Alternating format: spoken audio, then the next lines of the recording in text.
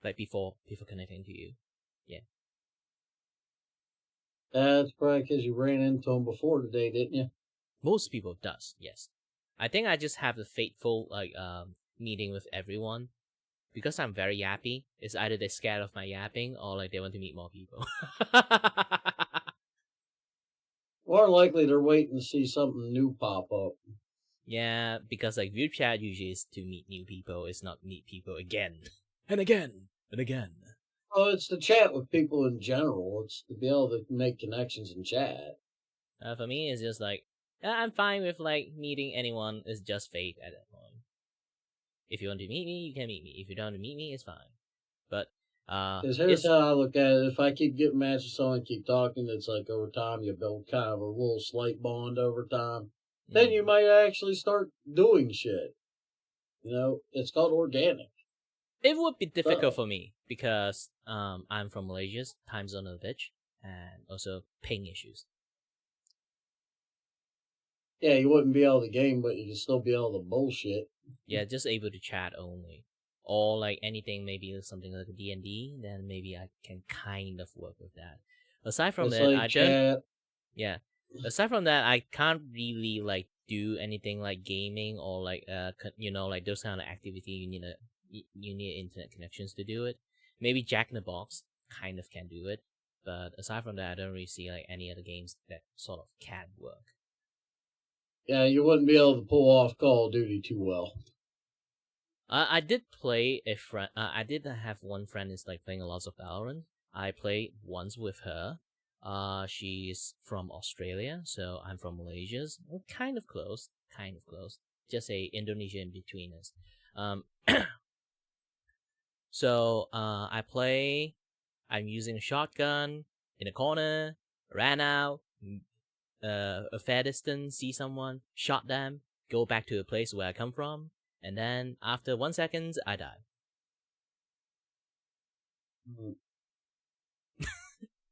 It's basically like huge delay. I already died a long time ago the moment I came out from the corner.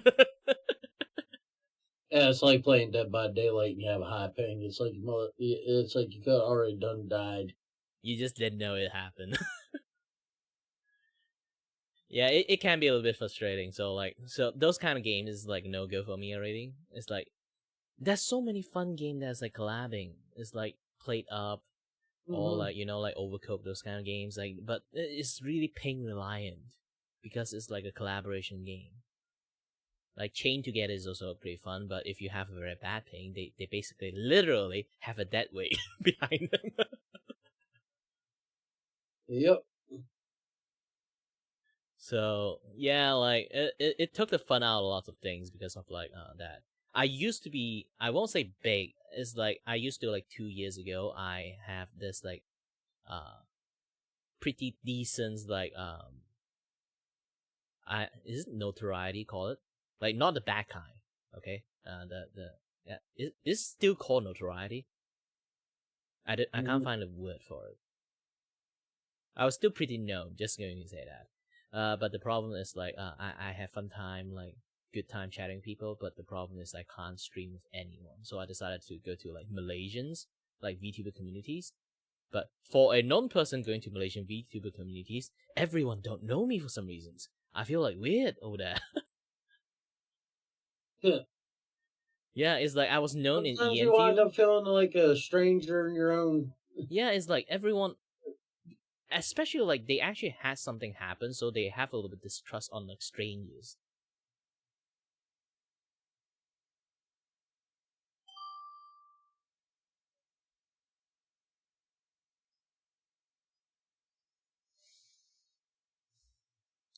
Well, hello there. Hello there. Looks like you've been beheaded. Yes. Quite interesting.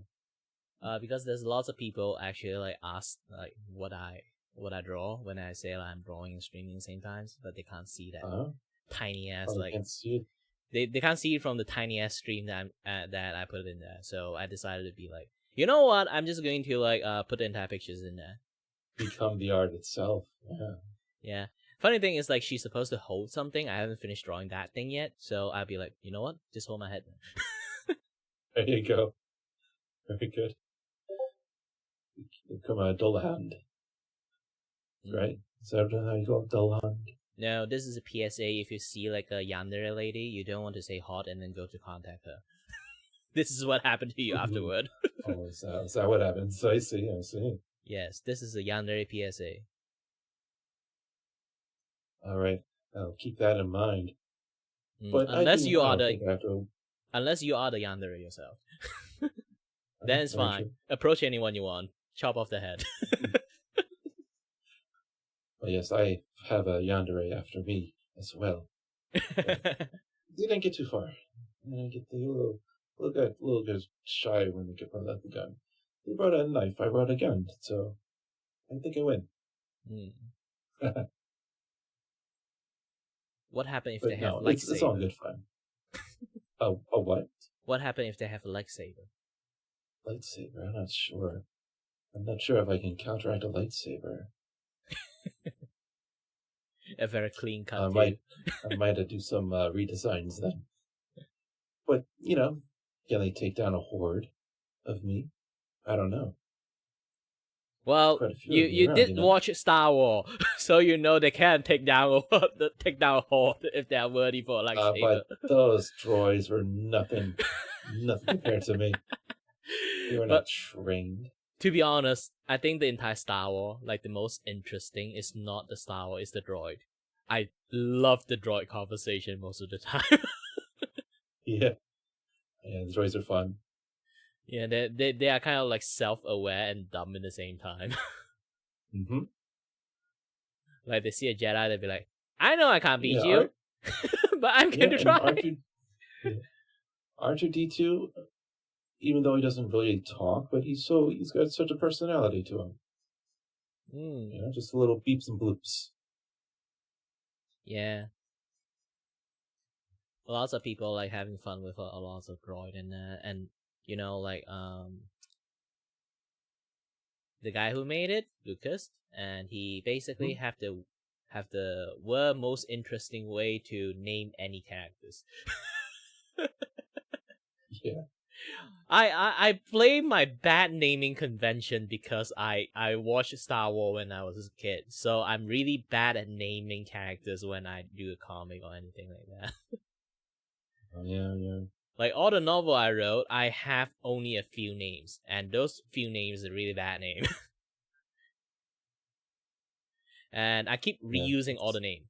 Funny thing is, like, I have like this lore background that I work in an anime studio that film anime is because all the novel I wrote back in the days is like everyone using the same name. So you can read novel A and then the same set of name there, and then novel B is a completely different story, but it's still the same set of name.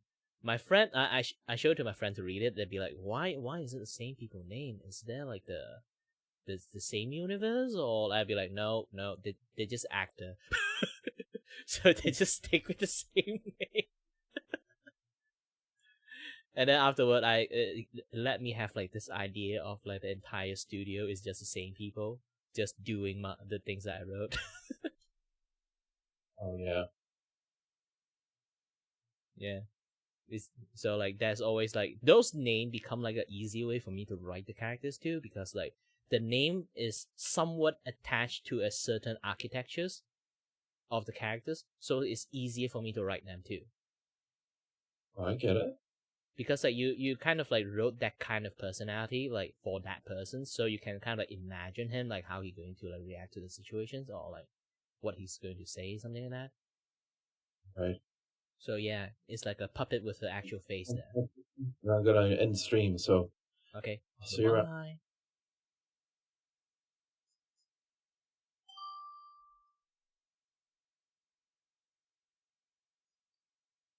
Oh, actually, there's a ring there.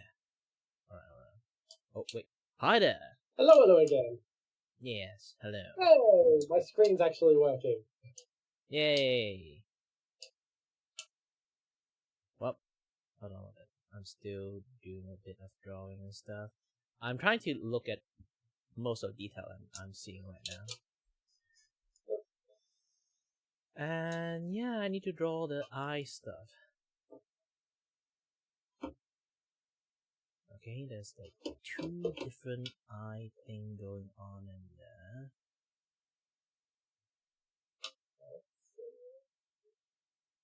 Okay. Not keen to see if this adjusts what I'm seeing in VupeChat in real time too. Technically it's real time, that with 1 second delay. Okay. YouTube being YouTube, always have a delay. I'm not streaming on Twitch. I'm not showing the stream on Twitch one, so it's just have a solid like 1 second delay there. Well, I'm talking about VupeChat, not YouTube. Ah. You seem to be drawing the same image that your face is being held by.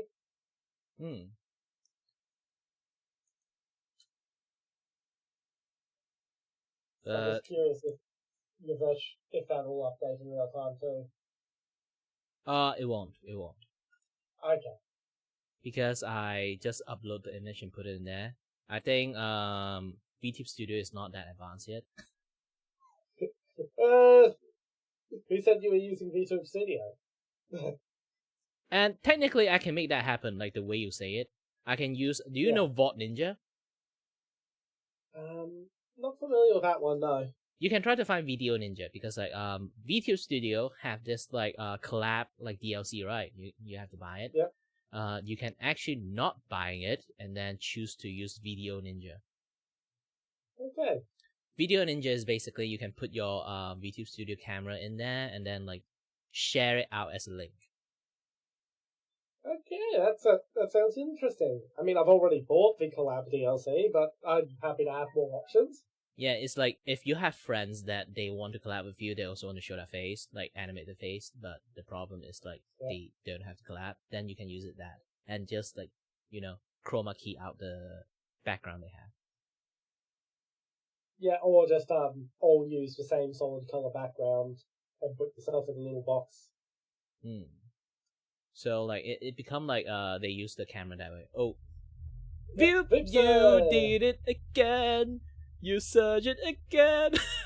I have no idea. Bye bye.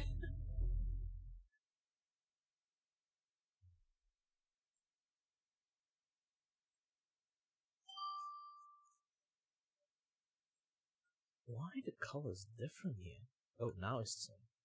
Man, just liking areas. Hi there! I got beans, so I'm stuck. I got beans, so I'm stuck now. It's fine. Oh. What are you doing? What are you doing now? What is that in your hands? What is that in my hand? It's not in my hand. My head is getting chopped off by a yandere, so this is the PSA of if you see a yandere, don't say hot and good to talk to her. So like what have you ever dated a yandere? I have. So how's your head? Seems to be attached. Yeah, that must be a secret. Yeah, it's called I dodged the fucking knife. Too bad I'm too oblivious. I'm not kidding. I was oblivious. I was still a kid, dude. She was like older than me. She was into the yandere and shit. Me and her dated. She deprived me of all my friends and everyone else. Told me I could only talk to her, blah, blah, blah. Apparently I thought that was normal in a relationship. Nope. Friends tell me it's not. I'm like, I'll just break up with her. Man. Goes and does that. Throws a knife at my head. I dodge. I run away. The end. Here's the thing. I would say you dodge a bullet there, but I can't really say it in that way. I should say you dodge a knife there. Yeah, I did dodge a knife there. I really did dodge a knife there. Yeah. I did talk to her years later, and we laughed about the whole thing. Yeah, it can happen. Oh yeah, by the way, like remember last time we talked about the Yu-Gi-Oh card stuff? I tell my friend about it and screenshot this like really blurry image and showed to them, and they have a guess that the card you're holding is Subterra. Is it? Yeah, it is. It is. Yeah, they all play Subterra. No, they don't. Liar. You're a liar. No, nobody plays Subterra. Nobody plays the deck.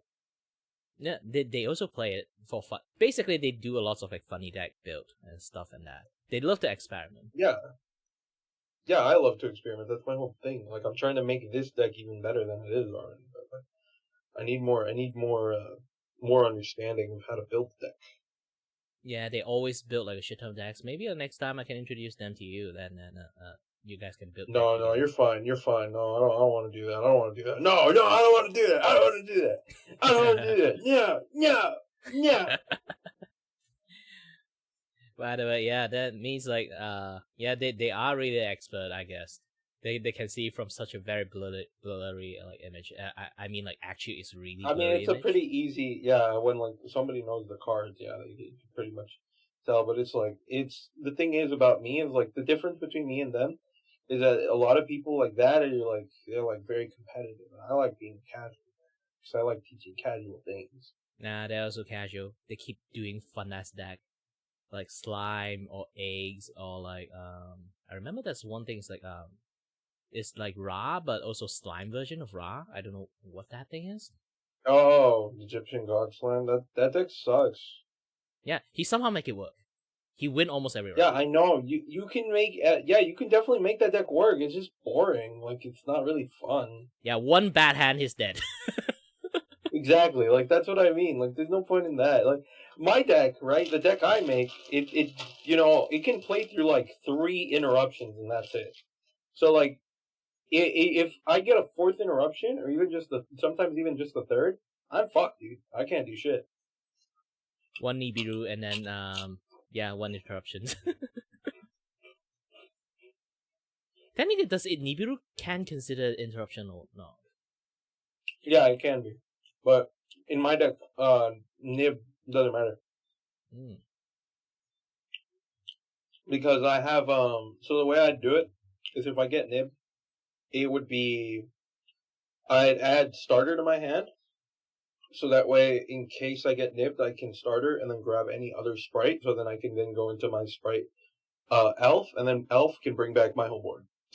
So it's like boom, and then it'd be like, all right. Anyway. Yeah. Exactly. No, literally. I'll get ashed. I'll be like, okay, whatever. Ash Blossom it. Yeah, good. Ash Blossom that one. It doesn't matter anyways. And then it'll be like, oh yeah, like effect Veiler that, I don't care. For infinite and permanent, same thing. It's like it doesn't matter. My deck's good enough to play around this.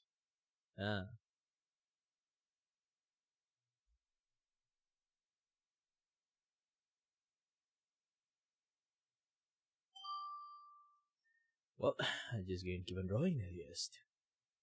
Then another one.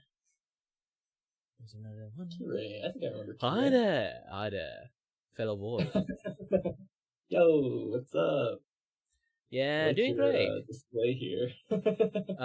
Yeah, I do drawing and streaming at the same time. Lots of people ask what I'm drawing, but the tiniest window they can't see it, so I just put the entire WIP work on. Oh, this is what you're working on.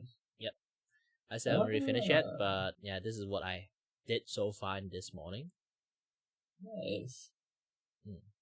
And yeah, this is also a very good PSA of if you see a yandere, don't go and there say hot and then go contact with that person.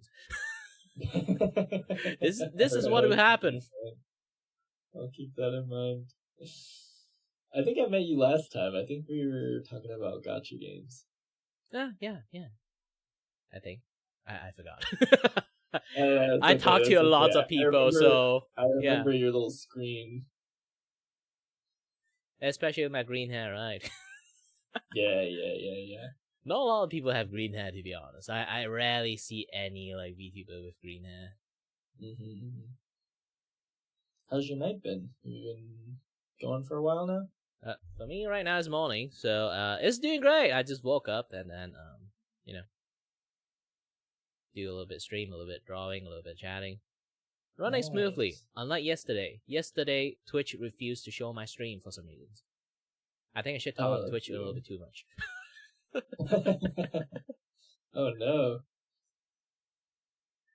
Yeah. Oh, nice. You mostly do art, right? The sad thing is, like, technically I'm not really an art streamer. I'm more of a I'm trying to become a voice actor. You can say like I'm content creator / like voice acting VTubers. But the problem is I'm a broadcast. So I work on everything myself. My own model, my overlay, everything's that do that, even my stingers. Everything you see that is actually animated by myself. But the problem is because I spend so much time doing my own thing while streaming it, I'm doing those things. People thought I'm like a artist streamer. Oh, that's interesting. Okay. I'm more of a content creator that happens to know how to draw, not exactly a art streamer. Okay, I see. Yeah. I mean, that's cool though. You're like, you can, when you're a big famous voice actor, you got all this documentation of your journey, right? That's cool. My voice acting skill is not that much. It's just that I can shift my voice quite well. And, you know, if I really want to become one, I can be an old man. Oh, a Voldemort! Have a good night. Vodka!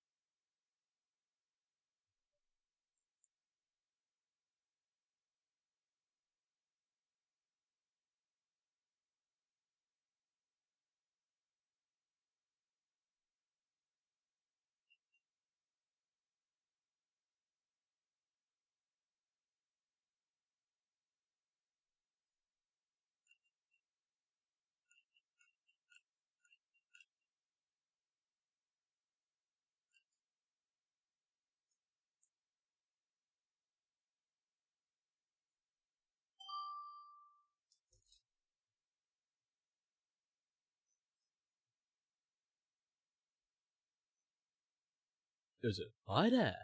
Oh, Yes. howdy.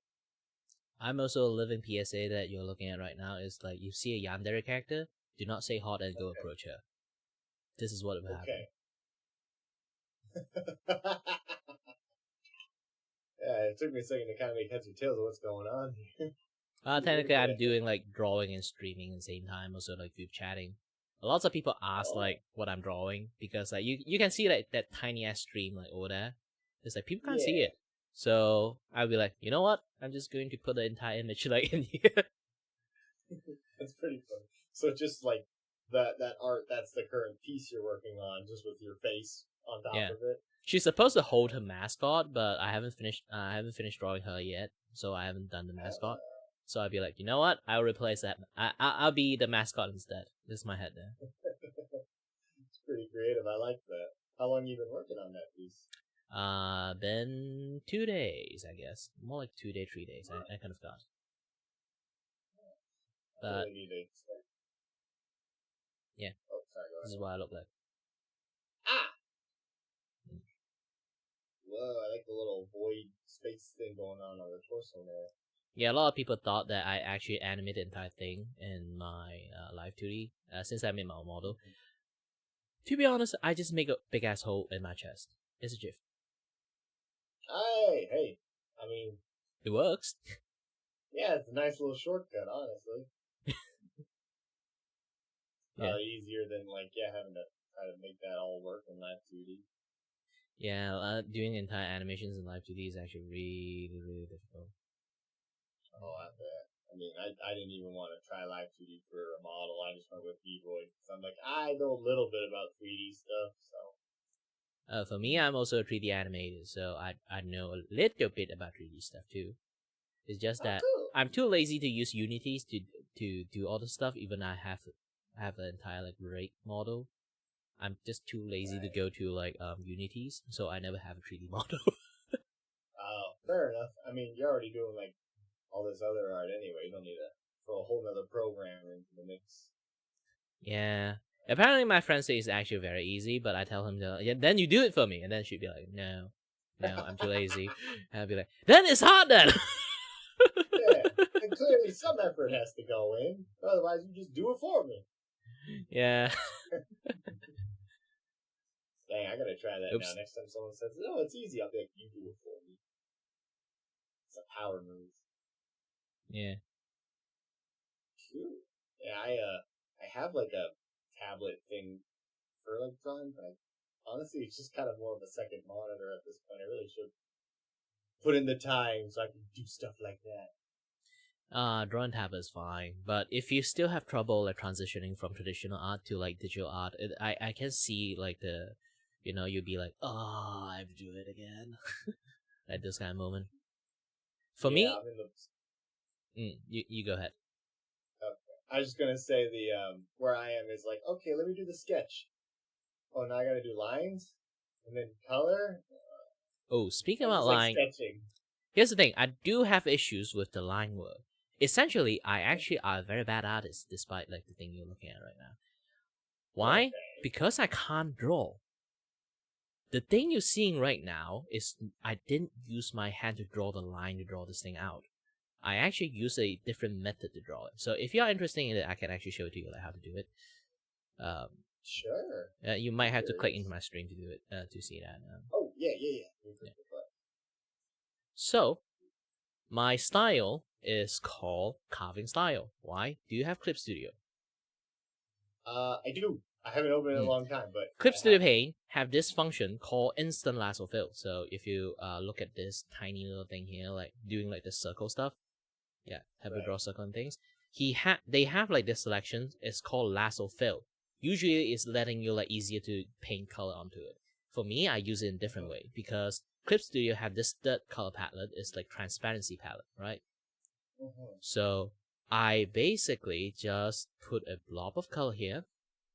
After I finish a sketch, obviously, now I'm not doing sketch anymore. So I put a blob of color here, put the sketch right on top, like opacity it to like maybe like 10% or like 12%, depends on your preference. And then I will put a black color blob or like any color you want, like dark colors. You slowly use the transparency, chip into shape. Whoa, it's almost like those old statues they carved out of marble. Yeah, this is why I call it carving style. It's like you slowly form a shape out. If you like seeing this, like, oh, I don't want this like chin is a little bit too sharp, and then you can just add more color back. And then slowly chip it to the shape you want. It does take slightly more time, but you feel much more different than drawing, to be honest. So the shape you form can be your own satisfactions. So my entire drawing is actually made by this style. Wow. Even the colors? The colors is basically just fill buckets and... Oh, right, because you've kind of carved it out. All the lines are already there. So the line is there. I did it that way, and the colors is basically bucket tool and some gradient color. Done. Wow. Man. It's basically just like you create a coloring page for yourself, and then you just use the bucket tool to fill up everything. And then if you want to grade in it. And then if you understand how to draw highlight, you can at least draw that one out. Or you can just do something like this. The head in here. See right now. Let's choose the head and open up a new space, and I will choose white color right now and decide it to lasso color, something like this. And then all you need to do is just go back to transparency. Yeah, just do this. Whoa! Holy cow! You don't have to do too much work. You literally can do anything you want. You just do. I can turn off all the sensitivity, just do the zigzag here. And do zigzag here. See? Yeah. Whoa. That's super cool. Damn. That's like a kind of drawing you can only do in a digital space. Damn. Yes. This is a complete full digital method of how you can do the drawing. But lots of people kind of like stuck in the transitions because they still have the mind of like a traditional artist. So it's a little bit harder for them to kind of like transition it that way, because digital art actually do function a lot more different than a hand draw pictures. For me, I have slightly easier time because I used to draw with my left hand, and write with my right hand. But something happened to my left hand, so I can't use my left hand to draw anymore. So I use my right hand back. But it was the time I start using like digital tablet to draw, so I don't have that kind of like muscle memory of like hand draw muscle memory there. So it's easier for me to transitions from like hand draw to like digital. Damn. Wow, I'll have to like. Damn, I'm gonna have to try that sometime. 'Cause, yeah, like the whole part of like doing it like traditional, like sketching, inking, and coloring is like. Yeah, you have to throw this thing out the time it window. takes. Yeah, just start fresh, clean slate. Hmm. Well, thanks for showing me that. I'll definitely have to look into that. Thank you. Yeah. See you around. Have a good one.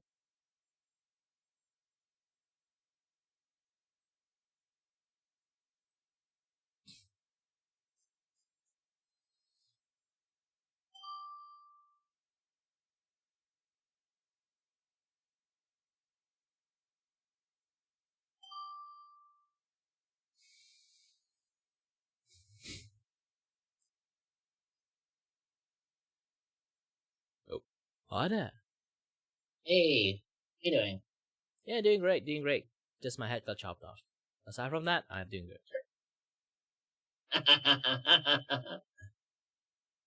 Yeah, this is a PSA of if you see a yandere and then don't say hot and go approach her. This is what will happen.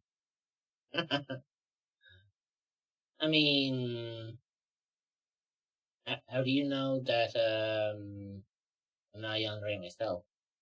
Who knows? I already got my head chopped off. I can't get more part of myself chopped off.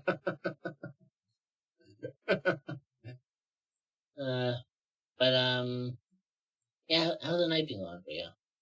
Yeah, doing great. Technically it's morning for me, so I start my stream, do some drawing, do some VupeChat and streaming at the same time. So far, no stuff. Nice. Hey, that's what you like to hear. Yeah, art and all stuff. Hell yeah. So you mentioned you're an artist. What art do you like most likely do? You're looking at it. I didn't even realize that you had your little stream on the thing. That's clever. Yeah, I'm drawing at the moment too. It's like sorry if my eyes keep closing. It's just I'm drawing. So, hey, yeah. trust me, I do the same. Like whenever I'm drawing, my tablet's like below me, so you just see my head like that for like hours. Yeah. So like usually when I do like art stream, I actually use my second channel. Today I'm using my primary channel. I'm streaming on YouTube, so I have two channels. My second channel is like a hybrid channel, so I show my actual face right behind my model. Oh, that's kind of cool. So yeah, it used to be like a funny gag, like I am the voice behind the model, like those kind of things, and call myself JoJo Stan. But as time passed, the meaning kind of like shifted. It's like instead of like just like for funny stuff, is more like I want to remind people that yeah, there's a human being behind VTuber model. We are not AI. Nice. Yeah, that's like I'm from Malaysia, so like there's still lots of normal people. Yes, normal people. Too bad.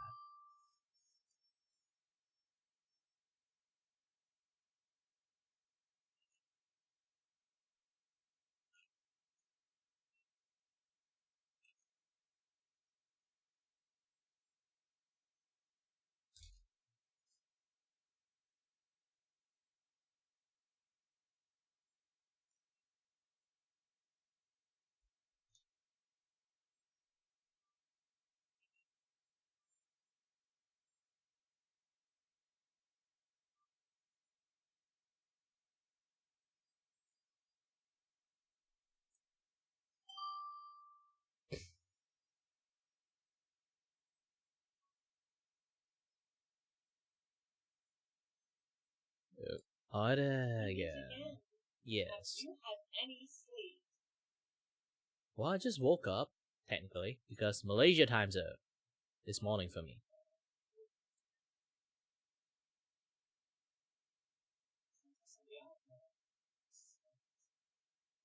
Yeah, thank you. I'm still haven't really finished yet. Right now I'm doing the eye detail and stuff. She will see, but I know since. Hold on a little bit. I'm still focusing on the detail stuff. You can talk anything you want. I still have ears. I don't really know.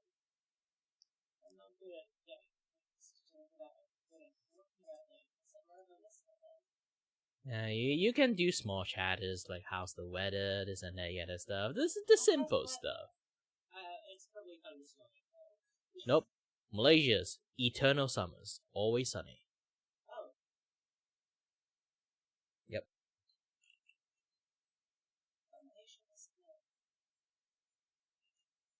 God, I'm amazing at my geography. I thought Malaysia wasn't like constant snows. Nah, it is a very moist region that when it rained really heavily. Unlike most people say, when it rain you can kind of like don't need umbrella, you can just walk out because the rain is just like so tiny amount. Even though like even it's dense, it's like you can see like the rain is just like a hairline kind of like rain. For us, rain is like freaking like you dump a bucket of water down.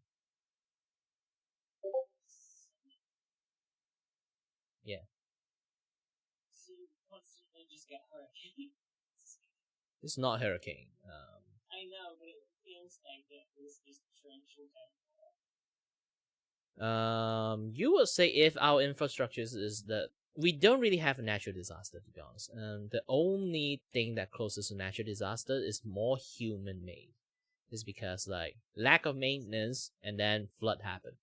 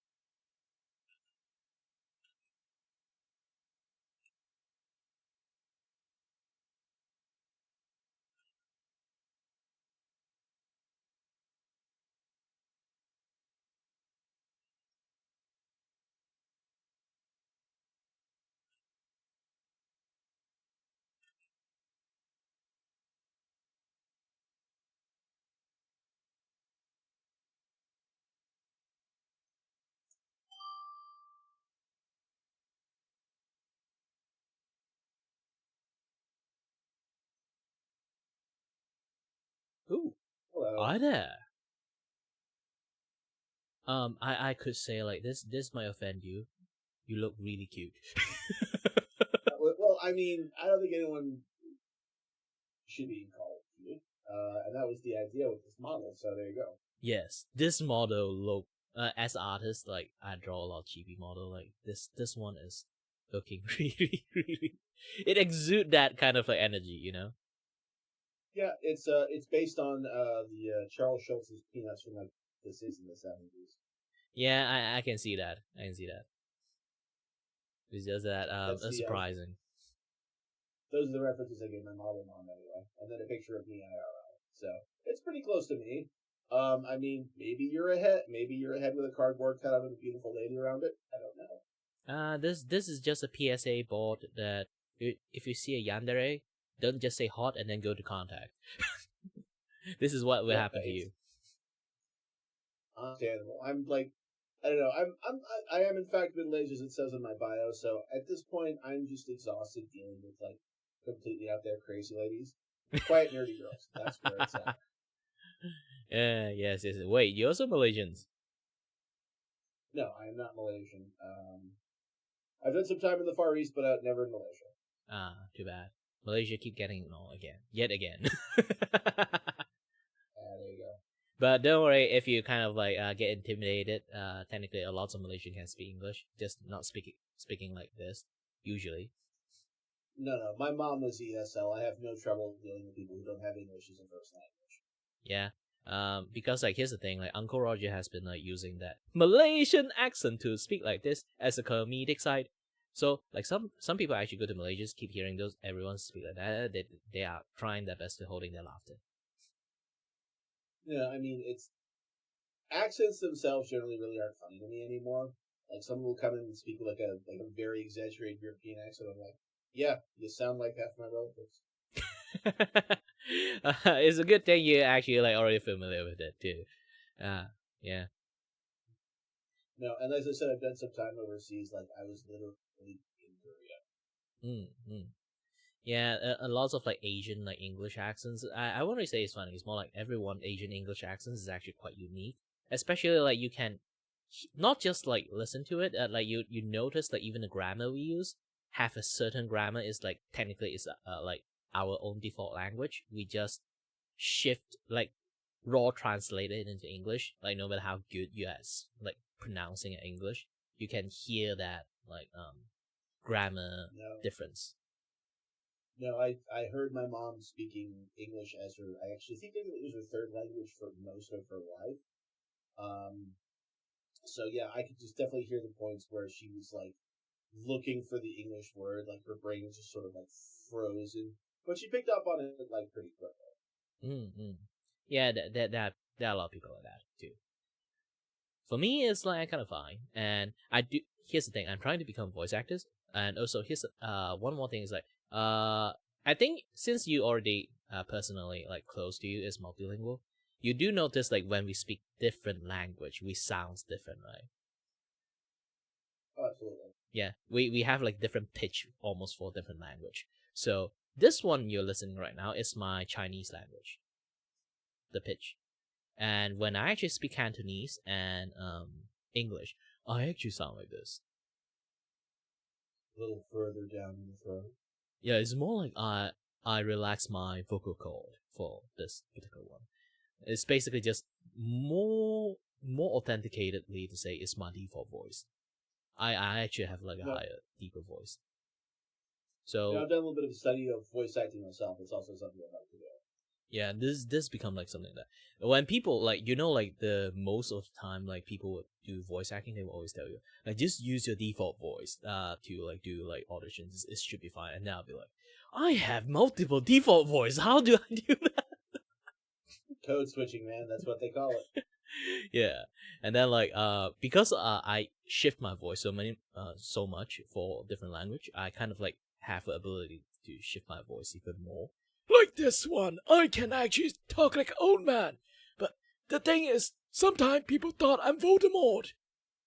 The boy who lives. Looks like we're out of time, but it was lovely to meet you. Yeah, lovely to meet you too. I hope to meet you next time.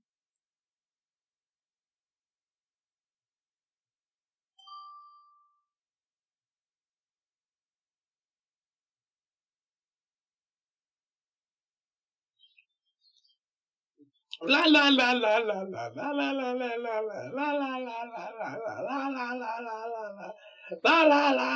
la la. Oh yeah, I'm right here now. What's up?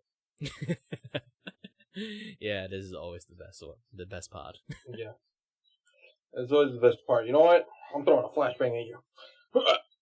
You know, next time, actually, you should go for like a. Ooh, too bad.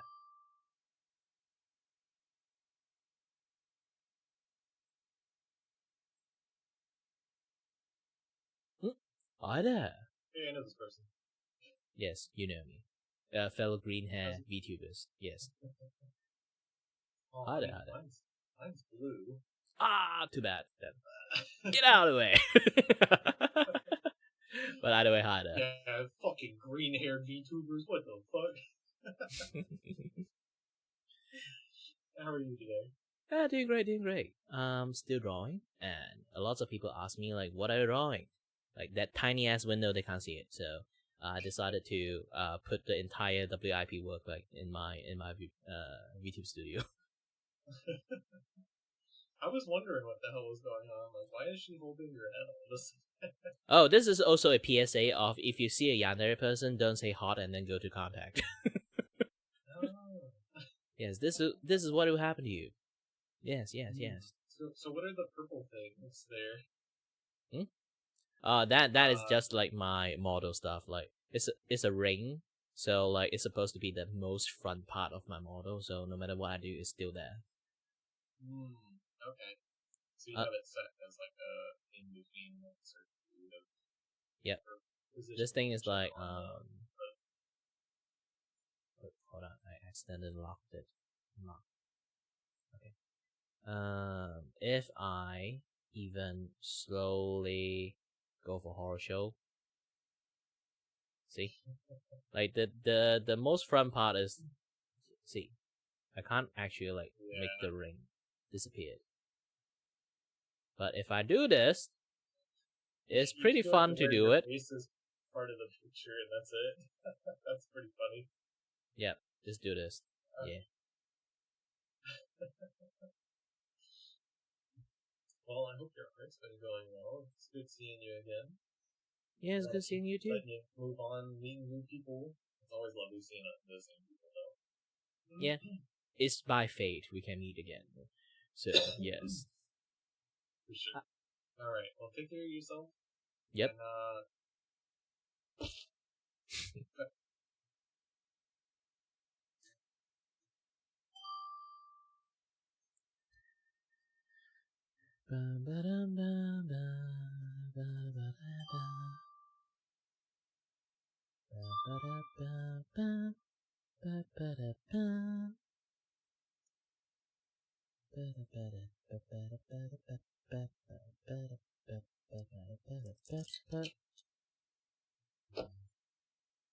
Oh, I have socks.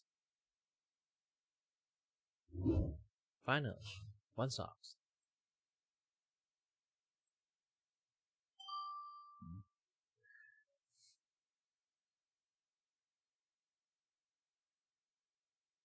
I got it. Oop. Hi there! We meet again. Hi again. Yes. So how's your time in between that before our meeting? Did you meet any interesting people? Any weird people? I did meet some people. Last night there was like weird people and stuff. Like now it's okay, you know. I did actually did I tell you about the incident of 2 days ago that I accidentally saved very bad in Windows without knowing?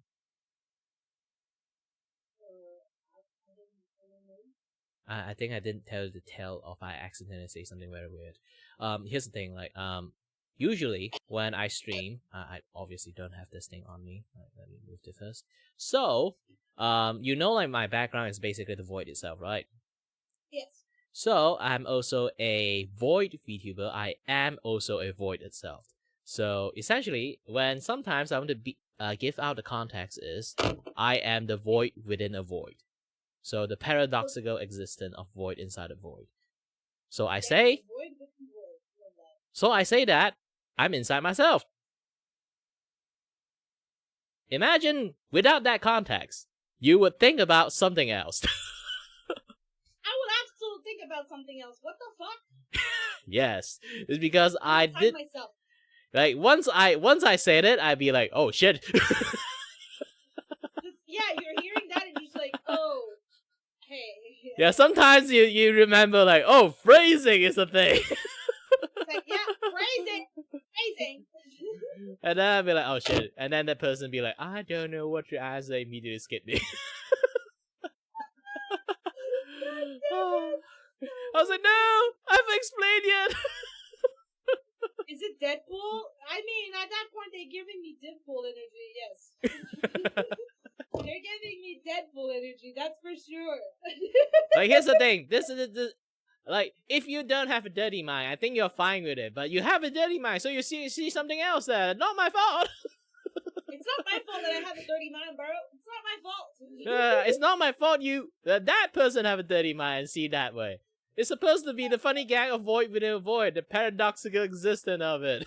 Even I think it that way, okay? I'm a very pure person until I said it. Sure. Yes, that's a very big defense. Yes. It's a very big difference, yes. My chat is questioning themselves right now. Yeah, like, if you know the context, the thing I say should be okay. But if you don't know the context, the phrasing becomes very bad.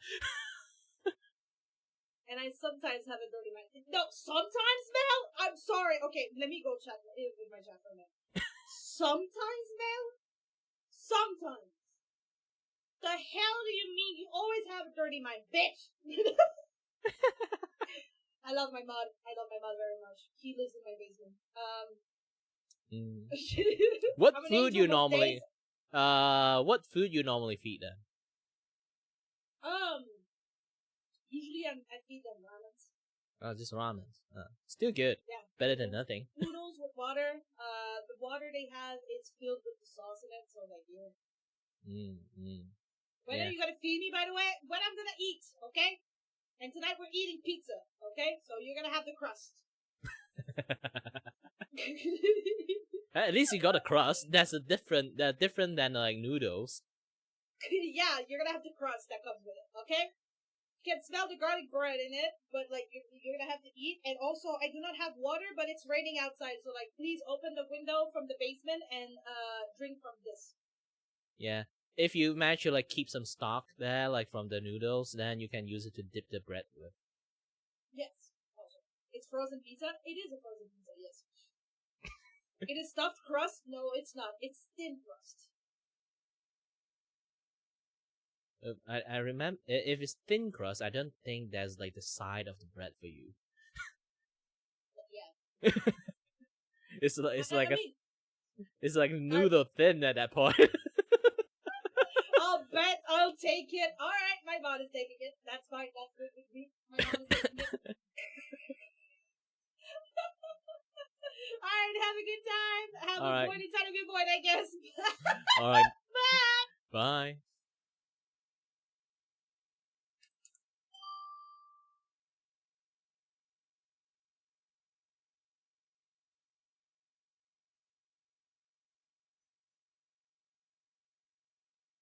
Here we go, back again. Yes. And hold on. And done. Alright, good. So yeah, I did the eyes finally. I'm not sure I should actually go for darker colors or brighter color for it, but still better than nothing. I did the eye. And so how's it going? Did you meet any interesting people in between? I met a few interesting people in between.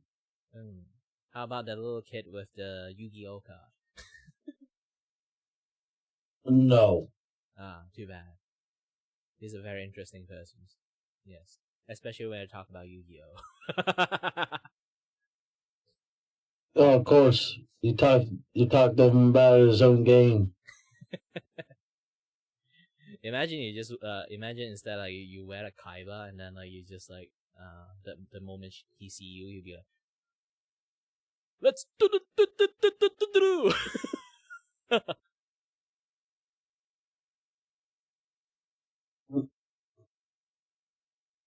I hope I didn't get cut off.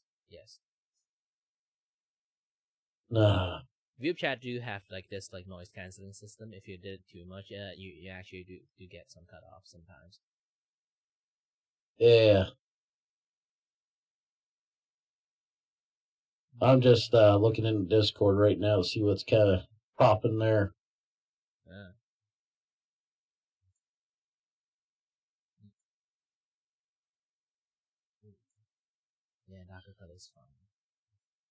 color is actually done.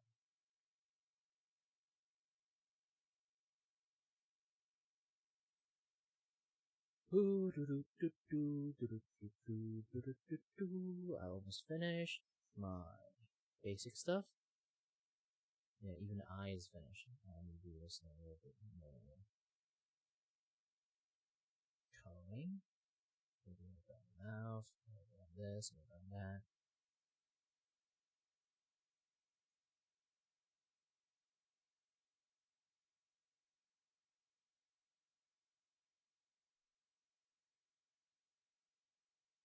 It's a good time to take a little bit break in between. I've been like VupeChat for so long that I think I'm slowly losing my voice at this point.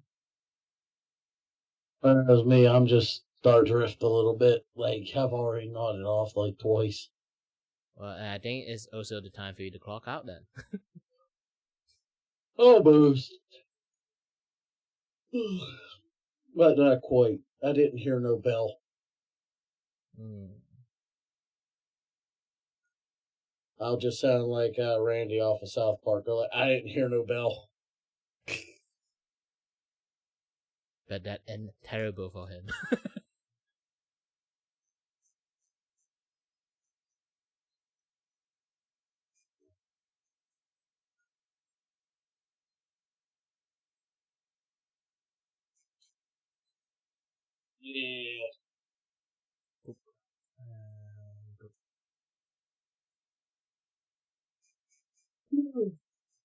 Yeah. It's more along the lines, it's like I'm only still going till like the longest possible moment is because of the fact there's always at least somebody new amongst the sea of people I've already seen. Yeah. For me, I already signed to like repeatedly meet a lot of people that I met before already. So I guess like the event is actually pretty nice because I will meet more new people here and there. And I am a person who is very happy and love to chat, so yeah. I'm gonna take a little peek at the thing for Sunday.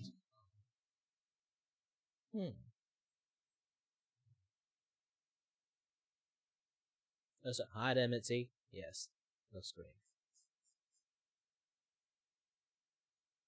Almost done. Almost done. I still have to figure out what kind of colors I need to put for me.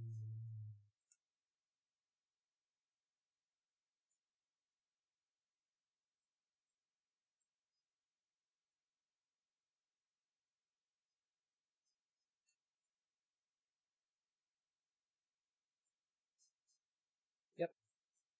Nice. There's still lots of things I still have to do clean up with. And yes. When you do that, carving style enough. Do it like this. Oh. Hi there. Hello. Oh, hello. This Yes. is an interesting setup. Yeah, I'm doing drawing stream and like VupeChat also in the same time. So some people do ask me what I'm drawing, but you know, say? I'm doing like VupeChat and like drawing stream in the same time. So yeah, it can be a little bit difficult for people to see what I'm drawing. So I decided to just like, you know what, I'm just going to like export this like WIP work and then just put it in there. I mean, I could show a way how to do it a little bit better. Also, I think you might need a little bit slightly better mic. I'm not sure if you're using a headset or, Headset? I am using a headset. Nah. Now I just lie to hear you. you. I'm Yeah, actually that's using a fine. dynamic mic. I guess it's just VupeChat having like the like like they do have like audio system in there. So sometimes like the noise cancelling stuff will like kick in for no reasons. Oh, I guess I don't use canceling. I have a headset. I just I think it was a HyperX. I use a headset right now, so that's what I do. I'm using a lot more XLR easier, mic. so I don't have to move in or. Yeah, so that way I don't have to, move forward or backwards. That's tedious work. Well, it depends on what kind of mic you actually use. Like that's like a very good like condensed mic that can actually pick up like sounds from very long range. Mine have slightly lesser range because I'm using a dynamic mic with a diaphragm that is pointed at one certain direction. So if I move my face sideways, they would sound much more or less. Something like that. It's supposed to like stick onto my lips when I have to like talk. Yeah, that's why I meant that, like when I use a headset, I'm using a headset. I actually use an adapter, USB adapter, so the mic can be a little more clear. A lot of people say that headsets are crappy to use, but they need to use a better adapter to use the Well, mic. that's the thing. If you have an capacity. expensive headset, then that would be a different story. Like if you have an expensive headset, that would be a very different story. Actually, it's a $20 one. Actually, it's pretty expensive. I got it on sale. It was like $50. It was $25. I just got, and it came with the adapter. So that's why it sounds so clear. For me, I do rely a little bit on like the boosting side of my voice because like the audio interface I plug into it is not like the it already like boosts to the max. It just didn't help me like my voice is boosted to the loudest unless I'm really close to it. And that is like the one of the issues of dynamic mic. Actually, if I use a condensed mic, that would be sounds very different. And I won't really say I'm a mic expert, but I'm trying to become a voice actor, so I did have some like mic study and stuff. Yeah. Oh, another one of those. Yeah. Too bad that my voice isn't like because of my accents, it's become like, harder for me to get like an audition job. Aside from that, I can actually do quite a lot of voice. I can do old man, but I'm stealing job from old people, so I rarely actually use my old man voice. And unless they want a Voldemort, then I can sound like a Voldemort, I guess. The boy who lives has come to play the Magic the Gathering card. Boys. Why do you sound like you sound like you kind of have bronchitis? Yes, the old man voice. You slowly are out of breath at this point. Why do people assume that old people sound old? Yeah, that's a problem.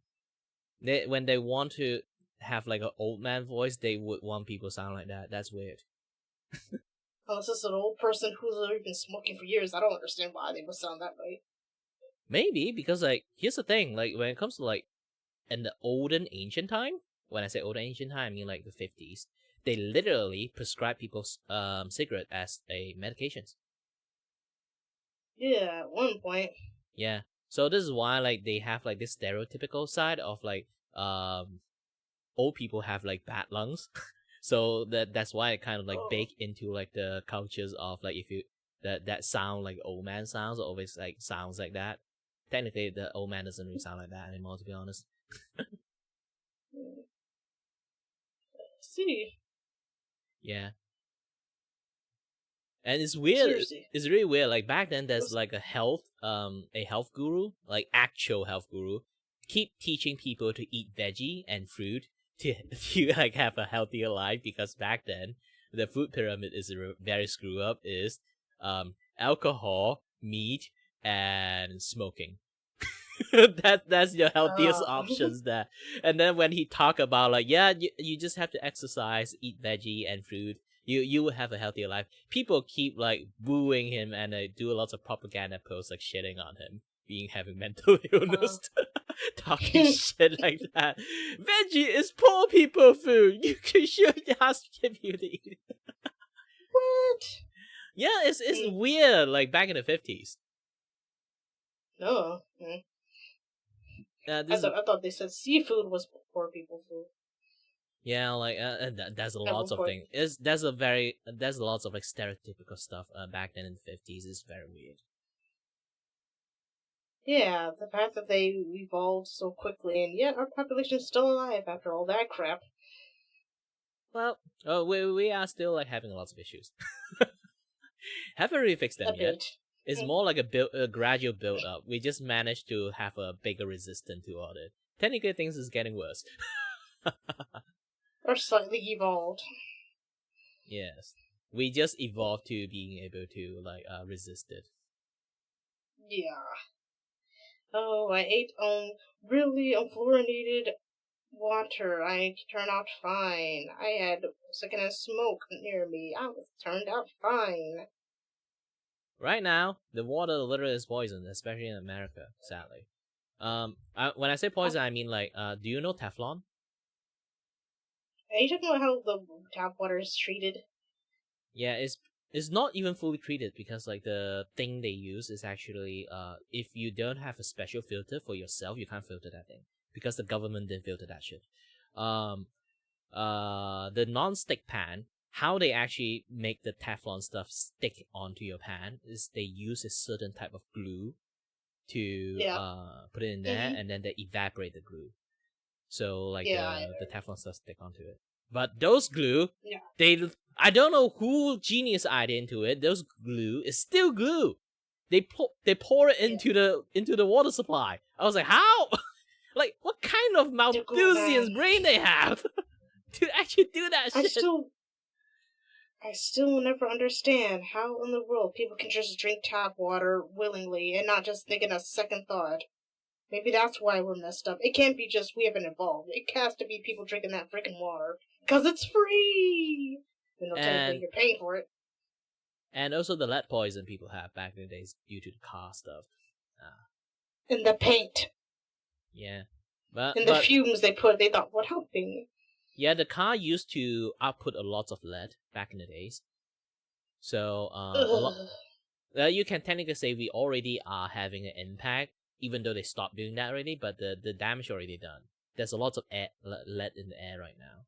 So, we essentially are still breathing a lot of lead. And then a lot of foods still have lead as a preservative. So, we definitely ate, even though, here's the thing. When it comes to regulations, they do regulation you only they have a safe minimum amount of lead in their food.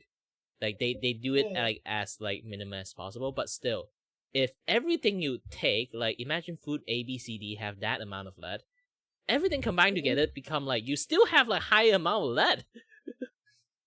Oh, that. They only have enough amount of lead for you to consume, but if you consume other stuff that contain lead, then you have too much lead in your body. So it's just lead by lead by lead. Yeah, it's basically stacking effect. They just do the regulations for that particular food have safe amount of lead, but they literally on purpose ignore the fact that the stacking effect of the other product that have lead. Actually, it does make sense a little bit. So now our brain is slowly shrinking, and we keep getting dumber without knowing. To be honest, you kind of can see the process already starting. I mean, we have Gen Z.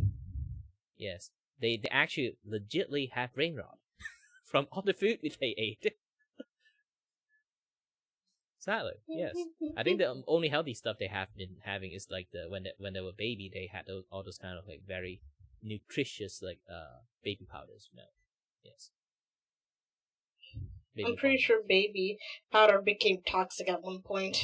I think that actually true, but it was a few years ago. I think from China. It got recalled. Yeah, not just recall. A lot of food that used that baby powder is actually got recalled too. My favorite candy, the rabbit candy. I was like, did I poison myself? That or the baby formula. Yeah. A lot of people seem to forget there are pills that helps you lactate. Oh, there is. Also, there's food that helps you lactate too. Food. But a lot of people seem to forget that. But yeah, there are people who can't medical condition wise, they can't really lactate that well. Even they take the pill. Yeah. So that's true. They I wish they were. Or they have a very weak body already. So taking lactating pill doesn't really help because the milk itself doesn't really have any nutrition. It's basically just water at that point. So baby formula does still help at the end. Oh. Yeah, but there are actual women who are willing to give away their own milk because they know women can't get it. Yeah, there is, Because a but lot of women can produce a lot of it. not all countries have that kind of luxuries, to be honest. Yeah. Yeah. So baby formula still help people, definitely. Yeah.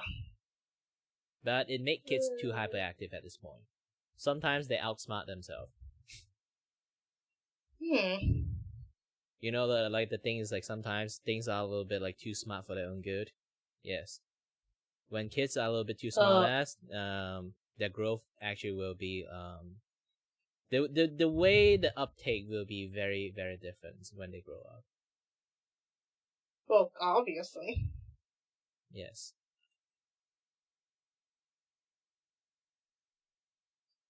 And that will be that. Chat. Ooh. Time is running out, so hey. As always. Oh, it is? Stay healthy. Stay safe. Until next time we meet again, or next time or something else. I don't know what. I mean, yeah, we might meet again, actually. Yeah, I'm doing this daily. When I do drawing, I will always, like, have a VupeChat and then while drawing at the same time. So, yeah, the chance of meeting me is actually really high. Oh, I get you. Yeah, and then you can skip me anytime if you meet me too many times.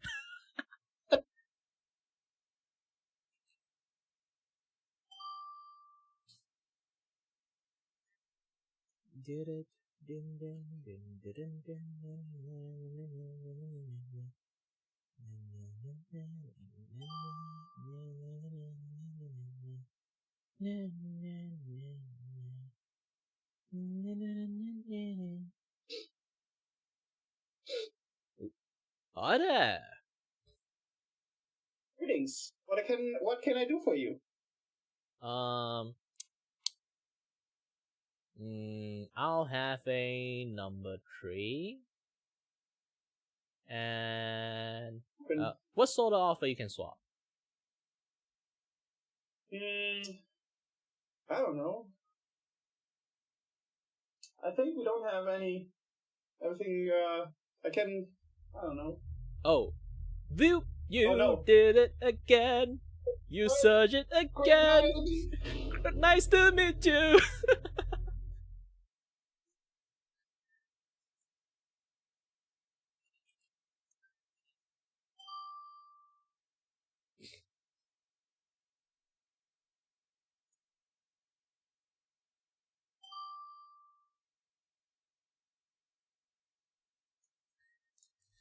Just standing in the proper shade and a little bit coloring. Oh, hi there.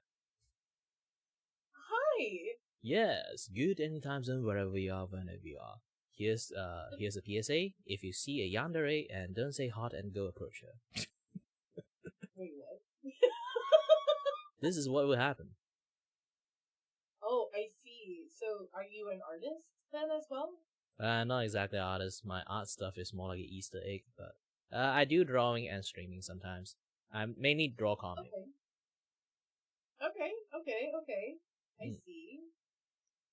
So you said hi to a yandere, and this is what happened? Yes. Oh. Yeah, this is a PSA. Don't always see a yandere and say hot.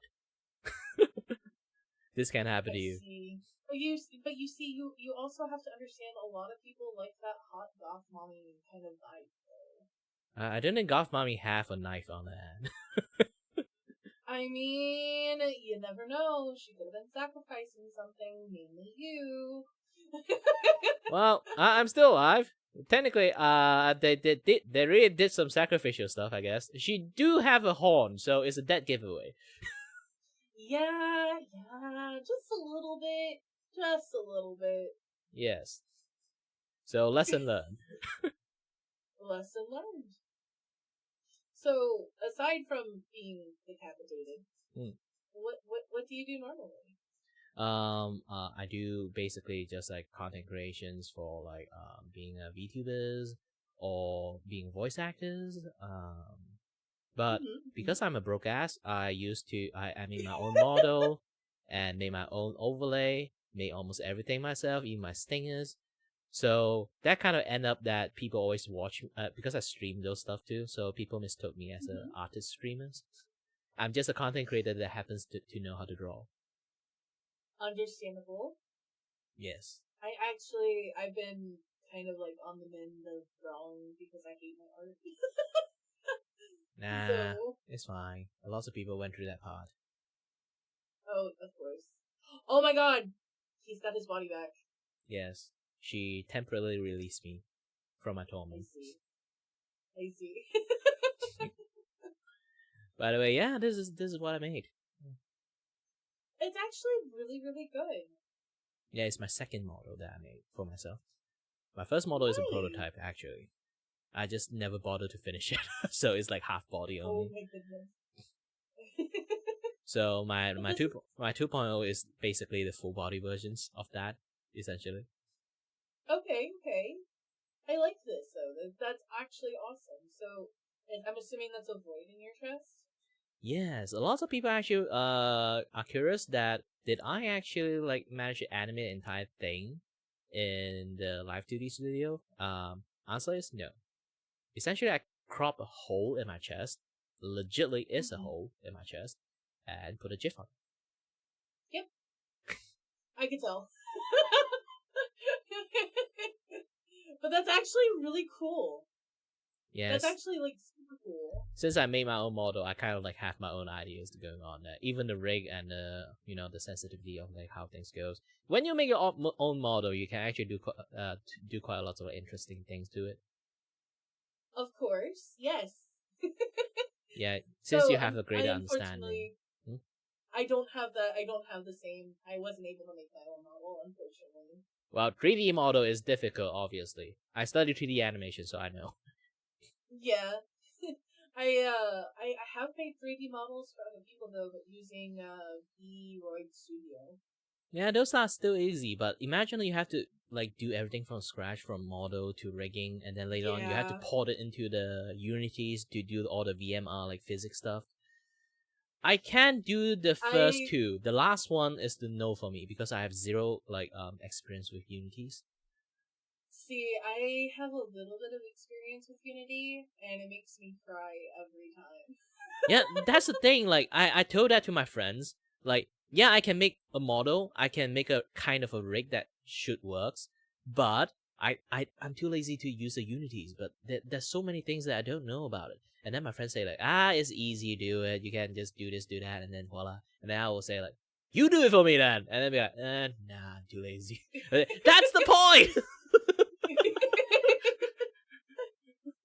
Oh my goodness. No, I completely agree. Like, especially when it comes down to, so I used to offer services for putting 3D models into VRChat. And they're like, it's just easy, just put it into VRChat. Do you understand that VRChat changed the way that you have to import models now? Yeah, you have to do VMR model and then put like physics there. Proper one. Mm-hmm.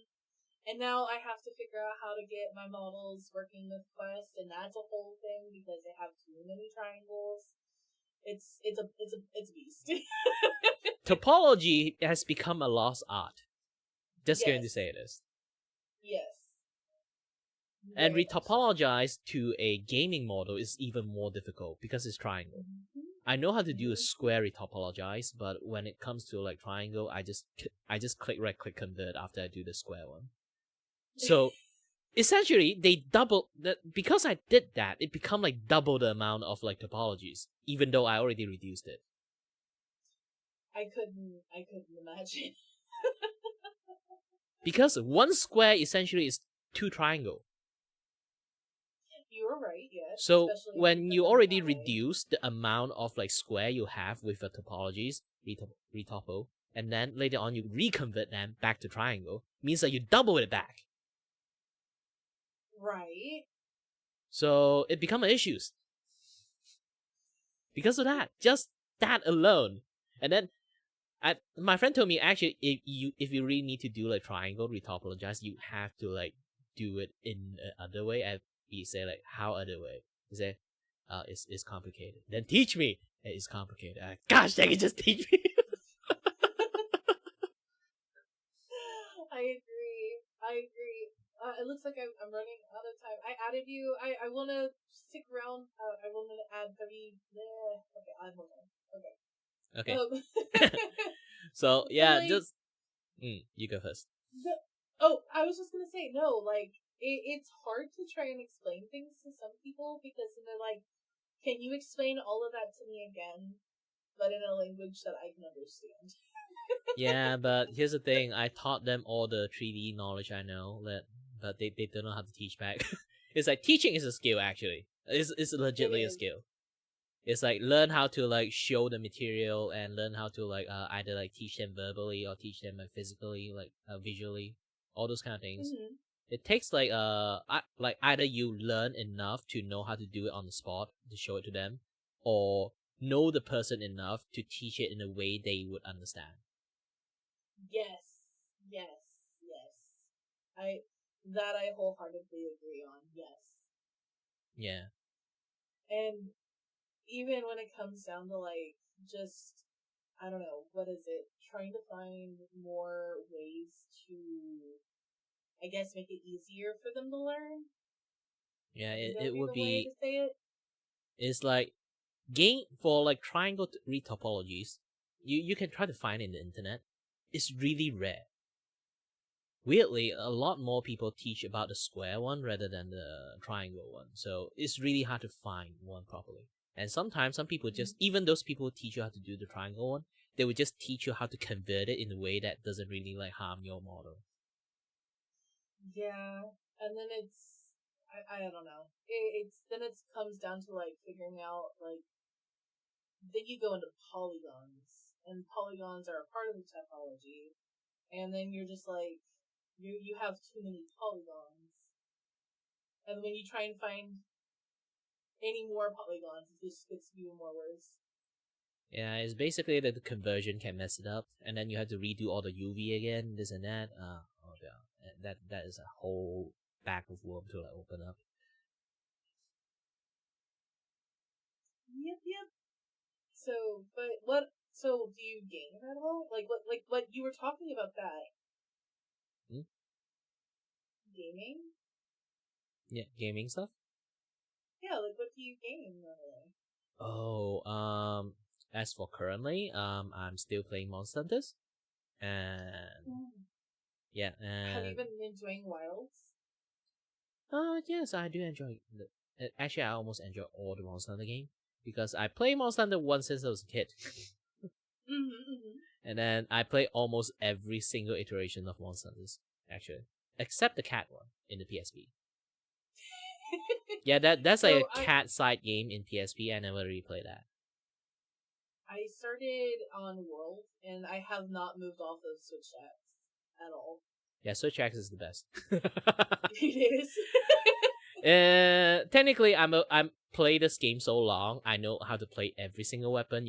I literally have like a Russian roulette wheel that not Russian roulette, basically a roulette wheel that let people like choose what weapon that I need to use. I'm in almost all monster in the game. I end up broke, don't have enough material, don't have enough money for a lot of things because I make all the weapon. Too bad. Ding.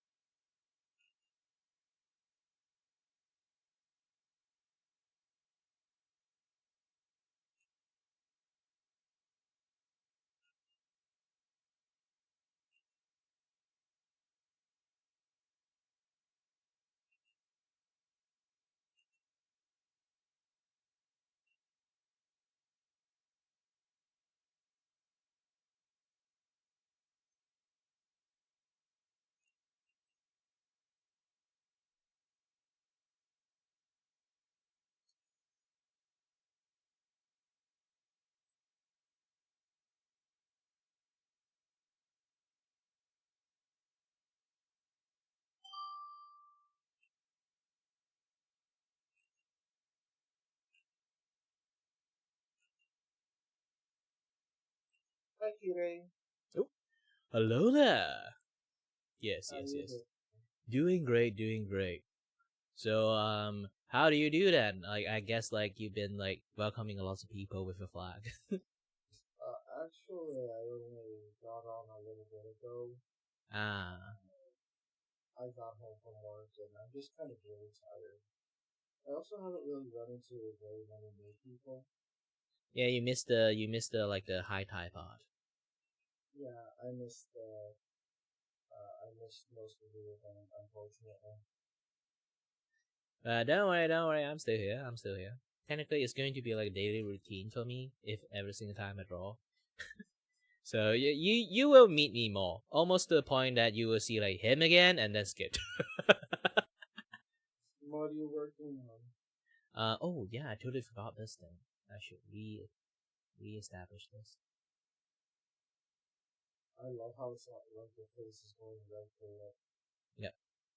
Now, this is the current thing I'm drawing. It's a merchandise artwork of this person. It looks familiar. She's an Australian VTuber. It's called Mitsunari. Mitsunari. Yeah, Mitsunari Nebula. Or called Mitsu Nebula. Nice. Yeah, she's an acquaintance of mine, so when it comes to drawing, like, especially, like, the what again? Yeah, when it comes to, like, art commissions, I don't really do it that much. It's more like an Easter egg for me. Because as a art content creators, art commission is not really on the window, to be honest. It's not really an option in the window. It's because, like, you spend your time drawing for yourself, really, instead of, like, drawing for others. That's the thing. Because, like, when you want to, like, go full on art commissions, you always have to, like, spend time to marketing, like, plan out your time management for all the art commission you have there. But if you want to become an art content creators, you would just keep drawing your own stuff and then share it out to people. And also, like, sometimes you spend your time, make a art tutorial or do some, like, commentating on art stuff. So, yeah, being an art content creator is a way more different than being a commission artist.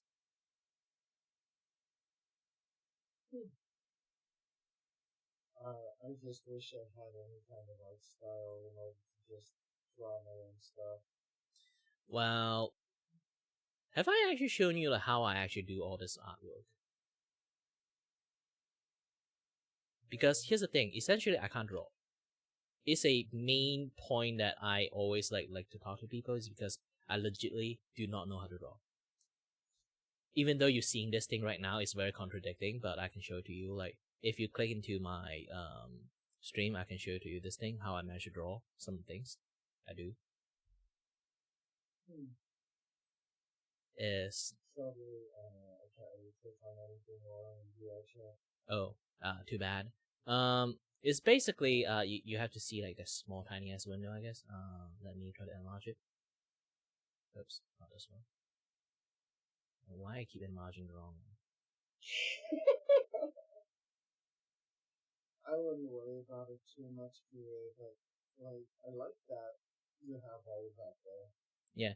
So, essentially,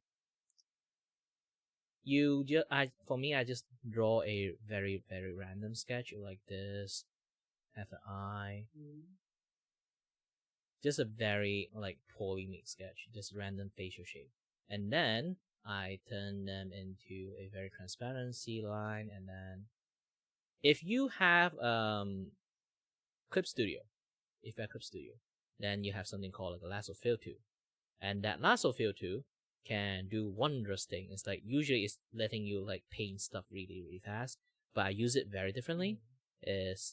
I generally try to add an ink blob, doing this way.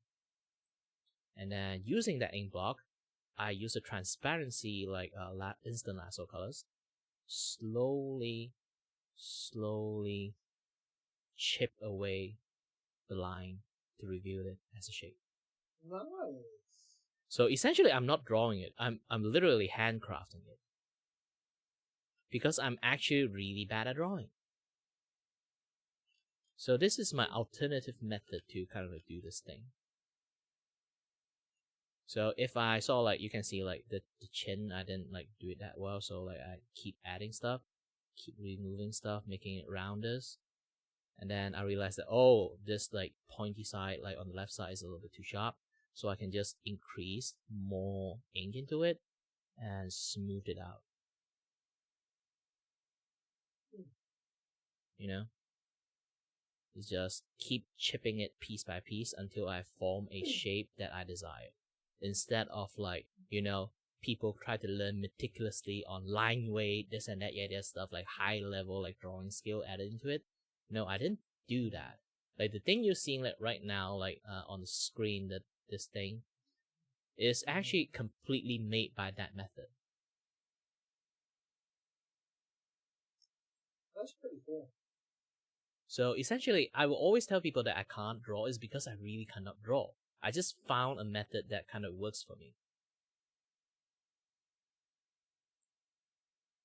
I'm from a guy who can't even draw a stickman properly, and then slowly, just stubborn ass, just keep doing things until I got familiar enough that I carved my own way out, literally. Fair enough. You know, that was actually very educational. Yeah, because like here's the thing, like you can draw uncomfortable artwork. Like when I say uncomfortable, I mean like the things you always feel like something's wrong there when you keep drawing it. I say it's a good thing because like you are self-aware enough that this thing is not working. And because of that, when you finish it, you know you can clearly see the flaw of like the mistake you make. So you can go very hyper specifically, learn that particular thing.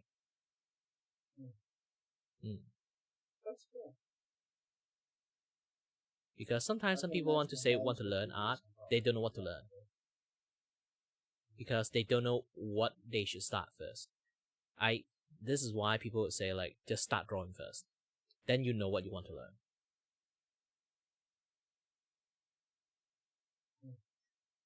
All art. I'm trying to stay awake. Yeah, don't worry, It's don't not worry. you. I'm just tired. It's the same. Like normally, I'm not a morning person too. I'm not a night person. It's more like I would like even I'm a night person. I would rather if I come back from like work, I would just immediately go to sleep after eating, because I would rather wake up early, do my stuff while like I have the most energy, rather than just like trying to power through the night just to like do what I want. Yeah, for me, I program myself that way. So I usually just like if I want to sleep, I just go to sleep. Fair enough. There are just times where I can't, and I don't know why. Yeah, I do understand that too, because I do have some medical issues that I can't really sleep. So I would be sometimes too much in the nose into other people's business. Keep telling them to like, if you can sleep, you try to sleep. Because I've been through a very horrible experience that a few times too, that I want to sleep but I can't. I've been sleep deprived so much that I really would want to choose the options to slam my head into the wall to knock myself out. Fair. It was that bad. Because I have like not insomnia issues. It's like I have a vertigo issues. So sometimes the vertigo is so bad I can't sleep. And because vertigo takes a lot of energy, just being like super dizzy. So I'm tired, I want to sleep, but I can't sleep. Sometimes I would stay awake for almost the entire day.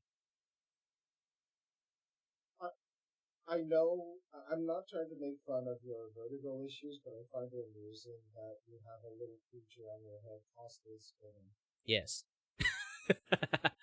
And to be honest, I find with like talking about my conditions, because like it's a very interesting medical case too. Even doctors always like talk about it. They will be opening up like a round table discussions in the other room. They didn't close that door, so I can hear everything. Yeah, because like. I'm gonna wander though. I'm gonna wander. You take care today, because I gotta take off. All right. Yeah, better take care of yourself. Have a good one. Bye-bye. Bye-bye.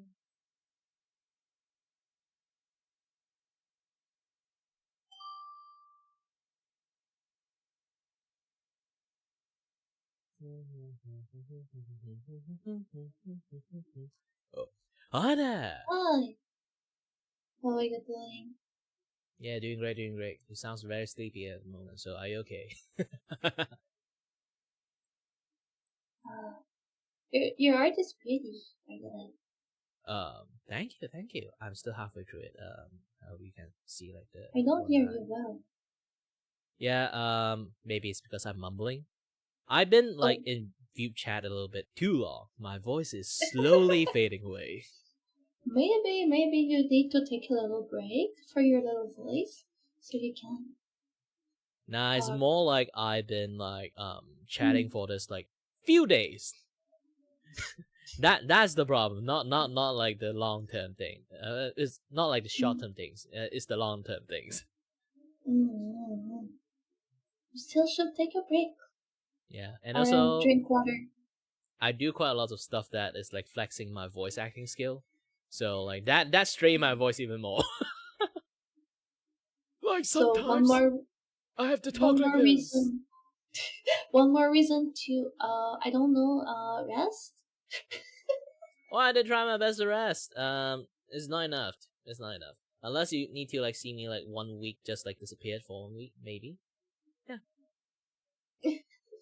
Maybe it can be a day, you know. It doesn't have to be that extreme. A day doesn't really help.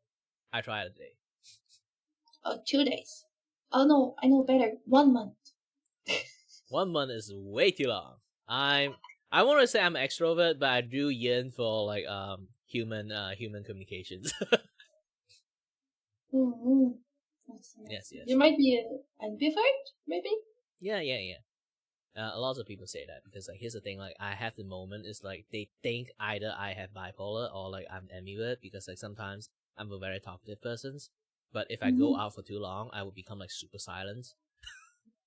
Yeah, you have your moment of like I want to be alone, but sometimes you can be. Like I can be super extrovert, like jumping around like a hyperactive kid, and then like suddenly I'd be like standing there, cold face, didn't say any word, like a serial killer waiting for a prey. I see. That's too extreme. Yeah, it's like extreme one side to another side. But for me, it's just I'm tired. I can't talk anymore. Oh, I don't want to move anymore. I'm just tired because I have like when I have a resting face that is kind of like looking at. It's not like looking angry. It's more like very like stone doesn't move kind of a face. So sometimes can be scary. I know what to say. Like I have a default death stare. I was going to say a resting bitch face, but yeah, that's working. Yeah, resting bitch face still like they just look annoyed. For me, I have a death stare when I on my resting face. I see. Like, Serial killer vibe. Yeah, you have like you killed my entire family. I want to have a revenge kind of look. I see. That's a vibe. I will try to not make you want to kill me. Oh, don't worry. I already got my head chopped off. This is a PSA of if you see a yandere, don't say hot and then go and talk to the persons. Unless you are the yandere, then you can approach anyone you want. Someone tell me I have a voice to do a yandere, so. Yeah, maybe you can do that or Jo-sama laugh, but higher pitch. Then you are yandere. I will not do that right now because it's pretty late. For me, it's like what time is it? Like 11:30 a.m. Yeah, it's the opposite for me. Yeah, for Malaysians, I live the opposite side of almost everyone in VupeChat. Yeah, you're the opposite of me. Exactly the opposite. Yeah, it's pretty late night for you. Then, since you sounds a little bit sleepy too, you should actually go to take a break when this thing finishes. You know what? I will not. Alright then, and as always then, since time's running out, stay healthy, stay safe. Until next time, we will meet again. Bye-bye.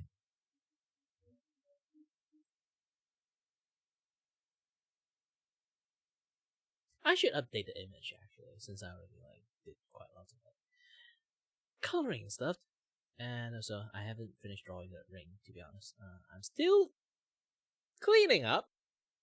I did a very bad ring drawing because the stabilization, I kind of forgot to put it back to 85.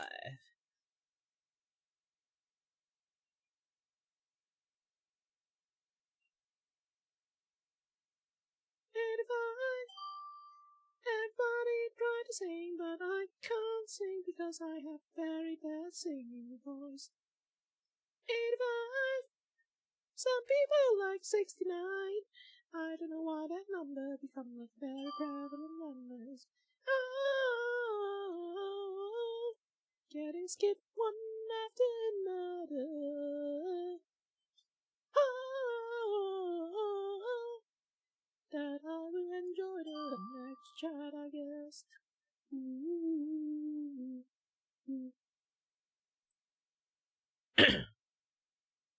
Oh, hi there. Hi, how's it going? Yeah, doing great. A little bit drawing, a little bit boop chatting, a little bit streaming, everything running smoothly. Yes. Very good. Unfortunately, one not as running smoothly. I am only seeing a black screen.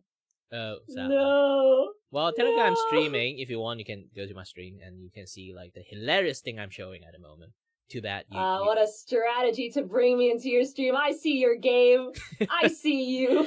But I am showing something really interesting. Just too bad you didn't manage to see it. Frick. Alright, hold on. Let me sneak a peek. Oh, loading? Oh, loading. Oh, advertisement. Anyways, we're gonna wait for that. Just click the link. That's a YouTube link there. Just go there. YouTube doesn't have that. Yay. Nah, I'll just wait. I'll just wait out the advertisements. I do it all the time anyways. I don't like Twitch like that. Because I actually legitimately turn off the ad. But every single time they update TOS time to time, they will reset everything. Yep. That's the unfortunate reality. I'm too lazy to reset it back. It's sometimes, there's one time it's the most egregious one. I reset it. They reset it once I turn off the ad. Someone told me, wow, you're such a greedy asshole. You have 10 ads in a row. I was like, wait, what? No, it wasn't me, I swear. But yeah. What am I looking at? Yeah, this is why, it's too bad you didn't see that at first go. This is a PSA of, if you see a yandere, don't say hot and go to talk to her. This is what will happen to you. If villain, why hot? And also, the crazier, the better, you know what I mean? Unless you yourself is a yandere, then yes, you can talk to anyone you want. Nah. No, sir, not me. Ay. What? Yeah. Wait, so you draw? Yeah, technically I'm drawing this artwork right now. It's just that because you notice my shoulder have that tiny piece of my stream over there. I usually let people see it, but too small, they can't see it, so I just put it in here. She's supposed to hold her mascot, but the problem is I haven't drawn that yet. So I end up just use my head as a replacement at the moment. Very creative, I like. Yeah.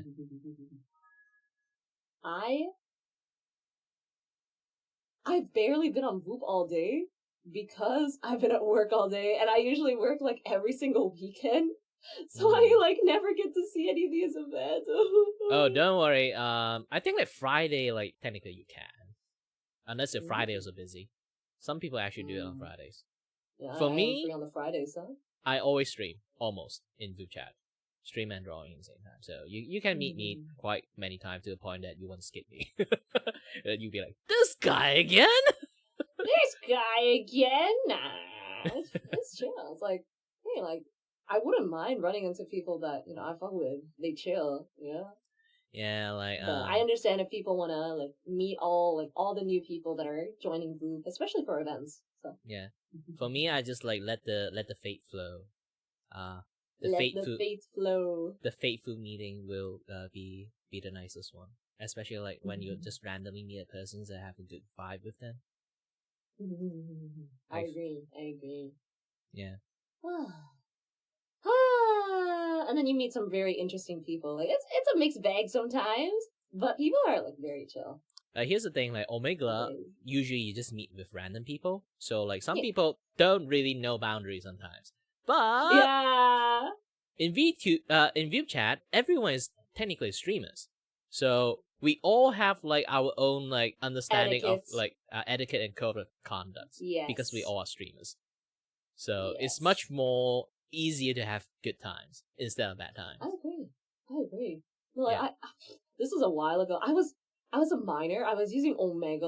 I was using Omega like way back when, and there was a dude that said that he fell in love with me within like 20 minutes. Like that's weird, man. That's really weird. And then you should start play the music. What is love? No, I was a minor. He was like in his 30s. No. Man, like like internet can be weird. This is why like it's weird because mainly I stream on YouTube. So there's a lot of kids always like in my. I think it's because I do a lot of drawing. So like lots of kids like in my chat will be like they're trying to find a way to circumvent like the phone thing. Like you have to use the phone verification stuff to like be able to stream. I will always try to scare the shit out of them. Please don't. Do not stream. Like until you have the capability of work and handle yourself and buy your own phone number, don't try to circumvent it. Because weirdo is in the internet. It's everywhere. Especially when they know that you're a kid, then more weirdo will just flooding into your stream.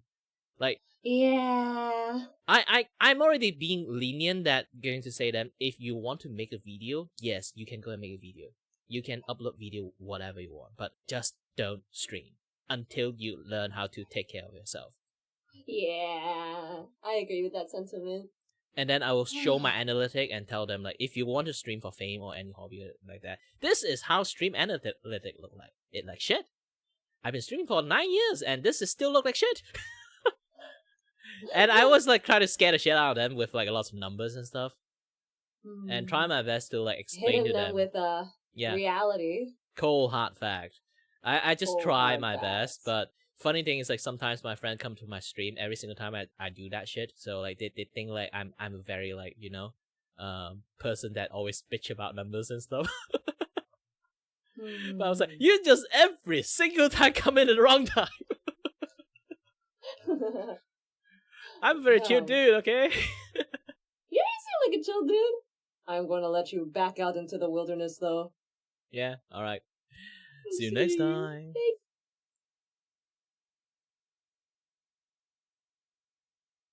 I have to go to my nose. Yes, next. Alright.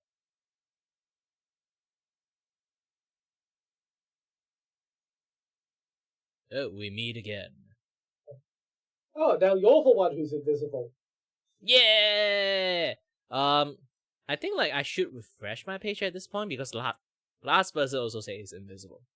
It's black, which means there's an actual error. So yeah, you should probably refresh. Yeah. Actually, my entire like things like went black. My entire browser went black for like a split seconds there. I think that is the cost. Yeah. Yeah, I think it's like if in my like mediocre programming understanding is a Stack Overflow issues happen, because I've been streaming for quite a long time and like yeah, I don't think it's Stack Overflow in my also rather probably less mediocre but still rather mediocre programming skills.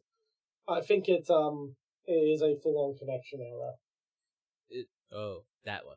Because like here's the thing, like I've been doing this for quite a long time. Usually this happens when you're actually in the site for too long. So I do think it's either memory issues or like Stack Overflow. I've had it happen when I just signed on. Well, so when you sign on, I do have that experience too. But when you sign on having these issues, is usually they try to detect you that you are live or not. And sometimes I don't stream on my Twitch, so it's not live. But I was streaming like in my YouTube, so I have to go click it, like start the VupeChat, and then immediately high speed click the live button because I don't want to like deceive people. But doing that, I will always encounter like because I click it like midway like connecting to people, I will always come in as a black screen. Odd. So that is like one of the issues. Yeah, I kind of want to do a code diagnosis on VupeChat's code because I'm noticing a lot of weird errors. Well, technically you can contact them. They are very open to conversations actually. Yeah, because the purple screens I keep having, I think, are probably a cropped frame recovery cycle. I think that's how YouTube described it when they had that issue, where basically if it drops a couple of frames early on, and the system tries to recover those frames, causing it to drop the next frames, tries to recover those frames, and it just goes in a big cycle until you end up with just a purple screen. Yeah, it will wait a bit and then they'll come back, but it's still like we do not know how long it will actually like come back. It happens to a few times, like I can't see them for a while, and then after a minute, and then they came back.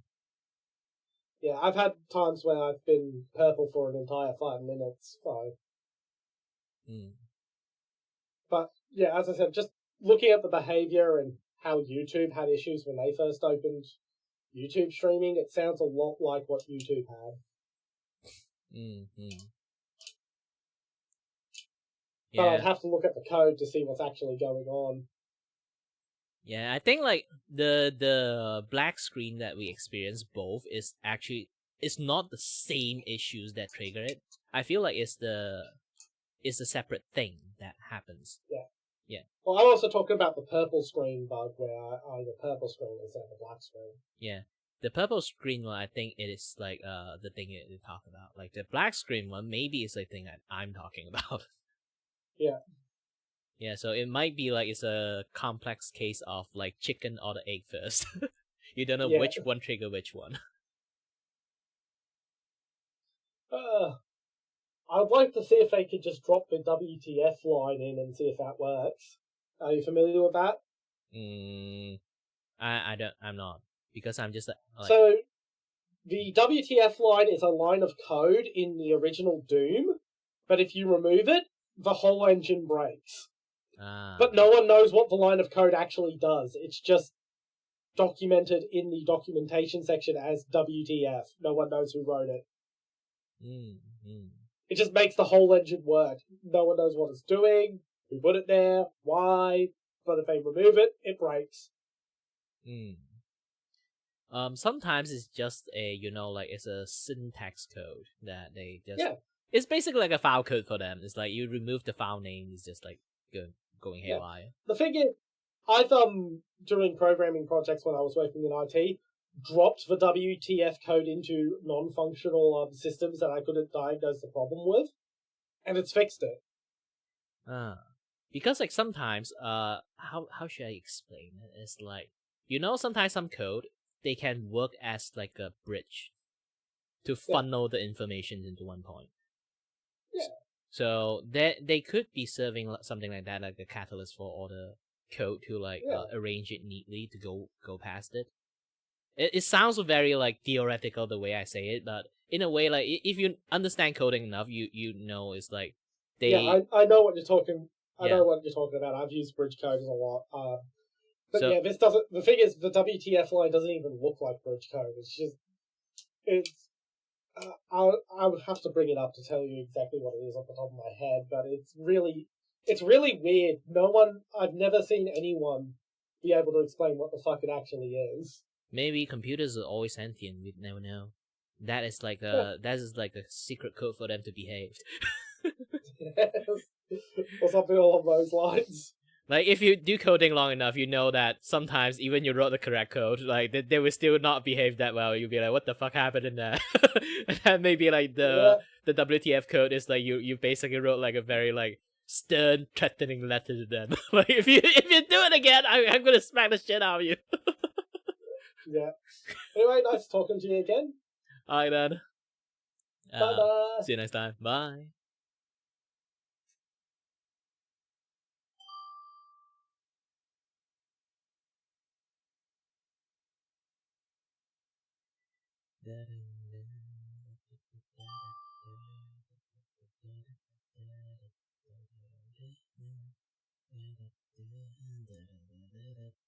Ooh. Hi there. Oh, too bad. Ah, shit! I forgot to refresh the page. That's like something happened to like the view chat. Like it kind of like jammed, and then like now I'm just a black screen. But it's fine because like if you look at my description, I'm the void itself. So yeah. Should I be scared? Don't worry. I'm not like the abyss that will stab back at you. It sounds like a pervert. So the abyss is a different guy.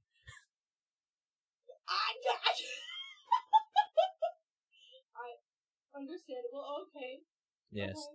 Okay. You kind of like think about it. The abyss guy, he sounds like a pervert. If you look at it long enough, like he look back at you, and then like once it start looking back at you, like no matter what you do, it just keep looking at you.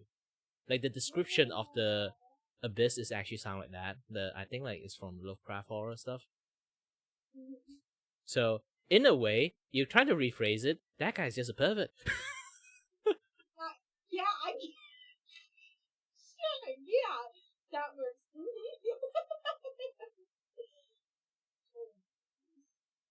Anyways, how's your day going? Yeah, doing great, doing great. I'm doing a little bit of drawing, a little bit of streaming, a little bit of like view chatting. Yeah. And if you want, you can try to look at my stream, but not in my Twitch. You should go to my YouTube because I hate people coming in and say that, there's an ad.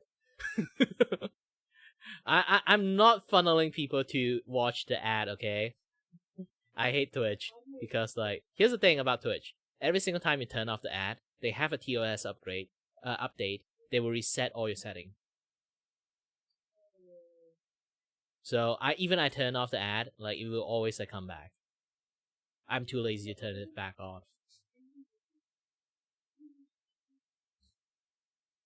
I love your art style. Thank you, thank you. Art. I'm sorry. I love art. Art is beautiful. Art is great. I haven't really finished yet. Because like here's the thing. If you see like my VTuber right now, this is some things that you should see like the first get go. I thought when you're opening your eyes, it's like you're seeing what I am right now. That shocks you. I see it. But the problem is, like, here's the thing, like, because I always tell people that I'm streaming and drawing at the same time, they will keep asking, like, oh, what are you drawing then? And you notice, like, I put my stream in my VTuber too. So that tiny ass screen, people can't really see it. So I decided to, like, enlarge it to the maximum size so people can see it. And the artwork, suppose, if I'm showing, like, in the drawing side, is supposed to holding a mascot character the VTuber have. But I haven't drawn that thing yet, so I decided to replace myself as that mascot at the moment. Okay, I love that. That's awesome. Yeah, it's also a PSA of, like, if you see a yandere, don't say hot and then go talk to them. This is what will happen. You know, valid. Mm-hmm. And, yeah, it's like, what again? Unless you yourself is a yandere, then yeah, go ahead and talk to anyone you want. Just refrain from chopping people's head off.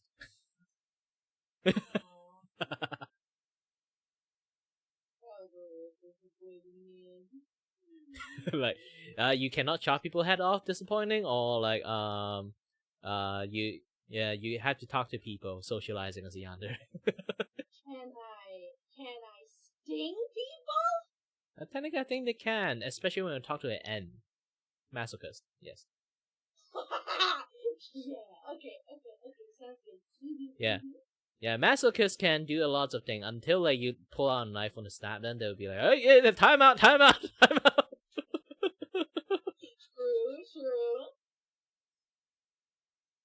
Yeah. Yeah, currently I'm still doing a little bit of drawing, so like my eyes will close a lot when I do this.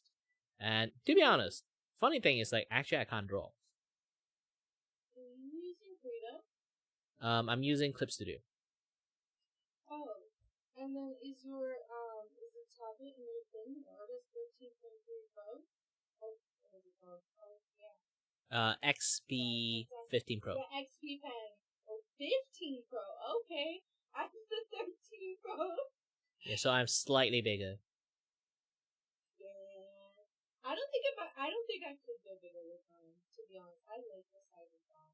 Oh, we have no time. Okay, have a great day. Bye. Alright. Bye-bye.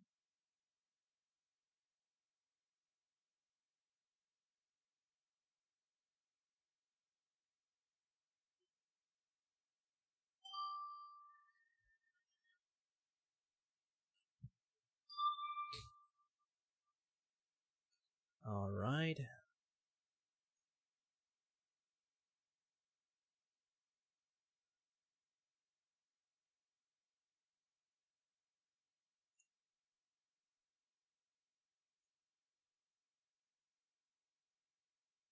Yep, this one's actually way better than the last one.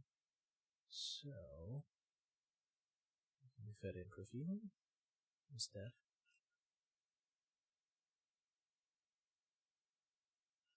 Too bad. Too bad. Nice. Back to proper sized. Should I enlarge them? Yeah, the size different. This one's a little bit much. Let me.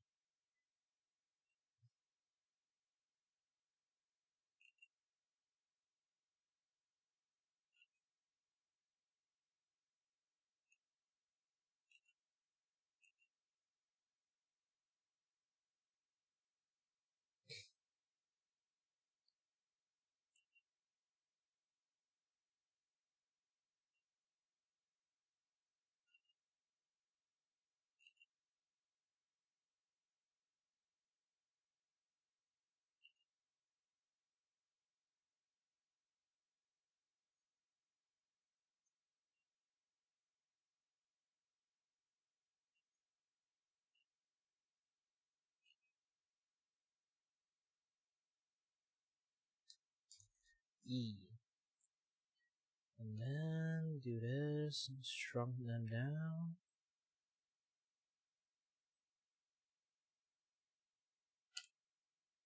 Oh, I need to shrunk them down first. Okay, good. Good. Then with this, I can do a little bit erasing. Over here, and then a little bit erasing over here. And then a little bit erasing over here.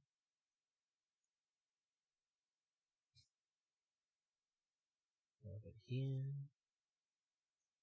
Yeah, there's still lots of detail stuff I haven't really done it yet, so this is why I might have to spend some time actually focus on this thing instead of starting to do a lot of other stuff, you know, the general things. And let me go to some other art scenes then. Let's not do too much of VupeChat stuff. Oh wait, let me. Oops. All right, good.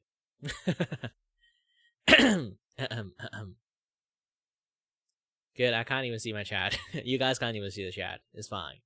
It's fine. Just pretend and talk to people. If you don't see anything, I'm multi-streaming talking to other people, okay? And let's go to find some YouTube stuff to watch.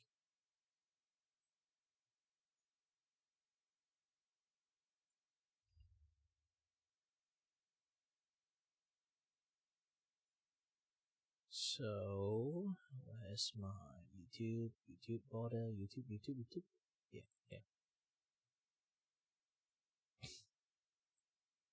What kind of things that I can see today? Ooh, what kind of things that is interesting today?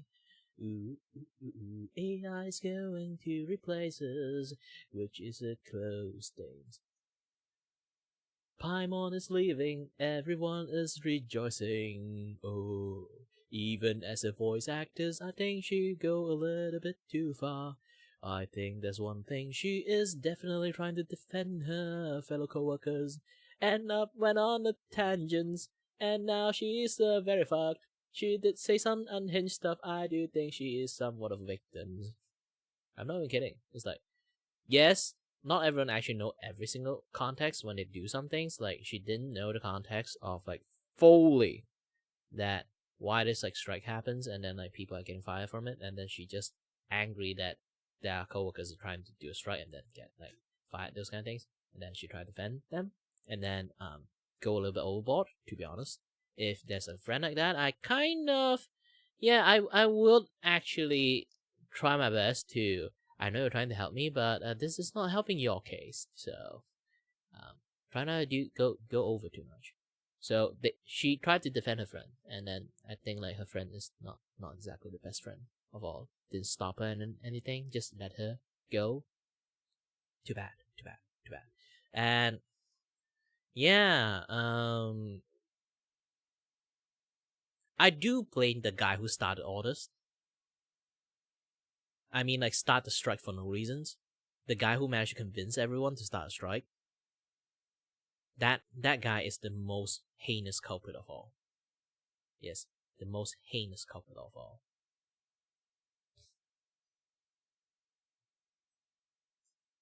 Hey, it's Vitaly! Wait. Holy shit, I need to watch this. Oh shit.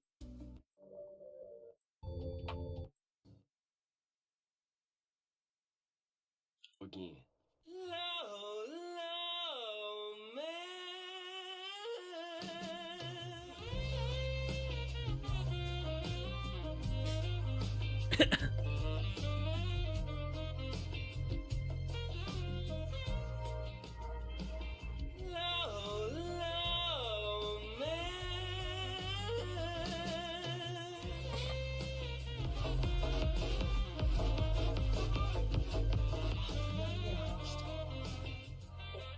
You like conjugal pornography. It's you to be your own judge, coming at you from Bangkok, Thailand. It's 9:30 p.m. here. That's a little bit later in the Philippines, but I wanted to shoot this one off quickly because we had a breaking update. This is just out today, a couple hours ago. There was an update, some news that was official about Vitaly, and I want to bring that to everybody because everyone is really dying for a Vitaly update. So today's going to be a quick one. It's going to focus on the facts. I am primarily focusing on the factual, official information that's coming out about Vitaly in the Philippines. There is a ton of misinformation, and I'm going to talk a little bit about some of that. We're going to dismiss some of the minor stuff as well. But it's good to be here with you guys today. And of course, I am early. So I think chat needs to apologize right now. And maybe we need a jail chat for thinking that I might be late. Good to see everybody over here. I see people checking in. I see people in America over there in the Philippines. 10:30. Yeah, there you go. Nice, very nice. Arizona, 7:30 a.m. Woof.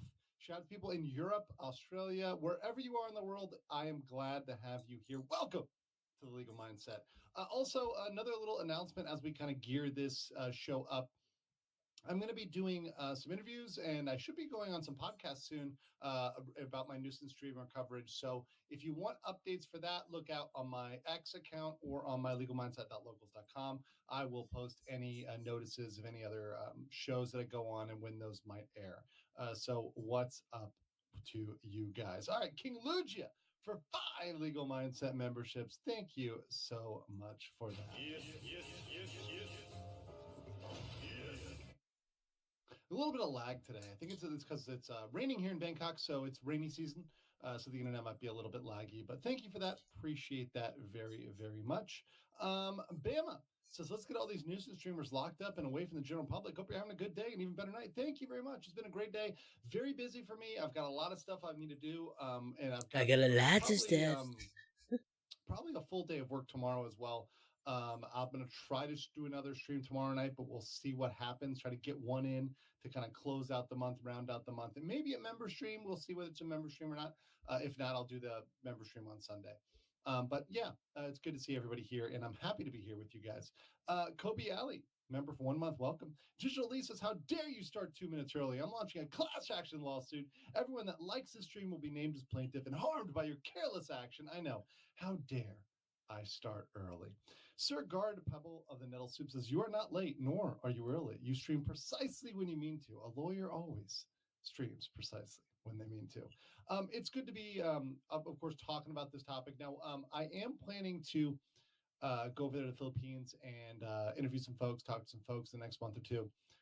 It's been something that's been on my docket to do, but it's been quite busy for me here in the Kingdom of Thailand. And as you know, we've got several nuisance streamer problems here as well, which I'm going to follow up on. And I've got some interesting feedback from yesterday's coverage of those folks. and it's possible we're going to have more information coming on various Deucin streamers, not just Somali, but others as well. Now let's talk about Vitaly specifically. So Vitaly has been locked up. He is behind bars. He is in a Filipino prison right now, awaiting his criminal proceedings. Now, there's been a lot of false information. There was some false information that he was going to be sent home or something else because of political changes. That is indeed not true at all. There sometimes a turnover in administrative positions within the government in the Philippines, and people had speculated that perhaps as part of that, when certain people left, he might be let free. That is indeed not happening. That is indeed not going to happen. There's also some speculation that there might be some grand trade like there was with Brittany Griner and Russia and other stuff like that. That's not going to happen. That's pure speculation. That's pure hope and cope. So that sort of minor stuff I want to dismiss offhand, but just understand I have seen that stuff, kind of floating around the nethers of the internet and kind of floating around those that might be Vitaly fanboys or otherwise try to justify those actions. Now, before we get into the update today, let me get this chat. Neko Girl 862 says, "Thank you for something to watch while I eat breakfast. Love your coverage of all the annoying streamers. I wish there were less. I wish there was less to cover. I sometimes want a night off. If only they could stop doing annoying things, and if only they could stop trying to bend the legal process. And what we have today is Vitaly thinking he can get away with it. We're going to see that Vitaly essentially thinks he can buy out the Philippines, that he can just pay them out, that he can just get out of this and, say, oh, I'm sorry, here's some cash, leave me alone. And one of the most annoying things about this is this has been his consistent strategy, even with the individuals he's pranking. He feels like he can annoy them, do really, really, really annoying things to them, cause them all sorts of grief, problems, and then just give them a little bit of money, give them $1 or $2, and then walk away. And it's all good. It's all good, bro. It's not working like that when it comes, especially to violations of the law. You can't just break the law and say, oops, it was just a prank, bro. That's not a defense. And if this was the United States, that would not be a defense either. You can neither say, and we're going to see here today, oh, I have XYZ, I'm having a bad time, right? Oh, my mental health is suffering, which we're going to see when he quotes this. This is a line that a lot of these new age streamers, these Gen Z streamers and some millennial streamers, but a lot of Gen Z streamers, younger streamers, they're tending to use this mental health excuse to try to get out of their actions. And here's the thing, this is especially in absolutely Asia something country, that we the don't give a state shit. needs to put down on firmly, saying you claiming some nebulous mental health issues is not sufficient to excuse you of criminal activity. If so, we would have a massive spike in criminality because everyone would just claim, "Oh, I've got mental issues, bro." It's not something that anyone in any jurisdiction, anywhere in the world, should accept as just carte blanche to get out of jail for free. Now, that said, if there's a diagnosed, certifiable condition that would meet whatever criteria for institutionalization, that's fine. But mind you, institutionalization, going to a mental health institute or a mental health facility, is not a fun thing either. And that's also not necessarily a get out of jail free card. In many cases, in many jurisdictions, such as places in the United States, if you were to be placed in a mental institution, if you are able to recover from that or be brought back and restored in terms of your mental condition, you can actually face trial yet again. You can actually come and be placed before the court yet again.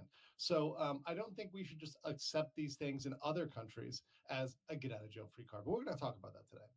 Ryobi said Vitaly is trying to be Sarah Boone. Oh boy, yeah, you're going to see it here, guys. GJ Case for 10 says, sorry, GJ Case for 10. Thank you so much for that. Let me just drop a. Oh, hell no. Oh, hell no. Oh, hell no. Oh, hell no. Thank you for that. Art Vandal, hey, says, becoming a member, welcome. Tyler Sport for 400 Thai bots is Bangkok here soon. Yeah, there's a lot of people. I know you reached out to me. A lot of other people reached out to me to hang out in Bangkok. I will be hanging out with some folks here hit me up on email. We'll follow up on that, or Instagram, or whatever else.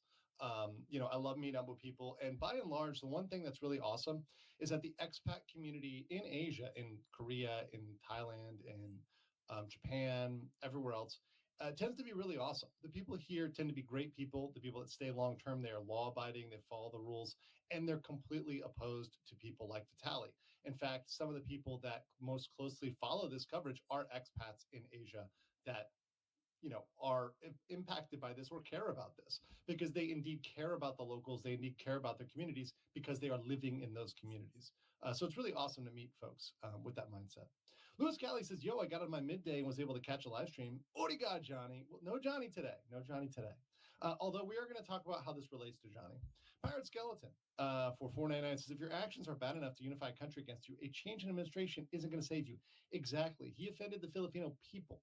It's not just one administration. In fact, a change of administration might actually make it worse. There's administrations I can imagine that might have dealt with this even more harshly than he was dealt with here. So that's something to consider. Daniel Looney for 10 says, mental health is not an excuse to be an ass to people. I say that as 100% PTSD disabled vet. Exactly. And look, there's a certain level of grace. And let's say someone has a sudden outburst, right? And there's clear signs that it was triggered by something XYZ. And, that's sympathetic. This is not what Vitaly had here. It wasn't like he was alone in a restaurant and someone came up and, popped a firework next to his ear, and he reacted in a certain way, and we're excusing that behavior because of some sort of trauma, right? He went out and intentionally targeted people for money and clout. He intentionally messed with businesses, individuals, for money and clout. He intentionally engaged in business defamation for money and clout. It's very straightforward. It's pretty straightforward. Hagfish says, hey, Legal Mindset, just saying hi to Vitaly fans who said the Philippines will release him in a month. Well, yeah, that's not happening. Well, Bozos, Philippines helped General MacArthur defeat Imperial Japan. What makes you think they'll release Vitaly? Yeah, I think the Philippines is going to go through the full process, and I think the Philippines is giving him a fair treatment. In fact, we're going to see today they're being very fair to him. They're being very fair to him, which is good. And I think if you look at the Somali case, the Vitaly case, Korea is being very fair and giving a lot of due process to Johnny Somali. Vitaly, he's getting a lot of grace here. And we're going to see they actually let him off the hook for something. We're going to get into that today. Daniel Looney for 10 says mental health is... Oh, no, got it ready. Alexis Artemis says for 250 MKT. I don't know what that is. I usually know currencies. I don't have that one. Vitaly suddenly had emotional damage. Good, he needs to learn. Any cabbage in Thailand? Oh, there's great cabbage in Thailand. Ryobi says, and here I thought Vitaly's escape plan was to was attempting a rocket jump like in Quake or Team Fortress. I'm not. You got to work on your phrasing, Ryobi. You got to work on your phrasing, bro. Finny Tucker for 10 says Vitaly's actually very lucky. Duterte is not the sitting president. That's kind of what I was hinting at there. Another administration might have done it differently and might have done it more harshly. Just saying. All right, so let's jump into this. Let's jump right into this. Oh, MKD's. Oh, Macedonian dinar. Thank you so much. Okay, that's a new one. I'm going to memorize that for my currency book. I'm very good with currencies, usually. All right. So here is this is from GMA. So this is a, official mainstream media outlet in the Philippines. And this is an update today on the Vitaly case. So what we're going to do is, and this is the main thing I want to show you guys today. Once again, it's 2 minutes. It's very quick. I'm going to play this through without any interruptions. Now, I put on the AI translation or the automatic translation into English. However, thank you to Angel Chase and the others that submitted translations of this. I had several translations of this that have been submitted to me. Thank you, everybody who did that. 3 different translations. I appreciate all of you. My Filipina and Filipino brothers, you guys are amazing. Thank you. So I'm going to have their more professional and kind of clean translations. I'm going to read one of those after. So we'll go through this with the AI translations. Understand it is not perfect, and it's not 100% keen. But we'll we'll go through both this and a better translation. So this is, once again, today, an update on Vitaly. Ng Justice Department ang kaso laban sa Russian vlogger na si Vitaly Zudurwetsky. Yan po ay sa kabila ng apela niyang ibasura na ang kaso dahil nagkakaroon na raw siya ng mental health issues sa gitna ng pagkakapiit. Nakatutok si June Veneracion. Ginawa niyang katatawanan ang mga secure sa BGC. Pati mga nakakasalubong sa kalsada, hindi nakaligtas sa kanyang panunuya. Magdadalawang buwan na ngayong nakakulong Why do they sound like speaking Malay? Vitaly Zudurwetsky sa detention facility ng Bureau of Immigration dahil sa pagiging undesirable alien. Sabi ni Interior and Local Government Secretary John Vic Rimulya, sumulat sa kanya ang Russian vlogger. Sumulat sa akin na he's suffering from mental health issues daw. Issues? Ano yung pakiusap niya? Na kung pwede i-drop na yung mga kaso, na humingi siya ng patawad. No, I have a question for you. By the way, I will stop there. This is, of course, in case you guys didn't recognize, this is John Vic Rimula. This is what I call they're suffering from bullshit health issues.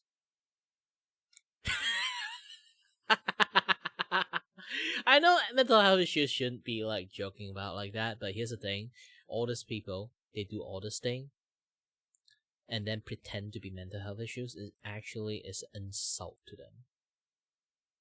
I'm not actually insult people that having mental health issues to get the context. I'm insulting the people who use mental health issues to pretend it like a get out of jail free card. Like people who use like the LGBT signs to give themselves a shield as an excuse to be a dick to people. I always really hate those kind of stuff. Who is Secretary John Vic Rimula, who's been awesome about this. He has really been amazing in pointing out exactly why Vitaly needs to be punished, why Vitaly deserves justice, deserves the same process as anybody else who violates the law in the Philippines. And he's once again the one that Vitaly has to appeal to try to get out of jail. And we'll see the response here. No, I have a question for you. Pero ayon kay Rimulya, hindi pwedeng palampasin ang mga ginawa ni Vitaly. Sa susunod na linggo, sasampahan na raw siya ng kasong unjust fixation. Kaugnay ng reklamo, isinampa ng 3 gwardyang inalay niyang content sa altar ng social media. Batay sa resolusyon ng Prosecutor's Office ng Taguig, merong sapat na ebidensya para magkaroon ng reasonable certainty of conviction para sa krimeng unjust fixation. So that means, to stop right there, they've got him, boys. Let me play the clip. In terms of unjust vexation, ladies and gentlemen, we got him. The prosecutors are saying there is sufficient evidence. They don't need anything else. They've got everything they need to convict him of that. I believe there's multiple counts of that because there were 3 separate security guards that are involved in that that have kind of come forward on that. So there's more than enough evidence to do that, which is good, which means they've got something they can for sure go ahead on. Now, there are other charges which they've decided they may not bring. Ibinasura naman ng piskalya ang reklamong theft. Bago lumabas ang resolusyon ng prosecutor's office. So to be clear, and I'm going to reread this in the translation and explain it, they did drop the theft complaint. So the theft complaint, he was charged with unjust vexation and theft. They did drop theft. Office. Nagtangka raw ang mga abogado ni Vitaly. Naregluhin ang mga complainant na gwardya, sabi ni Rimulya. Mabuti na lang yung mga security guard ay matibay ang loob, hindi bumigay, at itutuloy natin yung kaso. Sinusubukan pa naming makuha ang panig ng mga abogado ni Vitaly. Para sa GMA Integrated News. So that's the clip there. So let me read the translation for you guys. I know some of you probably got it there. In the obviously my Filipino brothers, you guys probably got that translation. But let me read this out to you, a kind of more formal translation. So this is same article, just more clean translation. The Justice Department is going forward with the cases against Russian vlogger Vitaly Zudurwetsky, despite Vitaly's appeal to dismiss the case because he is having mental health issues inside prison. Okay. So he begged for them to let him go because he's having mental health issues. And they said, no, we're going forward with it. So note that. Anybody says he's going to get out because he claims, my feelings are hurt or whatever, not going to happen. Continuing. Obviously, again, He made Asia country. fools of the BGC security guards. Even the people he met on the streets were not safe from being mocked. For almost 2 months, Russian vlogger Vitaly is inside the detention facility of the Bureau of Immigration because of being an undesirable alien. According to Interior Local Government Secretary John Vic Ramula, Vitaly wrote him a letter. So Vitaly personally wrote a letter to Ramula asking for forgiveness and asking to be let go. Ramula said, he wrote me a letter and states he is suffering from mental health issues. What is his plea? And that is to drop the cases. And he says he is sorry and asking for forgiveness. So Vitaly wrote him a letter. I'm saying, sorry. I have mental health sorry. issues. I'm sorry. I'm I want sorry. forgiveness. I'm Real sorry. quick comparison here. You know who else claims that?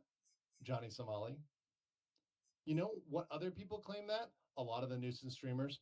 If that is allowed to fly, every single person will go to other countries, will start creating issues, whatever. Oh, I got mental health issues. Oh, you got to let me go now. It is just something that is going to be abused, and we got to put the foot down on it. And really, it's a global thing. Just claiming carte blanche, meaning whatever you can do whatever you want as long as you say mental health issues, isn't the right way to go in the administration of justice. Essentially, it here's can the thing. work in some other scenarios, but in the administration of justice and enforcement of laws, it is absolutely unenforceable. Okay, this is the thing that I could say. It's a meme because it's been a classic playbook in a lot of court system, especially on the American side. Yes, especially on the American side, because everyone is just so happy. This is like a standard defense of you have mental health issues, especially around a certain period of amount of time, and a lot more people using that claim to kind of get out of jail free card, to be honest. And yeah, that is a very this is why judicial systems and how law works in American. A lot of people from the Asia side is always why are some people look at our contract law, this and that stuff on Asians is definitely is a no-go for lots of things. It's weird, and then it's very predatory. But if you look at the law side, how they proceed with law and court system in the American side is, for us, it's also the same as issues. It's we look at it, is how is that flyable? Those kind of things there's a lot of bullshit defense that they did it. People basically get away from so many shit. It becomes a freaking meme. That's the thing. Maybe I watch a lot too much true crime or Law and Order and stuff. I don't know. Maybe, but those kind of things fictions are not really far away from realities. Actually, they have that kind of ideas in those shows, or in reality shows that actually have also those kind of things. People decided to focus on that particular part. It's because it's a very common thing. Let's continue. As per Ramula, he doesn't want to condone it or let pass the actions of Vitaly. Next week, the unjust vexation charge cases from the 3 security guards will be officially filed against Vitaly for the content that he posts on social media. According to the resolution of Tagiq prosecutor's office, there is sufficient evidence to make a reasonable certainty of conviction, which means he's done on those charges of unjust vexation, those 3 charges of unjust vexation. And now I'm going to say they call it the fiscal, right? Which it's a Filipino word referring to the public prosecutor or district attorney. But that prosecutor, did dismiss the theft case before it was sent forward. So that means that they dropped the theft charge. Likely because there is insufficient evidence, or because they felt like they didn't want to bring it. They felt it was weaker. Maybe they felt it might look petty, etc. Right? There could be a million reasons why they decided not to do it. Likely insufficient evidence on the theft charge. So they dropped that one. So anybody who comes out here and says that the Philippines is unfair or unjust or not doing things right or not giving due process is absolutely lying to you, because you see here, they absolutely did consider everything carefully. And they said, look, we're not going to bring theft. We're going to go ahead on unjust vexation. So that was dropped. And then the Vitaly's lawyers tried to settle with the 3 security guards as per, and I got to make sure I'm pronouncing it right. Hold on. Kozo said it right here. Remulia. There you go. I'm trying to. Thanks for covering this. Sorry. And once again, my pronunciation isn't perfect. I'm doing the best to try. Remulia.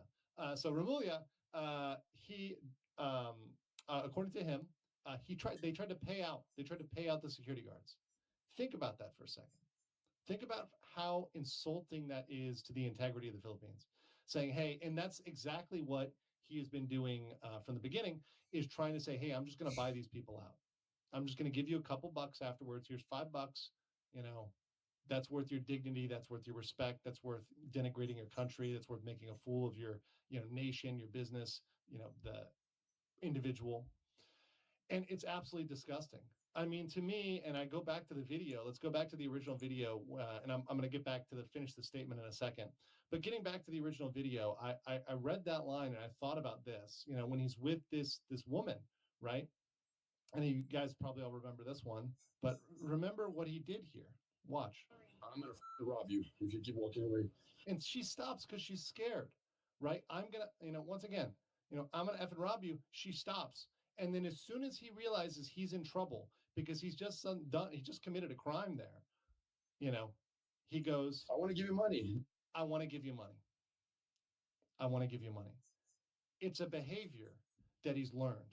And it's a behavior that needs to be broken. It's an unacceptable behavior to say, I can do something threatening, I can do something criminal, and then immediately, because I offer you money, it's okay now. It's all right, because I offered you money, right?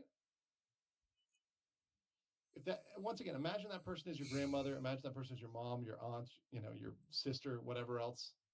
You're not going to feel the same way about it. You're not going to be okay with somebody just offering them money after threatening them. Let me finish the statement here. They continue to say in the statement, it's a good thing the 3 security guards are strong and did not give in. Other translations, strong, or like strong-hearted or strong-willed, and they did not give in to the bribery. They will continue with the cases. So the security guards were offered money. They turned it away, which absolutely based on the part of the Filipino security guards. And they're going to continue. They're going to press those charges. They're reaching out to Vitaly's lawyers for comments, but so far there's no comment from Vitaly's lawyers. So we have no comment from the Vitaly side of this. Interesting updates there. The fact that he really tried mental health. And to me, I laugh at him because he always makes fun of Vitaly, tries to play this tough guy act, right?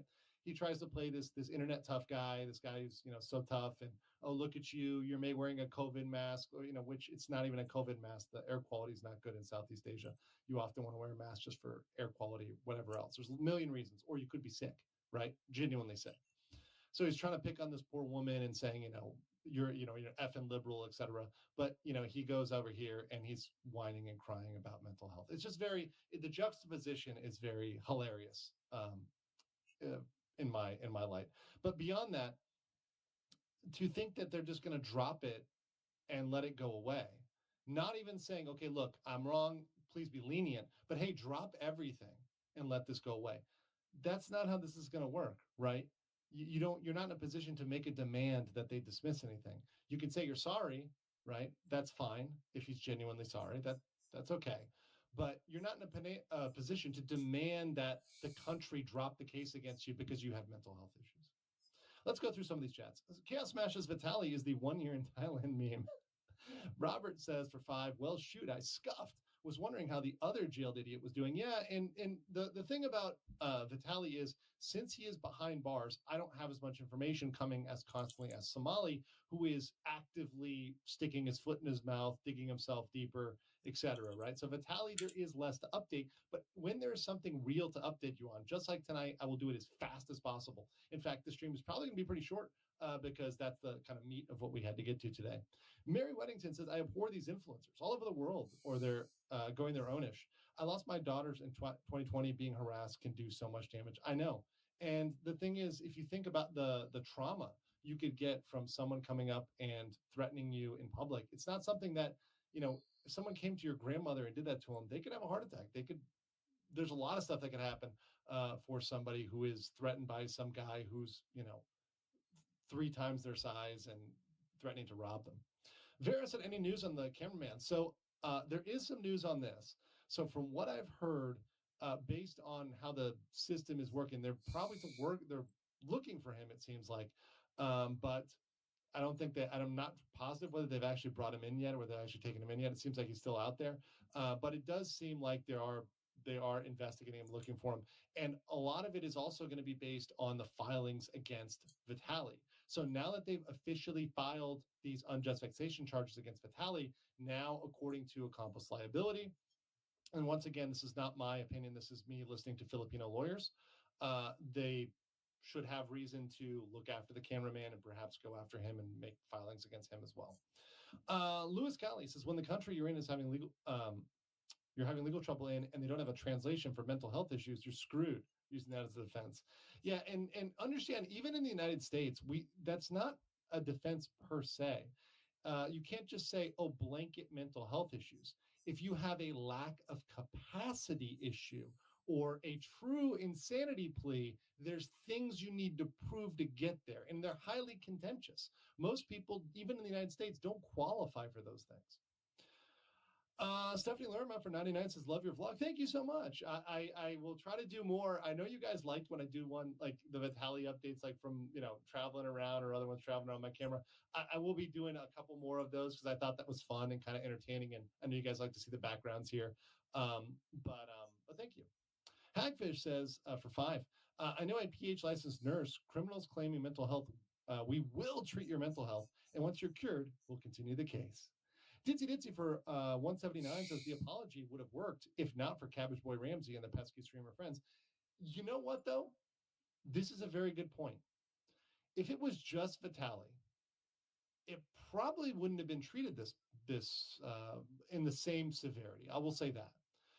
In terms of the reaction of everybody. If Vitaly was the only person to do it, it would still be bad, and I'm sure it would still be prosecuted to some extent, but I think in terms of general coverage, it wouldn't be such of an issue. But it is an issue because Vitaly is a symbol here for nuisance streaming, and to allow Vitaly to just proceed unfettered is a green flag to every nuisance streamer out there to flood into Asia, to flood to the Philippines, Japan, Korea, everywhere else, and continue to be a nuisance, continue to be a bother, continue to commit crimes, continue to harass people. And I think that is relevant, and that is a relevant fact. And countries do need to consider this, especially when they're changing their laws. And I do think laws should be changed to be harsher towards specifically nuisance streamers. Elizabeth Adrian Saro says, super disrespectful to us who actually suffer. Yes, it is. There are people with real mental health issues that are diagnosable. They're not just making a quick, of all out, I have mental health issues statement. People have articulable, objective issues that are very serious, and they do their best to manage those. And I've had so many people in my chat, both when we're talking Somali and Vitaly, say, I have these conditions. I have whatever, BPD, I have Tourette's, I have whatever else. And I do my best to manage this. We had someone saying, I have PTSD. And they do their best to manage these symptoms. These are serious symptoms, which are real, are very real. But it's a disgrace to those people that have them when someone that doesn't is trying to use them as an excuse. Because it hurts the people that do. Because perhaps those people won't be considered as seriously when their issue comes up, because everybody's crying, the sky is falling, or mental health issues. Reba says, yeesh, the only person who can officially use that defense is World of Teachers, says he's medically autistic, and even then it doesn't help as much, and not an excuse for assault or getting out of his case. Yeah, World of Teachers is an interesting case. I mean, yes, clearly there's something going on there. I'm not a doctor.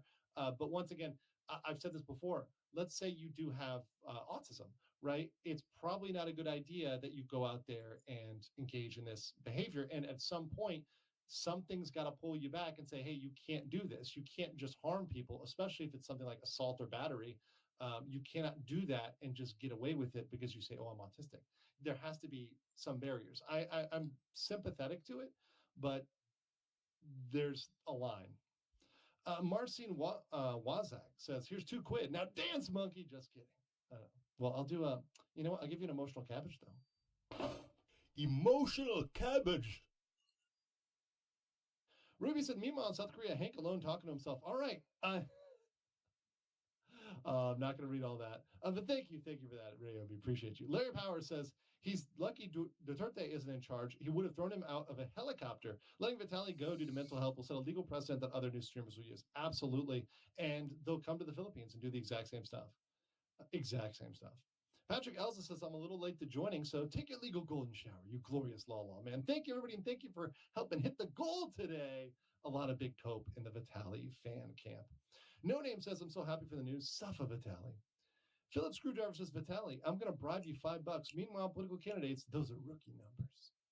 Rich says, it's bribery, not another crime. Okay, let me be clear. I was being a little hyperbolic, so I'll make a little correction there. Bribery is a crime. He was not committing a crime. He was attempting a settlement, right? So I was using the colloquial use of the word, not the legal use of the word. So I'll correct that. He was attempting to settle. He was attempting to pay out the security guards to say, here's money, stay quiet, don't testify. Like I'm going to settle with you privately and take care of that, right? Not necessarily criminal. But once again, while not criminal, it's morally suspect. Successive approximations. Thank you for your content. It's always consistent and on the money. Thank you.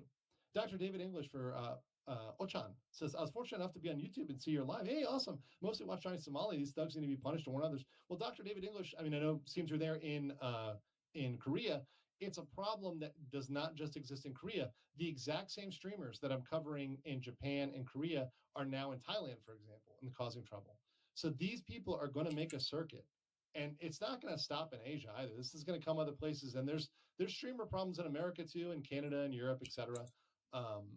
And we've got to draw the line and say this is not acceptable anywhere in the world. Super says, as a Filipino, you're standing up for Philippine integrity, but there's corruption. Vitaly can cry corruption because there is. His pockets aren't deep enough. Well, and I think beyond that, Sobri, he's too high profile. Look, I understand that corruption exists in many countries, in all countries, in different forms, right, at different levels of the government. Some countries, the corruption is at the top. A lot of Western countries, the corruption is at the top.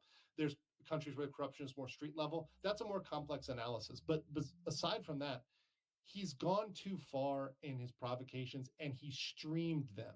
There's a difference if you ran a red light and you're in some random, I'm just going to say you're in Somalia, right? And you ran a red light, right? And, there's the fine, or you could, pay the fine on the street, right? I get that. That's what I call street level. That stuff happens, right?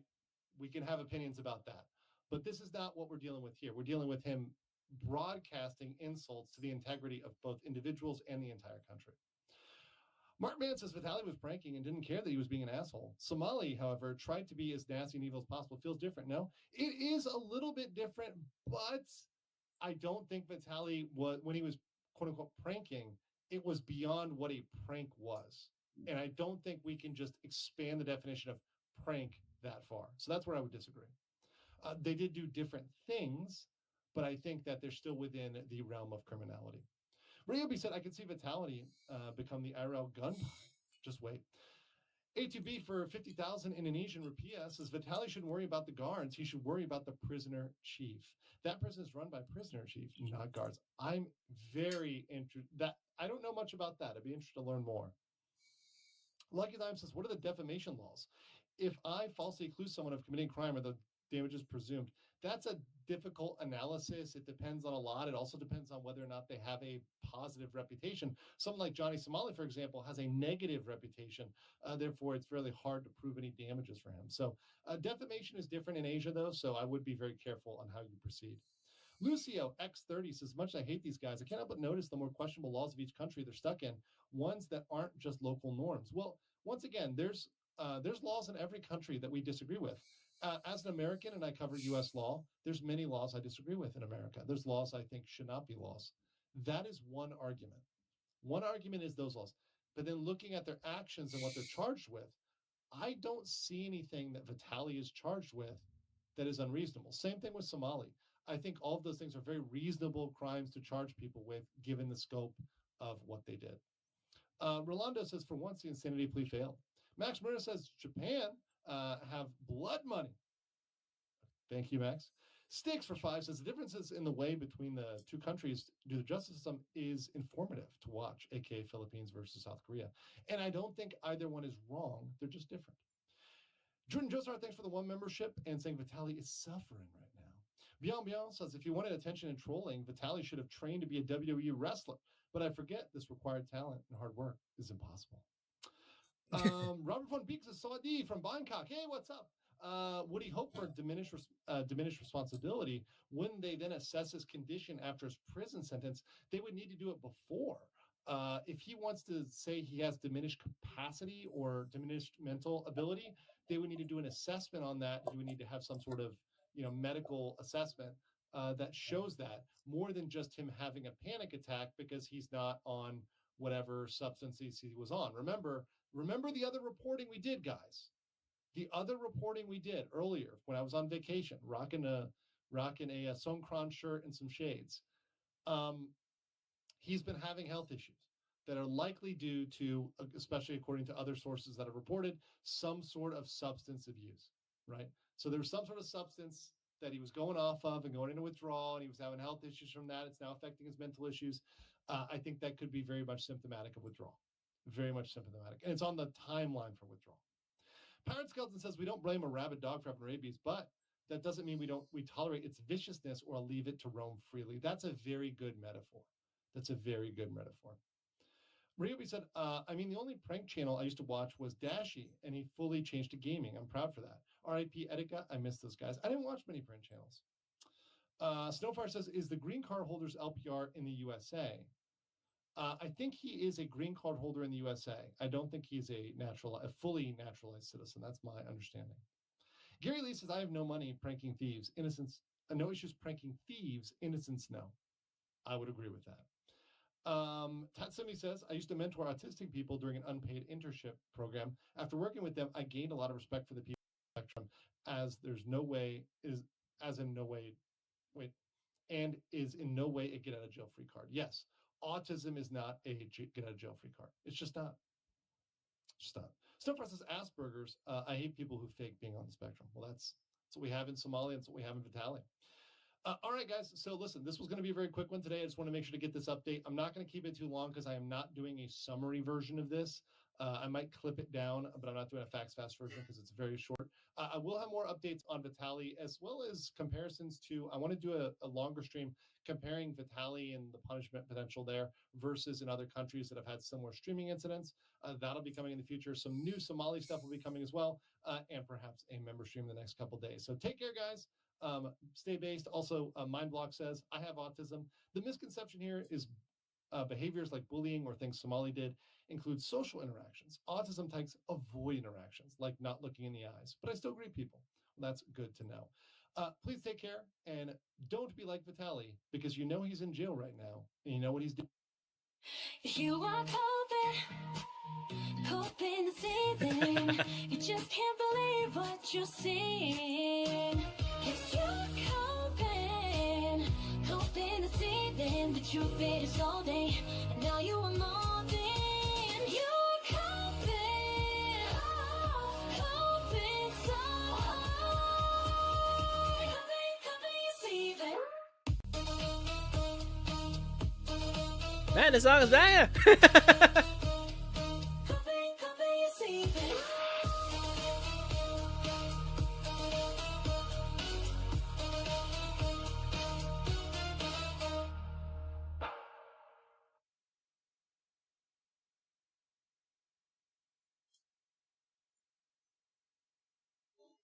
Well, let's watch some editing cells, okay?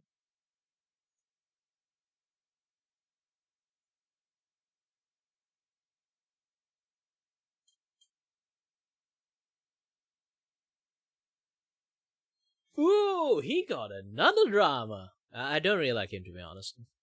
The My name is Jason Thor-Hall, also known as Pirate Software Online. We just want there to be prohibit publishers from disabling a game that you paid for. Ubisoft shut down the game's servers, rendering the game unplayable. which is normal for live service games. He changed what we were saying the initiative is about, and he completely made up saying that it was about trying to protect single-player games. So that is an advanced tactic that he pulled.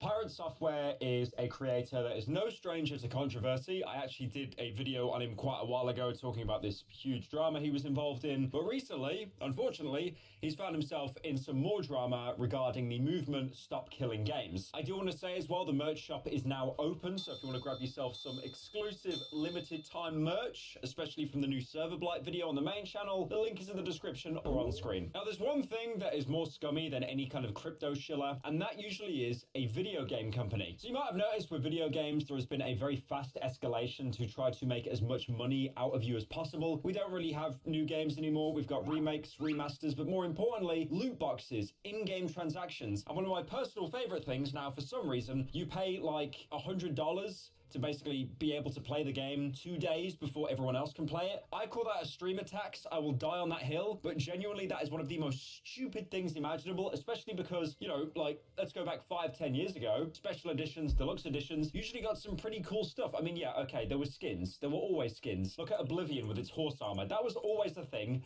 fair enough. But now it really shows that companies like Blizzard and EA, they are just so obsessed with turning a profit and making as much money as possible, while probably innovating as little as possible as well. I know I'm naming the big names here, but there are so many gaming companies out there that do not want to innovate. They wish they could just get you as like a little rat running on a wheel over and over, squeezing that dopamine out of you without having to actually do anything, and you keep handing over your credit card to buy some in-game currency every single time. Now, I have heard of the buzzword Stop Killing Games, but I never really looked into it too much, but it seems to be the main focus behind it, of kind of like sticking it to the man and trying to stop these huge monolithic companies just doing whatever they want. But despite the intentions sounding quite noble, not everyone is actually on board with it, especially one of the streamers, Pirate Software. Now, Stop Killing Games, or the acronym SKG, is actually an Hold on a initiative bit. set up and spearheaded by...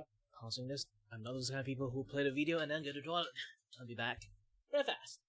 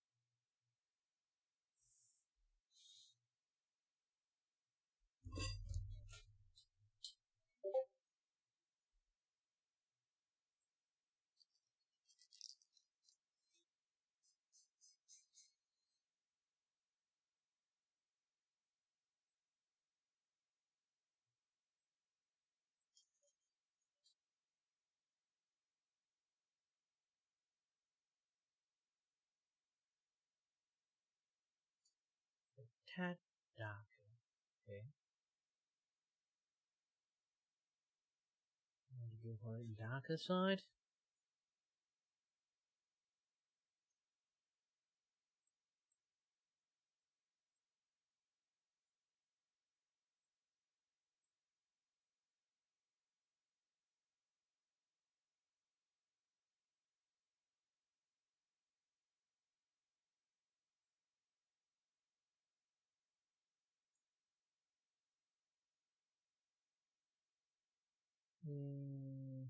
Background tad darker.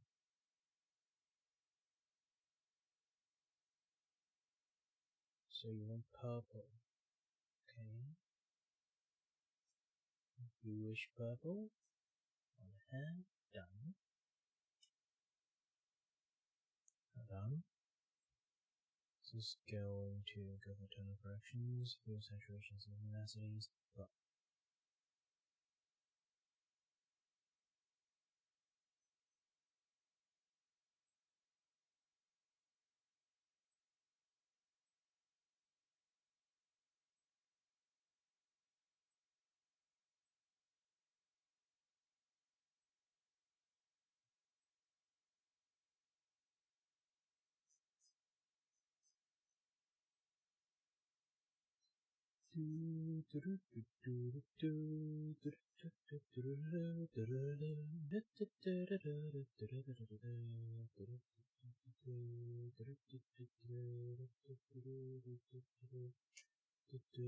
I lost my mouse.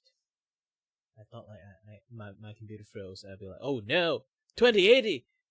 Don't do this to me, 2080. Yamete.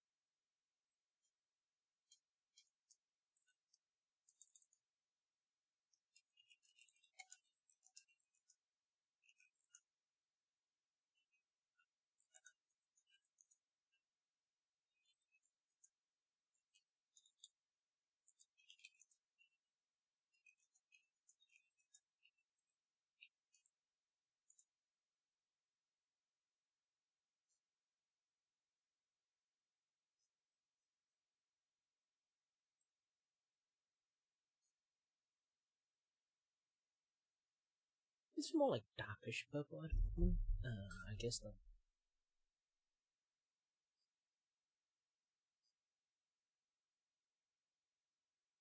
things is already a little bit tad bit darker, so it's fine. That's the reason why I use like grayscale kind of stuff, and then have like this colors things there. It's just basically, you know, have the easy time for me to do coloring and stuff.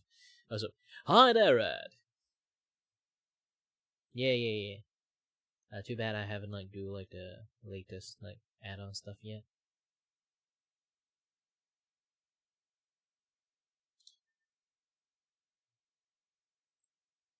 Ah, from a man cave. Hope it's not a goon cave. It would be it would be weird if it said I came out from a goon cave. It's a little bit too wet in there, so I decided to came out from it, and sticky over there too. I'm calling a little bit of like cleaner to come to do some cleanup, but I don't know like when it will actually happen.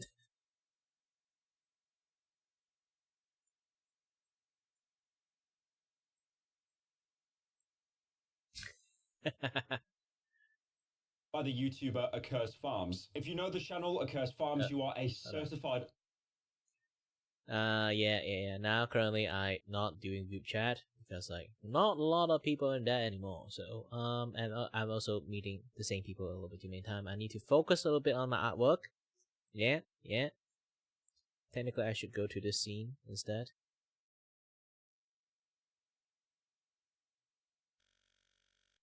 Let's hope.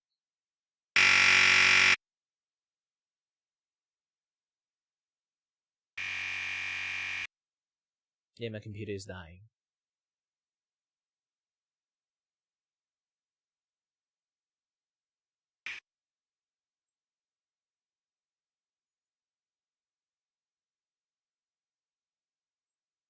Yeah, my computer is like streaming in multiple ways.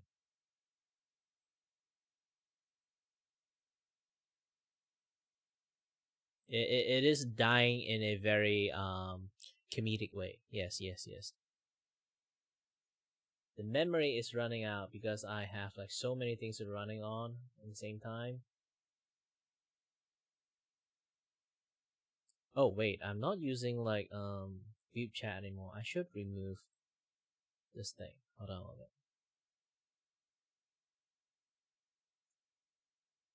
Trash. Now I have much more like memory to do like more stuff without like burning out. Yeah, I ran out of memory because like I'm opening up Window Edge for like my streaming stuff, and then like not Window Edge, you know, like the Edge like browsers to do my streaming stuff, and then like my Opera GX to run the YouTube, this kind of stuff. So like those things had already taken a toll, and then like my VTube Studio, I decided to like, you know, like put browser in there, and then it take even huger like even like bigger like toll on it. Like it's just one computer. It's not like a triple like 16 gig RAM build, you know. Technically it's quadruple, but still, yeah. But don't worry. I fixed the issues. It's fine. It's stable back now. Should be. Let me take a look at the memory again. Yeah, the memory is like fine now. Kind of fine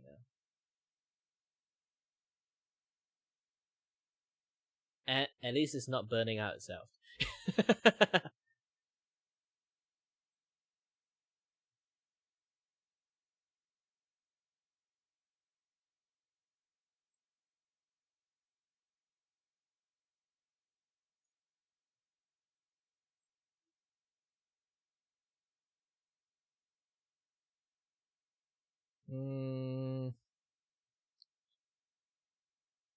I guess the purple shoe one is not this kind of purple. Let me go a little bit off like tonal saturations again.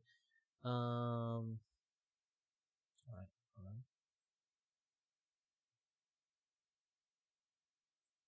Let me take another closer look at her model. Alright, good.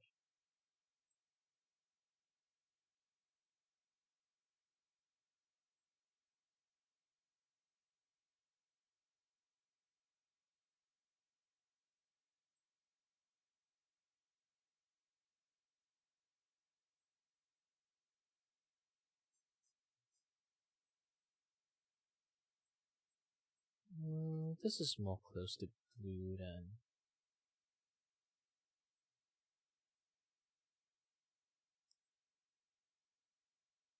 Yeah.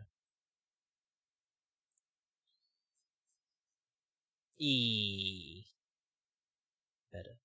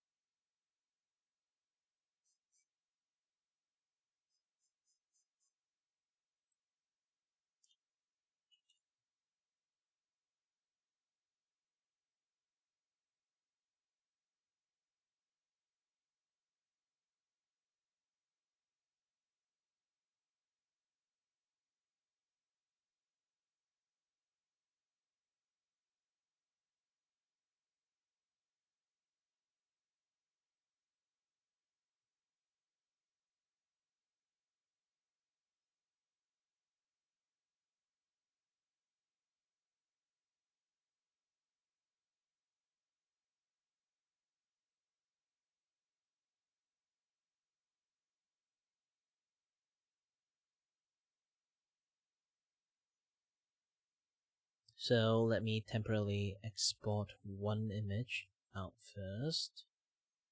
Oh, the YouTube token ran out again. It happens so many times. Let me reconnect my token and then reconnect the chat again. It's going to take a little bit of time.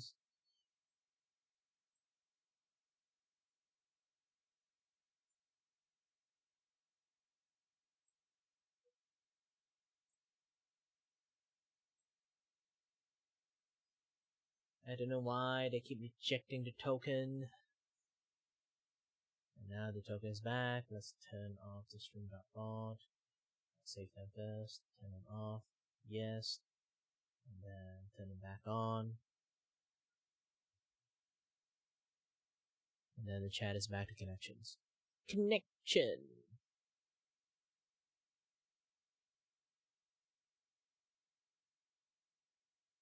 Yee.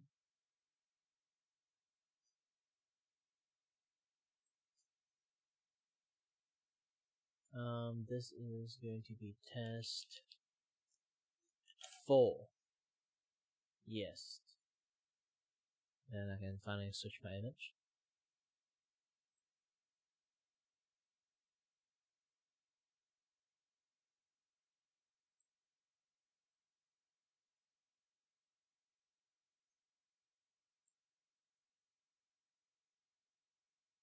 Oh man, it takes ages for them to render. Means this thing actually is like some very heavy doo-doo shit. Let me go ahead. Computers. Try its best not to die. Yeah, I should just like be obedient. Just wait for it to finish first before I do anything. I too used to multitask the frick out of my computers, but apparently I forgot my computers actually ages up a lot. It just at this moment point it's just dying.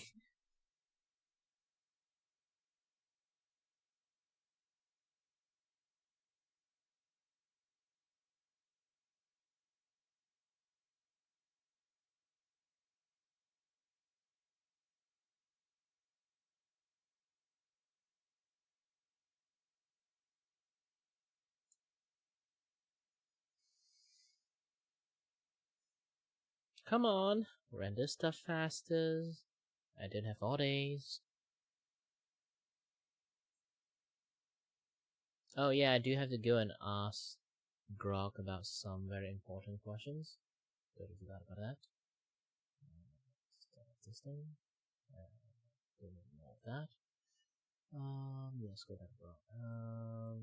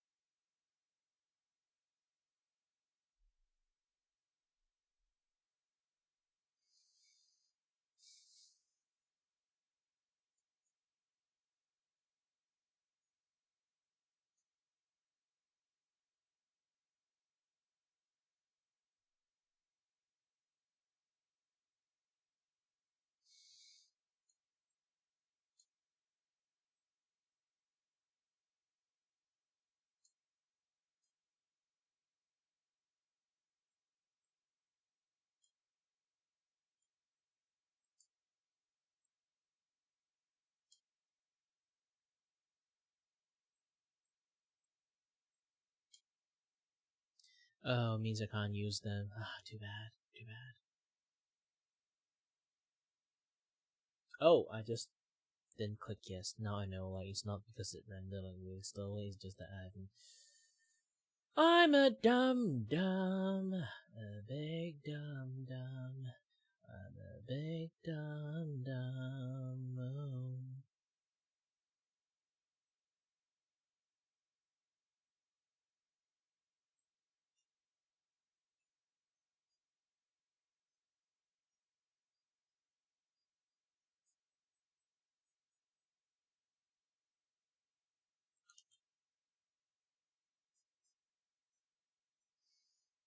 I'm a big dum-dum for you. They cannot do anything properly at all.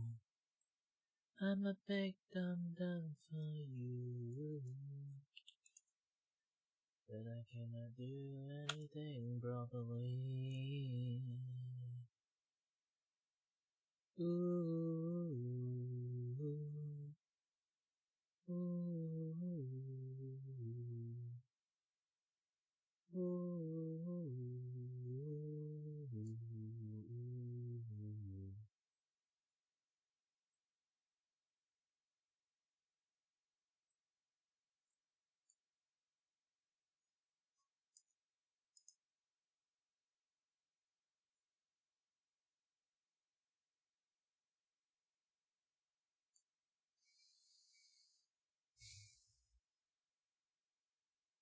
You're going to export again? I don't want to have like some sort of like record that I misuse some things, but all of it.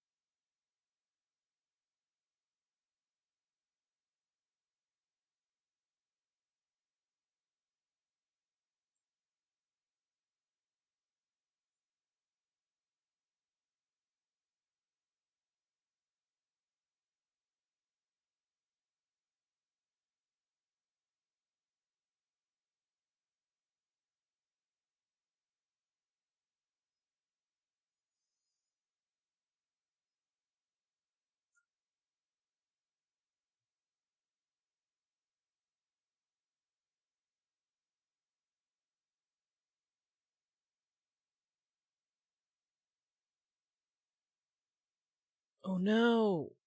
They have a gap in between.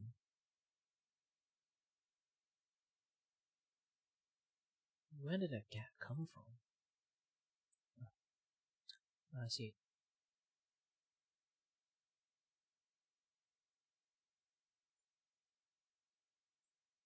Now it's proper.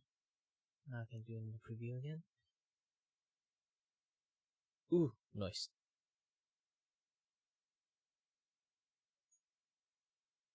It's just that I think I do need to add one more thing.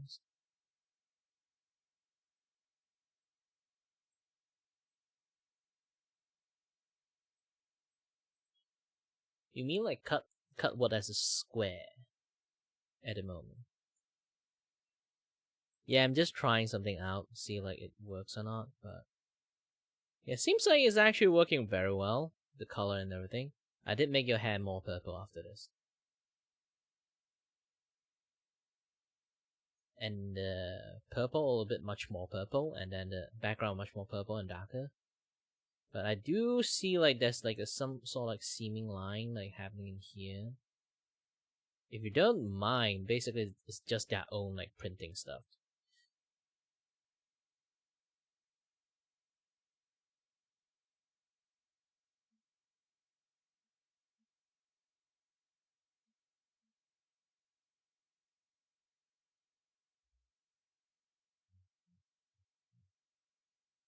Ah, you don't want it to go full round. But it's all like kind of like already like wide enough to go full round. But if you want like a square thing, I'll figure things out.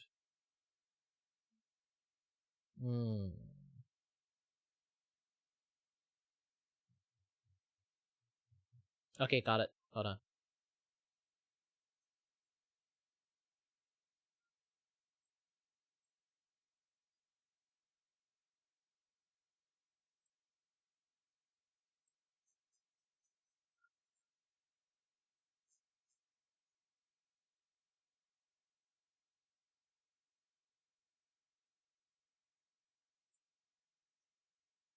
Okay.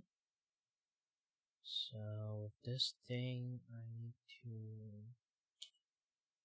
erase this and erase this.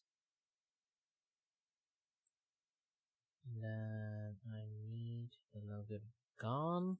I'm not really sure that the logo can match up that well anymore. If I do something like that, let me do a little bit of magics. Right behind here, I need this thing to be right on top of this one. Oops. Yeah, wrong that.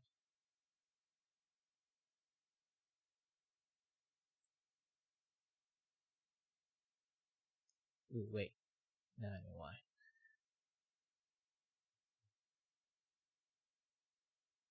Yeah, I get your ideas, the way you tell me about it. It's like...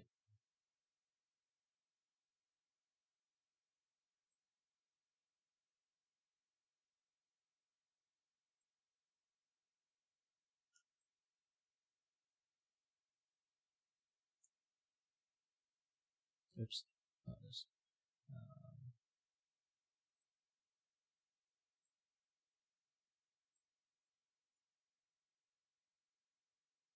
Let's not crop that at the moment, just do this. And as for this thing, I'll be doing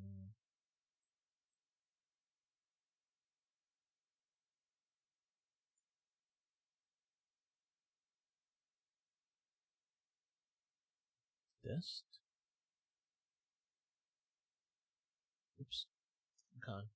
I need to erase. Is it? Yes. I have to erase from here to here. And then from here to here.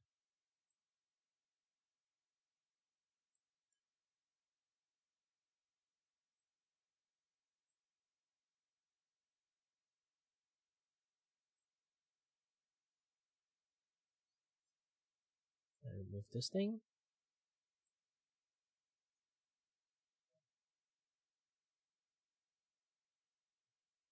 Yeah, don't worry, the mascot will be there. Like, it's just I'm doing like the full-on background. I'm sort of like doing a little bit of this here and doing a little bit of this there. The mascot will still be there in the hand, above the hand gestures place. I just haven't finished yet. Technically, this thing looked finished, but I haven't do like quite a lot of things yet.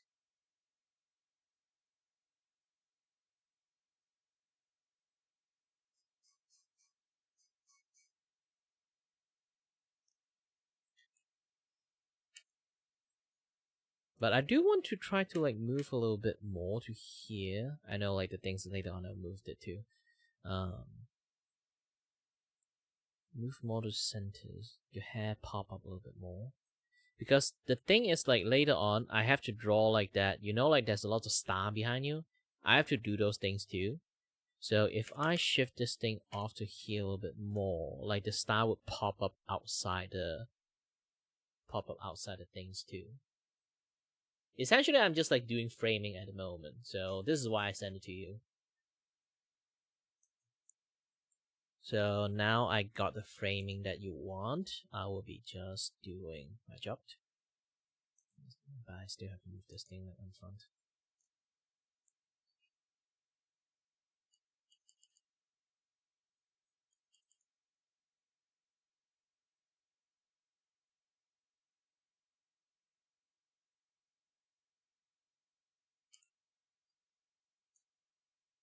Okay, good.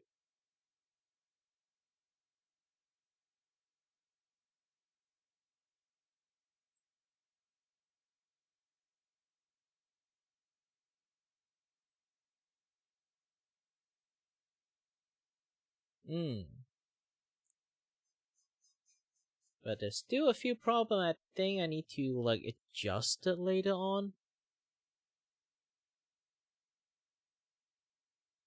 This screenshot, or like you want a actual like full like PNG, I can give it to you.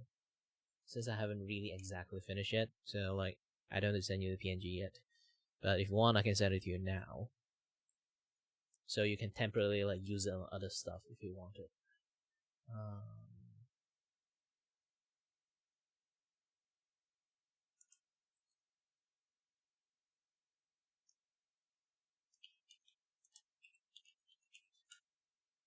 Second phase, hold on a little bit. Doing some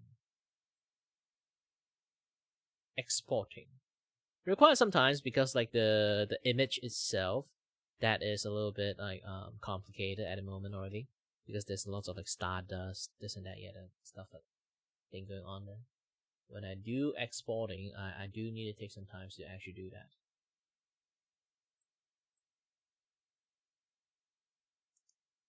The background used to be actually more blank than it should be, but you know, as time passed, you show me like the image that you have, and you say you have the commercials of it.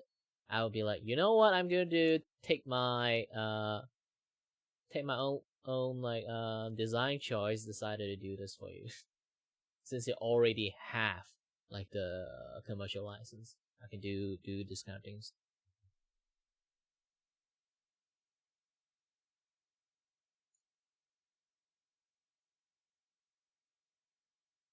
And then I can slap this thing into the fourth wall. Let's delete this one.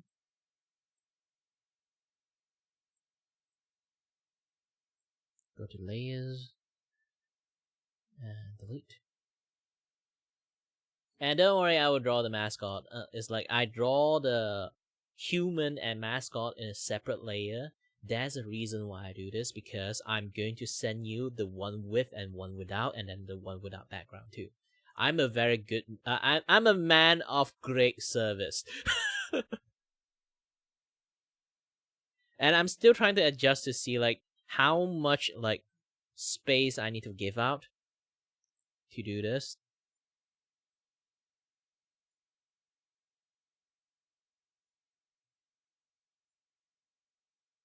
Yeah, because like I noticed the bottom always like have a little bit of leeway, so I am thinking about making this thing look actually smaller, so it have like that, you know, much more, you know, painting to sort of like slap on painting like feelings into it. Yeah, this looks nice. Like, make it smaller instead of like maximum size. And then it's basically, this is the front part. This is what they're seeing.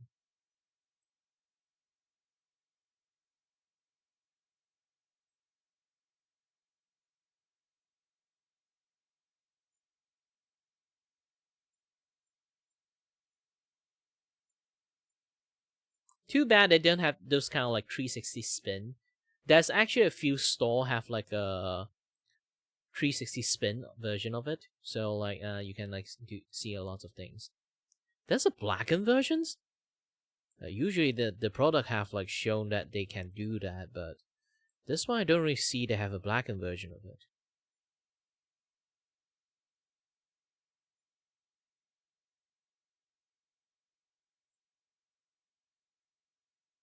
Like right now, I'm taking a look at this. Like, there's no blackened version of the bottle. Is there? Is there one? Because I don't see like a blackened version. That this is why I'm doing this in the first place. Giving you background, additional background.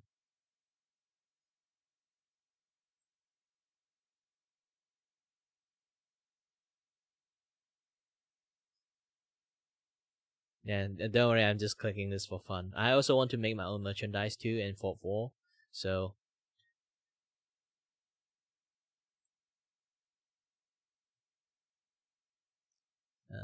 the opposite color of purple is green, but I don't think they have like the green I want for like... if I really want to add like background behind it. Yeah, they don't really have like the good green colors. You know, I like the neon green colors. They don't really have those kind of like neon green.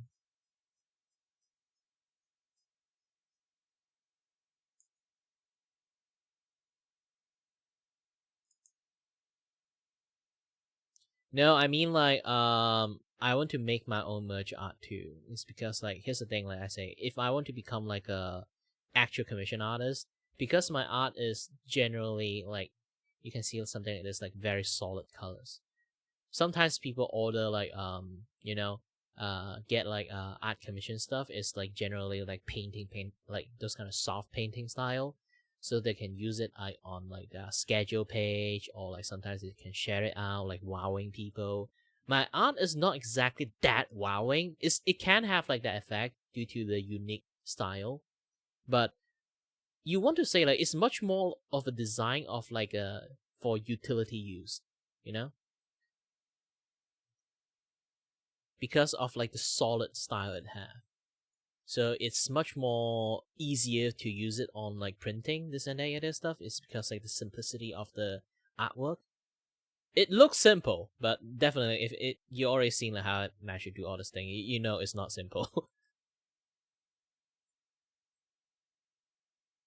Yeah, I can't stay in the like design page too long. I realized that if I stay in the design page too long, they will IP ban the shit out of me. I have to reset my freaking modem for this. So don't open this thing and stay like overnight. I woke up and then I can't get back into the website. that become like an issues.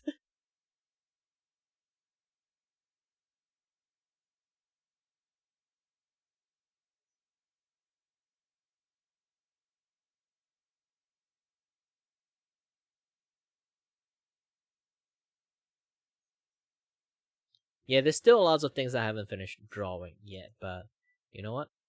Since your character technically is already finished, I don't want to have too much shading on the skin and stuff, so I'm going to let it like stay blank. I already have like enough like gradient there. I don't want to take too much of a toll on the printing thing there. Besides, like single tone like skin is okay. The thing have gradient is because like I put gradient like in some of the things there is because truly there is gradient in your clothes, so I'm using gradient just for that purpose. So generally I would stay like one tone color as much as possible. And later on I have to draw like I have to try it out like to make like the scale of your like tail. And then tail and around your boobs, yes. And then like around shoulders, all those kind of like scale things that you have. And then do some gradient color on it too, since it's like a rainbow color. This thing too, like add a little bit of rainbow color into it. There's a lot of rainbow color you have there. When I say rainbow color, it's not exactly rainbow color. It's just like a very colorful gradient of shade is going to be in there. too much color can be a little bit too eye-catching.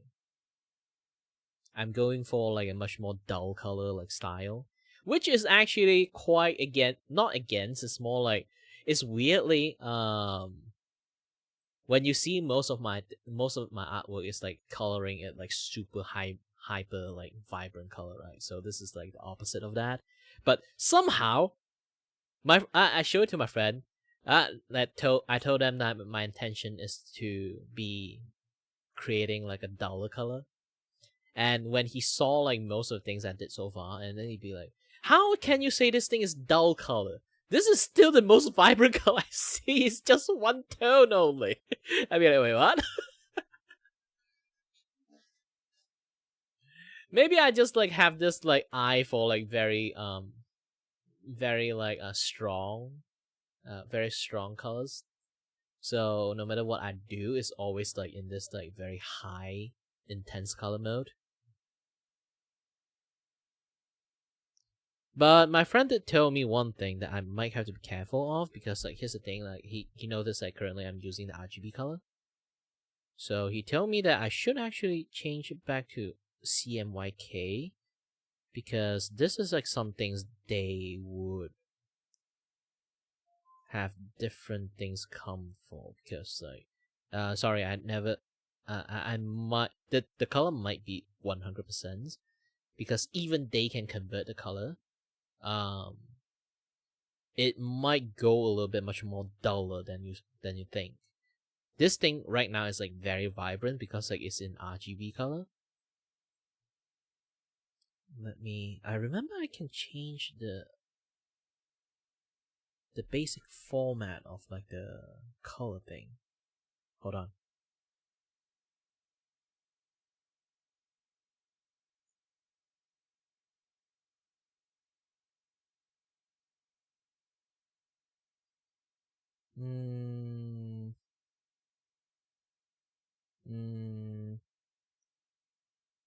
Color balance, distributions, change image resolution, height, canvas properties. Yes, canvas properties. Oh.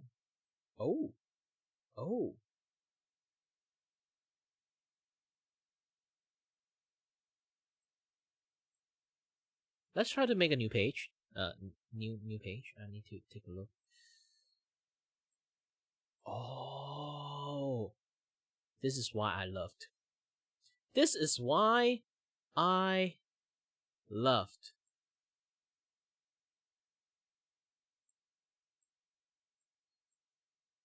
Clip Studio Paint. They already are in CMYK. Because it is a comic software. You do it to make like comic stuff. So they already have this dual compatibility for CMYK and RGB in the same time. It seems. This is why they don't have that options anymore. Because it's like two things at the same time. So I don't really have to be bothering about those kind of things. But I do have to make sure, okay? I do have to make sure.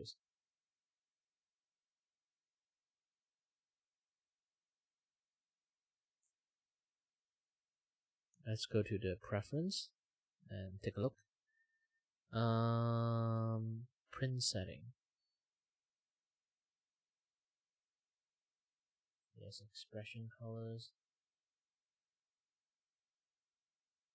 Only dual tone, gray, RGB. Comic.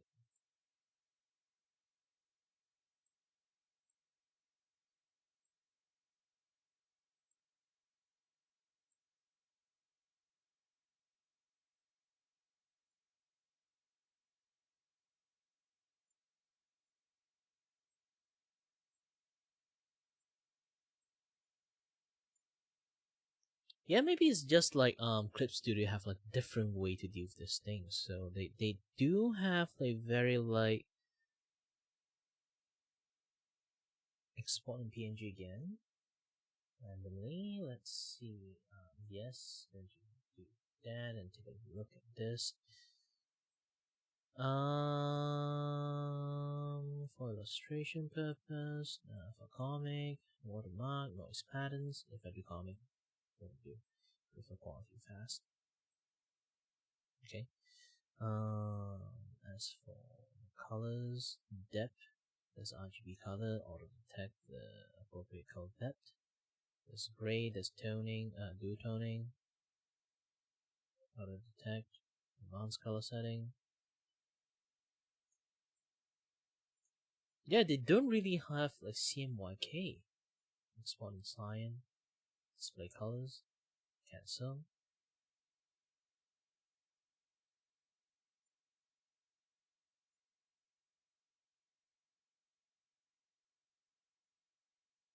Yeah, they don't really have it. I'm surprised.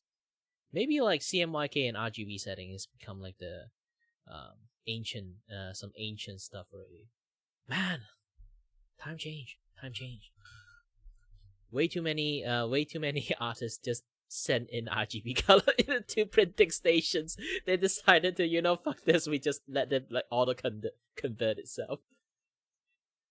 Let people complain later, I guess.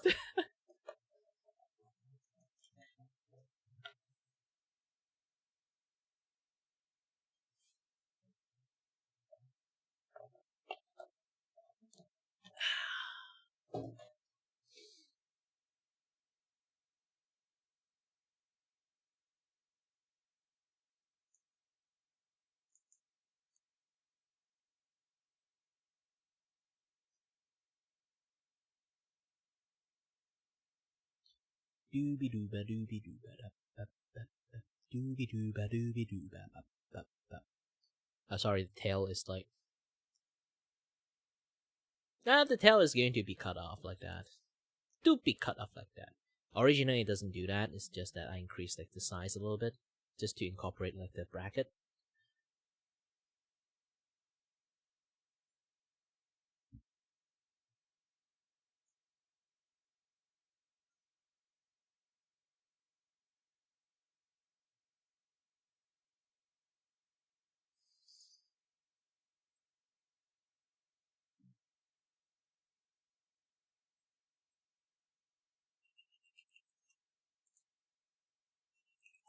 Freebie. Freebie what again? Yes, freebie.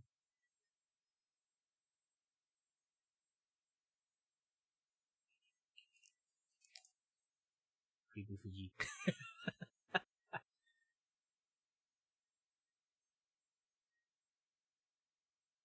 Wait a minute.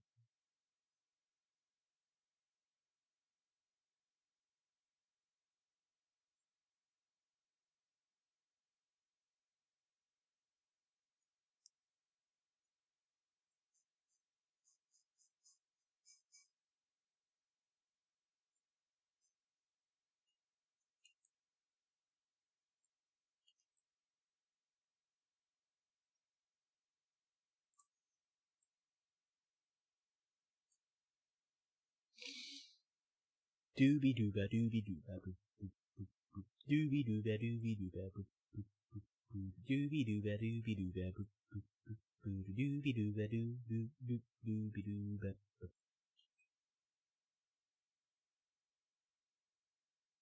Doobie dooba doop doop doop. Doobie dooba doop doop doop. Doobie dooba doop doop doop. Doobie doo doo doo doo doo doo. Doo doo doo doo. Do do do do doobie do do do do do do doobie doo ba doobie doo ba do do do do do do.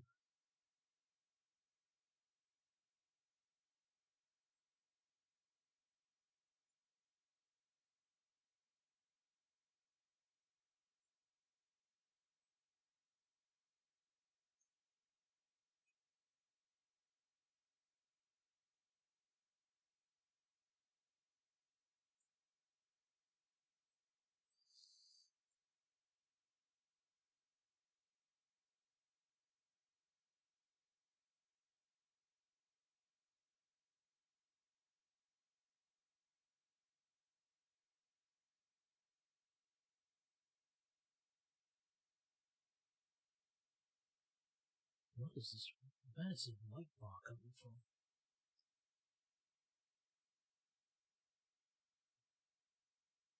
Oh.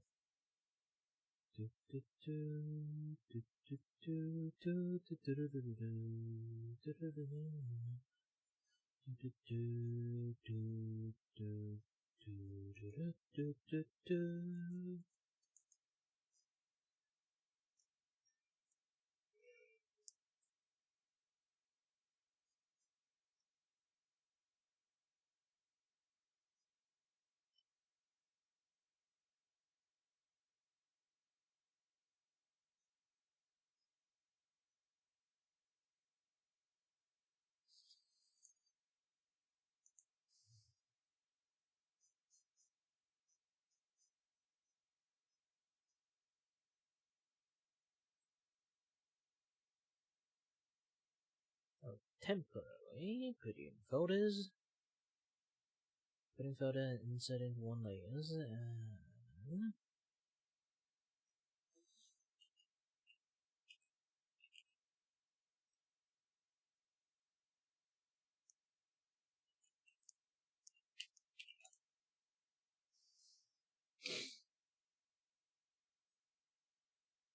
then putting you like this, putting you like this, adding over this, and now I know what to do.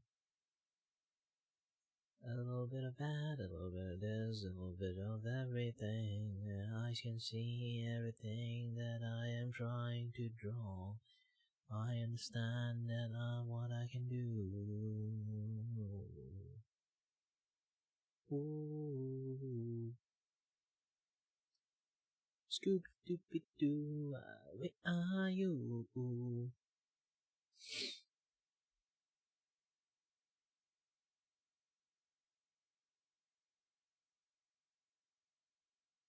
Yeah, originally I want to add like Twitch, YouTube, and Twitter kind of like sign, like the tag or that, but I go and check it. Actually, I can't do that.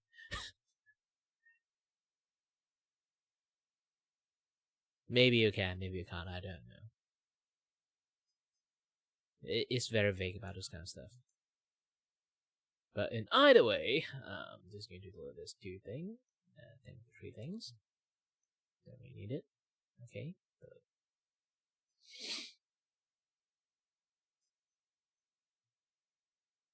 Later on, I will add the rest of the accessories. It seems that I do need to add the bat into it. Technically, mascot, not bat. There's lots of big word for it too. Let me have some fun here. A little bit drawing doesn't hurt. I am thinking about how to do just like I usually does.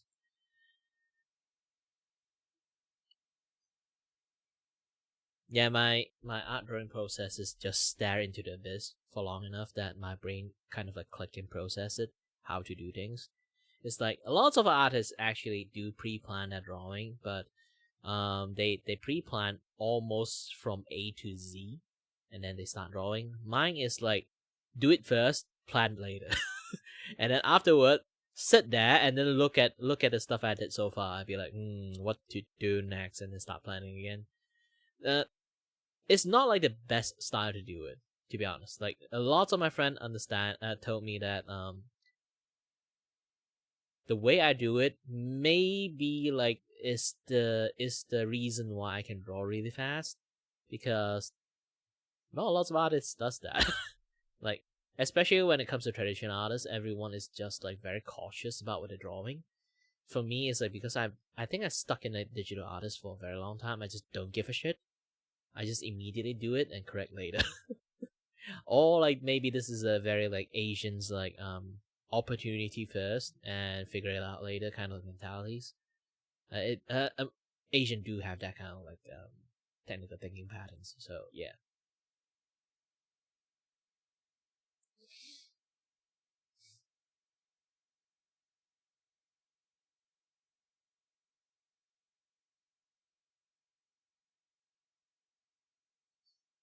I'm still trying to imagine how you do a big circle and something to for it.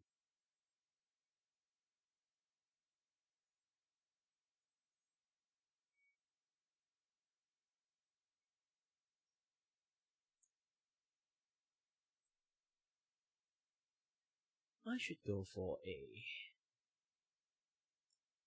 different shade of purple. No, this shade of purple.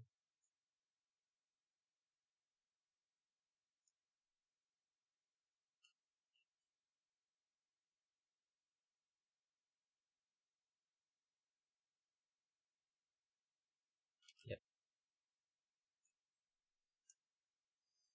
Do do do do do do do do do do do do do do do.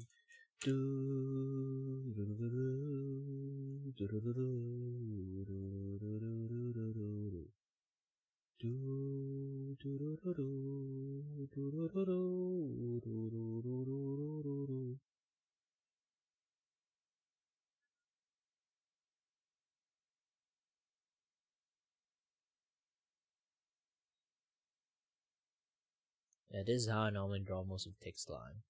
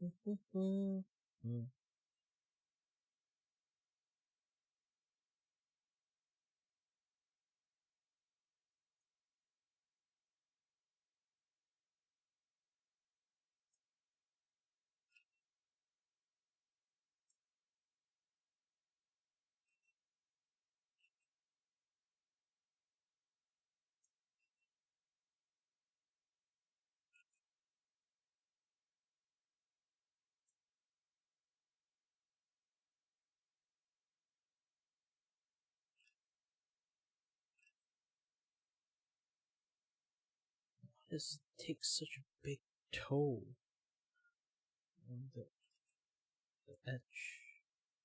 No idea.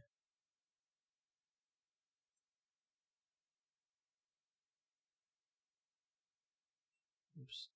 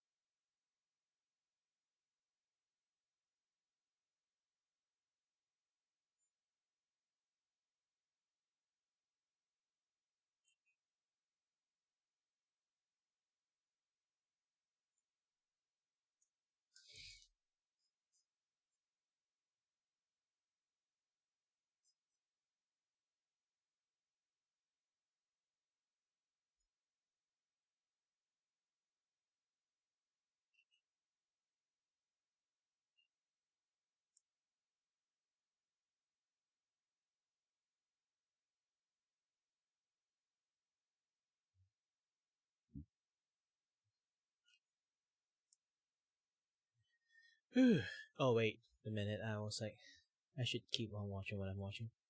Oldhead, if you don't, he's most known for this incredibly long-running machinima series called Freeman's Mind. The first episode came out 11 years ago, and it's basically just a playthrough of Half-Life 1, but Accursed Farms narrates over it in the perspective of Gordon Freeman. Oh, God. What I do? What I do? Shutting down. Oh, no. We are bad people. Oh, shit. That's the ceiling. Where's my helmet? No. See, this is what I'm talking about.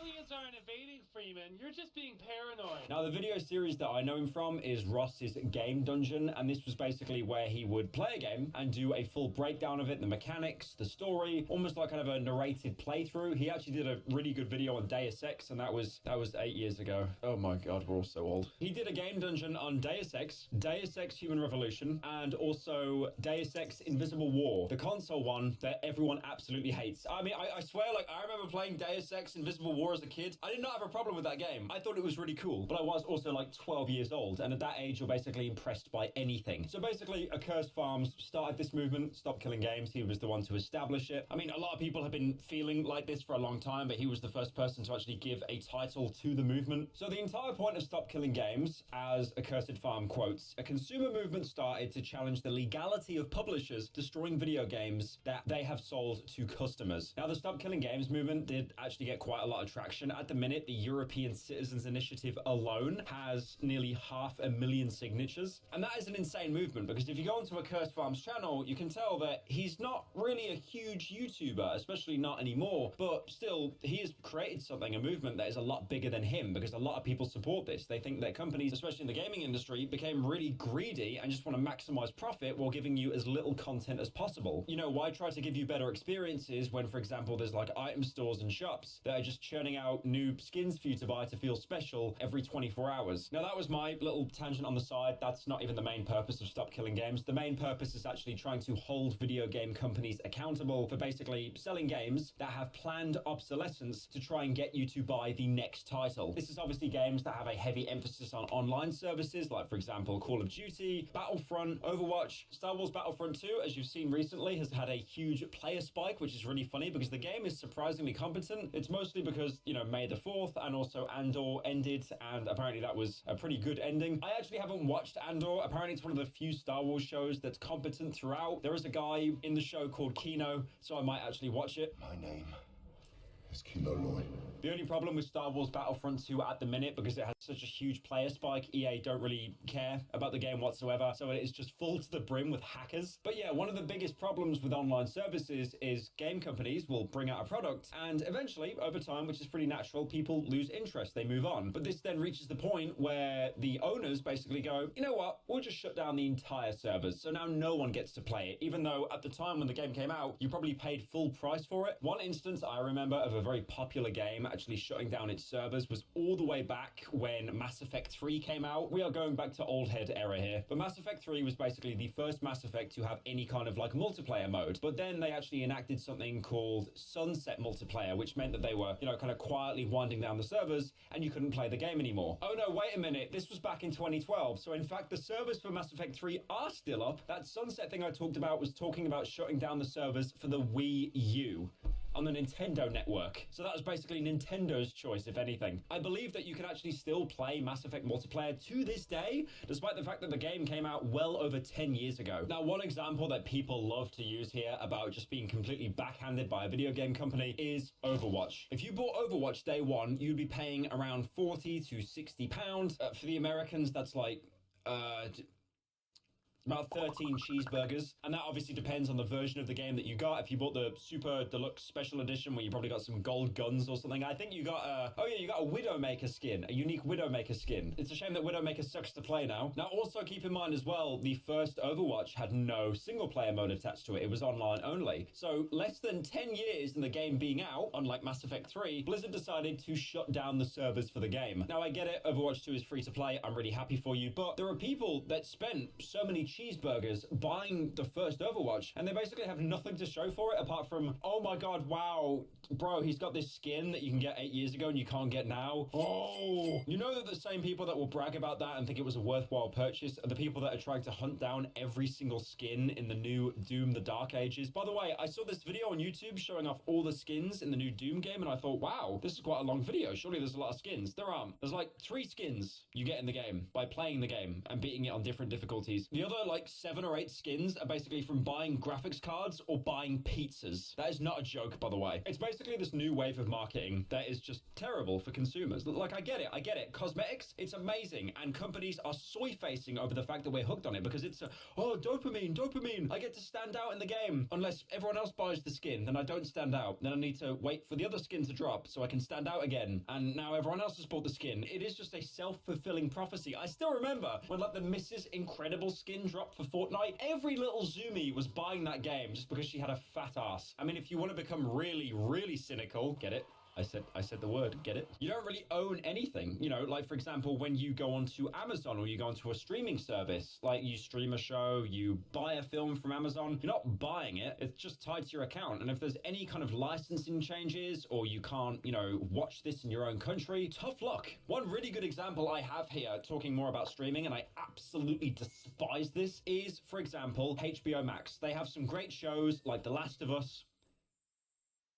I'm sure there's some other stuff on there as well, but the point is I can't watch Max unless I basically use a VPN and then log into like a friend's account. And then in the UK, we have Max in the UK, but it's called Now TV, which is owned by Sky, Rupert Murdoch and his like, you know, kind of his children, and they're all from Succession, basically the cast of Succession. I can watch Max shows through Now TV, but then if I travel to another country, I get region locked to the point that even if I have a VPN on, it knows I've got one, so then I can't watch the thing that I paid for just because I'm getting a flight to another country. It's just really backwards, really anti-consumer. I also remember this one time as well when the 28 Days Later, the zombie film that's getting another sequel pretty soon, 28 years later, that recently was changing licensing hands. So 28 Days Later, you couldn't find it anywhere. You couldn't find it on any streaming service. And that was gone for about 2 to 3 months, I think. You can find it now on like Disney Plus or Amazon and stuff. But there was a point where unless you basically had it as a DVD or you pirated it, there is no way that you would be able to watch that film. And I get it, you know, streaming is security, online services are security, but at the same time, that really goes to show that, like, if companies want, or for whatever reason, they can basically just take property away from you that you basically paid for. Now, I get it, I'm not going to be some boomer that's like, well, actually, when 28 Days Later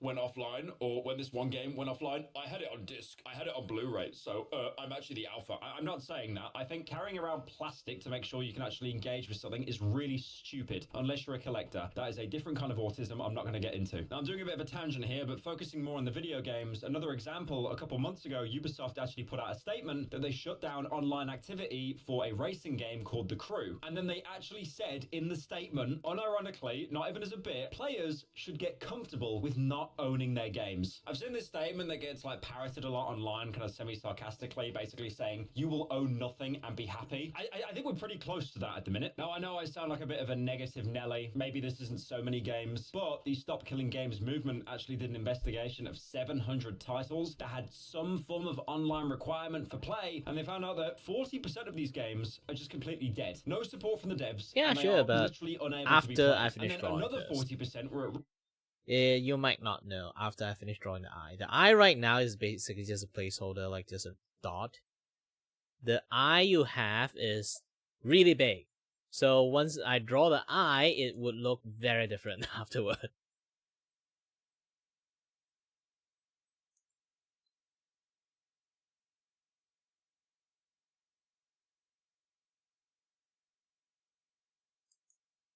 Because like there's still quite a lot of like element on like the ears. I'm not sure this particular thing is a horn or not. Is it a horn?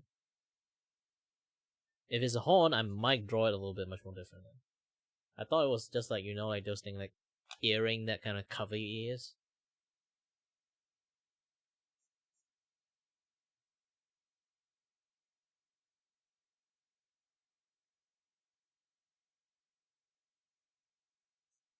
Ah, so they're horns. So I have to draw them a little bit much more different. I'll do a little bit edit afterward.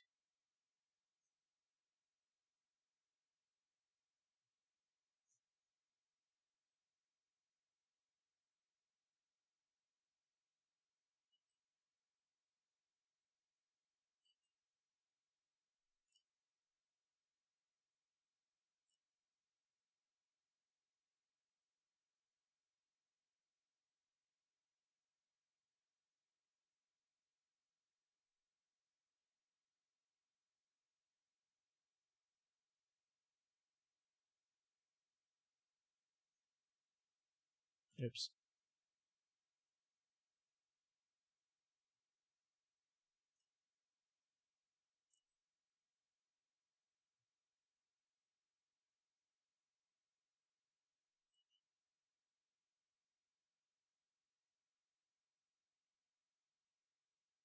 Yeah, doing all this thing need a really, really fine control.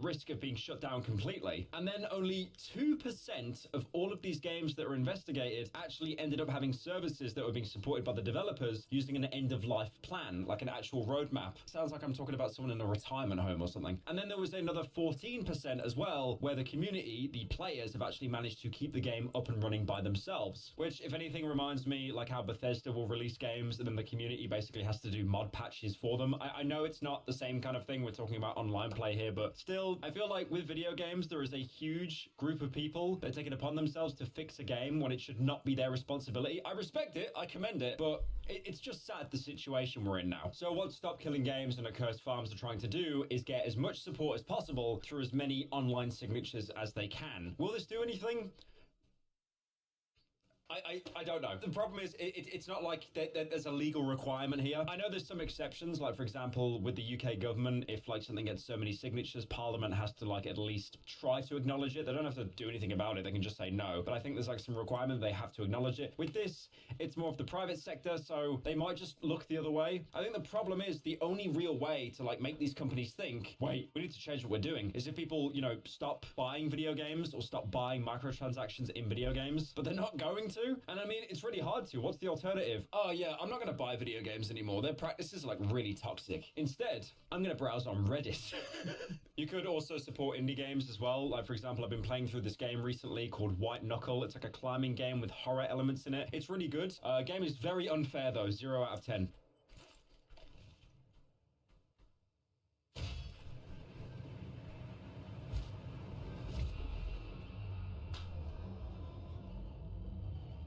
Anyways, but being serious, if they get enough signatures, they basically could challenge the existing laws that support this practice on the basis of consumer hostility, or they could also get enough signatures that the government might have to actually acknowledge this and make some changes. Like, for example, you know, the EU government, they've made some amazing changes. Like, for example, with the iPhone, they now can't use lightning cables. They have to use USB-C. And that's it.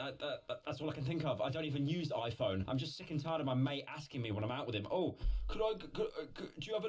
Here's the thing. A lot of people might say, like, what EU does is just inconvenient people here. Like, I can tell you one thing for 100% sure. The EU did a good thing, and the company that gets slapped, they actually, on purpose, make it as hassle as possible, so you would complain what EU does is a bad thing. I'm not even kidding. Try to think about it. Like, everything, like, the hassle stuff, like Apple does, they actually did it on purpose, just to let their user, like, they know the user is, like, what you could say, like, majority of user is basically just Apple diehard fan. So if they did something like this, disrupt their, like, daily routine stuff, and then blame it on because of EU, they will shit on EU as much as possible. That's basically just them. Lightning cable with you? It's like, no, I'm on Android. No, I don't. Now, from the sounds of it, their campaign in the signatures is doing really, really well. They actually managed to acquire a citizens' initiative with the support garnered, so they could possibly take all of this to the EU, which is basically every country in Europe except the UK. I'm so happy about Brexit. I love it. I love it. If it wasn't for Brexit, I'd probably still be in Sweden right now. What a great law. What a great law. I love Brexit. Thank you for that. Now, if this becomes a requirement for the EU, this could be huge because the EU is basically one of the biggest markets for gaming. Mostly because if you're in the UK, you probably play FIFA or Warzone, and if you're in Germany or Poland, you're racist and you play Counter-Strike. And obviously, it's reached a point right now where the government has to step in because private companies, as we've seen in basically any sector in the world, they won't regulate themselves. Why would they do that? Because regulating yourself usually means sacrificing profits. Now, this sounds like a fair request to not actually kill video games, but Pirate Software, who, like I've said before, I've talked about on the channel, he was very against this. So if you know Pirate Software, he is a streamer and a game dev, and he used to work for Blizzard and also Amazon Game Studios, and that was before setting up his own indie dev company. So Pirate Software actually came out with 2 videos basically in opposition of Ross and his entire point of the project. The thing that I know most about Pirate Software is he has the most unprecedented streaming stamina I have ever seen in my life. Basically, the guy streams most days of the week, usually doing 11, 12-hour streams at a time. I just don't understand that stamina. Like, I respect it. Dude, I do like a 5-6 hour stream. I want to sleep for 2 days. In the first video he put out titled Stop Killing Games, he basically outlines his reasons for not supporting the initiative. I do want to give context here as well. This is a very old video. This came out around 9 months ago. I'm obviously not trying to dig up any old drama here. The reason why I'm talking about it is because Accursed Farms only actually responded to this 9-month-old video pretty recently, a couple of days ago, but we will get into that. Basically, his main argument points are, first of all, this is the way the industry works, and it's a standard practice to shut games down after an X amount of years. On March 31st, 2024, Ubisoft shut down the game's servers, rendering the game unplayable, which is normal for live service games. The only thing that I can see in here that could be a problem is if they posted as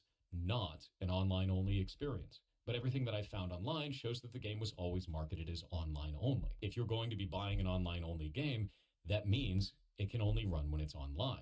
And if the servers need to shut down in the future, far in the future, it makes sense to me for the access to that game to be cut, if it's online only. Secondly, he basically says it's too expensive to expect companies to be able to keep servers up and running forever. And there are some people that'll say, well, just make it all single player. Well, I've explained that that doesn't make any sense in the first place. If you're making it all single player, you'd have to carve off all of that, and it's developer time and money. When you already have sequels out and the game has basically no players left anyway, it makes more sense to just move on. I don't find that to be a problem from the developer perspective, and I understand that people find that to be a problem from the player perspective. But there is also a point as well that tries to contradict this on the Stop Killing Games website. No, we are not asking that at all, that being running games indefinitely. We're in favor of publishers ending support for a game whenever they choose. What we are asking is that they implement an end-of-life plan to modify or patch the game so that it is run on customer systems with no further support from the company being necessary. They then list a number of games that have implemented this, like for example Gran Turismo Sport, Mega Man X Drive, Caller's Bane, showing that it is possible for companies to do this. And thirdly, Pirate Software claims that this will basically hurt companies in the long run. Developers will basically stop making live service games if they have to bend the knee to these changes. If you try to tell me that every studio needs to run their live service game indefinitely or not want to run one at all, then no one's going to run them. And we're going to miss out on adventures like Final Fantasy XIV. And even though I don't... That is MMO. That's a very different thing. But also, if you go onto the Stop Killing Games website, this is something they've tried to address as well. The regulations we are seeking would only apply when companies decide to end support for games. At that time, they would need to be converted to have either offline or private hosting modes. Until then, companies can continue running games any way they see fit. And in response to the question of money, Stop Killing Games also says this: the costs associated with implementing this requirement can be very small, if not trivial. Furthermore, it often takes a company with large resources at its disposal to even construct games of this nature in the first place. Small developers with constrained budgets are less likely to be contributing to this problem. So again, this was a very old video that Pirate Software put out like 9 months ago. It obviously got a bit of traction at the time, but then as the internet is the internet, everyone just basically forgets after a week. 9 months after this entire ordeal went down, Accursed Farms actually commented on the situation involving Pirate Software in a recent live stream. And you can tell from his tone of voice and his energy compared to other announcement videos, you can tell it's taken a toll on him, like he is just not happy. Now, what Accursed Farms is accusing Pirate Software of doing here is apparently just flat out lying. That being about the nature of Stop Killing Games in order to put his own point across. So Accursed Farms actually believes that Pirate Software recognized that he couldn't lie about the contents of the movement, since he believes that they were pretty black and white with the way that they outlined everything, even having a whole website with a dedicated FAQ section stating their demands. So according to Accursed Farms, apparently Pirate Software twisted the premise of Stop Killing Games from games should have an end-of-life plan, changing that to every company needs to keep all their servers up indefinitely, or they'll be breaking the law. We just want there to be prohibit publishers from disabling a game that you paid for. And this would be making end-of-life plans mandatory for games that require it. That's it. So there's no, like, wiggle room on, like, well, I'm for this, but against this, and then your alternative won't save any games. So it seems that Accursed Farms thinks that Pirate Software is pulling a bit of a straw man here, not really being accurate with the arguments and making up his own points to basically make it easier to win in a debate. So Accursed Farms claims again that Pirate Software apparently just completely made up that Stop Killing Games was about saving single-player games that have a multiplayer attached to them. Pirate Software, I'm thinking again. I think part of him realized he couldn't change what was written in the documents. If he didn't report what was in the actual initiative itself, somebody would see that and he would get called out on it. So what he did is he changed what we were saying the initiative is about, and he completely made up saying that it was about trying to protect single-player games. That was made up. We never brought that up anywhere. In fact, we had to add that in afterwards. And Ross also goes on to say that this was a much smaller reason than why Stop Killing Games was set up in the first place. The majority of games that are multiplayer and single-player that shut down their servers, you do still have the option to play them in single-player. Like, for example, Far Cry 3. The servers have been shut down a long time ago. And that sucks. The multiplayer was fun. I especially liked the part where if you got MVP, you could do like a funny taunt to the MVP of the enemy team. Hurry up! What? Let's play!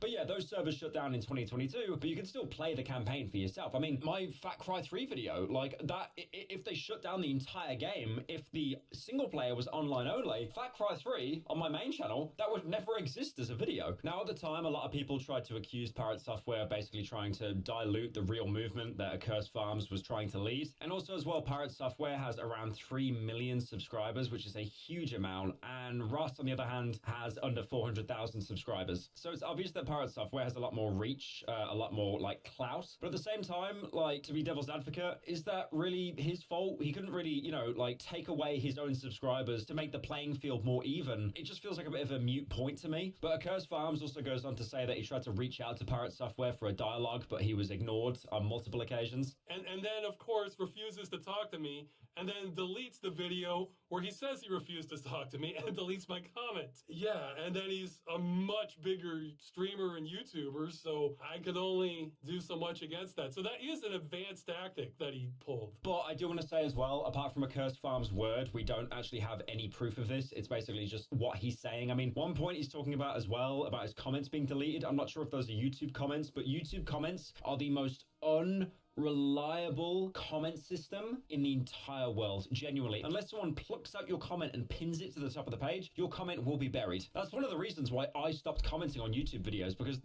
there's no point. Like, if I comment on a video, I'll probably get 1 like and then 5 replies telling me to piss off. Like, I just gave up doing that. So what's the moral of this video? Don't play AAA games where they might shut down the servers after 5 years or make a sequel every year. Play indie games. Like, for example, a very family-friendly game that I'm playing through right now called White Knuckle. Yep.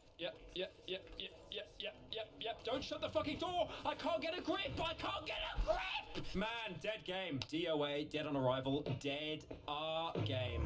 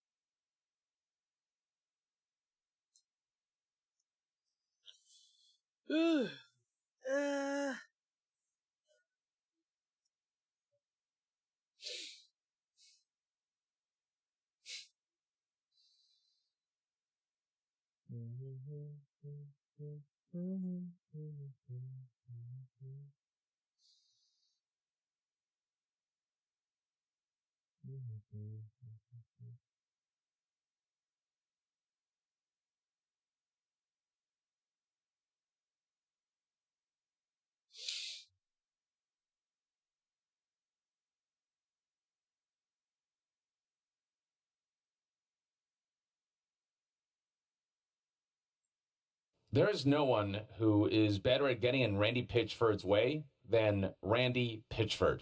Bro needs to stay off the internet because the stuff he spouts sometimes just leads to what is essentially a chaotic scenario for PR. I really do feel bad for Gearbox's PR folks because they're trying their best, and all that is marred by Randy Pitchford saying 1 or 2 just really awful and unnecessary things that leads to optics changing for the worse. So many of you may have heard by now, but most recently, Randy Pitchford responded to a fan inquiring about concerns on Borderlands 4 costing $80. Borderlands 4 being Gearbox's next big entry. And look, if you're a Borderlands fan, it's a game that looks fun and made just for you. But Randy Pitchford is not doing the game any favors with the response he provided to this inquiry. Randy, this game better not be $80. Don't take that risk. A lot of gamers aren't going to pay $80 and feed this notion of constant increase of the price tag. You're the CEO. You have some say with the price when it comes to your publisher.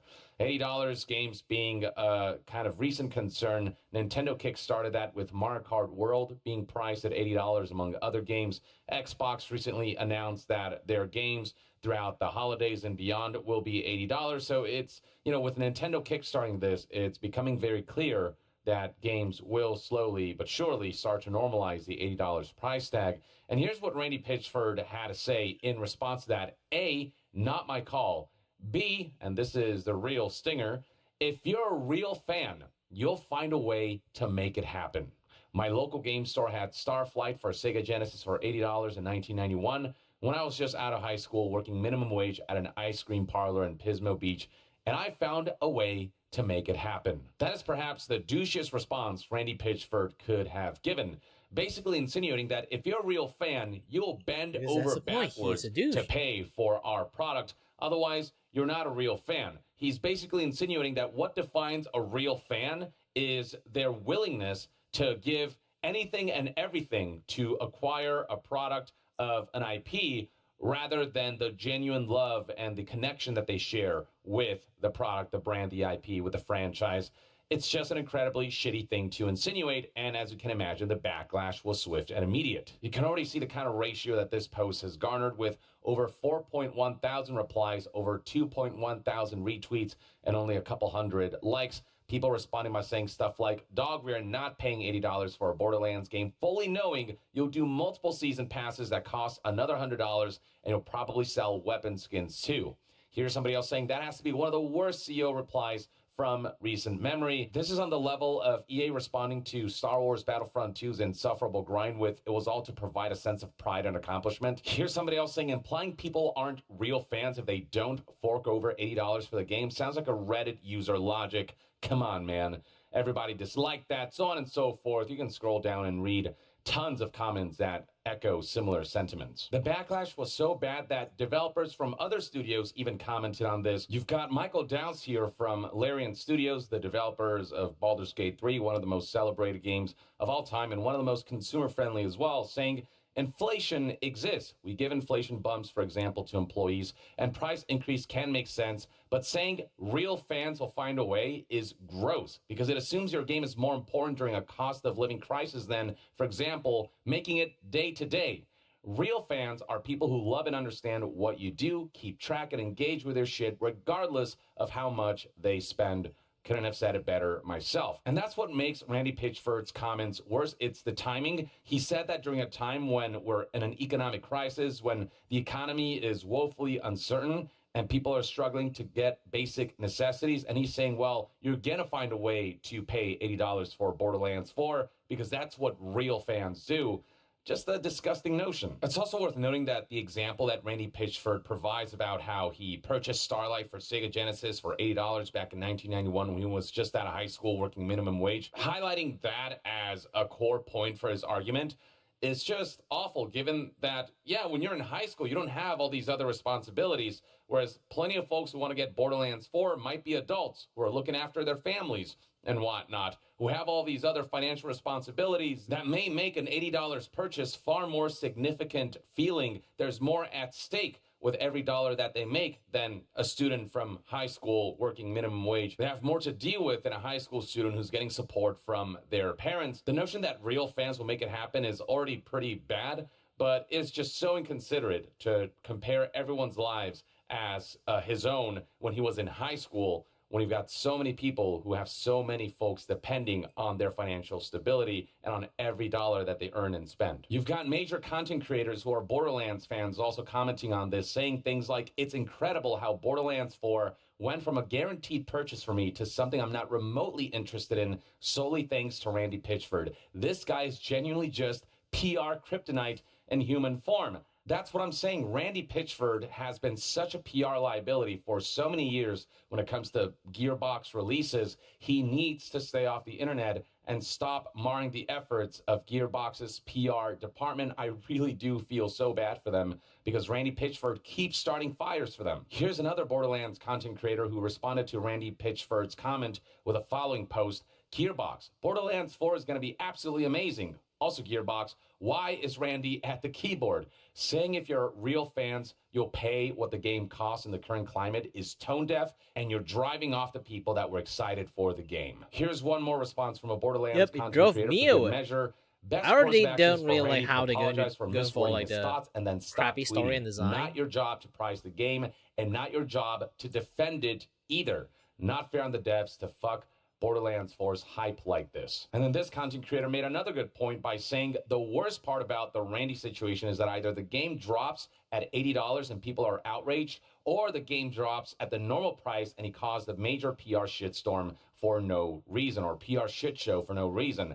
Absolute lose-lose situation for him. Stay offline, dude. His impulse-driven posts that ultimately contribute nothing except adding fuel to fires or starting fires that shouldn't be there in the first place, that didn't need to be there in the first place. You've even got game publishers like Devolver Digital making fun of Randy Pitchford, saying you're going to be able to buy Myco Punk for you and 3 of your friends for the price of 1 copy of Borderlands 4. This is in response to IGN's coverage of how Randy Pitchford said that if you're a real fan, you'll find a way to make it happen when it comes to paying $80 for Borderlands 4. Devolver Digital's post went on to garner millions of views and tens of thousands of likes. Now, Randy Pitchford tried to slap back with a cheeky response saying, Myco Punk is cheaper than a point of meth. Probably has fewer side effects too. but it didn't garner the level of attention that Devolver Digital's original tweet did. It didn't garner that level of positivity. Nobody's really rooting for Randy Pitchford. People saying things like, I'm just getting fired Borderlands 4, or please stop, just apologize and move on. This isn't fair on your developers. If you care about them, just do the right thing, dude. Randy, we're begging you to stop. Borderlands 4 had so much hype and it's being ruined in a day. Let people want to like and support the game and all the amazing people who made it. Just stop sabotaging yourself. Stop sabotaging your own products and major releases like Borderlands 4, and stop sabotaging the efforts of your entire studio. Now, Randy Pitchford recently attended PAX East, and during a panel, he was asked about this whole controversy involving what he said and what response he gave to a fan saying, please don't price Borderlands 4 at $80. Here's what he had to say. This is something that Randy Pitchford made a point to feature on his official Twitter page. So this is the clip that he wants all of us to see. What will the game's price be? That's an interesting one. I don't know this. The price, really, now? I'll tell you the truth. I don't know. And that is the truth. I'll hit it. I'll hit it straight on. And it's an interesting time, right? We've got the on one level, we've got a competitive marketplace where people want to, or the people that make those choices want to sell as many units as possible, and they want to be careful about people that are price sensitive. So there's some folks that don't want to see prices go up, even the ones deciding what the prices are. There's other folks accepting the reality that game budgets are increasing and there's tariffs for the retail packaging, and like, it's getting gnarly out there, you guys. Borderlands 4 has more than twice the development budget than Borderlands 3. More than twice. Well, that's your choice. The truth is, I don't know what the price is going to be. I do know that we will be opening pre-orders soon, TM, and that will be when the price is set. I think that Borderlands 4, here's the philosophy we have. Whatever the price is, we're entertainers. Yes, we want to get more resources so we can make you're bigger not and better entertainer. games. There's a reason why Borderlands 4 is so awesome. You're a PR It's 'cause disaster. you guys showed up and supported Borderlands If you're an 3. entertainer, you understand the thing we you have say the budget, is so we can stupid. more than double the budget. We feel confident in that. But you don't have to more than double the budget. When the revenue You don't have to do that. to make bigger games and better games. That's unsustainable for budgets to inflate at that level. To have it. You know, we want to make it as easy as possible for everybody to enjoy what we're creating. So it's a weird thing, but the fundamental philosophy is we want people to buy it so we have the resources to make more, but we want everyone who buys and plays a Gearbox game to feel certain that they got the better end of the bargain. Whatever the price is, that they got the best value. And that's the philosophy that we live by. And so we're going to have a price set soon, and it might be the new price that like Nintendo and Microsoft have led with.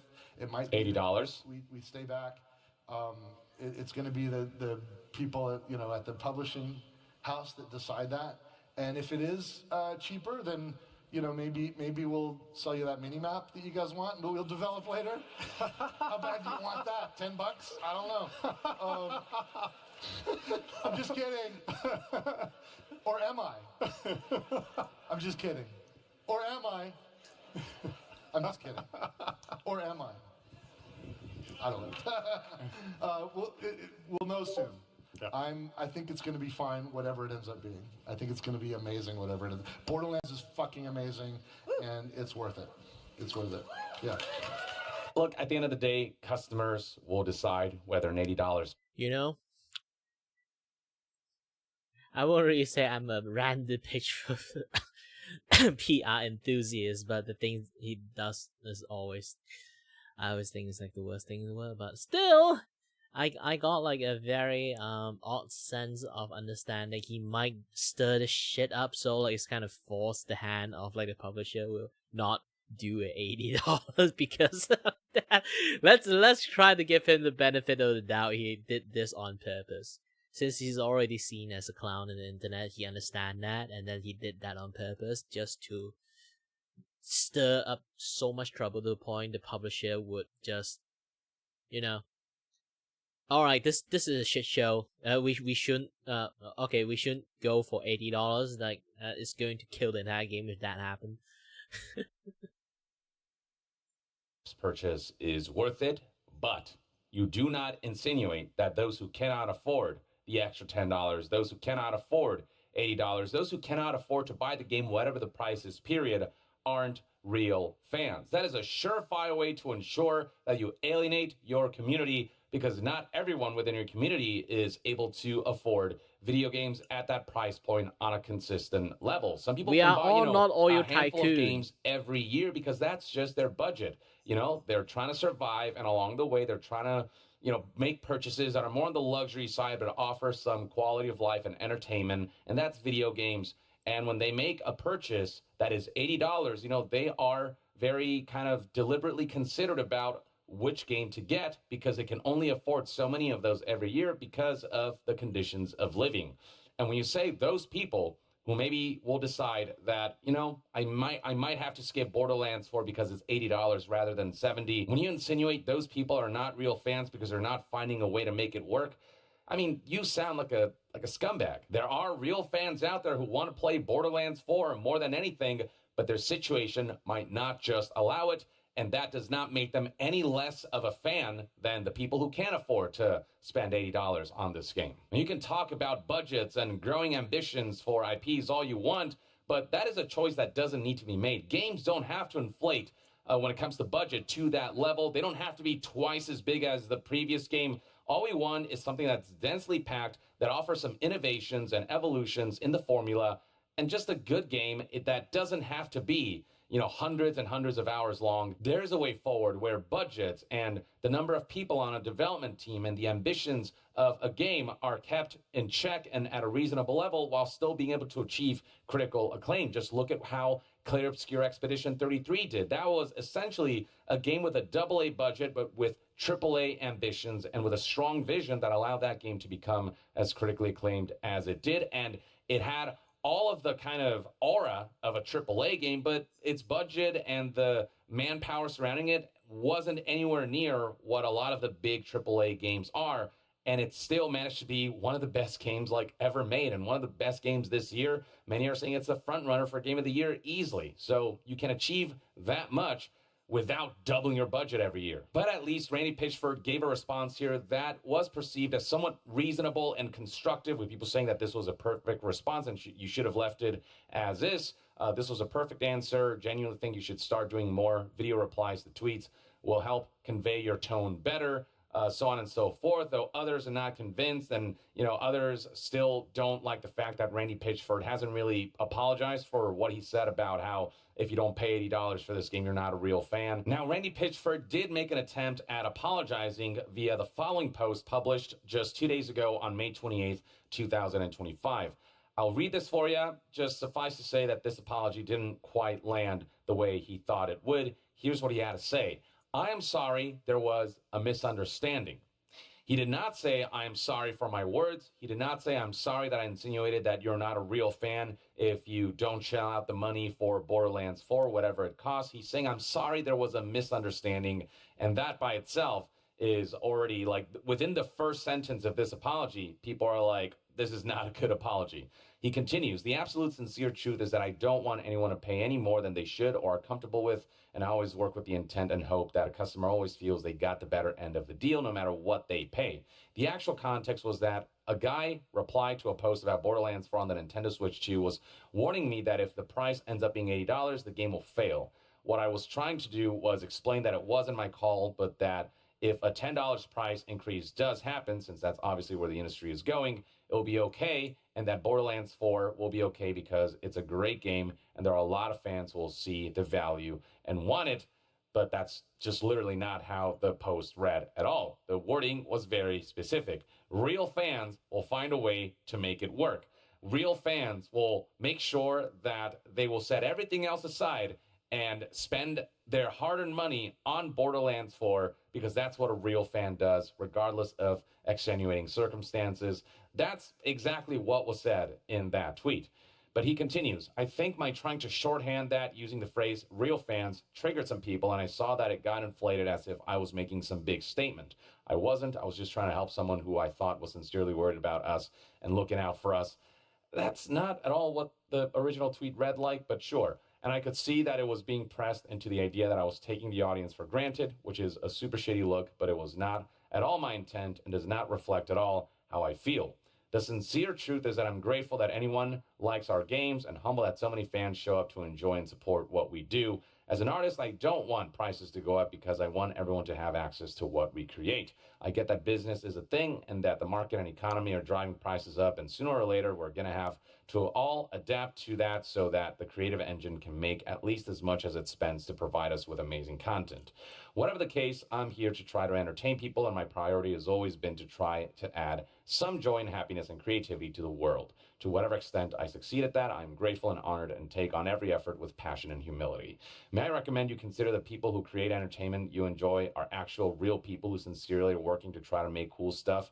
Well, may I recommend that you consider that the people who purchase your products at whatever price point are also human beings who have lives to live and are going through some stuff. And the reason that they're requesting that games don't be priced at $80 and they remain at $60 or $70 is because of very human elements, very human struggles that are ongoing currently because of the state of the world. Maybe if you considered that, you wouldn't have posted a tweet that would have so obviously enraged a community that feels like you're very ungrateful and are taking fans for granted when you say things like you're essentially saying things like you're not a real fan if you don't spend $80, or if you are a real fan, you'll find a way to make whatever price point is for this game work because that's what fans do.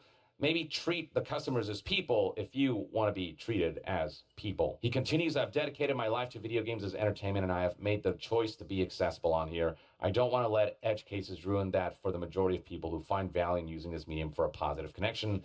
But I cannot help that there's a part of me that doesn't want to at least try to help those that don't get it to gain some perspective and some dignity in how they choose to interact.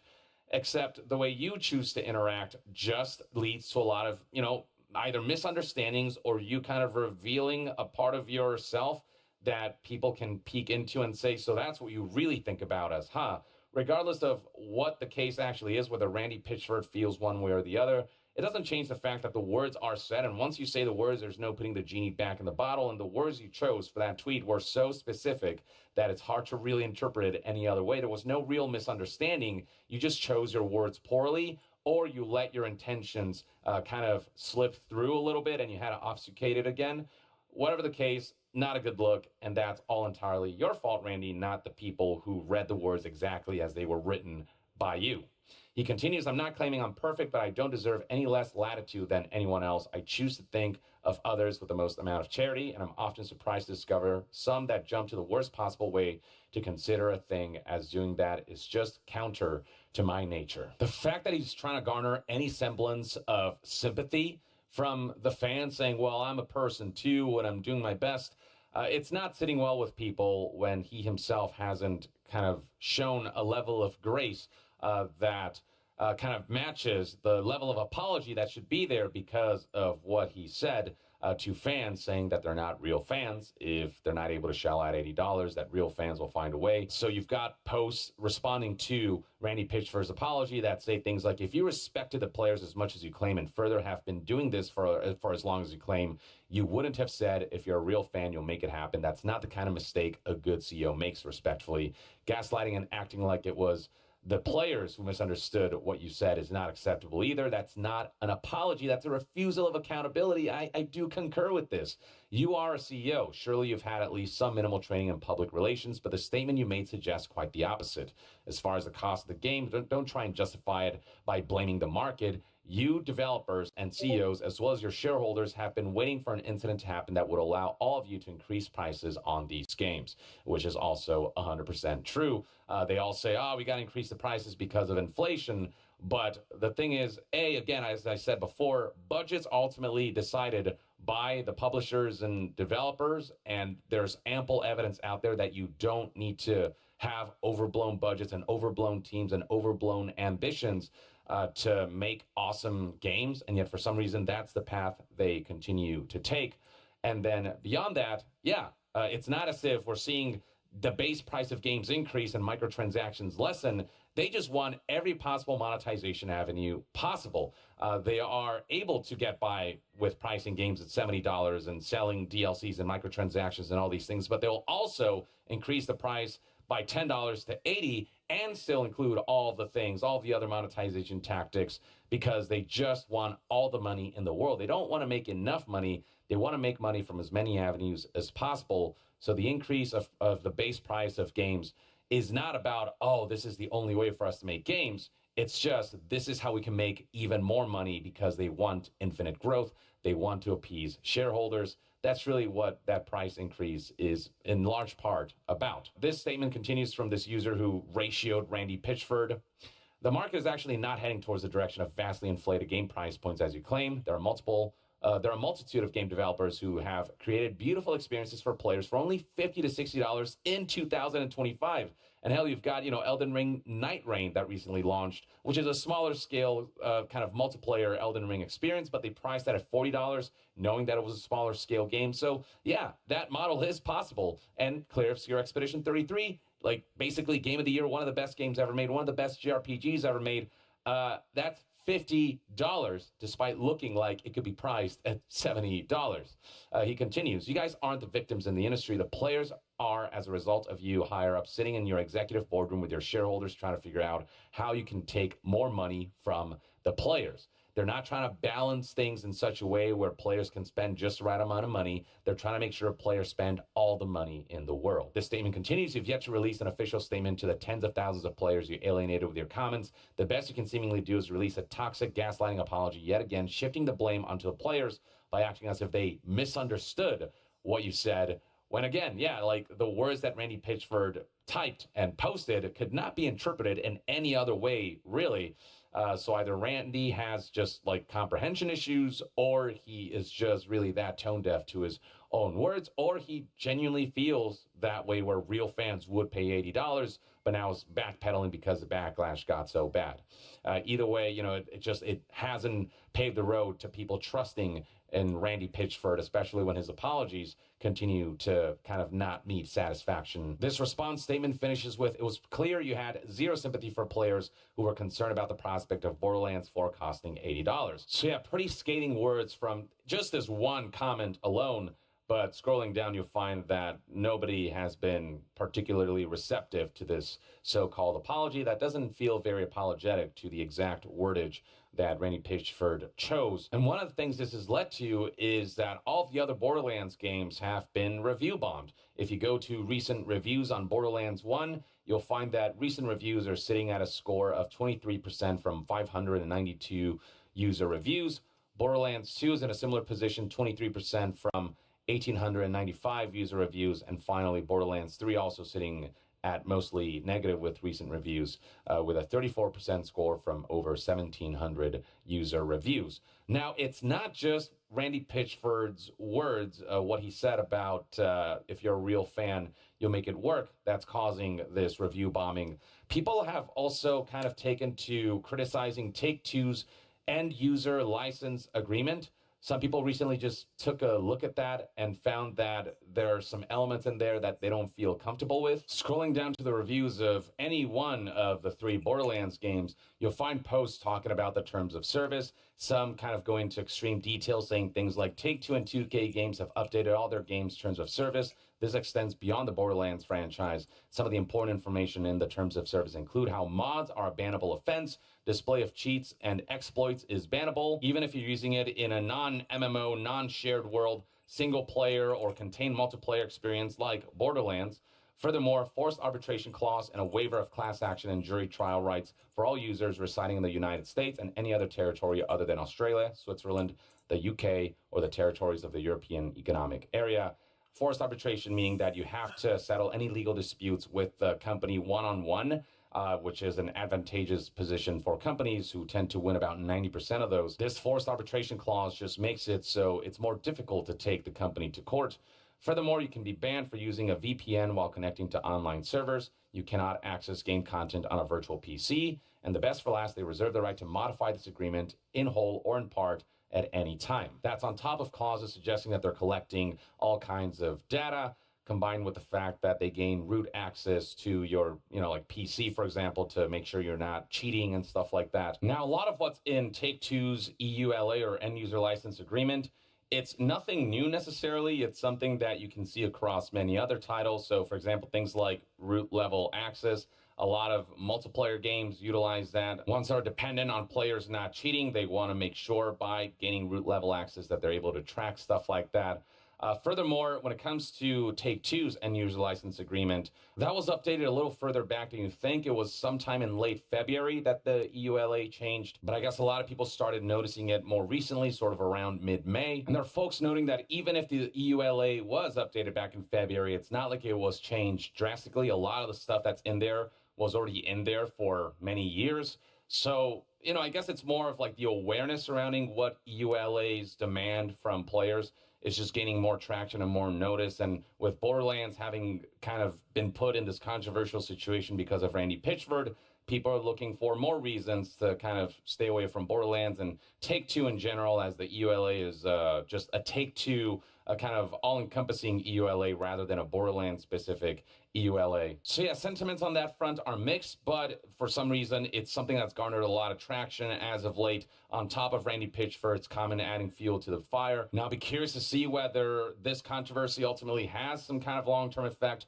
on Borderlands 4 sales, but this is the situation. This is where we're at, and I'd love to hear what your thoughts and opinions are on Randy Pitchford's words in regards to $80 Someone price tie point fucking for Randy Borderlands 4 Pitchford and up. how real fans will make it work. Do you think this will be detrimental enough to the PR? That guy Borderlands is 4 that only it will good at severely vision. negatively impact PR the wise, sales, or do you think it'll make no difference? And for you he personally, if can't. you're looking forward to getting Borderlands 4, has Randy Pitchford saying that change your mind about your purchase of the game at all, or is it something that you are deciding to move on from history and already still showed. get the game as long as it's a good product? History already shown. Randy Pitchford can be very good, like CEO for game development stuff, because he's good at like the understand and awareness of like the game, what game that people like, this and that stuff. But here's the thing. Here's the fucking thing. He's awkward around people. Like we all have like that, like gamer moment or like introvert moment that we realize that we aren't really good at interacting with people. Randy Pitchford is technically that kind of people. He, like, all the history of the drama that he like stirred up with between the coworker, this and that stuff, is always that him either being a bad interaction, not even bad boss. I don't think he's actually legitimately that bad of a boss. If he is a very bad boss, everyone will shit on him every single day. And he basically is just like a person that really bad at communicating. I'm not even kidding about that. You can try to like track all his like miscommunications like account. That dude is just very bad at talking. And he keep calling himself an entertainer. No, he's not a very good entertainer, because he's very bad at communicating with people. Okay?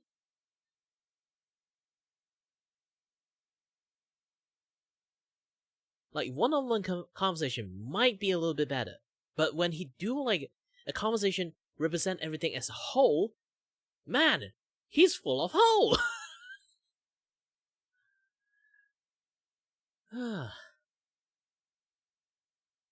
Share your thoughts in the comments below, and to be further updated on all things gaming news, reviews, and discussions, stay tuned right here on Young Yeah. I'll see you guys next time. Young out.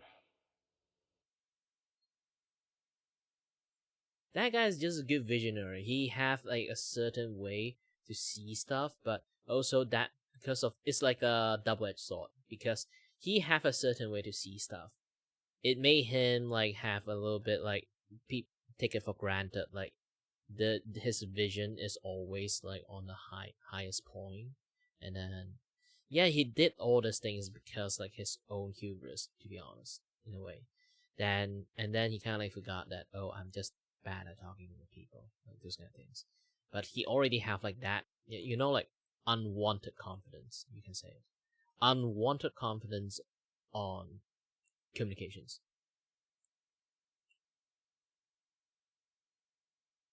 when you actually are the way you communicate with people is terrible, but you are the boss, and everyone just like bend the knee when you talk.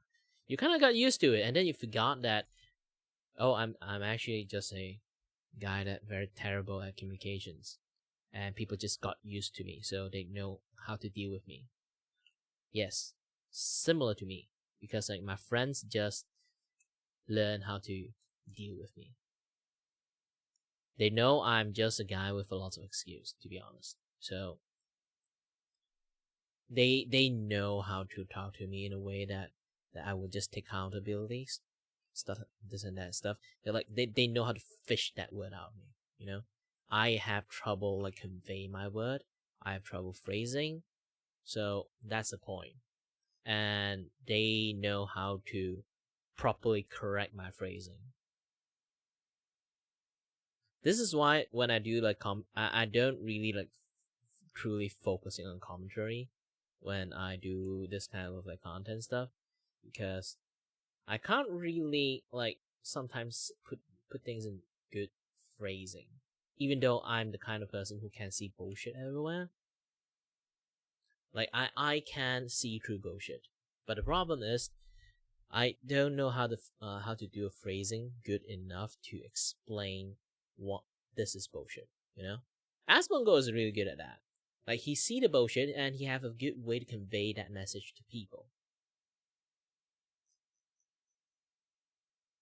This is why, like, even when he say something wrong, I would still respect him because he's tried it. He have his way with word.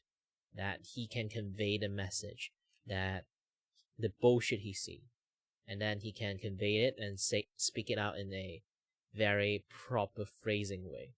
People like, no matter how you kind of see, like, so many people trying to cancel Asmongo, they can't really cancel him on the thing he say. Yeah, they did actually like have that one time on the like, you know, the past issues, but still, again, is that just one thing? And the rest of the stuff he always like talk about, like, not lots of people, almost like no one can actually like, you know, have like those like gotcha moment, you know? It's like even the Palestine thing, he literally deliberately say it that way. It's a very bad way to say it. Yes, he deliberately say it that way. But in reality, like, you look at every other thing he said, it's like he phrased it so well. You don't really can like do any like gotcha moment like on anything he just said. Not even kidding about that.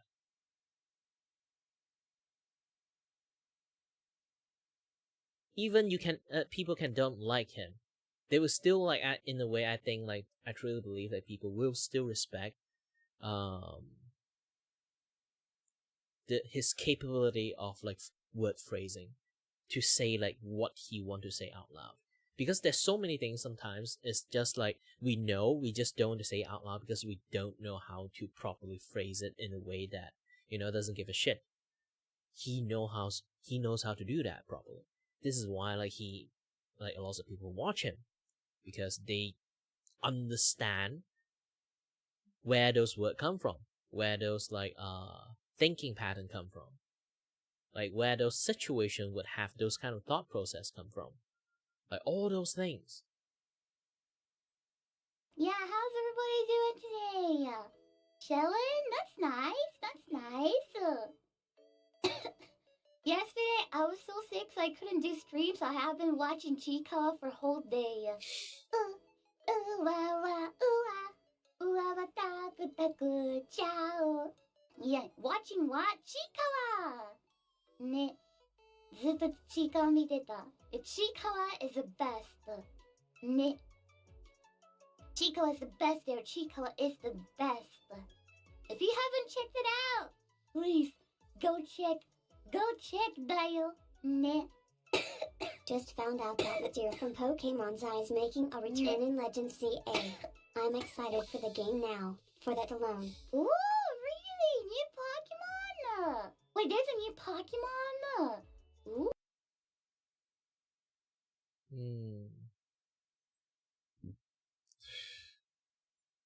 What are you doing, EA? I mean, from the haphazard cancellation of projects to some of the plans that they've talked about in regards to what they want the future of EA to look like, I'm not entirely confident that EA is setting themselves up for success. So in regards to cancel projects, we saw one all the way back in March of 2025. News Salad Insider Gaming noticed that on LinkedIn, a former developer at EA posted the following. The unannounced incubation project I was a part of for the past year was canceled this week, so I'm joining the group of extremely talented and kind people in the games industry searching for a new role. IGN investigated this situation, and it turns out this was an incubation project from Respawn that was unannounced and was canceled before it had any chance of coming to life. Apparently, this was spun off by members of an internal team that was formerly working on a Star Wars FPS at Respawn, which itself was canceled last year. And as part of this cancellation, a number of individuals within Respawn were in fact laid off. Then on April of 2025, EA canceled another Respawn incubation project that was in early stages, as confirmed by this statement from Respawn itself, published on April 29th, which reads as follows. As we sharpen our focus for the future, we have made the decision to step away from 2 early-stage incubation projects and make some targeted team adjustments across Apex Legends and Star Wars Jedi, meaning layoffs. These decisions aren't easy, and we're deeply grateful to every teammate affected. You get the idea. We do know that one of the canceled projects was that multiplayer FPS game that IGN reported on back in March, but then we learned that the second game that was canceled within Respawn was an extraction shooter set in the Titanfall universe, codenamed R7. The IGN investigated further, and they learned that as part of this cancellation, roughly 100 individuals were affected by the changes, including a mix of developers, publishing, and QA workers on Apex Legends, as well as smaller groups of individuals on the Jedi team and on the incubation projects. So we got EA canceling a game in March, then they canceled a game in April, and now fast forward to May, and we got yet another cancellation, and this particular project stings because people were really looking forward to it. I'm referring to the AAA open-world Black Panther video game that was in development within EA through a brand new AAA studio that they established called Cliffhanger Games, and you can see right here the teaser itself. This was something that people were relatively hyped about, especially given the pedigree of talent involved within this new studio. And not only was Black Panther canceled, Cliffhanger Games itself, before they could even ship a game, was closed in its entirety. This was once again reported by IGN, whose sources have relayed this email that EA Entertainment President Laura Meal sent to staff, saying that the reason that Black Panther was canceled and Cliffhanger Games was shut down, and the reason for all the layoffs and why all of this has happened, is because, quote, to sharpen our focus and put our creative energy behind the most significant growth opportunities. Basically, we don't want to take risks. We want to play it safe, and we want what is viable in the short term rather than nurturing everything to a point where in the long term we'll be well set. It's that short-term mentality of like, what does market research is the hot thing right now that we can churn out as quickly as possible so that we can make that short-term money that will please investors. Is that kind of mentality rather than just like, what do we make that is exciting and fun and pushes the boundaries of what you can achieve with game development and with creativity on this front. None of that is in consideration here. It's just about those growth opportunities for the corporation, not for the gaming medium. And as part of this cancellation, even more layoffs are occurring within EA. IGN says that while the affected number of individuals is less than the roughly 300 roles cut last month across Respawn and EA's fan care teams, it's still a significant amount of people who will not have jobs. Meal further continued in her email, these decisions are hard. I guarantee you that the conscience of corporate executives are not affected by this stuff. Otherwise, this wouldn't happen as frequently as it does. They affect people we've worked with, learned from, and shared real moments with. We're doing everything we can to support them, including finding opportunities within EA where we have had success helping people land in new roles. There are some folks who will end up somewhere else within EA, but there will still be a lot of folks who will ultimately end up losing their jobs because of leadership incompetence, leadership not really knowing what the hell they want to do, what they want to make, canceling projects left and right, especially ones that show as much potential as this Black Panther AAA game made by industry veterans. Now, here's the portion of Meal's email that really highlights a direction that is not ideal for the company. Apparently, EA wants to focus on just a small handful of franchises going forward, and this does not spark confidence that EA is willing to branch out and take some risks that have led to some of the most successful and critically acclaimed games in the last few years. Instead, they're focusing on specifically Battlefield, The Sims, Skate, and Apex Legends. They are still working on and investing in the Iron Man game that's being developed at EA Motive, though given the uncertainty surrounding the longevity of games at EA that are in development, as evidenced by Black Panther's cancellation, who knows if Iron Man will make it all the way through to the end.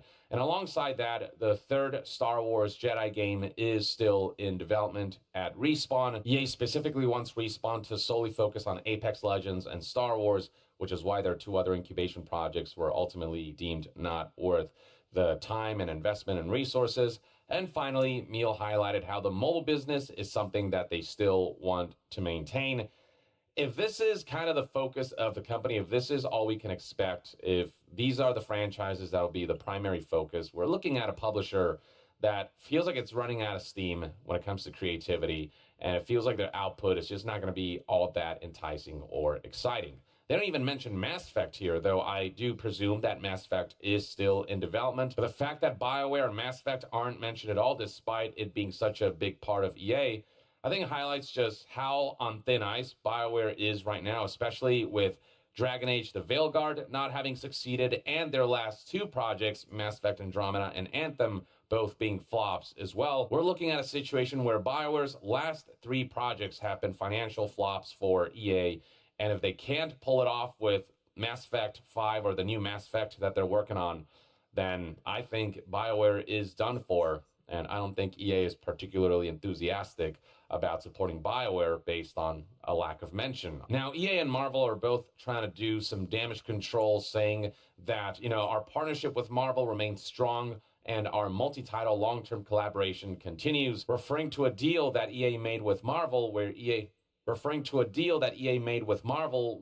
would make 3 Marvel titles. We know of 2 of them, Black Panther and Iron Man, but one of those, Black Panther, was already canceled, so this partnership already looks kind of precarious. Marvel also provided a statement along the lines of the multi-title long-term relationship between Marvel Games and EA, a creative collaboration focused on original storytelling with various beloved Marvel characters, remains strong. Development of our console and PC titles, beginning with Marvel's Iron Man, is led by Motive Studios. I don't know, when 1/3 of your endeavors was kind of wiped out of existence out of the blue with no real good reasoning, and just kind of led even to the shutdown of a brand new established studio, Cliffhanger Games, and when you don't give the studio a chance to show what they got, and when you cancel the Black Panther game just on a whim like that, to me, that doesn't highlight a situation where you've got a strong partnership with a strong vision with defined goals. It highlights a haphazard situation that doesn't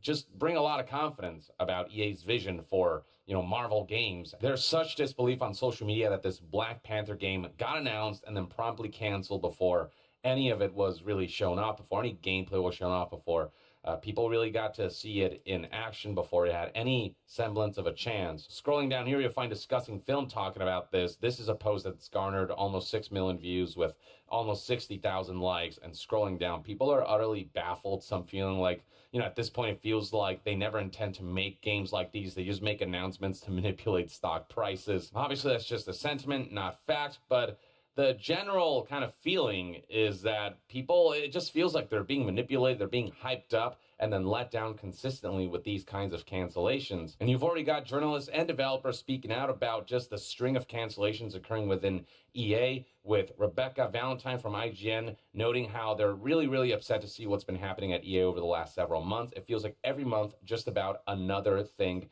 gets shut down. And in response to that, we got Patrick Wren here, who is not a former EA worker and developer, but a current one. Patrick Wren being senior encounter design on Jedi Survivor at Respawn. So he is someone who is working at Respawn right now. He came out and said that morale at Respawn and just EA in general, I presume, has been at an all-time low. I can say that much. He cannot say much else because he's under NDA. He's still someone who works at the company.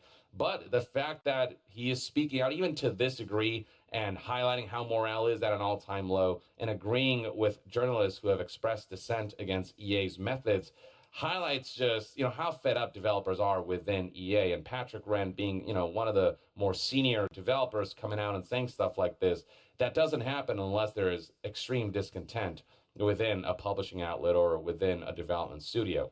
Patrick Wren, in a separate post, he tweeted or posted on Blue Sky, "I am just sorry for everyone who just wants to make cool video games in this industry, because those people are made to realize just what a shit show the games industry is, and how much the games industry keeps getting in the way of itself, and how much it limits the creators and creatives and developers' capabilities to realize their talent's full potential and to work cohesively to realize a pure vision that isn't marred by corporate mandates." And Patrick Wren even went as far as retweeting one of the now former developers at EA who were working on this Black Panther game. Matthew Allen posted, "Someday post NDA, I will talk a lot about what we were trying to do, not only with the IP, the Black Panther IP, but also about the innovation we were trying to push through and the production practices we think were required to execute on these things." Production practices that I'm sure EA is allergic to. And this was Matthew Allen responding to another former EA developer who talked very fondly about what they have seen of the Black Panther game, saying that when they shut down the Star Wars FPS, we got to see this game up close and talk to their dev team because they could take on some of our folks. What they were building was ambitious and special, and I was legitimately excited to play it someday, even if they'd only done 1/4 of what they planned. This was specifically responding to Rebecca Valentine's admonishment of EA continuously canceling projects, especially ones as exciting as this Black Panther open world game, and the report that IGN published on that front.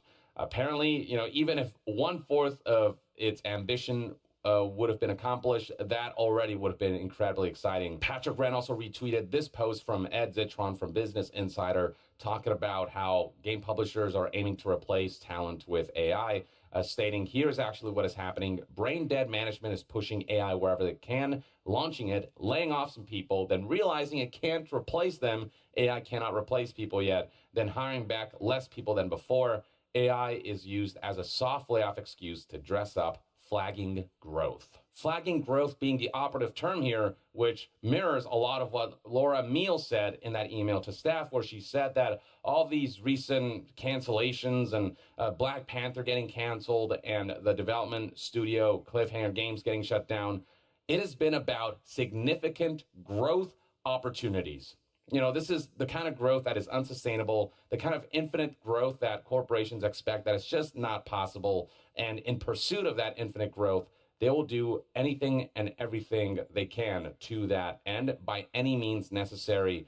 And that's where you get just really dumb moves that are so short-sighted, that are so just limiting in the potential of what their IPs can achieve, that it's incredibly frustrating. Now, another journalist who got on the case is none other than investigative reporter Jason Schreier, who via Bloomberg published the following article titled "Why EA Canceled a New Black Panther Video Game."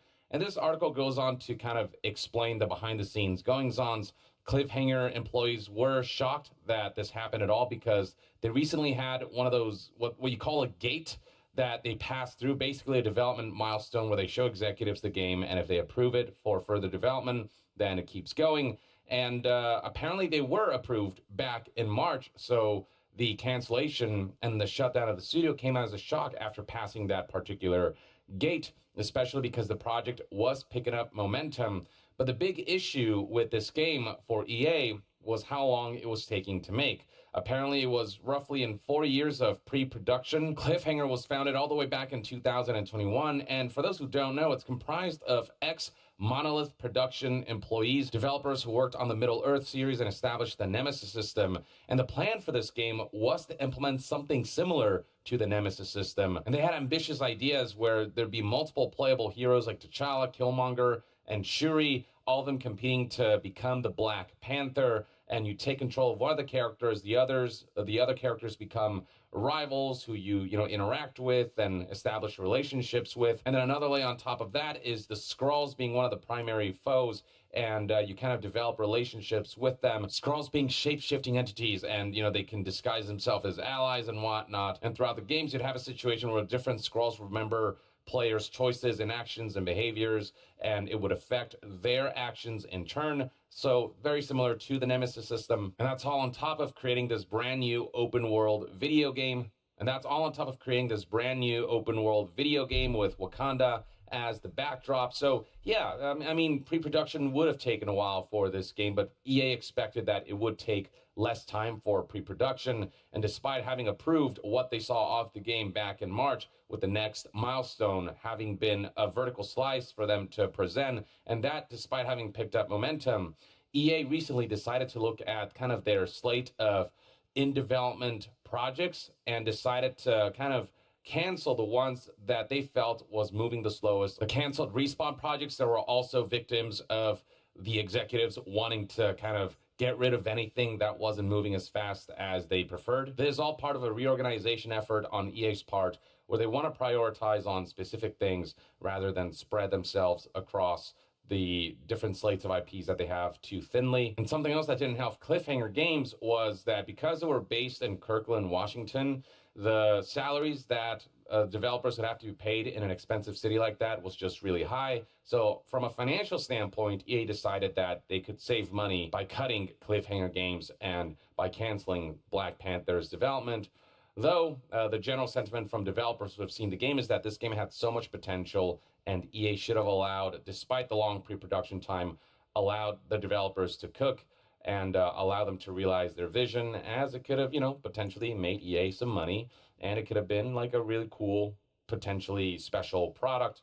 But alas, EA executives decided, like, it'd be one thing if it was in pre-production for 4 years, but the game was shaping up horribly. But the fact that it was gaining momentum, the fact that there was something of substance and something with potential here, and they canceled it after all this pre-production work, I don't know, it just feels like such a waste. It feels like EA is just in free fall on a creative level and have really no strong vision for long-term nurturing.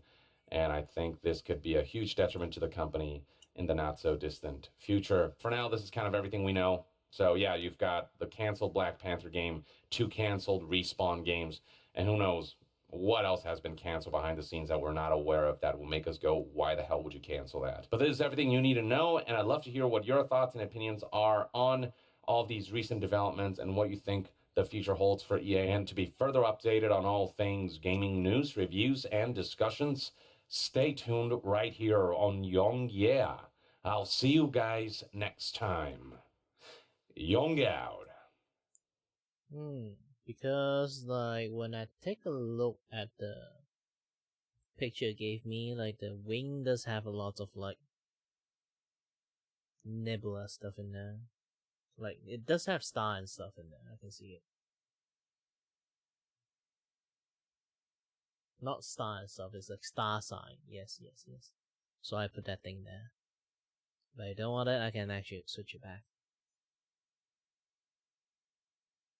Hold on a little bit.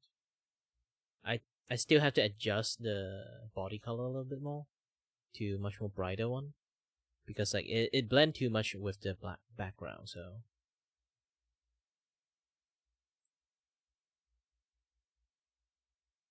well, it's not that dark in the first place. So this is a better way to kind of like make this brighter.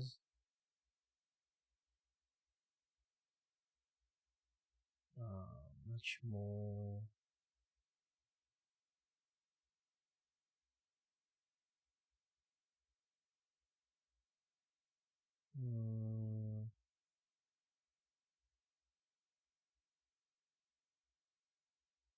Yes. Nope, too much. Yeah, like this.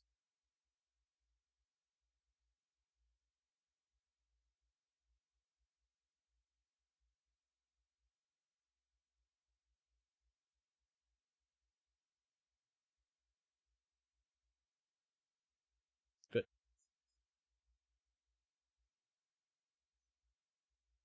And then as for the wing, I need to switch it out.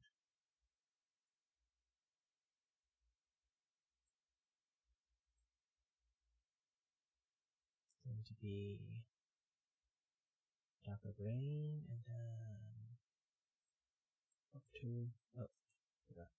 Need to temporarily remove this thing.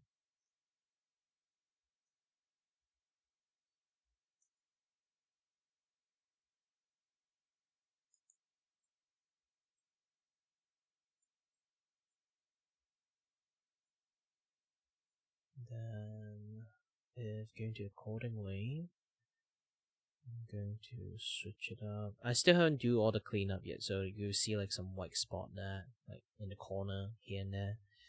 Let me. What was the toner color stuff? Yes, here.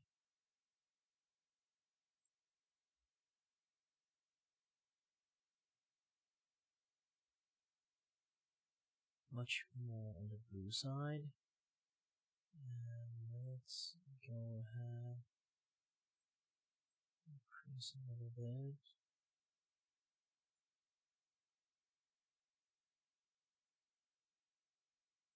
Brightness.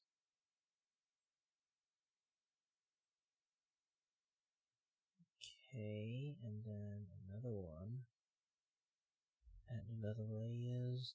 Going to have a little bit of this purple.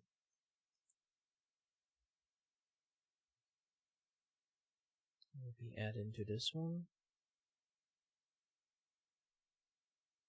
No. Yes. But just not as bright as that. And then just blur it out.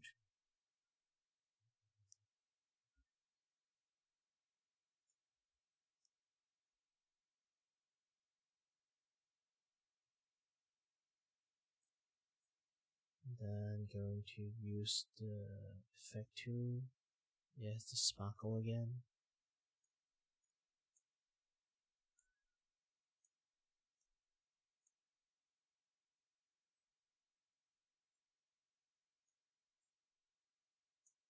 Then with those sparkle, and then just change them into brightness. So it's just like white dot instead of like, it basically just like a gradient dot. And then ta-da, done. And then as for this face, I remember like, do I have anything on it? No, I haven't do yet. Then this face, I will be doing blue.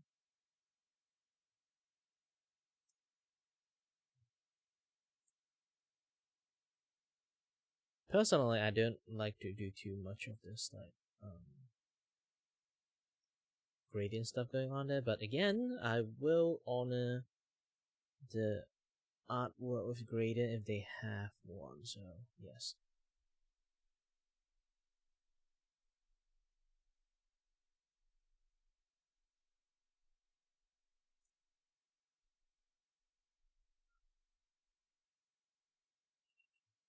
Oops. Let's do the ear this way, do the ear this way, and do the face this way. The face needs a much more better blend. Then afterward, some cleanup. Oops.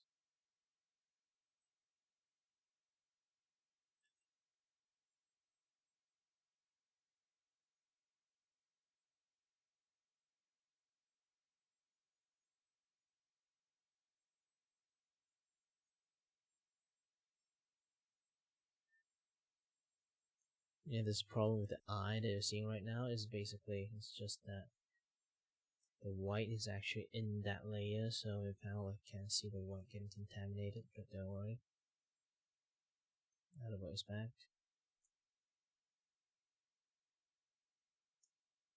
Did the eye also get contaminated?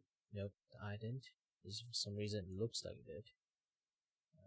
Let's see this. Got this.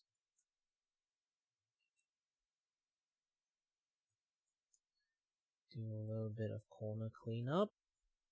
Everything should be on the end. Yeah, still do need to do quite lots of cleanup, but not now yet. It does bother my eyesight. Let's do the extra cleanup first.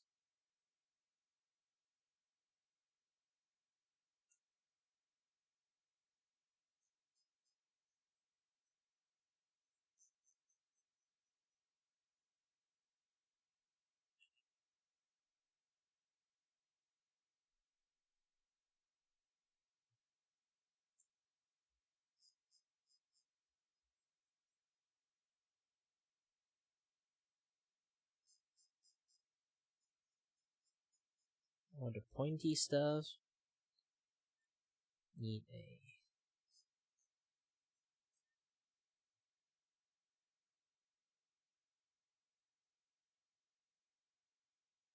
thing yet.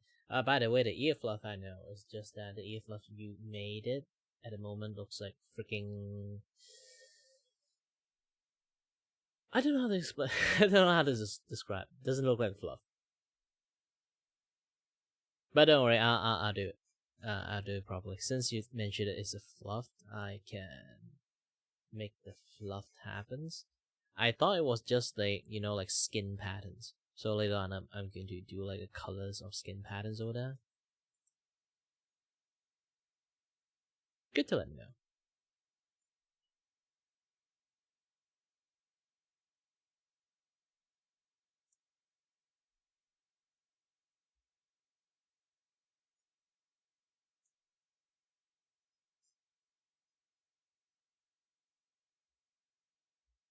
Boop. There is some of the things that I should just use this to cover instead. Sometimes trying to it's really hard to see it when it kind of like did it. If the cover up is like doing it properly, it's really hard to see it. So yeah.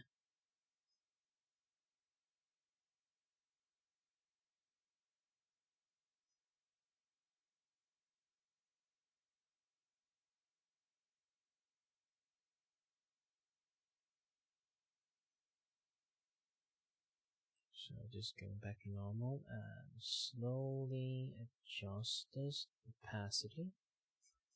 Okay, good.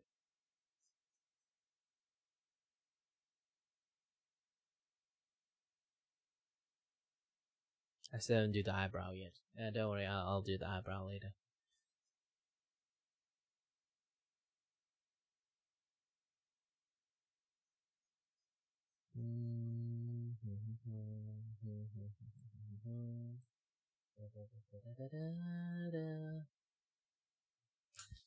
Ooh, I'm really hungry. I should order some burgers to eat. I haven't eaten McDonald's for a very long time. Maybe not McDonald's. Let me try to see. Why I keep pressing wrong stuff? Let's go and see Grab. Technically, we have like Uber Eats, but called Grab. Uber has been like kicked out by Grab a long time ago. Technically, almost like take over the entire Asia at this point. But the shawarma that I love the most. Technically, I always order a shawarma when I manage to get like a jobs, like payment from job. It's like a celebration every single time it did happen. Let me hold that thing off first. I'm going to take a look at what kind of things I can eat. The shawarma, these burgers. I always just either order burger or shawarma. Classic here, I guess. What I should order? Oh no, just looking at it makes me hungry. The shawarma I order usually is like stupidly expensive, so.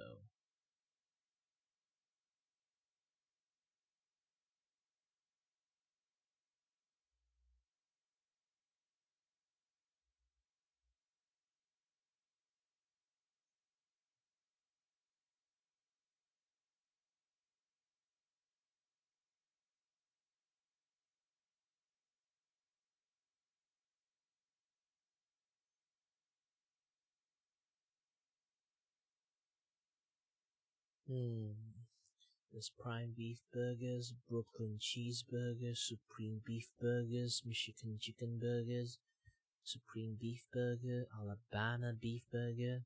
Holy shit, there's a triple layers with cheese. Nah, no. I eat chicken burgers. I usually don't eat the other one.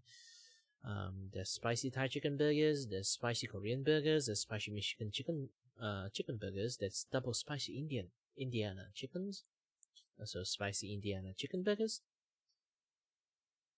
The more I take a look at it, the more I want to just chomp it right now. But too bad. There's Wagyu beef burgers, and also like the special. What is BJ chicken burgers in this? What is a separate one? Oh, spicy crispy chickens. I get that now.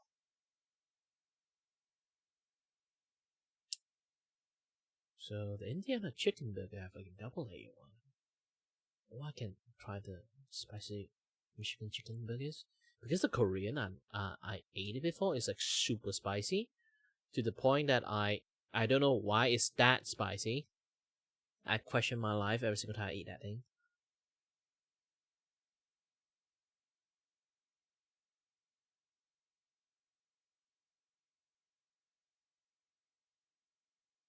Spicy chicken burger, Korean spicy chicken burger, blah blah blah, Indian blah blah, Michigan blah blah blah.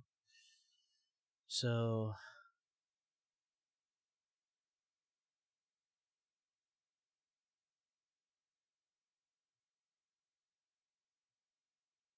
the Thai one only just one.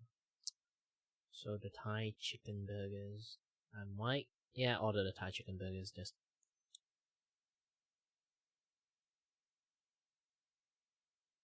Yeah, the more I see, like, the more salivating I am. Gosh dang it. How long have I been streaming, to be honest? Holy shit, I've been drawing for 7 hours.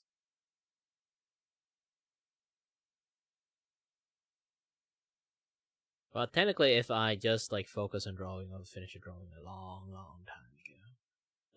Long, man, burger.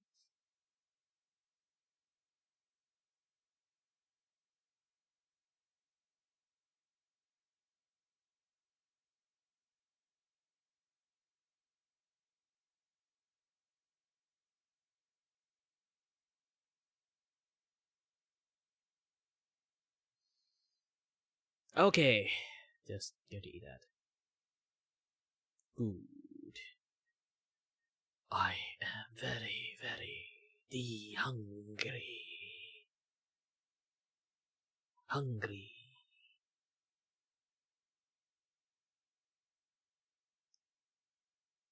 The hunger consumed me.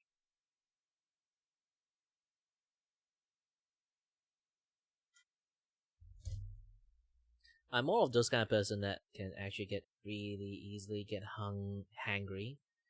And I'm not even kidding about that. I am a person who get hangry really easily. So, to satisfy me is to satisfy my mood swing, all you need to do is just feed me.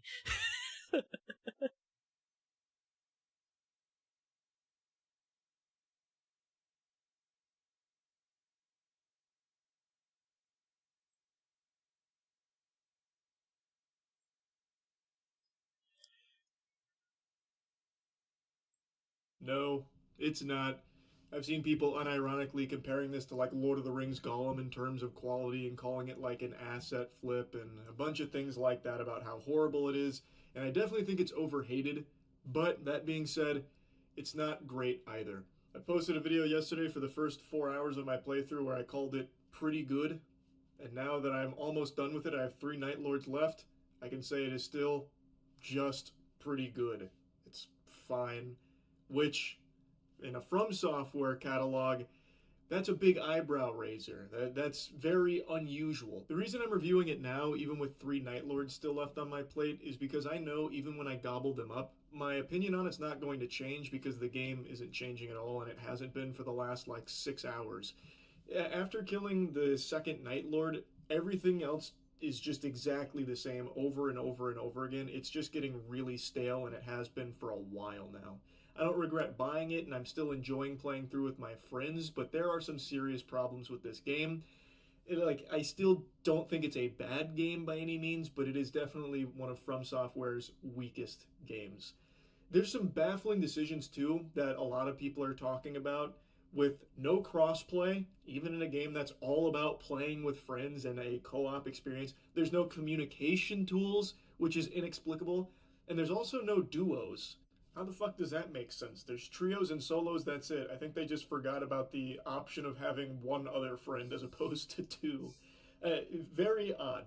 The game is just not amazing. It's just pretty good. It's fine. I'm still going to finish it on stream tonight. I want to make sure I get the maximum juice for the squeeze here. I got up and turned on the display behind me so you can see that I have tons and tons of From Software memorabilia and accoutrements. I am one of the biggest From Software glazers you will find.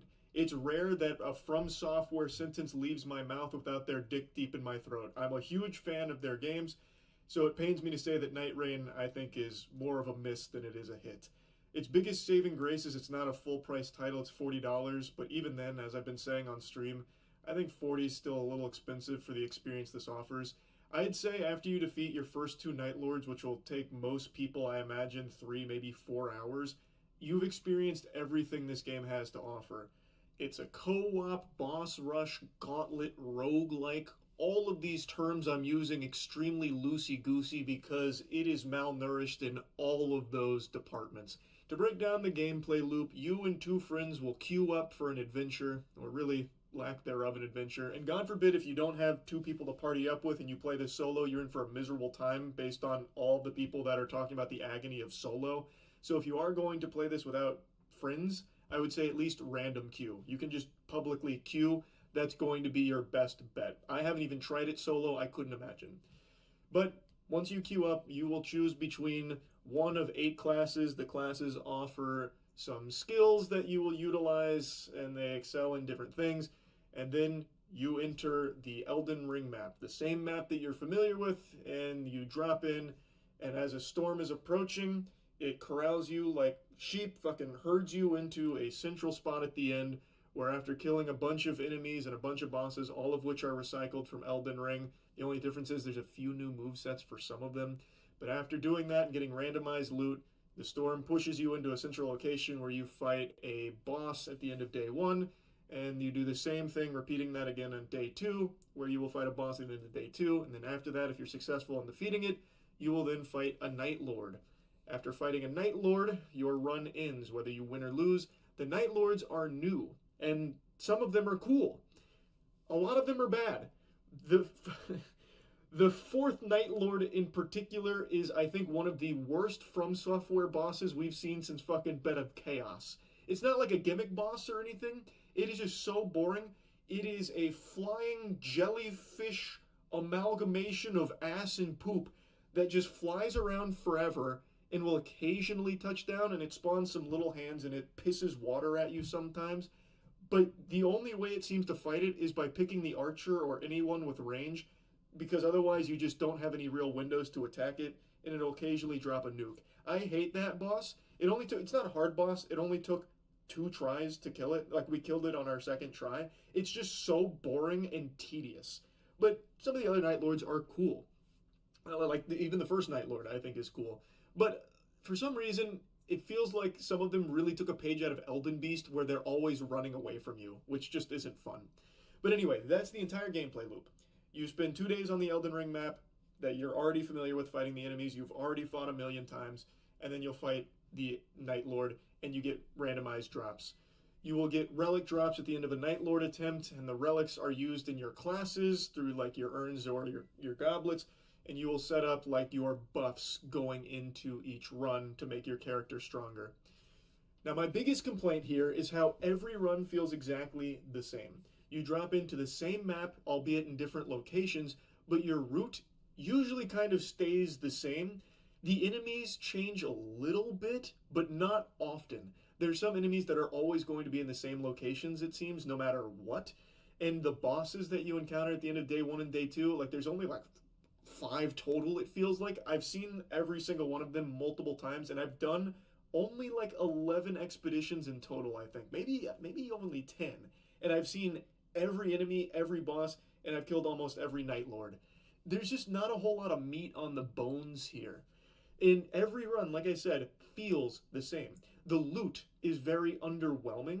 Like, some of the weapons are great. The weapons that you already know from Elden Ring, of course, but they're really fun to use, and they synergize well with some of the skills, especially like Duchess. I like playing Duchess. She's one of the classes you can choose from, and last night, in by far the best run I've had, I got an Eleonora's Pole Blade drop, which made me feel really strong because it worked really well with the stopwatch, where I'd get a bleed proc, and then I'd immediately pop that skill, the stopwatch, which basically just repeats all of that damage, so I'd get another bleed proc, basically. I was chunking the fuck out of them. I was eating their lunch, and it felt great. But that was also the first time so far across my entire, 12 or so hours that I ever felt strong, which is another huge complaint where in roguelikes, you feel like you're getting really powerful, and there's so much variety to the builds based on like the randomized drops that you will be getting. They steer your build path and what you're trying to do.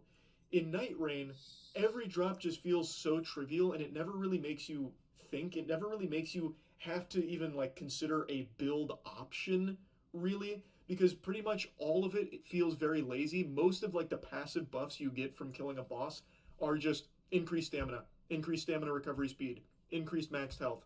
Like, that's not fun. That's really underwhelming. There are occasionally some cool ones that were there. They're very rare though, but there are some where they'll have effects when you're walking. I actually made an entire walking build because I got really lucky with walking drops. So I made a walk maxing build where when I walked, I spawned Wraiths, Madness, and Rain of Arrows. And that was the first time where I had like a lot of fun and really was like, oh, there's potential here. This could have really worked if we had more things like this.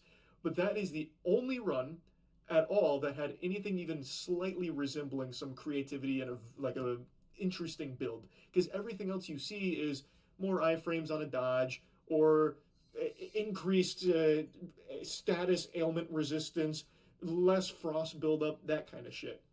It's really boring stuff there. I'm not being exaggeratory. I've only seen a handful of drops that are more than just number changes.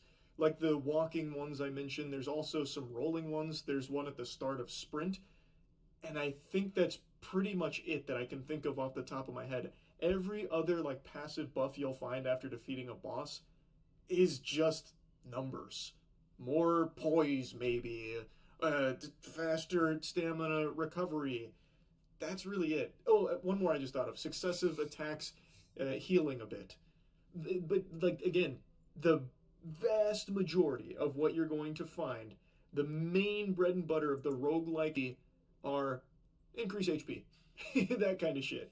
Outside of the buffs, though, obviously the weapons are that come with a buff attached. You're going to be filling out your whole inventory. Buffs will apply even them, as someone specify. So even buffs are pretty lame, though. It's, again, increased damage on ranged attacks, increased crit damage, that kind of thing. They're just not fun randomized drops. They're just not. The weapons are the best drops, but they're weapons you already know. You know, like, it's nothing.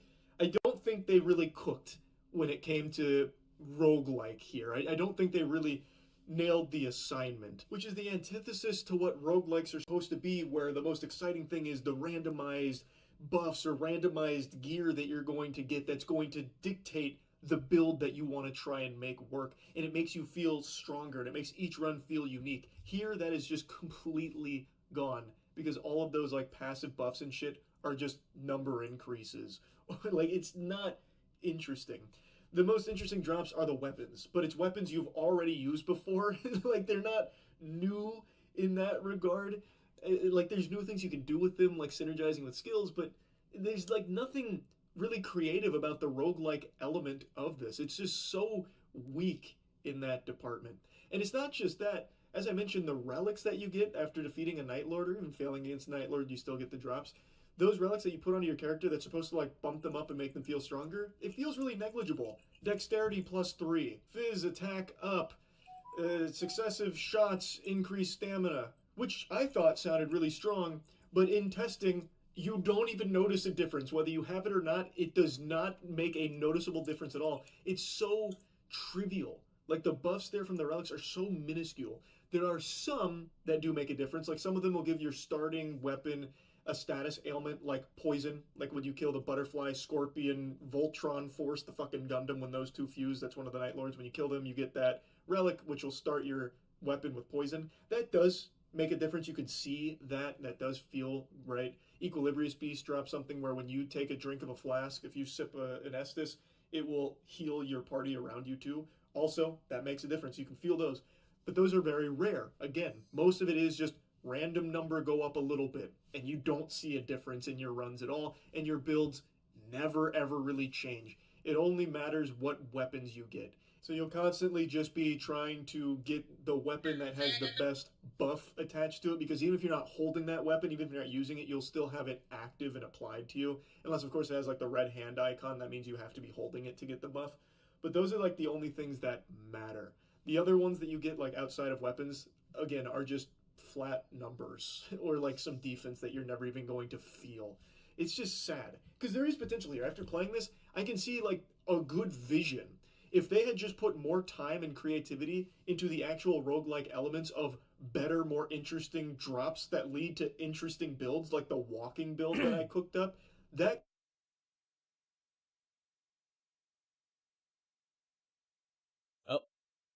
Out of it. What did you share? I missed a lot of stuff. I was looking at my phone.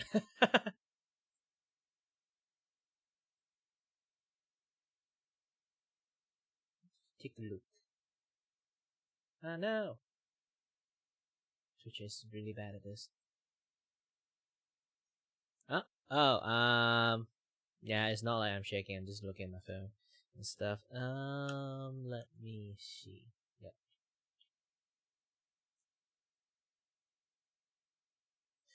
But here's the thing, carving style is actually required like a lot of like how should I say? Understanding of shape and size. I think if you're good at it, it's fine with it, but I'm going to at least warn you that most of my friends tried it. They can't do it properly. The best I can help you is like you have an image right on top of it when you're doing it. And then halfway, you just stop using it. It's really like halfway just stop using it. Don't rely on your sketch. Because you try to like plot out like the general shape already in there. And then after you got the general shape, just turn off the sketch. And then you can just keep on slowly like, you know, adjust the shape here and there. You can have your own method. You don't really have to like just like me chipping here and there. I have one friend that he decided to use the what tool again? The liquefy tool to shift around like some of the item to make it look better, and then afterward they start chipping out because like after you use the liquefy tool, after you use like the liquefy tool, usually the things will be a little bit blur on the edge. So he after use the liquefy tool, he will use the lasso fill again to chip out like to make like the design sharper afterward. For me, it's like more additional work. I rarely use the liquefy tool, but it does encourage you use sometimes to like fix like some odd thing. Like sometimes this time I did the face quite correctly, so I don't need to use the liquefy tool. But sometimes I saw like angle the face a little bit too much, and one of the eyes is actually bigger than the other, so I have to end up like kind of like you know, shifting the have to like enlarge like one of the eyes. But when I do that, like the hair would be a little bit like moved, so I have to like do lots of things. I'd rather erase everything and then redo it again, to be honest. I would do that. For some people, they would like try their best to like, fix it using the liquefy tool. All my other friends try that and they fail miserably. Like that I think that is the main point why they fail, in my personal opinion, is because they try to use liquefy tool. And I'm not really sure, to be honest. It's like I don't have any issues with it. I guess it's because I'm the creator of this like style. Not exactly creators, but I do believe. Here's the thing: I do believe somewhere someone is actually doing this thing. So almost to a point that they might have become the first guy who ever did this. But so far, I didn't see anyone does this, except me. Because I can't draw very well, you can see like I have this like, I can try to turn off most of the things here. Let's cover up this entire thing and then put them in a folders. Should be no issues when I do this. Yeah, sometimes I put like layer within layer within layer, have some bugs happening there. So if I do a full page here and I show you the line what I've made so far in here, go back to normal, you can see that I actually use my hand to draw it before. You can see how scratchy my line is. I actually are very, very bad at hand drawing. My hand drawing, in the lack of say so, sucks. I really cannot draw. That is the main crux of why this design exists. I do not know how to draw. So I compensated with this. This is very heavy inking style. So far I think like everything's good in here. Technically I don't even have to add the ring. This thing already looks perfect as it is, but I do have to be authenticated with your design. So yeah, else like the missing element, people will question that where this, where that. And again, you really need to have like a certain pictures in your brain to be able to like do this thing quite well. My friends always say like I have a weird like art process when it comes to like making artwork. They say that might be one of the issues why I can't do artwork properly most of the time. And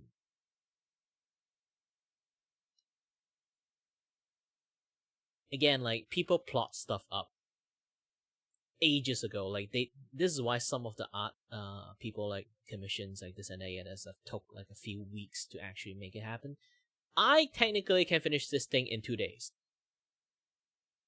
Like finish all the drawing in 1 day and then finish all the like coloring and pattern in like in the second day. It's because I've been like dicking around in like the VupeChat a little bit while drawing. It kind of like extended my time. It does give me sometimes to like take a look and correct the flaw sometimes when I chat with people. Actually, I'm still looking at the artwork and like trying to spot like the flaws that what I need to do, what I need to fix, this and that, yeah, that stuff. I did do quite a lot, but still not too enough. And actually, I do want to add a little bit of lipsticks onto it, but I think I draw way too many characters that without lipsticks. I kind of like, I don't know if I add it, I will ruin the artwork or not. This is one of my biggest worry, because like, I did learn how to do like 3D, like, not 3D, live 2D, and drawing like a model with lipsticks on, because like the person I learn from, like she does like lots of like lipstick, all very luscious lips kind of like design.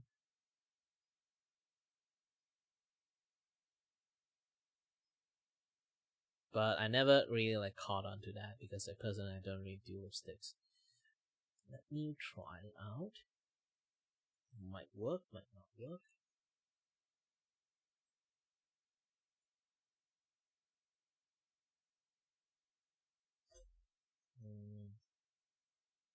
Okay.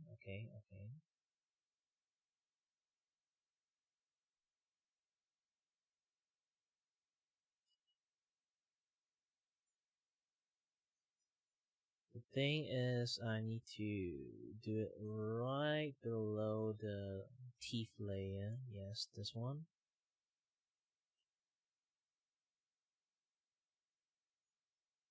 And then after I did this, let's do a little bit like teeth layer cleanup here. After I did this, I need to use the blur tool. Just try my best to blur the edge without too much of the issues here. If I need to follow like the way you did your lips. And then after this, I need to, yes, finally you can see, watch me like use the liquify tool. Liquify tool, push down, no, the shot. I need to make it big, and then the strength would be like halved. Push them down a little bit. You can see like the mark that it has.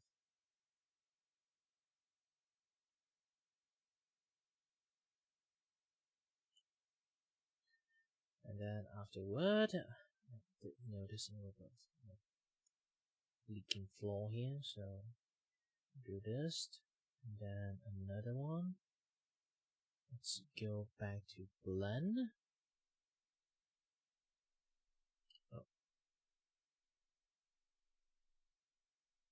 Oh, right now I'm in the teeth side.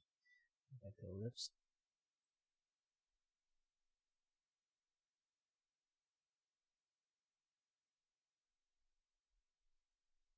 I need to spread it out, like make it as soft as possible in the lower lips, because like, you know, it just to show like the lips is like bigger. Lower lips is like much more luscious. So I need to do something like this, and then zoom it out.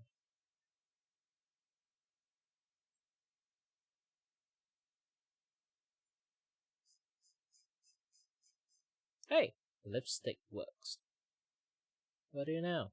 But it's a little bit gradient-ish, so like I'm not really sure it's best to have it or not. But yeah, it's here. It's here.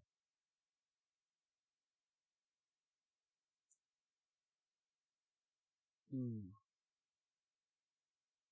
I do want to like add more color into it, because like your design is actually super colorful, and I didn't actually make it as colorful as I can.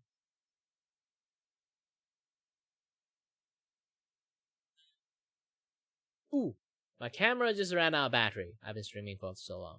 I already like, sometimes I have like some personal indications that I know like when my battery would die. Basically, I only can stream for like 8 hours, and then my battery would just like die afterward. The phone. I don't want to use my Wi-Fi to connect. Use the Wi-Fi to connect the computers, because I hate the delay. So I just using like wire connect. But wire connect is like the PC doesn't really supply enough like electricity power to the phone. So sometimes it's just like died after like 8 hours. It's kind of like a good way to let me know like when I need to like stop streaming at this point. But yeah.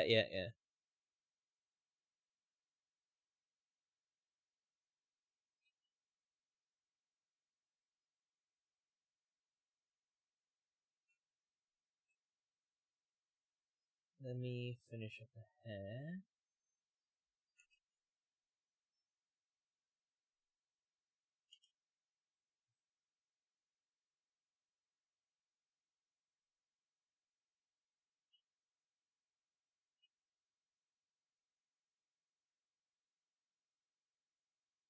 Not finish up the hair, finish right below the hair. Autosave, hold on. Let's try not to do anything, because I think I've been opening my computers for a little bit too long. Now my computer's actually slowly having like lots of issues.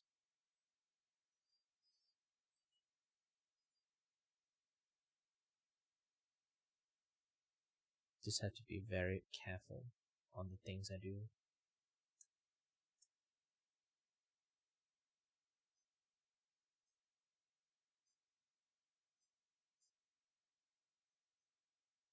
Yeah, and now adding more detail onto your characters and stuff.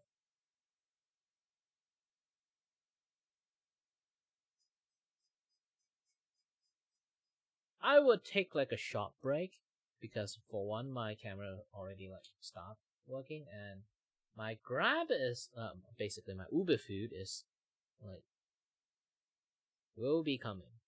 I don't know when, but it will be coming, and I will go and grab the food first. All right, yeah, we'll be back. We'll be back.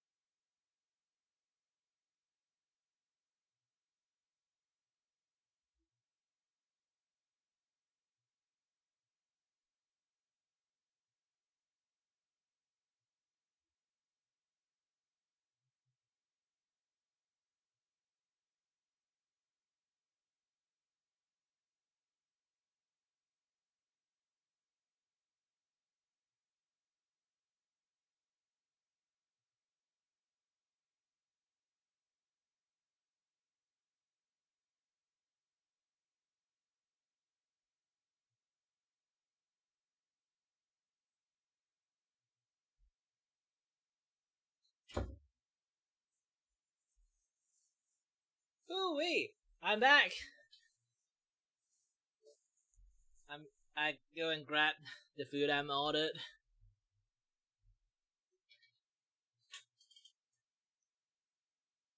Well, for the forehead one, your hair technically blocked it, so I'm not going to do the forehead one, but the abdomen one I will add into it. Yeah, this is why like the accessory usually I will add it later on. And sorry, my camera ran out of battery too. So the things that on your ears, like on your abdominal, like those things I can add it. But the thing that on the forehead, I might have to skip it. And then right behind you have like that star patterns. I will also add that too. I usually will try to like add those things at the latest, sort of like latter part of like the design, because like I have to know like what kind of color I have to add into it, because those accessory is like lighting. You kind of like can see like all those ornaments have like colors, patterns on it. Since I'm using dull color, I don't want to have like too much like those kind of like stuff like clash onto each other's. You can already see like this thing have like a little bit heavy on the color side already, on the glitter, this and that, yeah, that stuff. Like if I have too much of the background colors and then too much of like the rest of the things that I've been staying on there, clashing on each other's, they would be a little bit much more harder to deal with. It's like unforeseen like color clashing. So now I got the bigger pictures on how to do like most of the color without kind of like clashing with the artwork. I know how to do more better job at it. And obviously the eye, I still have to like do this first, do this too. Like usually you kind of like notice a pattern. When it comes to like shiny gleaming stuff, I haven't really like add lots of like those kind of stuff yet. Like the moon over here, I haven't like go for like a very like two kind of like shiny pattern over there. The only shiny pattern I add so far is just this diamond thing you have there.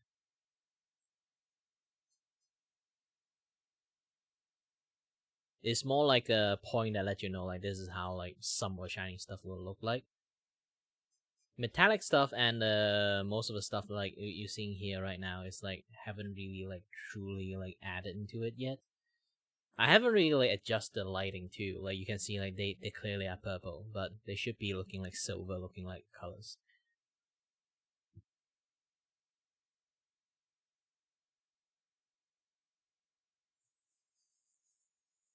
And right now, I want to have a little bit of my dinner break. And I'm not even sure it's lunch or dinner at this point. This is like 4 p.m. for me. And I didn't eat my breakfast. Technically. Wait. Yes, I haven't eaten my breakfast yet. Until this point. I've been fasting the entire day, I guess. I keep drawing to the... I'm those kind of persons that will keep working to a point that they kind of like forgot that, oh, yeah, I forgot to eat. Yeah, my friend did say like this dude need a girlfriend pronto. Or like someone really close to their life. Just keep watch over this panda. This rare panda that don't know how to take care of himself.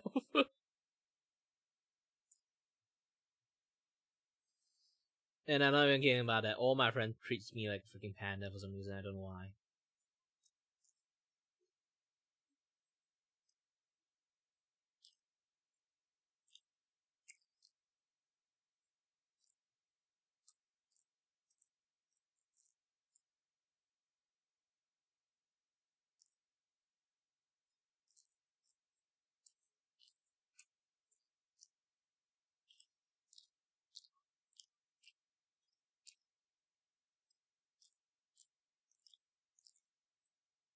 I should watch some of her things.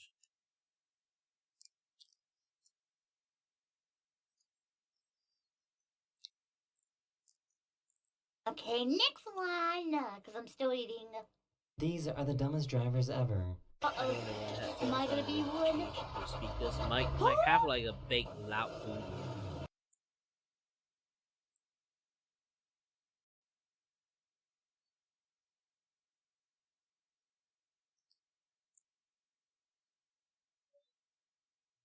know there's missing tires? How the heck he's still going? These guys were just What finishing. Okay, next one, because I'm still eating. These are the dumbest drivers ever. Am I gonna be one? Huh? Wait, does he know there's missing tires? How the heck he's still going? These guys were just What finishing the- up filming their podcast, but were rudely interrupted. It got so quiet in here. How did I?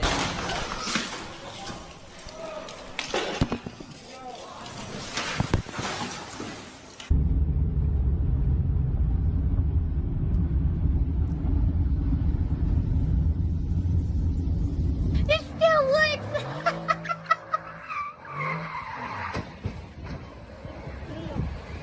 They thought it was a good idea to pass in front of a police officer that was going too slow. I don't want to drive. Shut up. Over 60. You go a little faster than that. You're over like 61. I hope he pulls you over. Oh my god, he's pulling you over. Why? This guy found a Didn't driver that was drivers say asleep at a green why? light. Wait, I don't know in other country though, but at least in Japan, when it's a yellow line, you can't do that. Is this same in other country too? Yeah, it's like if it's yellow, if the line is yellow, you can't do that. And why the heck she goes like, why? How? You're over like 61. Man! I hope he pulls you over. Oh my god, he's pulling you over. Why? Why? This guy found a driver that was asleep at a green light. Why?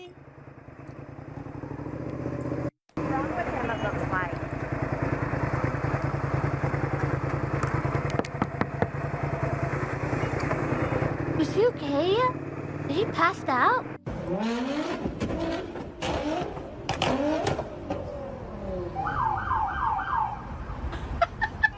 They somehow forgot to close their door.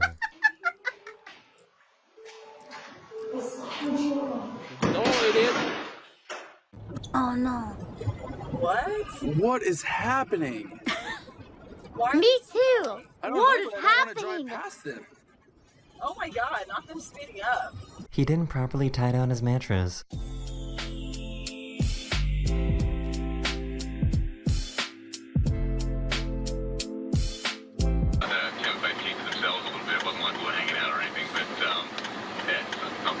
Right now I'm eating cheese wedges. Oh my goodness, Dio! After I finish this, I will go and finish my business.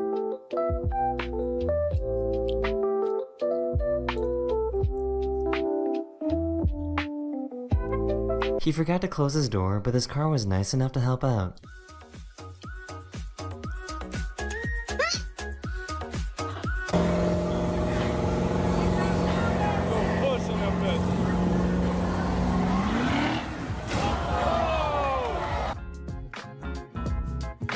You have underestimated the power of a sport.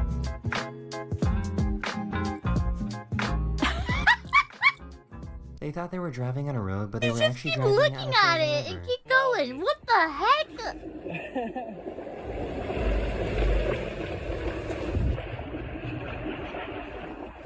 You can see it.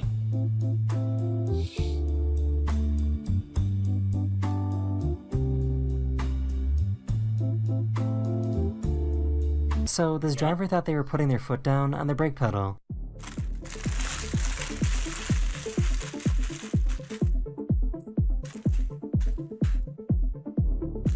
There's a lot of dumb drivers in this video, but I think this is the winner.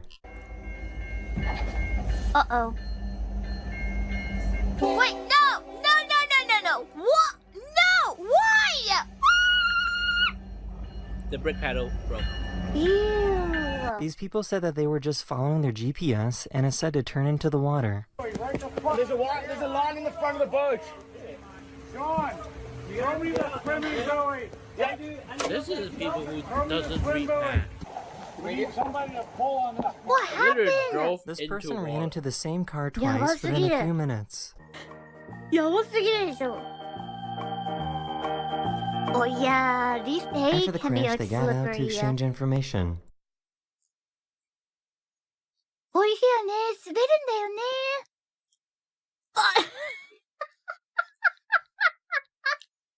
Oh, wee! She couldn't figure out why her gas cap wasn't moving to the other side of the car.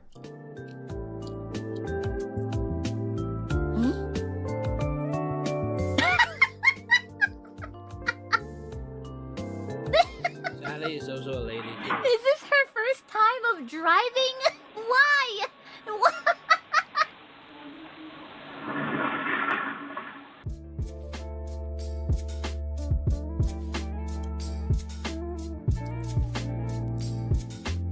This Amazon driver didn't realize that they were driving on a bike path.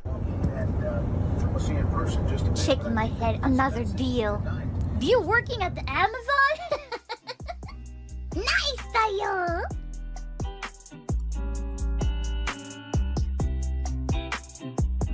Deal だね。また deal がいた So ね。 this should be interesting.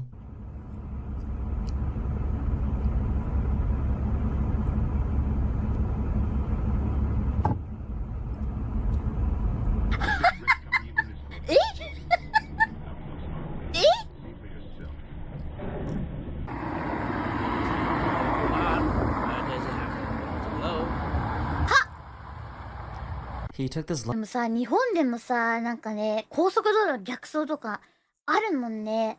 In Japan, there has been a problem for quite a while that people who are like seniors, they don't even know if they're like stepping on the gas or the brake, and they keep going to they go inside a stall or stuff like that, you know? Or like on the highway, they're going like completely wrong way, so they're going the completely wrong way and get the like some kind of like serious accident as well. It's really scary though, and that has been really problem. It's insane. It's insane. Good morning, Hanya. Morning. Thank you for coming. A problem everywhere, Sally. It is though. It is. One of the sad one is that like sometimes elders driving in the wrong way and they get hit by a car, another car. Then the other car is like completely innocent. They were driving safely, but because of them, they got into the car accident and some kids passed away because of that and stuff like that. It's insane. やばいよね。それ逆走とかマジ怖 left いよ turn ね。 a little too fast. それで亡くなっちゃった方とかもいるしね。Yeah, it's insane. This truck driver didn't properly tie down their tarp.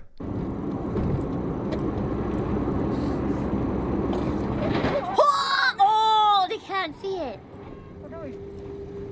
Oh no.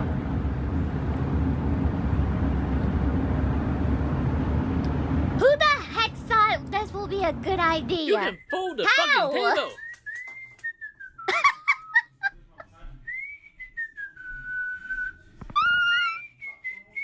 They just got their car cleaned after coming out of the car wash.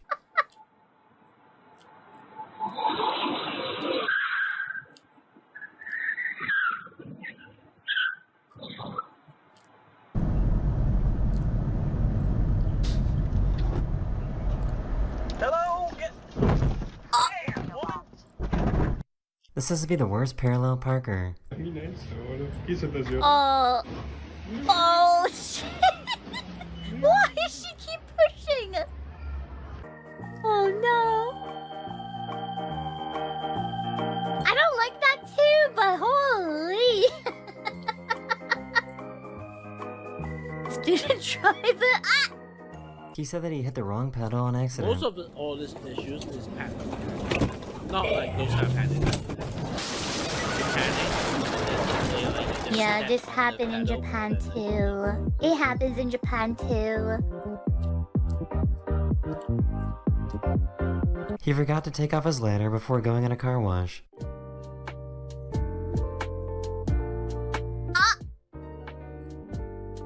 Uh-oh. A driver went through a red light, and the perfect outcome happened. What the f are you doing, bro? Yay! Let's go! Oh, I got it. Got airborne. The best moment. He lost his bumper. Wow. This is great. I really don't know what she's doing. These drivers were distracted after seeing this amazing rocket launch. Wow, what is that? It's a rocket. No, It but is? the thing is, it broke. Whoa! It broke. This guy is not paying.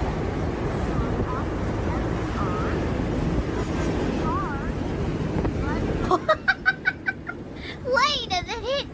What?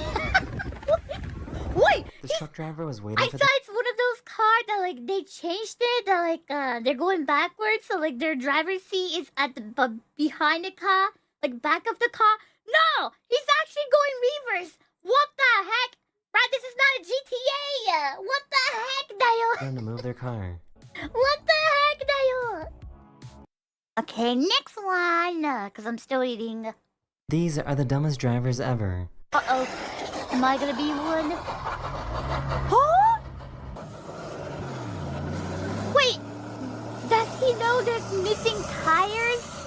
How the heck he's still going? These guys were just What finishing the- up filming their podcast, Huh? but were rudely interrupted. It got so quiet in here. How did I... For the break and... It happened.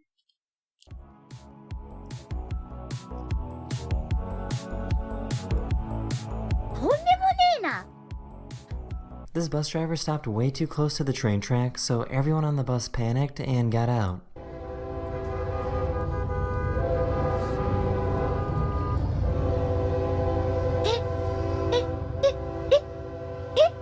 But the train is coming! They thought it would be Oh, a so good idea to close. do this right next to a police car.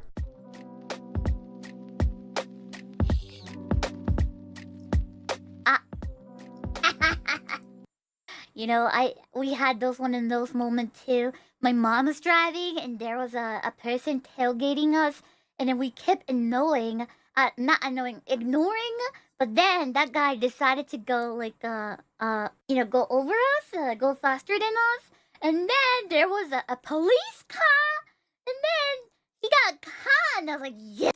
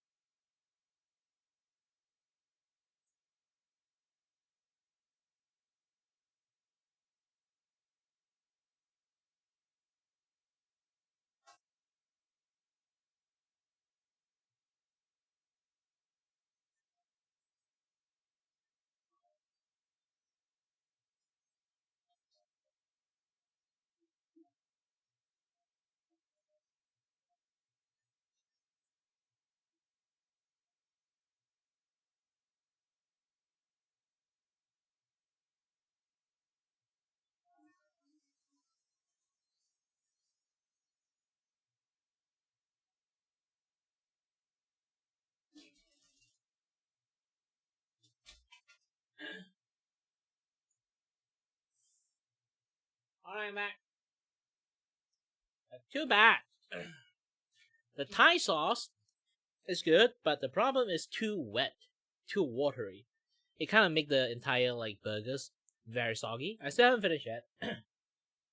Just want to go and wash my hand because like, too sticky. And grab some water.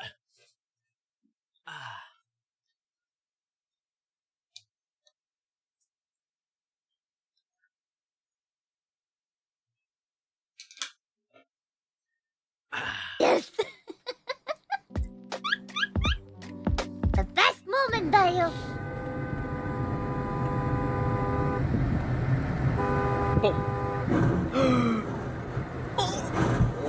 Oh, crap! Yaba! They just found out it was too late to switch lanes.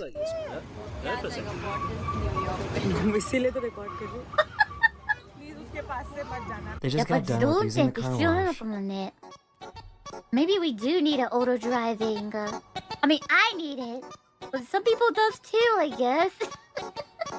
This guy stopped his car right in the middle of the fast lane to go pee. Including myself, some people really need an auto driving. As soon as possible, though. This has to be the most impatient driver.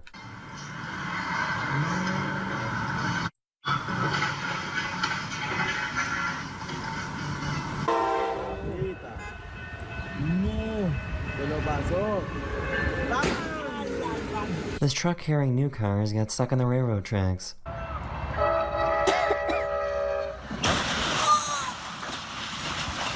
He tried to bring his truck into a McDonald's drive-thru. Oh, do not get out this car. Do not get out this car. He is gonna leave.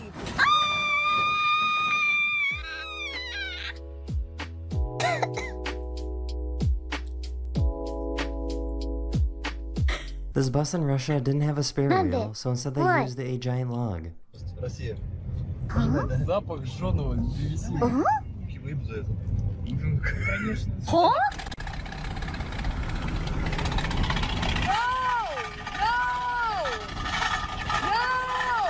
Yeah! They thought that this parking garage staircase was an exit. What?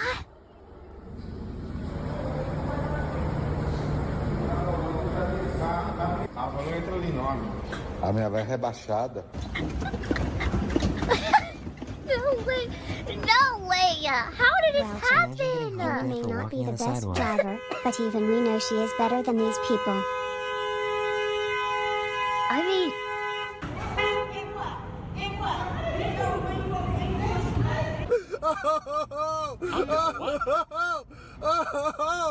Oh! Look at this idiot! Here's a great way to immediately get fired.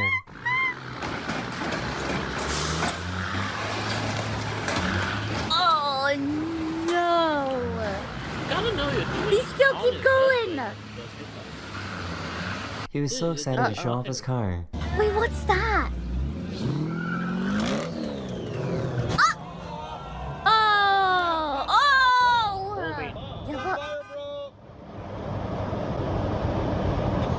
Huh? Some people just live in their own little world.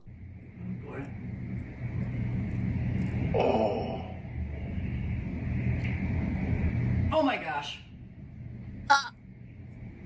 What the? This guy forgot to use his parking brake when he parked his car on a hill.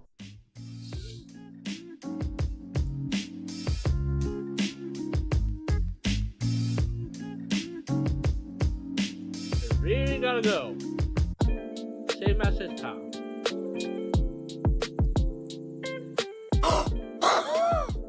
Wait! These people perfectly banked their cars right into each other. The tire like that.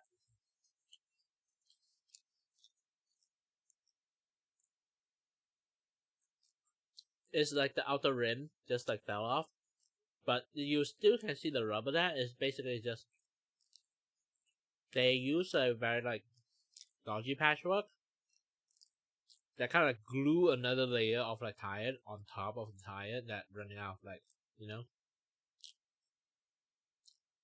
like pattern you know, like those kind of like pattern and stuff to kind of like prolong like the tire like thingy. But the problem is sometimes the glue doesn't really stick too well. Yeah, that will happen. You guys can't see it.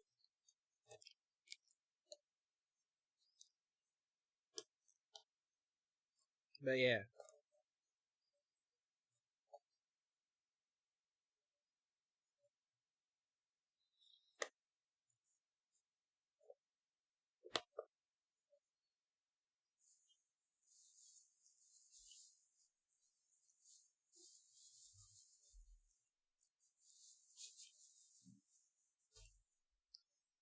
Whoo-wee! Finish eating? I'll start doing more stuff later on.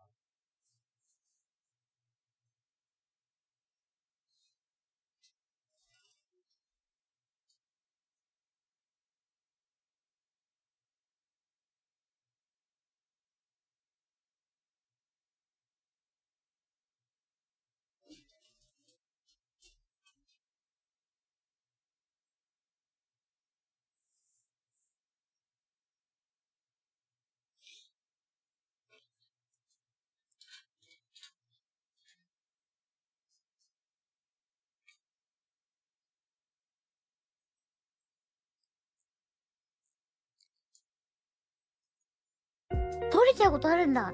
That'll come off? What the heck? I've never seen. Boom! Oh, that's a nice, wonderful kiss. But car butt, okay? Didn't get it wrong.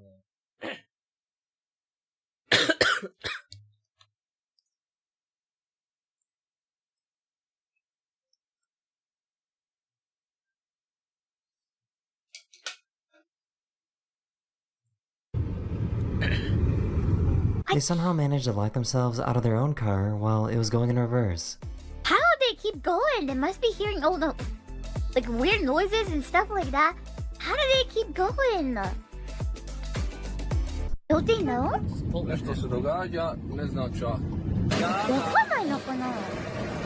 Is this footage of you driving? A car in Ohio was spotted driving backwards. Please, I'm not. Maybe I'm not good at driving, but please, please, tayo. I'm not getting stuck in that car traffic.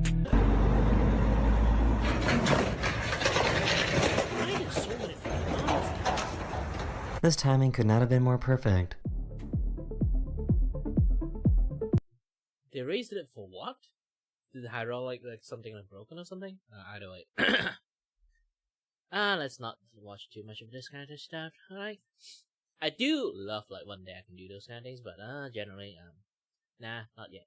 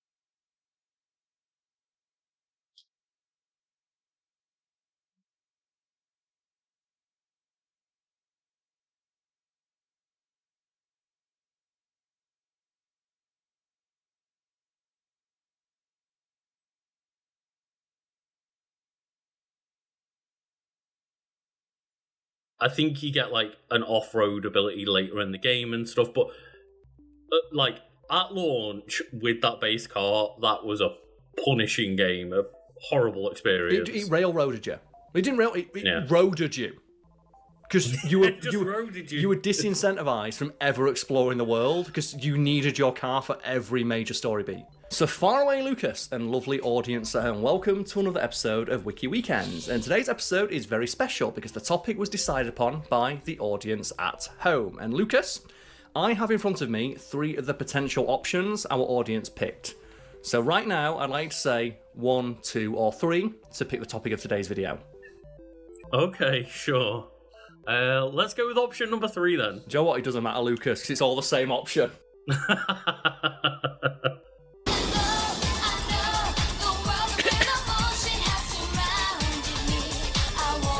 So for anyone wondering, this is 3 identical copies of the game Final Fantasy X2, because here on Wiki Weekends is allow our audience to decide on a topic we put out once per month. And the topic suggestions that I put out were this picture of my YouTuber gamer shelf, and ask the audience at home to pick which shelf they want me to grab something from to make a video about. And presumably people picked the shelf with 3 copies of Final Fantasy X2 on it to get the explanation of why I own 3 copies of Final Fantasy X2. Well, Carl, it's obviously because it's just your favourite game of all time, right?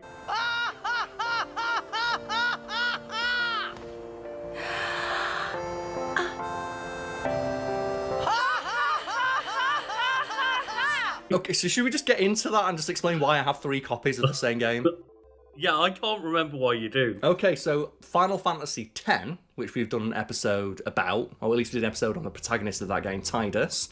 I know it's pronounced Tidus, but it's Tidus to me. That's what I called him when I played the game when I was like 12 years old. I replay that game every single year.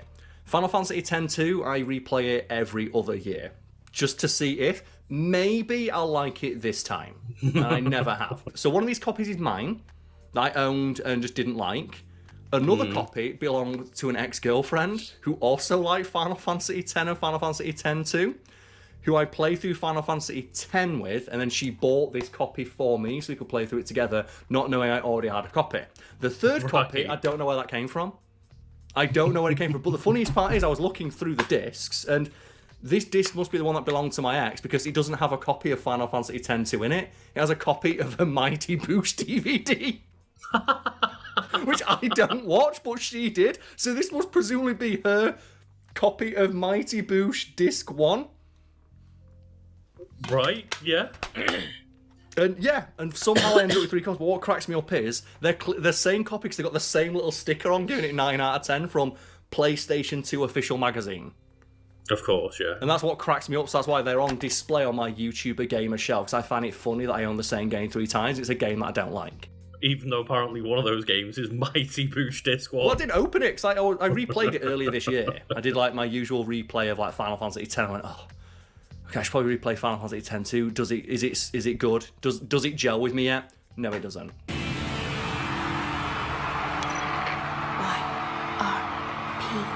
in position. It's showtime, girls. In that vein, like, do you have like a favourite game from the PS2 era? So folks at home, same question, do you have like a favourite game from the PS2 era? Because I went like on that shelf, and obviously I picked out Final Fantasy X-2 for the topic of today's video, but I also picked out some of my other PlayStation 2 games that were hidden behind them, and they include this. Can you tell what this is, Lucas? I'll hold it up to like the camera that you can see. I've got no idea. My first guess would be maybe like, is it Silent Hill? It's Metal Gear Solid 3. But remember when games used to have reversible covers? So this is the reversible, like, camouflage Yoji Shinkawa artwork cover. That's the original cover. Oh, okay.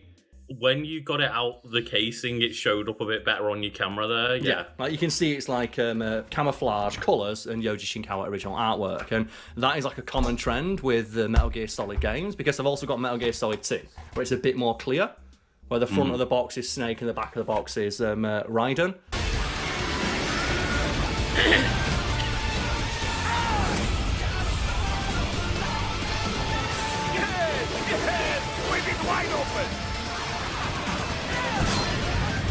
Drawn in the Yoji Shinkawa artwork, and that is also a reversible cover.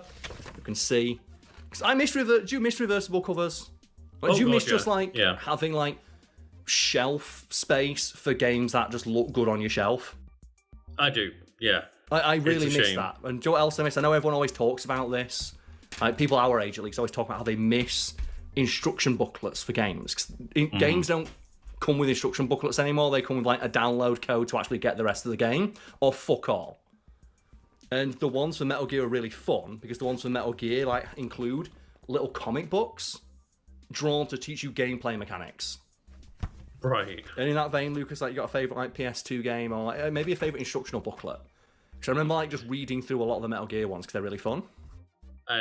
Speaking of instruction booklets, Carl, when I went to go get, I believe it was either Halo 4 or 5, but I think it was Halo 5, because I'm pretty sure it was an Xbox One game at the time. I opened up the case, like, walking out of the shop to be like, oh, you know, let's, like, have a look at the instruction manual while I'm walking home and stuff, and, like, noticed, like, this is weird. I opened up a sealed copy, but there's no instruction booklet in there, and I walked back in the shop and went, you've had me off here, and this is not a new copy. It's not got no instruction manual in there. And he's like, no, that game doesn't come with an instruction manual. And that was the beginning of the end. Is that the first one you remember that didn't come with one? The one for me was Dead Space 3. I remember Dead Space 3 didn't come with an instruction manual, at least the copy that I got. It came with a download code to like, and obviously I bought a used copy, so it didn't work. It's like, use this to get a better gun.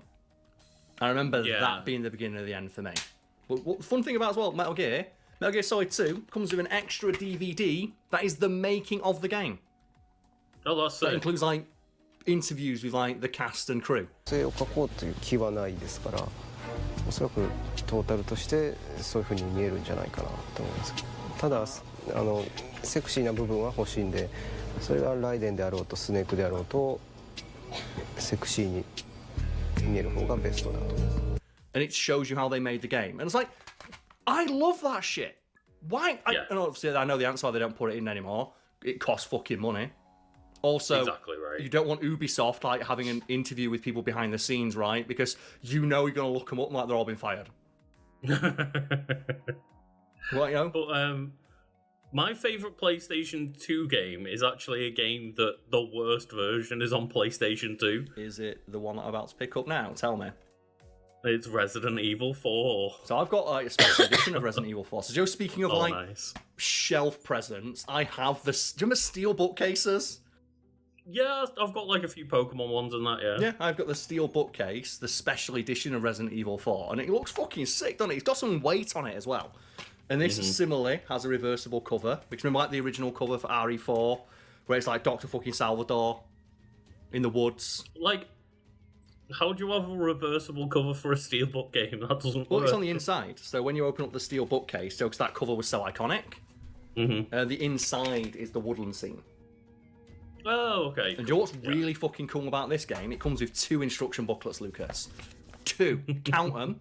And one of them is the instruction booklet for the game. The other one is an official mini guide that tells you where all the secrets are for the first part of the game to make you go buy the Prima guide. And nowadays, we just get nothing but a fucking disc without the full game on it. Yeah.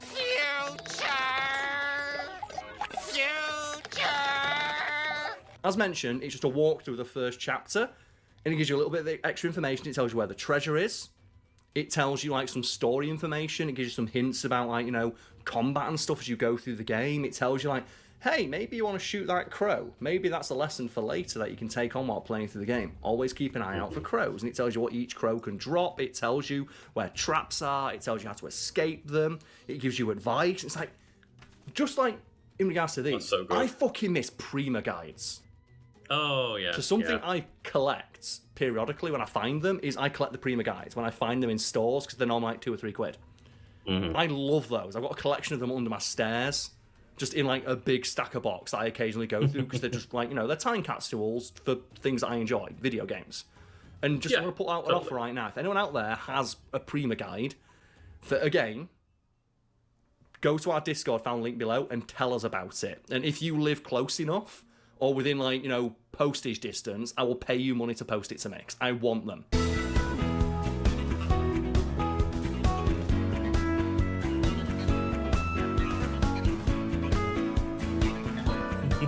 So I love collecting them, and they make good coffee table books. Like, I remember the one that I had for Oblivion, which is, like, knocking about somewhere. And it's just, it's all presented in the style of that game. Do you know the art style of Oblivion? Oh, sick, yeah. It's just nice, and the final game I thought, because you've got to mention this one because everyone knows it's one of the best, not just the best PS2 games, it's one of the best games featuring this character. Spider-Man fucking 2. And I'll tell you what, I played it a couple of weeks ago. It does hold up. The combat is a bit ropey, but the web swinging is still fucking top-notch. It still feels good. I think the web swinging holds up. I don't think the game holds up. No, but it does have charm to it because Tobey Maguire did all the voice acting. Because it was that era. Do you remember that era of video games?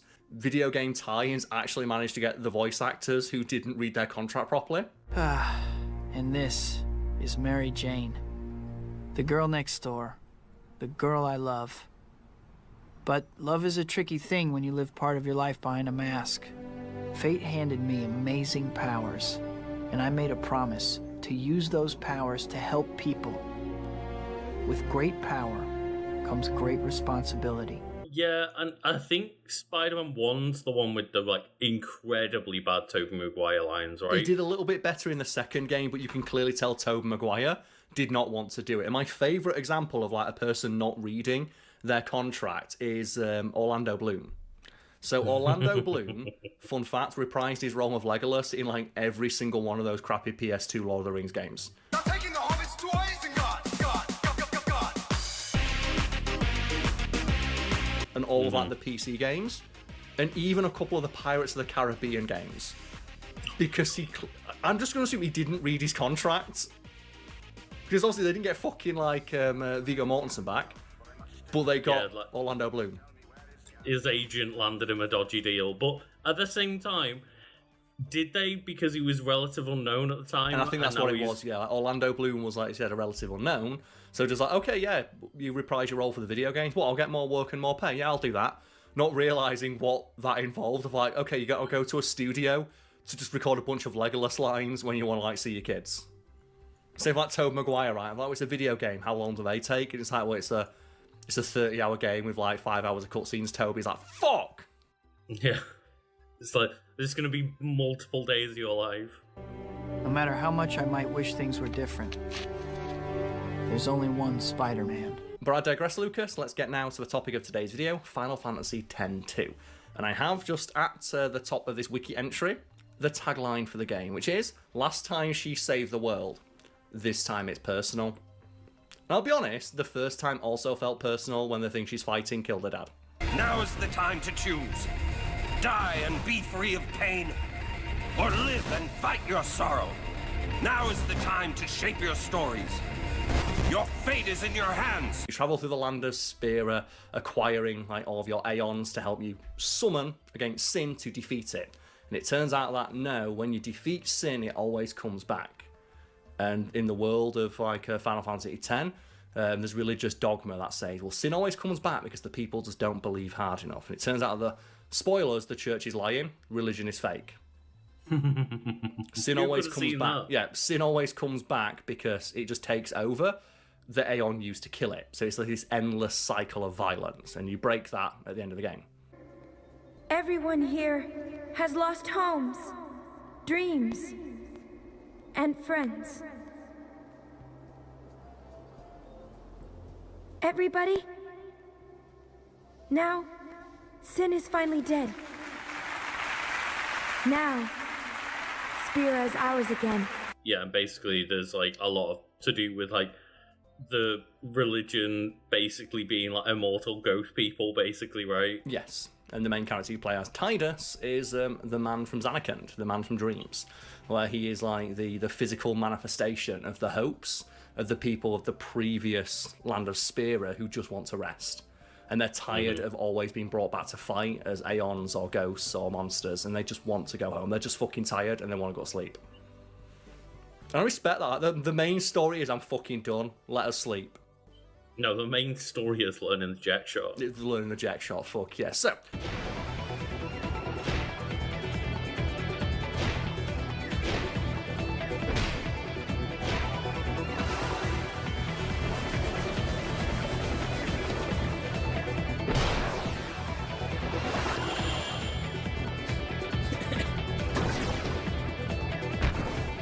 Final Fantasy X-2 is the direct sequel to Final Fantasy X, developed and published by Square Enix. It was released in March of 2003 for the PlayStation 2, and has since been re-released as part of the Final Fantasy X and X-2 HD Remaster collection. I will say, I do like the HD Remaster for the gameplay stuff that it added. For example, with X-2, it added a bunch more dress spheres, and in the game, they're essentially new characters. So I appreciate that. However, it's, do you like that trend now, like, remasters not having stuff like the original game had, or somehow looking worse?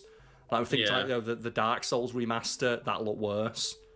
Because, Dark Souls was kind of dark. Let's just make everything bright. It's like, no, but it was dark as an artistic choice. They didn't make it dark because they couldn't get better lighting. It's dark for artistic reasons, and the people remastering it seemingly didn't know. And the Final Fantasy has many of these where just a lot of them, where it comes to like the PC ports back in the day, they ended up using like the mobile game assets with the awful text and stuff. That's like the smoothed out pixels and the really like smoothed out text and stuff, and it just looks blurry and awful. And those pixelated games look incredible. Yeah, so even though I own like the HD collection, I think I've got a digital copy on my PS4 buried somewhere. I never re-download it because even though it has more stuff in it, the game looks worse. When I say it looks worse, I mean the motion capture is worse. I will defeat sorrow in his place. I will stand my ground and be strong. I don't know when it will be, but someday. So for some reason, when they smoothed out all of the animations, it made like the facial capture for the cutscenes look worse, where it just looks like they're like weird plastic dolls talking. Right. Whereas in the original, there's actual facial motion capture that they spent a lot of fucking money on and was very impressive for the time. So as a result, even though the newer version is shinier, it looks worse. Yeah, this is around the time that they were making Spirits Within, right? Like one of the most incredibly expensive CGI movies of all time. Well, Final Fantasy has always pushed the boundaries, like graphical boundaries of video games, at least in the 3D era. I think, too, the jump from Final Fantasy VII to Final Fantasy VIII, which were 2 years apart on the same fucking console, and it is night and day.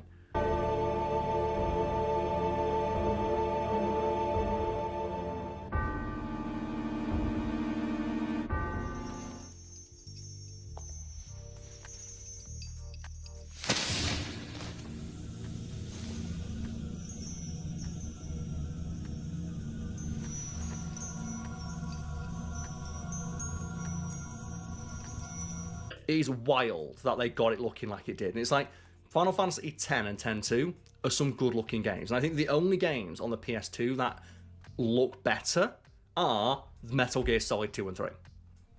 Because they similarly had, like, fucking wizards working behind the scenes to make those games look good. And Resident Evil 4. But Resident Evil 4 still looks worse than the GameCube version because they had even better wizards. Their wizards were way higher level. Ocelots are proud creatures. They prefer to hunt alone.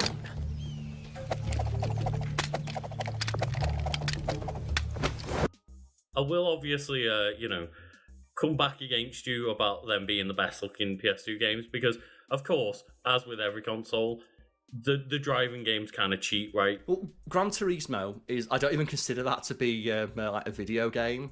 Like, it is a video game, but more than anything, it is a technical showcase.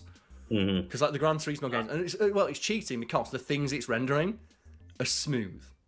And also there's only a couple of things, like a couple of big objects on screen to render at a time. And I will say as well, driving games cheat because I've seen those crowd shots from like driving games on like newer consoles, and the crowd still looks like shit.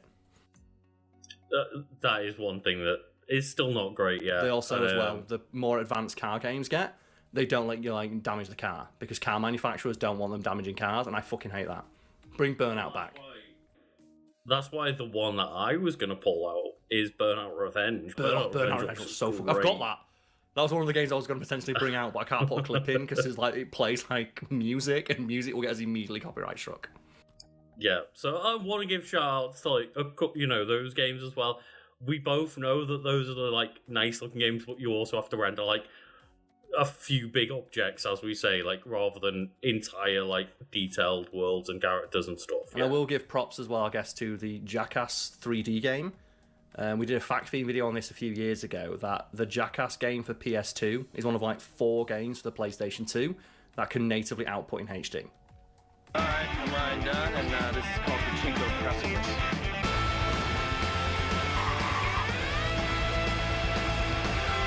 The tail end of the PlayStation 2 generation it kind of like dovetailed into like the HD era. There's a couple of PS2 games that could render out in HD, and one of them was Jackass 3D. Yeah, I think if you had like, maybe it was only exclusive to one of the newer versions of the console, but I remember like Gran Turismo 4 could be in like 720i or something like that. Like there was a Gran Turismo game, I think Pro Evolution Soccer. I'll put the list on screen right now, but there was definitely a Jackass game that did it.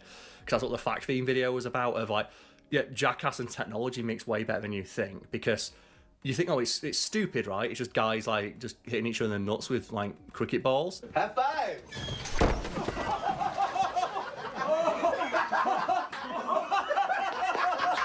It's like, yeah. And that's why it's so funny that, for example, with Jackass 3D, they filmed it on a Red One. Yeah. And they filmed that with a Phantom cam, which cost like 100 fucking grand. And the joke from Johnny Knoxville when he was asked, like, are you actually using a Phantom camera? He's like, yeah. It's the camera James Cameron used to film Avatar, and we're going to shove it up Steve-O's ass. We got one sentence in, Lucas. It was directed by Matomu Toriyama, with Tetsuya Nomura providing character design. And that's obvious, right? Because, like, you know that Tetsuya Nomura worked on this game because Lulu's in it, and she just got the belt dress. And isn't, like, Lulu got a baby with Waka or something like that? Yeah, they also didn't change her model. So like, she's supposed to be pregnant in Final Fantasy X too, but they just imported the old model and didn't make her pregnant, and like didn't like give her a baby bump. Cause they like, well, she's in like 4 scenes. Fuck it. Right. Okay. So she's still wearing like the super tight belt dress, even though she's supposed to be like 8 months pregnant. It's like, I'm pretty sure. I don't know much about being pregnant, but I'm pretty sure they say don't wear a corset. Maybe she's just not showing yet, Carl. Maybe she's not. Maybe that Waka baby. Like, the thing as well, like Waka's baby in the womb is gonna be fucking doing blitzball shit, right? So one of my favourite little like details about the world of Spira is that like blitzball's a thing. It's underwater football, and blitzball players can be underwater for ages. And it turns out that they use like the fireflies, I think they're called. They like absorb them to get nourishment from like air in the water. And there's like one line in the game that always like makes me laugh, where there's like you see some blitzball players training, and some guy's like, yeah, it's when you get as good as our boss, because last week we found him asleep underwater. Like, he's that good, he can sleep underwater. It's like, that guy's a fucking pro. Oh god, that is a fucking absolute pro right there. Yes, the game was the first direct sequel game in the Final Fantasy series, and the first to feature an all-female cast. So for that, it is noteworthy. An all-female cast. It is noteworthy, but it's noteworthy how fucking dumb the naming convention is. What do you mean it's 10-2? 10-2. I'm waiting for 10-3. Like, they did that though, right? They did a Final Fantasy 13, 13-2, and technically it's not 13-3. It's like Lightning Returns Final Fantasy 13, but it's 13-3. Yeah, and I only played like 13-1. You've played 13-2 and 3, right, Lucas? Like, for some reason. God. I've played 13, 1, 2, and 3 at least twice each. Okay, so what is the deal with dress spheres? Who at Square likes dress spheres so much that they want their OC waifus to dress up like in skimpy costumes? The answer is called me. I love dress spheres. Like, dress spheres are a cool concept, but who is it who keeps trying to put them in the games and not letting you use them for male characters? Because I want dress spheres for Cloud.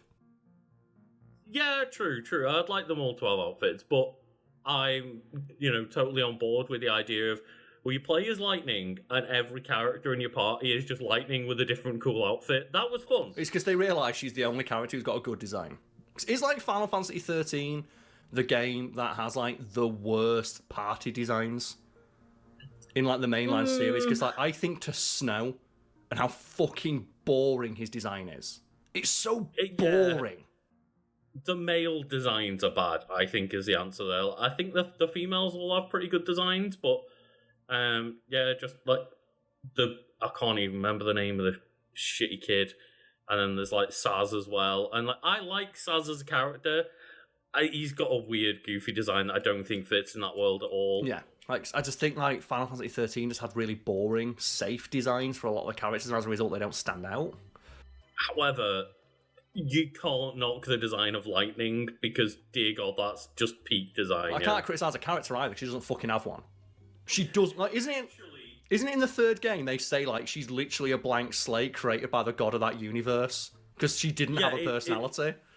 It literally has in the plot that Lightning literally has no character. Anyway, the game takes place in Spira during the Eternal Calm, 2 years after the events of Final Fantasy X, and continues the story of Yuna, who has become a sphere hunter and a member of the sphere hunting group, the Gullwings, with her friends Riku and Pain. And Pain might be the most edgy of edgy characters, because she is not mentioned at all in Final Fantasy X. She is a completely new character for Final Fantasy X-2, and she rocks up, and it's like, oh, that's my friend Pain. She doesn't say much, but she helps us out sometimes. It's like, who the fuck is Pain? Hey, yo.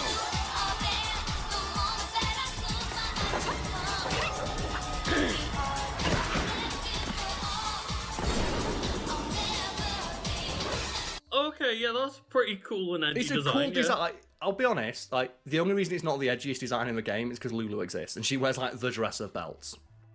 Well, and also there's, Edgy the Hedgy living out there with his best life. To be fair, they did give Yuna a gun. They did give Yuna a fucking gun. It's like, you know what? I might be out of Aeons, but I'm not out of fucking options.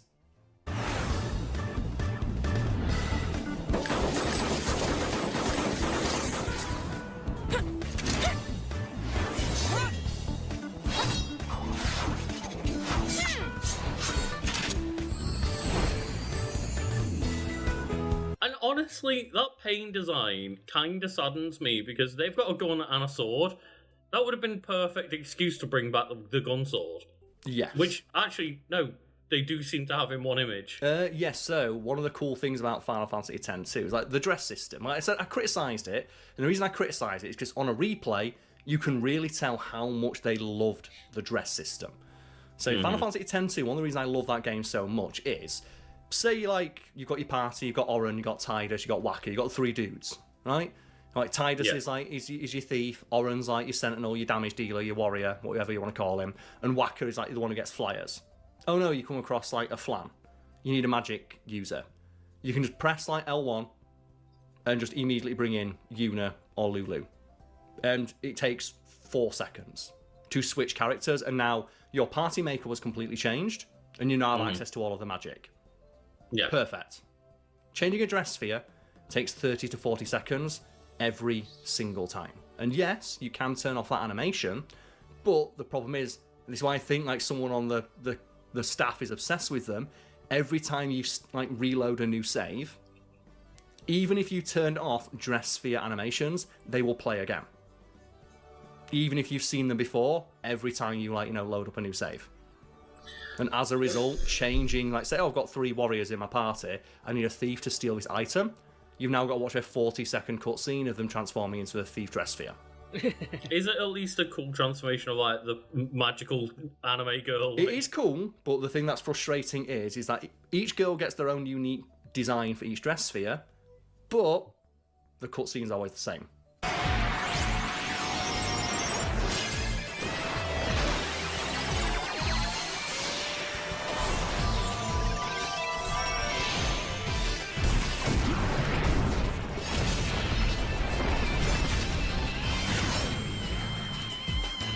As I bear this darkness into battle, my suffering becomes my strength. And I will correct myself, Carl, because the one image of them with Pain, at least with a gun sword, seems to be like someone trying to recreate that character in Final Fantasy XIV and being like, oh hey. So the one image I could find of them with a gun sword is it's 14 related, and I'm like, that was the perfect character to do that with. Well, I do feel they could have put a reference to that in because, again, the dress spheres, I like it on paper because it means that, like, you can create the party that you want. And they even have a system called the garment grid. And the garment grid is when you switch between, like, 2 dress spheres, like, you travel around this grid. And as you travel around the grid, you can unlock, like, bonuses and, like, stat buffs. And some of them are pretty simple, just transfer between the 2, like, dress spheres you put at these points on this grid. You'll gain access to fire magic. That way you can have like a character or a dress sphere that doesn't allow you to cast fire magic, can now cast fire magic. So by doing that, you could have, say, your warrior who does not have native access to magic, cast fire magic. Some of them, though, are fucking busted. They give you stuff like half MP cost, or increase your strength by like 40 to 50 points. The problem is that if you want to go around all the nodes on your dress sphere, which you can do without using up a turn of your active battle system, it just happens and you can make an action straight away. If you're watching a 40-second cutscene to travel around 5 points on a garment grid for 3 characters, that can turn a battle, and a boss battle can take 10 to 15 to 20 minutes, depending on how long it goes on. You are adding minutes of just unnecessary fluff to every single fight scene, and as a result, it means you just don't want to engage with that system. I thought you were talking about it as permanent upgrades, which would make sense, but it's only during that fight. Yeah, then that means you've got to re-up it every single time. Every single time. God. And obviously you can turn off the animations, But as I mentioned, every time you reload a save, the animation plays again.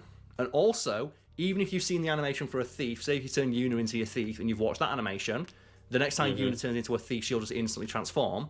But if Riku turns into a thief, you've not seen her animation yet, even though it's the same as Yuna's. And it's just, yeah, it just adds so much unnecessary fluff to what is otherwise a pretty fun system to engage with. Do you remember if they fixed that in Final Fantasy X too? I think, like HD. I think they made it move faster. You could it was definitely a lot faster because that's the problem as well with it being an active battle system. If you queued up too many like things in a row, the game would really fucking slow down and try to calculate what's specifically supposed to happen next. And there's a lot of moments where your character's like stood still, not moving, because like, okay, Riku needs to transform, and then it needs to be her turn. But also the enemy wants to act. Also, Yuna wants to do her attack, but her attack is queued after Riku's, and Riku hasn't technically acted yet. So sometimes you're like 20, 30 seconds of your character just not fucking moving. Yeah, it kind of reminds me of, bear with me, like Legend of Zelda Skyward Sword. Okay. Is this like, is it the wolf one?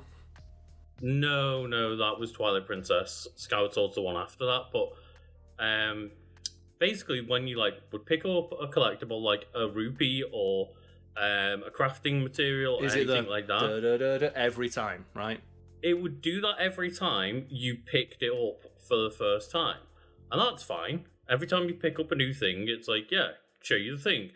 If you then save and quit and start the game again, every single one of those is refreshed to remind you again of what it is. So, like, if you're just trying to play, like, a short stint, all of a sudden you were back to, like, oh, this is a single rupee. It's like, And I'd say that's what happens in Final Fantasy X too. And as a result, you just don't want to engage with that system, because travelling around the garment grid, even though it offers, in some cases, really, really useful and... Oh, hi there! Oh, sorry, my camera still ran out of battery. I did turn it back on, so I should be able to have my face moving. I don't know like how much battery I managed to get. Let me connect it.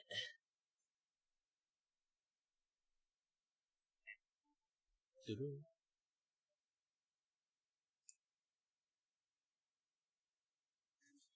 And my face is back. Kind of. Maybe. It's a yes or no situation.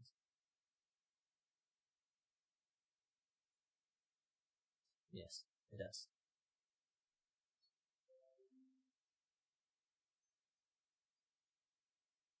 But I do need a little bit of calibrations.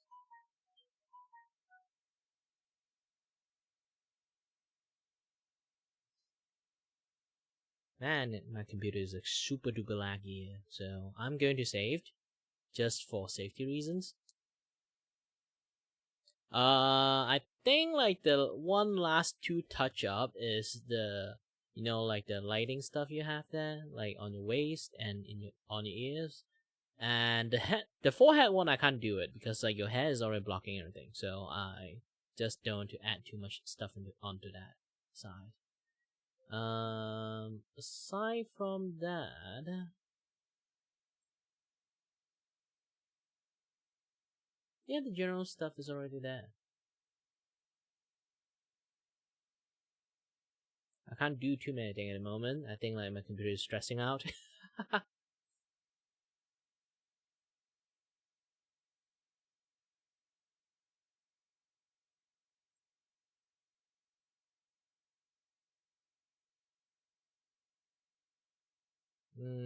Oh yeah, and the scale things. I really need to know how to do the scale things properly.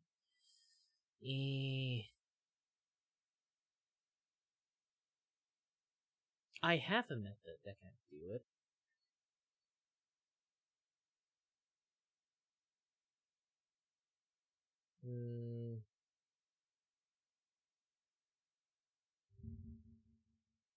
Not sure it'll work. Let's try it.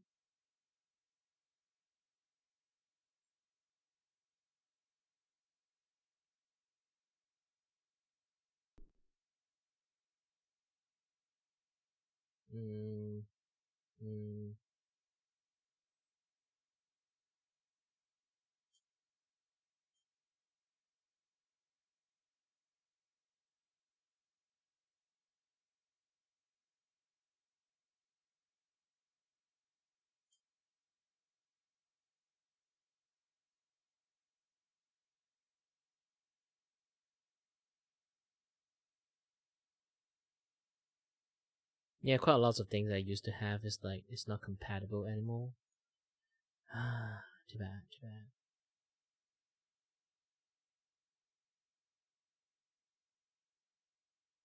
What I want is this one.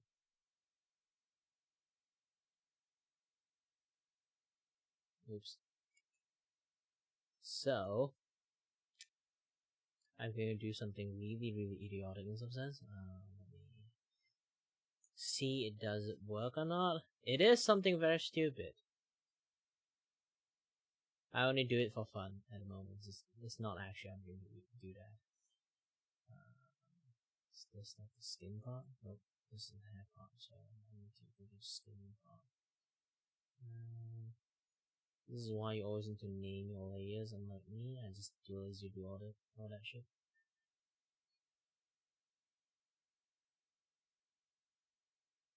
Alright. Make it like super duper small, and then the brush size is decent.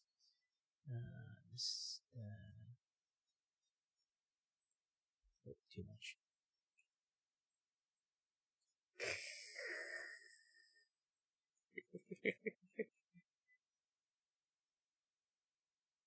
See? It's working! This is going to do something really stupid. I just do it for fun. I have a better way. I just want to see if this works or not.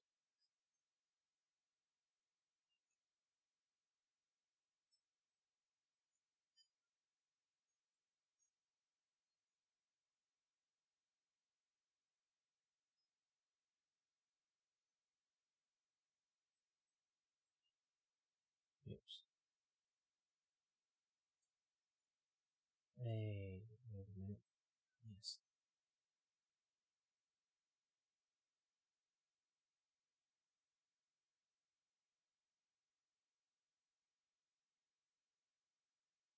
Sort of works. Surprisingly working really well.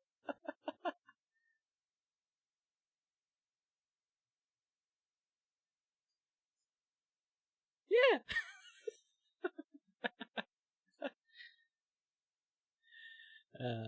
No. What I want to do is actually, not this. Open up things open, and then I need to go and find.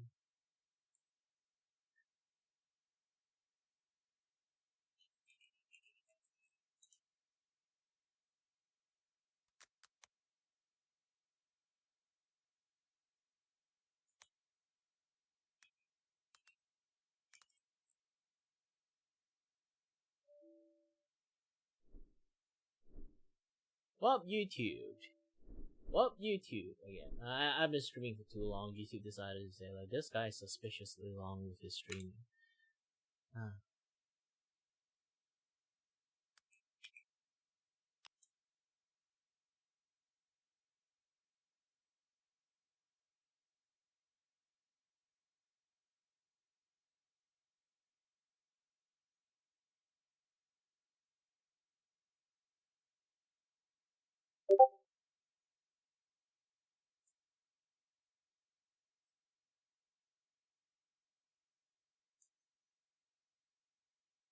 Oh, you have to scale. Yee. I am actually trying to find, like, Yeah, I am correct. Basically, I'm trying to find, like, a skin texture of an elephant. And then created the shit out of it. It's the same. Definitely, I will say it's the same if I do that.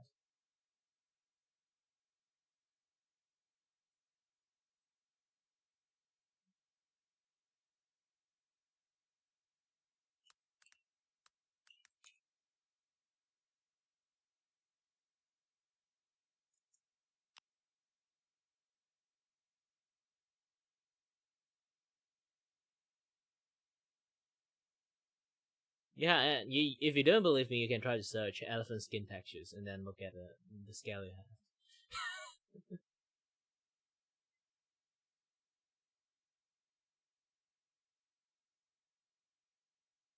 Is it?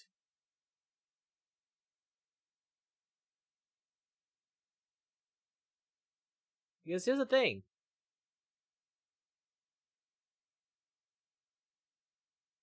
It looks eerily similar. Obviously, it have like much more this part or this one, the sketchfab one or this one. Now you see it. Now you see it.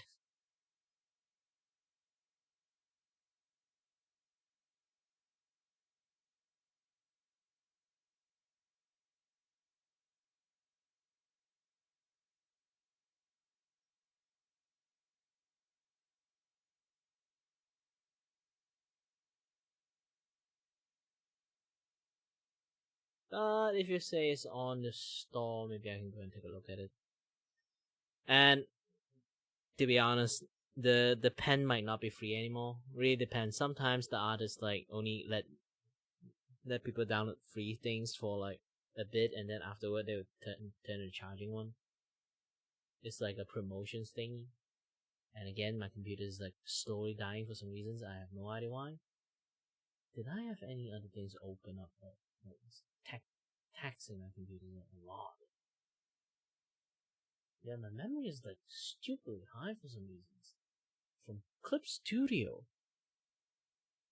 Like, this thing shouldn't be like eating that much power.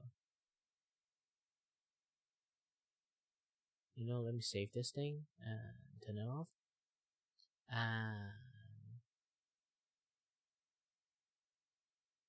Yeah, even saving takes time. I'm gonna restart this thing.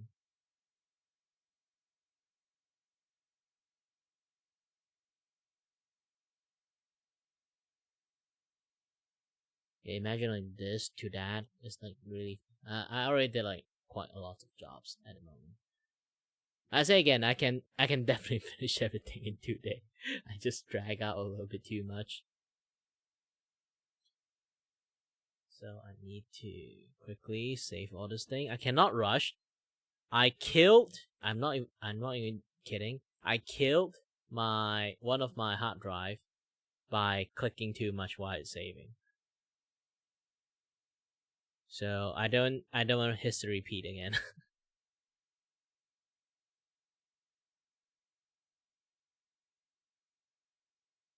How is this thing eating that high of like?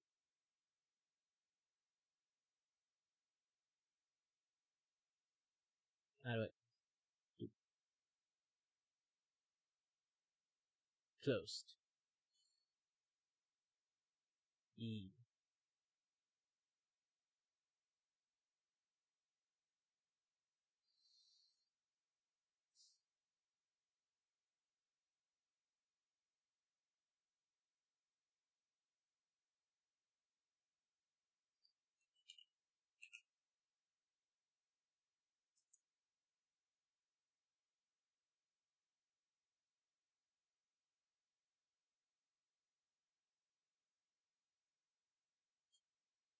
Since I already turned that thing off, like my entire computer immediately becomes smoother. I have not.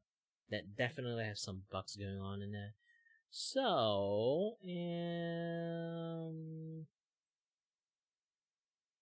I don't have Clippy Point, but it's interesting, so I open it up and take a look. Yeah.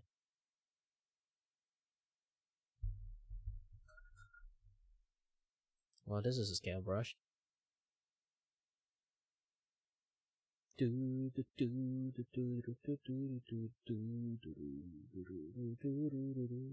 this one. Like Morpheus scale.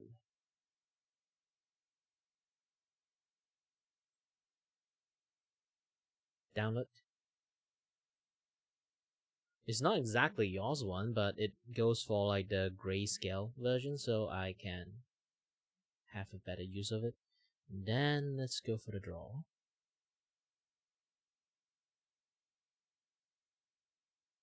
Let's reopen it. This thing again.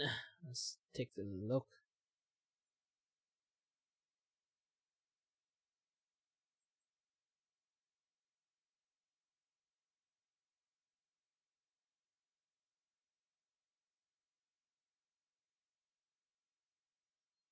Yeah, it doesn't eat that much resources anymore. I have no idea. Maybe some bug is like stacking up inside Clip Studio, stuff like that. And that's, yeah, since it's like natural, so I'm just going to add that brush into there. Then I already download that thing. Where's that thing? The thing. The thing I actually download. The thing. I have to go and find it again.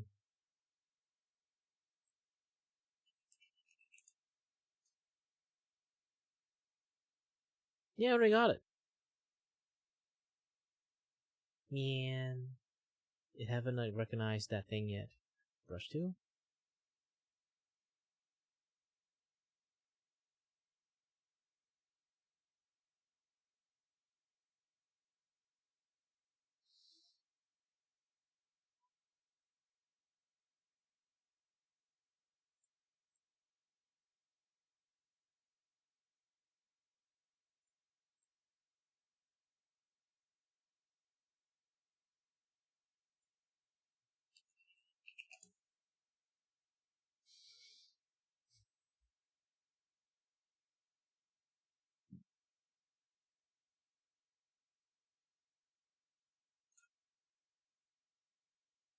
Wait a minute, this thing is not a— oh, this is the image material.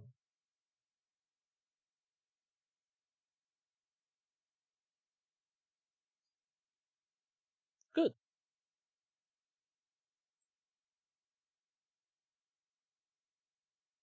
Image material. This from that will be in here.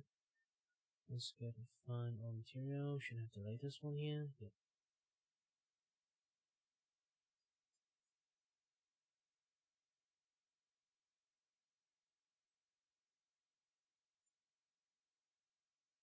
Oops.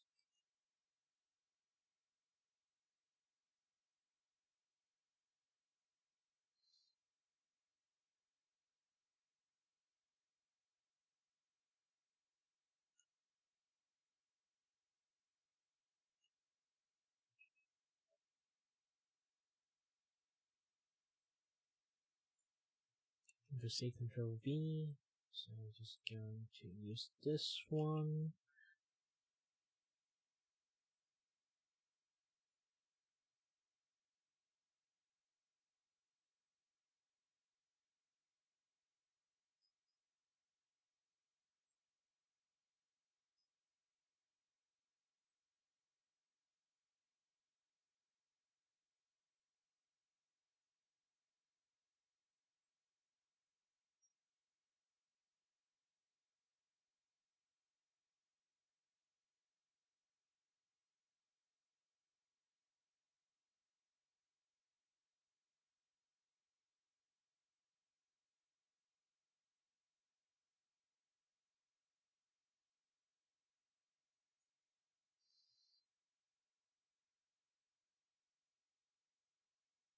Okay, I'm going to give it a transformations mesh. And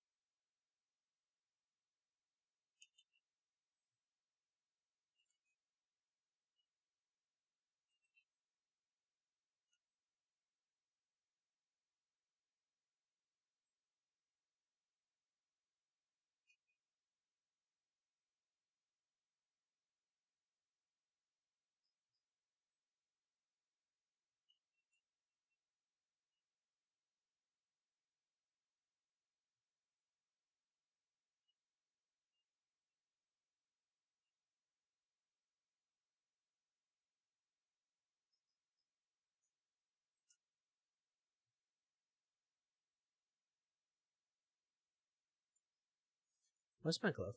Okay.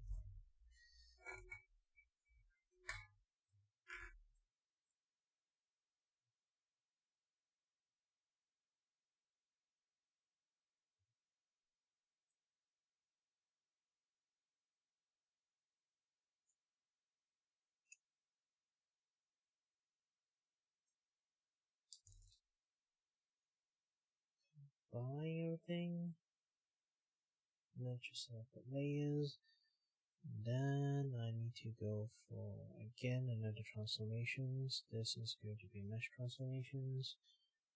And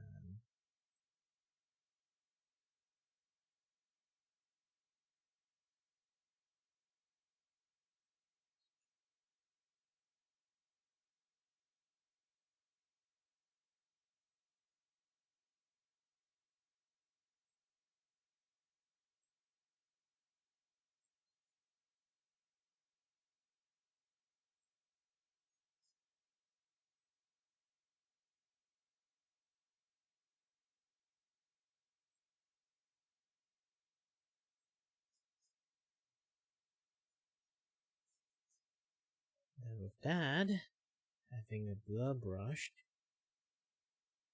one swipe, two swipe. No, the blur brush doesn't work that well.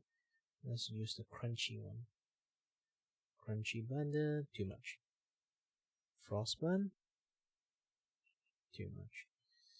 I think it's basically just the only things that kind of like work well for it is the triangle patch. But the triangle patch, I have the opacity a little bit too much, so let's go to half, color stretch to almost to the lowest.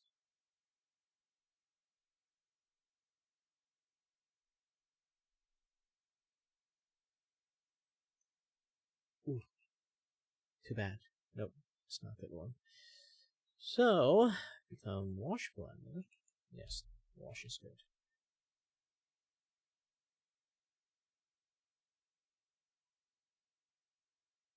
Then do this again.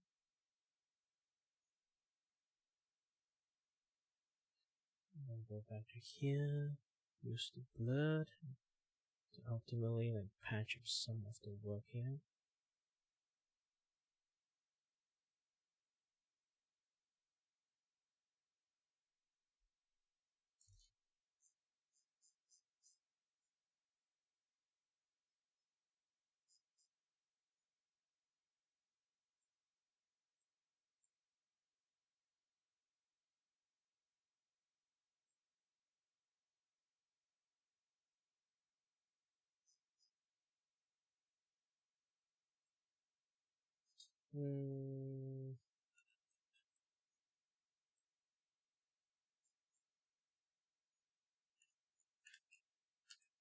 Yeah, the scale is a little bit too odd. Also, hi there, Dan.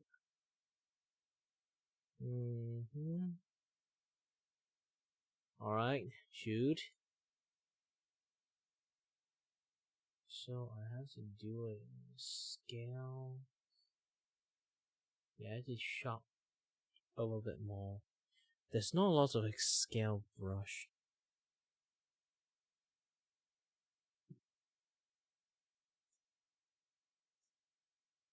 Well, I'm 30 years old. My entire life would say like yes and no at the same time. I used to watch a lot, but nowadays it's just, you know, I rarely watch anything. Like, dude, you look at my stream. It's like 9 hours. Yesterday I did like a 12-hour stream. Do you think I have time to watch those kind of stuff anymore? No.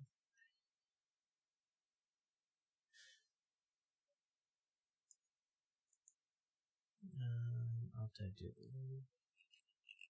okay with this and then scale.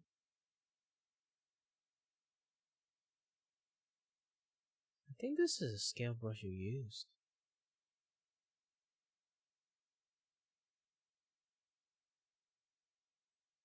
Let's crossover check a little bit.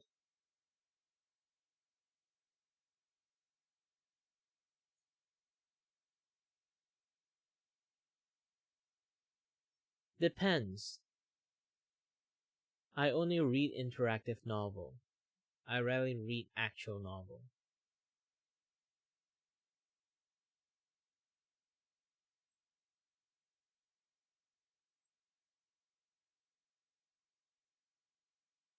Nope, it's not that. How about this one? Nope.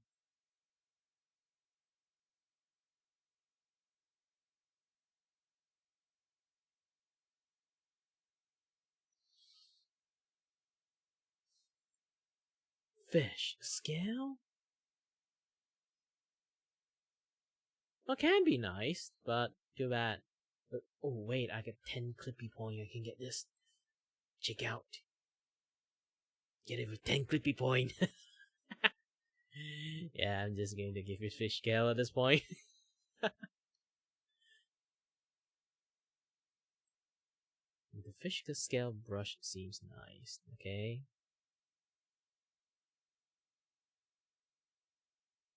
I'm going to give you fish scale.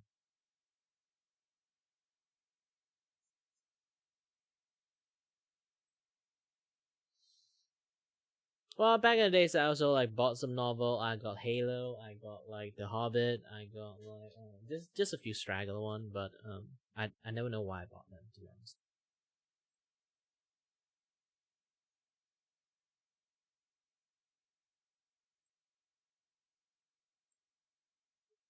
I got scammed.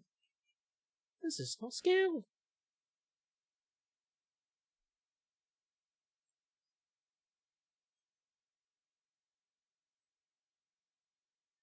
What kind of brush I need to use for this one?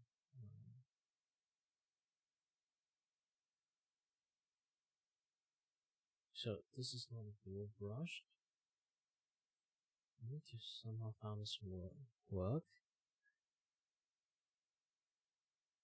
No, it doesn't work.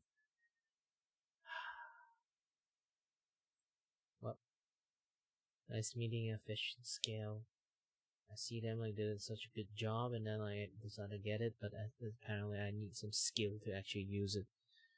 I got no skill. Oh, now I see this thing. Oh, this one is way better.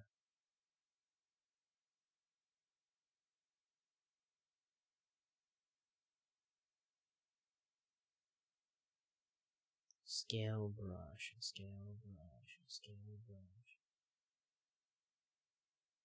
Why do I even look at this one?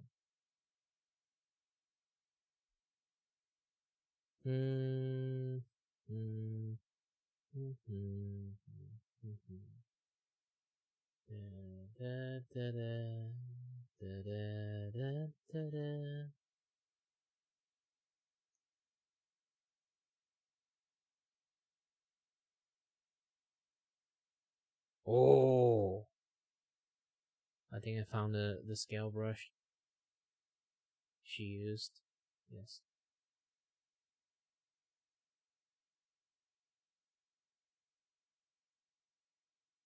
Well, if you bought it, it's not stupid anymore, because if you say that, you're the stupid one.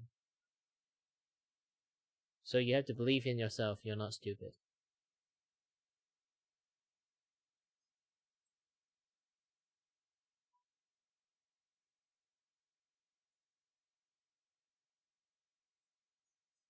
Yeah.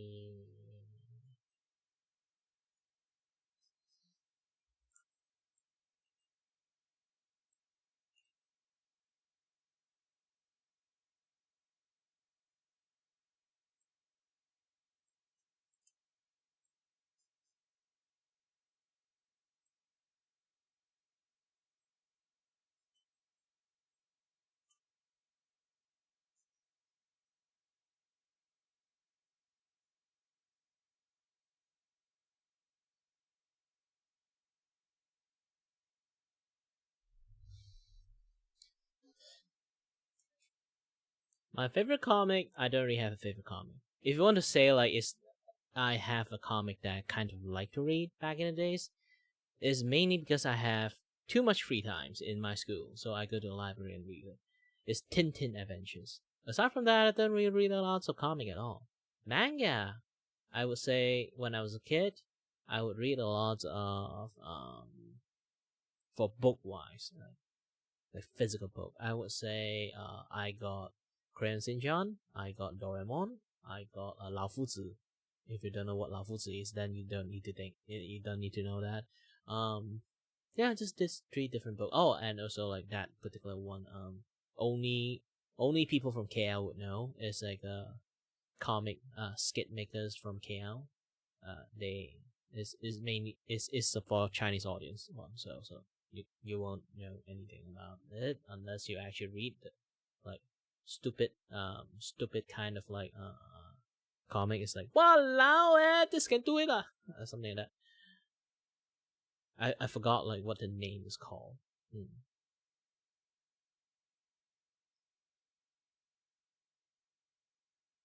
Well, if you're going to say, yeah.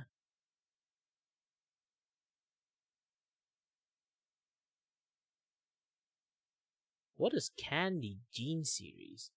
Nope. Like I say, I rarely go to bookstore.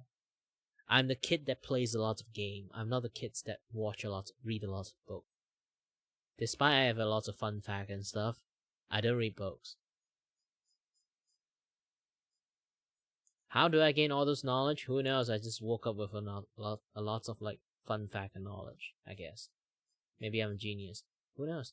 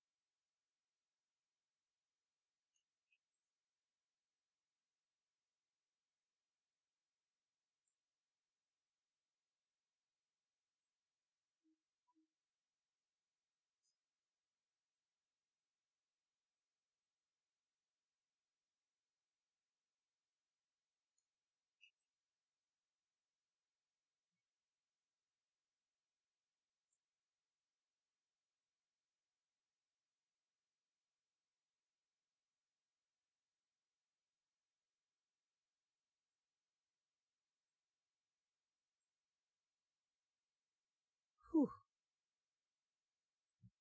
Alright. Oh, this is a nice shift. But yeah, the body one I might have to adjust a little bit. Maybe on the texture side.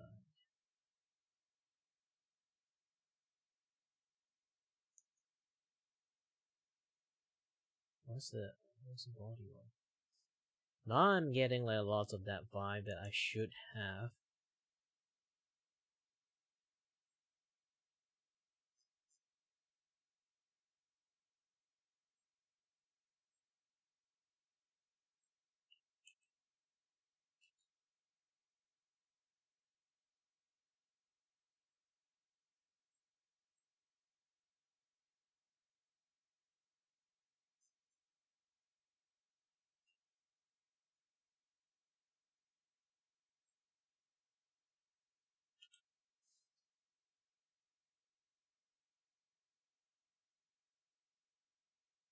Yeah, I really should have like do something for this.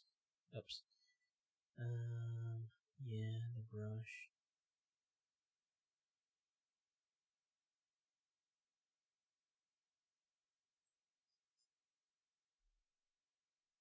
Well, for once again, I don't really read those kind of stuff.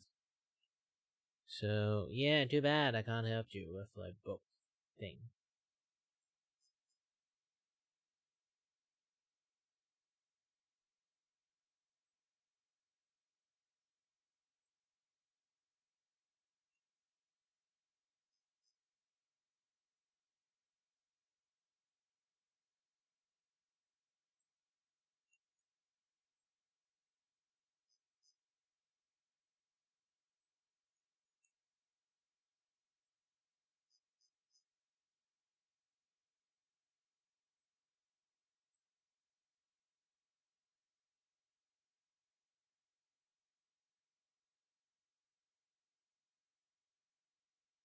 Okay,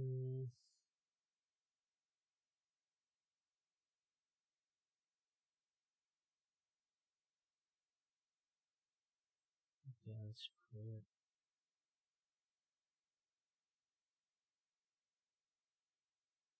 not called dodge. I need some things that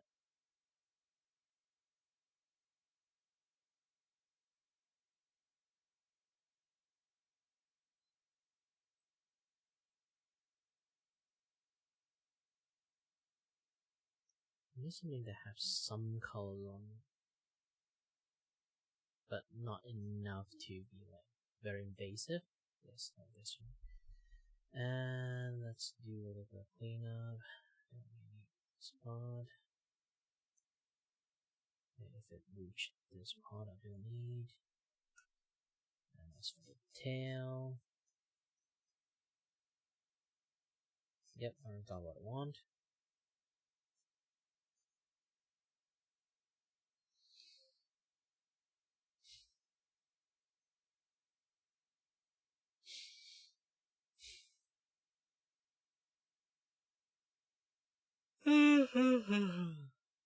Man, I've been streaming for straight up 10 hours at this point. I think I use up all my energy.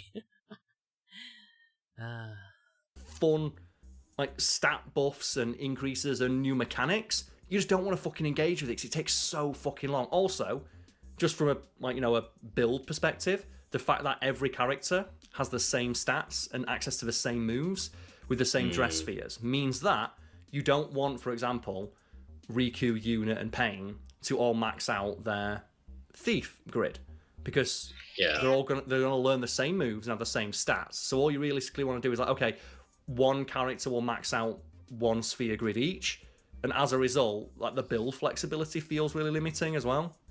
And also as well, you level up way too slow. I was like, you level up way too fucking slow in the original. I think they fixed that in the HD remaster, but as I mentioned, I just think that looks worse. But you level up way too fucking slow. But yeah, this is why I was asking, like, kind of what fixes, quote unquote, were in the HD version, because in Skyward Sword HD, when they remastered that, it was just during your entire save file. If you picked up an item for the first time, there was no resetting it upon, like, saving and quitting anymore, so it just smoothed out the experience a lot. Yeah, and I imagine that, like, again, maybe the remaster did fix some of those issues, but I'd prefer to play the original version while I have access to it. And I mean, it's personal preference, right? Yeah. And as mentioned, I don't play Final Fantasy X-2 that much, and when I do, I tend to beeline my way through the game. And I will, do things like, I won't level up every dress sphere for every character, because it takes way too fucking long. But Carl, the game only gets good when you max out every single character. Well, that's the thing, like, you want to max out the characters, you gain access to the best moves, but there's no reason I can see to have Pain ever spec into being a thief.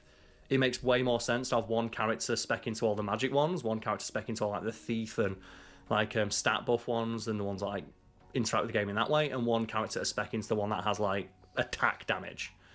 And it's weird because I kind of have a opposite problem with Final Fantasy 13 where everybody can access by the end of the game all like 7, I think, roles, but each character is specifically designed to be good at like 2 of them.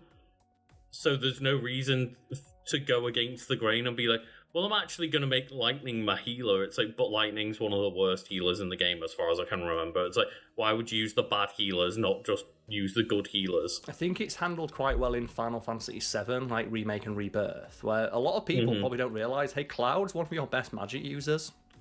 Yeah. Obviously, Aerith magic stat is natively so high, but Cloud has the second highest magic stat of any character in the game. And he's a really, really fucking good mage or healer or battle mage. And I do like that because you get different weapons, That's allowing the thing, you to like, different builds, You can right? get Cloud like the Mithril Blade, which like raises his magic and lets him do magic damage with his physical attacks. But you don't really have that with like 10-2, because as I said, every dress sphere on every character functions exactly the same, save for they wear a different costume. Yeah, and it would be maybe nice to just give all of them like a unique move at the end of each. I think that could be fun. Thing or something, right? Like Riku, because she was a thief in Final Fantasy X, maybe give her access to unique moves when she's a thief, or like make Yuna have like stuff that suits her role more. Because the the thing that Riku did in Final Fantasy X was like the weird combination mechanic, which right? is a class into itself, but it's not as good because stealing items is way more of a ball ache now.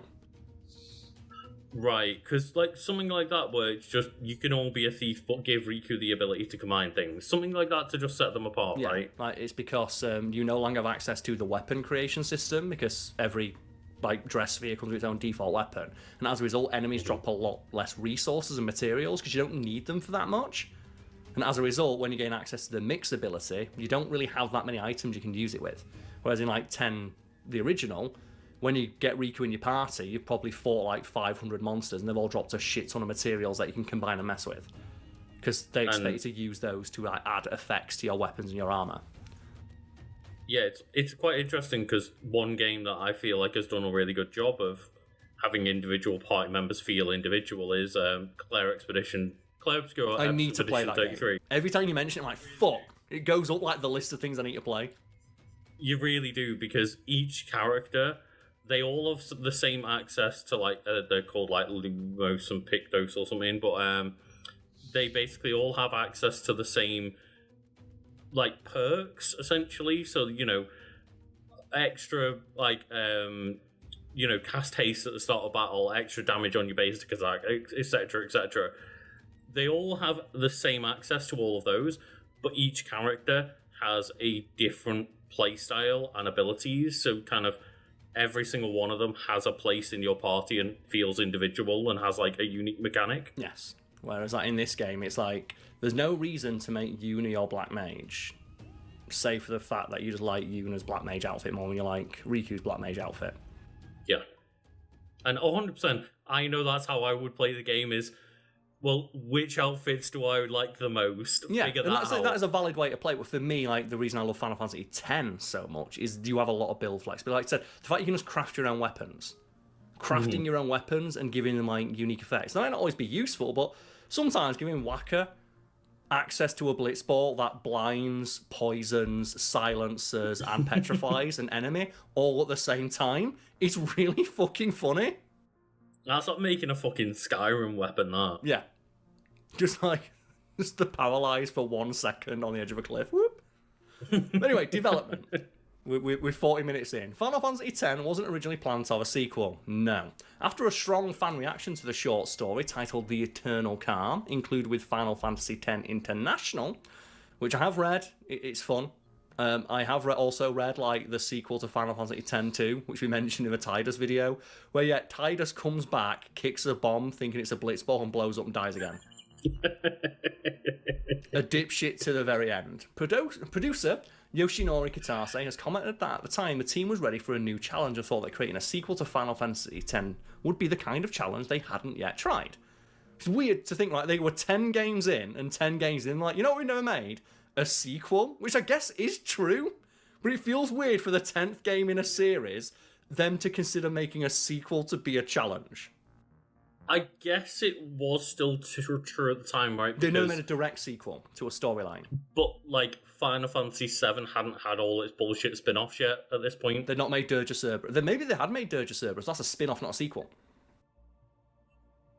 Yeah, because there's, like, 2 spin-offs. There's Advent Children. There's maybe other things. There's a board game. Yeah, there's a lot of ancillary content to 7, but I don't know if any of that had come out by the time they decided to make 10-2. Here's a fun one though, Lucas. One of the biggest challenges was what to call the sequel, and X2 was initially rejected under the assumption it could be mistaken for Final Fantasy 12.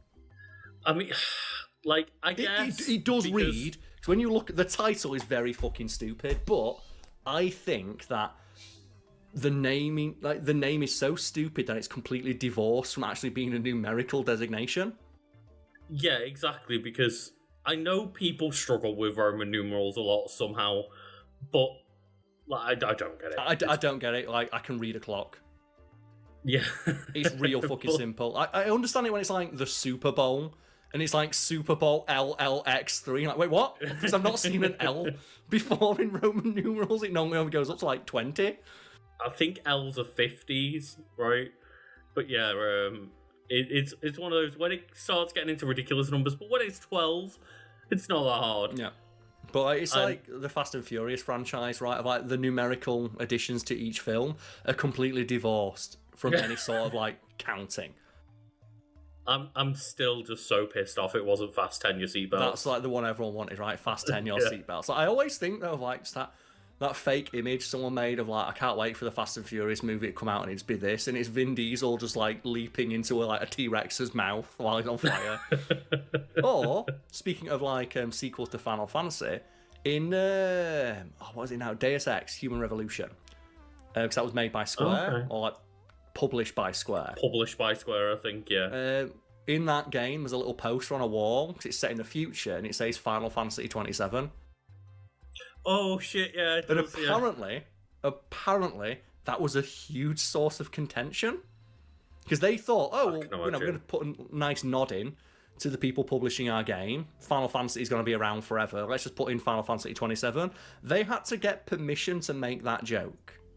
Yeah. And when they made that joke, they had to get someone to sign off on it because they had to make sure that they hadn't already had plans for a Final Fantasy 27. And it is very ironic as well that one of the longest running franchises in all of gaming at this point is Final Fantasy, the game that literally was the final game that Square I've were going to heard make. that. I'll have to do a double check on if that's true, because that feels like one of those like industry legends where people don't know what Luke's alluding to there. Do you want to just explain that? So the at least like the kind of tale, if it's not true, I'm not 100% sure. You can fact check it obviously, but the idea is that Square at the time were struggling to find success, and they had the budget to make one more game. So the last game they were ever planning to make, they were putting it all in, and just they called it Final Fantasy because it was going to be their final chance at making a fantasy RPG. Yeah, it was like their last hurrah. And I'm not sure about the veracity of that tale, but I'll double check and put a fact bar on screen. The developers didn't want Final Fantasy X-2 to be a mere extension of the previous game. Even before the team had completed the sequel story, they had worked on recreating Yuna's look and decided on a story to fit that style. So they changed Yuna's look first and then built the story around that. That seems about right, yeah. Like game I can think of where they do that is like Soul Calibur, where according to like the developers of Soul Calibur, we designed the weapon first and then we designed someone to hold that weapon. Because obviously the person holding the weapon doesn't really matter. It's like the weapon is the character in like Soul Calibur. Yeah. So the person holding it is less important than what the weapon looks like. Yeah, because the entire point is that it's the weapon, and then the weapon, when they gain Soul Edge, they have like a combination weapon with the soul, right? Yeah. And it's like the weapon is going to be the primary way you interact with that character because that's their entire fighting style. So there's more effort put into designing that. And it's like, yeah, that's how Necrid got made.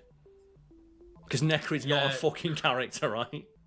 Yeah, because in my head I was thinking, but it worked because you've got great characters like Maxi and Keelik and Tally, and then it's, no, you get Necrid and shit, yeah. The thing is that, remember when they like did like Soul Calibur 5, and they're like, oh fuck it, everyone in Soul Calibur died, here's all the new characters who look exactly the same, but they're just more annoying. And the one character they didn't redesign, and they said, fuck it, she's still alive, is Ivy. Because they knew. They knew they were not selling a Soul Calibur game without Ivy. Well, I mean, Tekken did it, right? Tekken got away with the new generation. Yeah, Tekken put Jin in. They put the Tekken kids in. They got rid of like Bake and put in Harang. Yeah. Like, they successfully did it, and that's the same developers, right? It's still Namco, Bandai Namco, I always get it confused, but yeah. Like, Soul Calibur just didn't pull it off. The thing is, though, it's because they replaced them with characters who were just more annoying. Like, Jin was cool. He's a bit overused now, and his design is like over-designing later games, and his story's like, okay, he's fucking done. He's had 5 games and he's feeling bad about killing half the people in the world. Fuck him. But, was Jin cool, or were we children? We were teenagers. You know what? It's a little from column A, it's a little from column B. I would still love a pair of those like flaming flaming gi pants. I fucking want those so bad. I want them as pajamas. I'll wear them on a first date. I don't give a fuck. Like, them as sweatpants would be so fucking good, They right? would indeed, yes. It's like, but you've got to put Ivy in. You've got to give like fucking Eternal Punishment the hardest fucking input in a fighting game. And they didn't replace Voldo either, right? Well, Voldo's is you're not stopping Voldo. Well, exactly. You can't replace Ivy or Voldo. They are the two pillars that hold up that character. It's great as well. Like, the two pillars that hold up Soul Calibur is like the most like 10 on 10 stacked dommy mommy character wearing like the fucking sailor outfit, like with a chest just all falling out of it and the chain whip sword, and then fucking this weirdo sex creep who just penis walked his way towards you with giant scissors. Bring Soul Calibur back. They have a thing. I can't question it because it works. I want Soul Calibur back so much, and I just want it all. I want it to be like Voldo's Adventure. They need to simplify the shit out of that, because I was playing Soul Calibur 6 and just got confused. There's too many systems. So many. I just liked it. It was like Soul Calibur 2, fuck it, press some buttons and try and ring out some more. The best thing about Soul Calibur is that it's one of the few fighting games that commits to having ring out.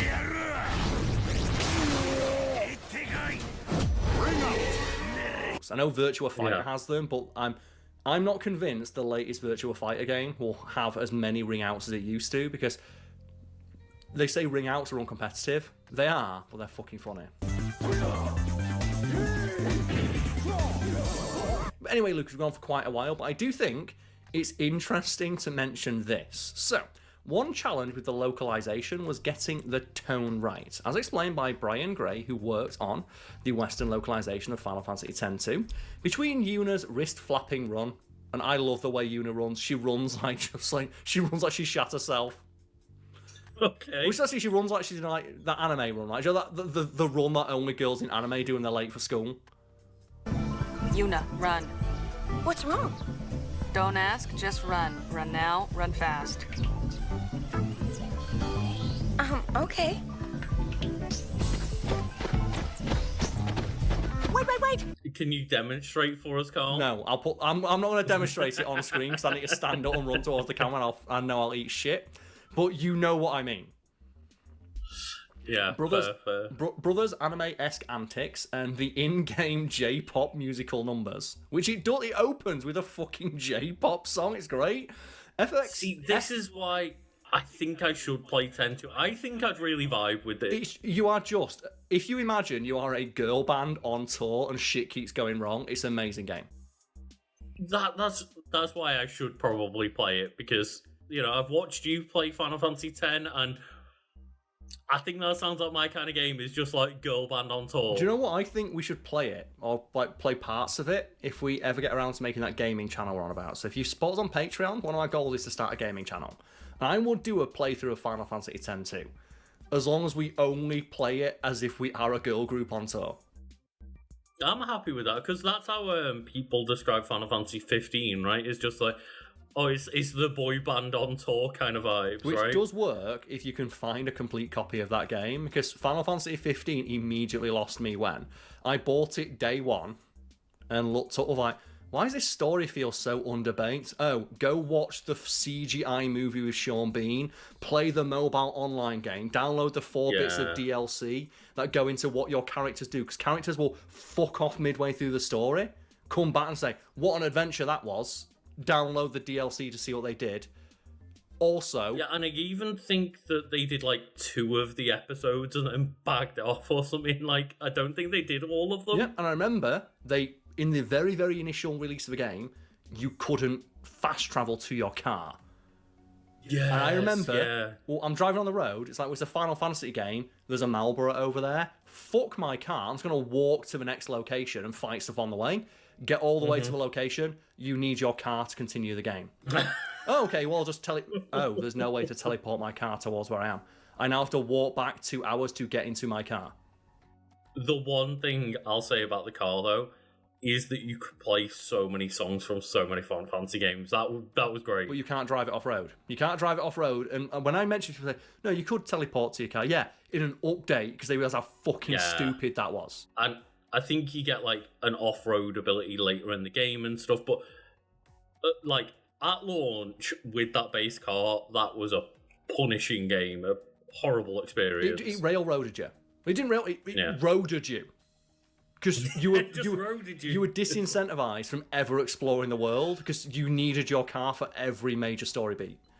So you needed to never be more than 40 feet away from your car at any time. And it was so annoying. But continue here. So Final Fantasy X-2 is probably the most non-Western looking Final Fantasy approach to date. Everything from the outfits the girls wear, because they do like magical girl transformations, to the character animations and the downright bizarre subplots is over the top in the Japanese version. To keep things balanced, we decided to write equally unpredictable and light-hearted English dialogue. In the end, American and Western gamers might scratch their heads and say, is this for real? During some of the more bizarre situations Yuna lands herself in, but the English dialogue never gets so heavy-handed that it forces the gamer to take what they're watching too seriously. And that's the thing. I like that it's light-hearted. Like, obviously, there's some stuff in that's a bit heavier. Obviously, the key plot point is, hey, Tidus died. Where the fuck is he? Yeah. The ending to Final Fantasy X, even though it's like quote-unquote a happy ending, it's not that happy. It's not that happy for Yuna. And Final Fantasy, I've always loved like the sillier moments. Like one of my favourite animations in a video game, full fucking stop, is when you are playing in Final Fantasy VIII and you sneak into a base as like Selphie and the crew. And we just you disguise like the enemy and Selphie's like, hey, we've got to like, you know, act natural. And she just starts doing an exaggerated fucking swag war for no reason. Oh, okay. Just Naruto run past. Oh shit, do we look that suspicious? It's like, if we duck a little bit, then he won't notice us fine. But it's like if you do the act casual, you do like a proper swag walk past, like, like, hey, what's up, man? And I've only played the remake trilogy of Final Fantasy VII, so I don't know how much it is in the original, but the moment where you're on the ship in Rebirth and you're trying to disguise yourself, and then like Kate Sith is just walking around as a human in like the fucking trench coat. Oh no, it's Red 13, right? Right, Red 13. Oh, like... sorry, yeah, not Kate Sith, Red 13. I'm getting my names confused. Armor. Yeah, that's like Final Fantasy has always had that. But I guess like obviously it's like because this is a game with like voice acting, I think it's a bit more pronounced. Because like you had like the honeybee in Final Fantasy VII, and in Final Fantasy VIII you had a bunch of like weird stuff like that. Because it's not voice acted, I suppose it wasn't as like immediately obvious.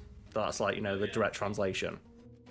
Just, it really got me, you know, specifically of like Red 13, I'd say basically doing like the Ninja Turtles in a trench coat moment of like, yeah, we're definitely a human in a regular outfit, let me pass. But what's your favourite like just out of fucking nowhere, just side plot in a Final Fantasy game? Because in like Final Fantasy X-2, there was a moment where you are disguised as like one of the enemy forces like guys, and just the leader's like, give me a massage, and you just got to give her a massage as a mini game, which is really weird.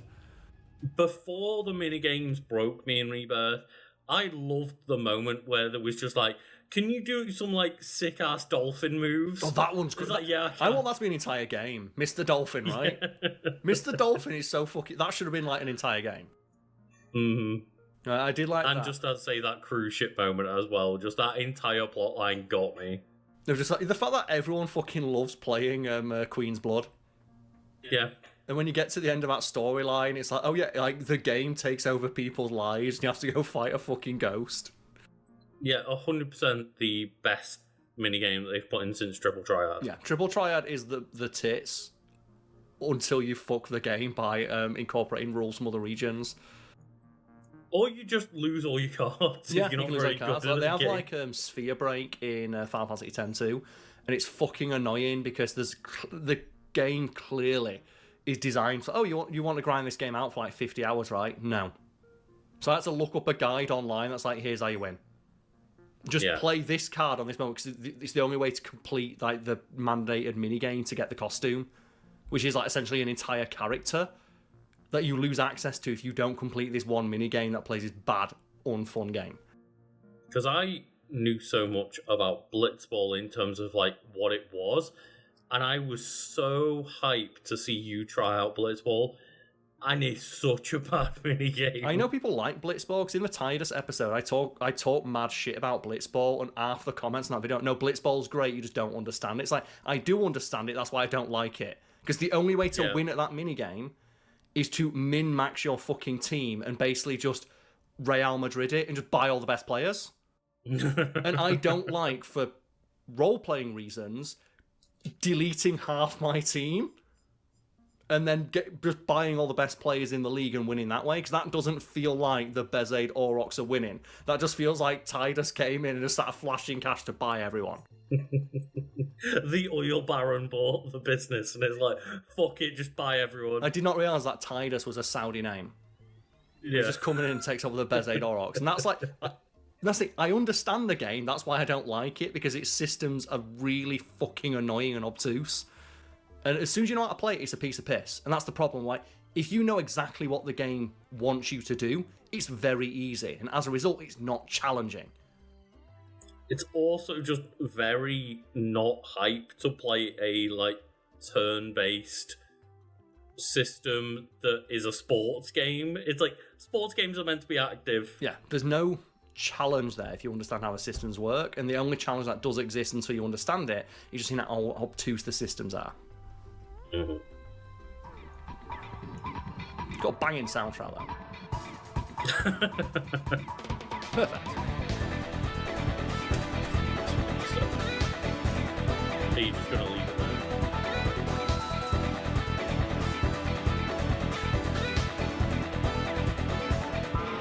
So how are you coping with that heat, Monfrere? As a British person, just poorly in general, day to day, right? Yeah, but do you know where I don't mind things heating up? Over on our Patreon.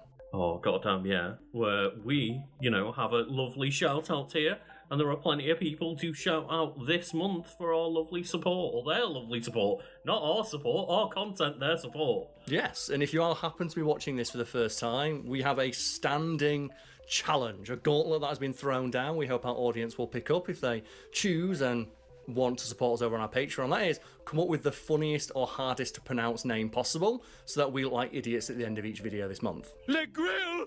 What the hell is that? That is true. Or just come up with like a silly name that's fun to riff on, or as somebody has done for the last few months, just put a name in that's easy to grab clips for, right? Yes, or a name that's really, really long, or just your name. Some examples to follow, such as Lucas. Well, the first one would be, I hope I'm pronouncing this correctly, as, you know, stands with all of these names, M. Chambers. This is Mr. Chambers' office. Oh, he's in. Let me introduce you. And M. Chambers is followed closely by Fallopian Starship and the Womb of Doom. And I said I'd buy their album last month when they supported us. I'm not sure I'd buy that album. That's a concept album that would remain unbought, I feel. Well, Carl, you did say that slightly incorrectly because they present the Womb of Doom. Oh, no. That makes... That's like a support act, right? Fallopian Starship presenting the Womb of Doom. Yeah, maybe like this really grungy hardcore metal band.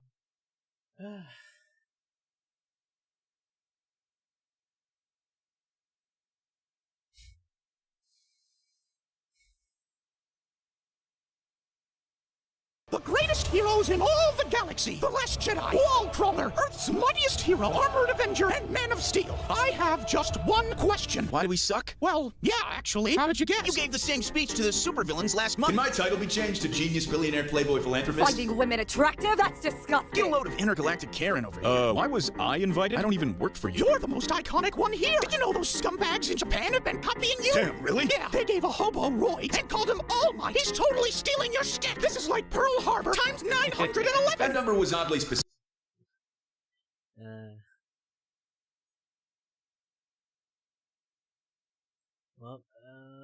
Any other things I can watch today? While I'm doing drawing, I have no idea.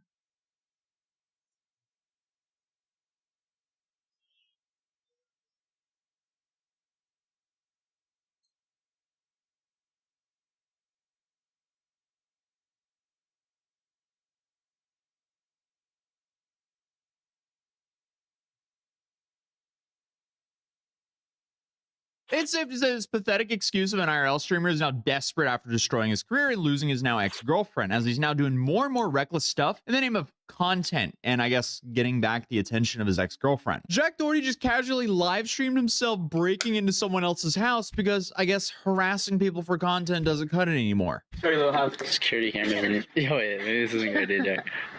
Oh wait, yeah, maybe not. What? Maybe not. His camera. Oh. There we go. Bold move to do that in Florida. I swear, this dude is just inching closer and closer to Darwinism by the day. But after dodging any real consequences for years, Jack's new strategy is, I guess, to just outright livestream himself committing felonies. However, today's video isn't just about like one stupid decision. There's a handful of stuff to talk about. So first, what happened? Well, Jack is now back in Florida, and on May 10th, 2025, during one of his streams outside, he decided to make a small visit to the neighborhood of the house that he used to rent in 2021, which is now someone else's home. I used to walk here all the time, and I'd be like, "Ooh, dude, this is Michael. Were you friends with me at this house?" I've been here. I would wear all my jewelry, no security guard, be a drunk ass. I don't remember half the nights. Like I lived at this house, and I got so drunk. Just kidding. I wasn't like an alcoholic. For like one night, 1 month, like that's it. We had one crazy month, spring break, whatever. But like, bro, no one ever touched me or took my. But I would literally live right here. We would walk here all the time with Ubers out. But hey, country. That was fun. I was like 18. I was 18 when I moved here. Yeah. This is crazy. Yeah. Now I'm 21. 3 years later, I copped a crib in Florida. I should have copped a crib when I moved here. I could have bought my house in cash just using all the rent money I spent the past couple of years being here. But hey. Probably could have. So this house that we're going to right now is $10,500 a month in rent. Which isn't that bad. After he arrives, he talks about his last memories living there, reliving moments, and taking his audience on a tour, showing where the things used to be. Should we knock on the door? Yeah, maybe. It's like 10 o'clock. My neighbors on the left side hated me, like right here. Really? Right there, they hated me. Wow, this is crazy. Guys, like this is my OG house. Look like no one's living here. No way.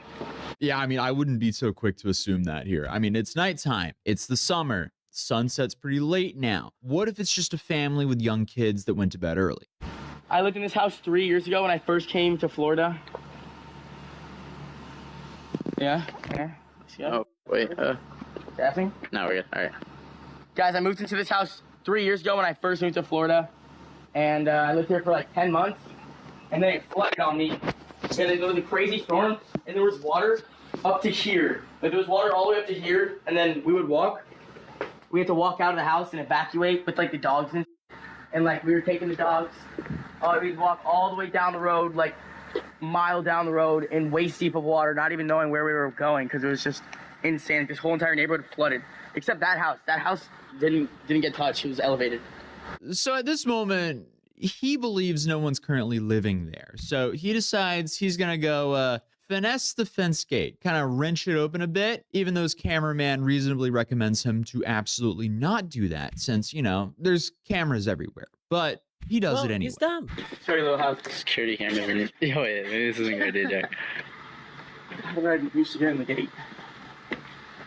Oh, wait, yeah, maybe not. What? Maybe not. His camera. Bro, what are you doing? Yeah. This is OD.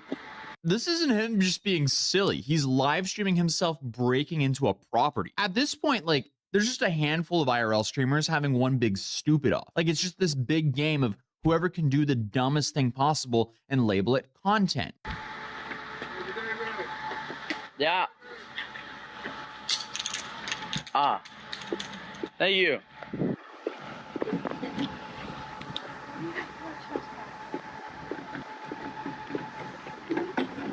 Okay, at this point, it's getting ridiculous. Like, if you're a homeowner looking at the security camera footage, you are 100% thinking you're being robbed. I mean, you have a whole van driver in what you could think could be a getaway vehicle. Pull up, throw a flashlight to them as they're trying to get into your back door. And again, this is happening in Florida. So he was lucky nobody was home, because if they were, things could have gotten real ugly real quick in the name of self-defense. Oh, it's right there. Look, you see it? Right here, look, up more. It's that right there. That thing to pull. You're on this side. It's right here. Check, I'm looking at it. Look, the thing to pull. See it right there? I thought so.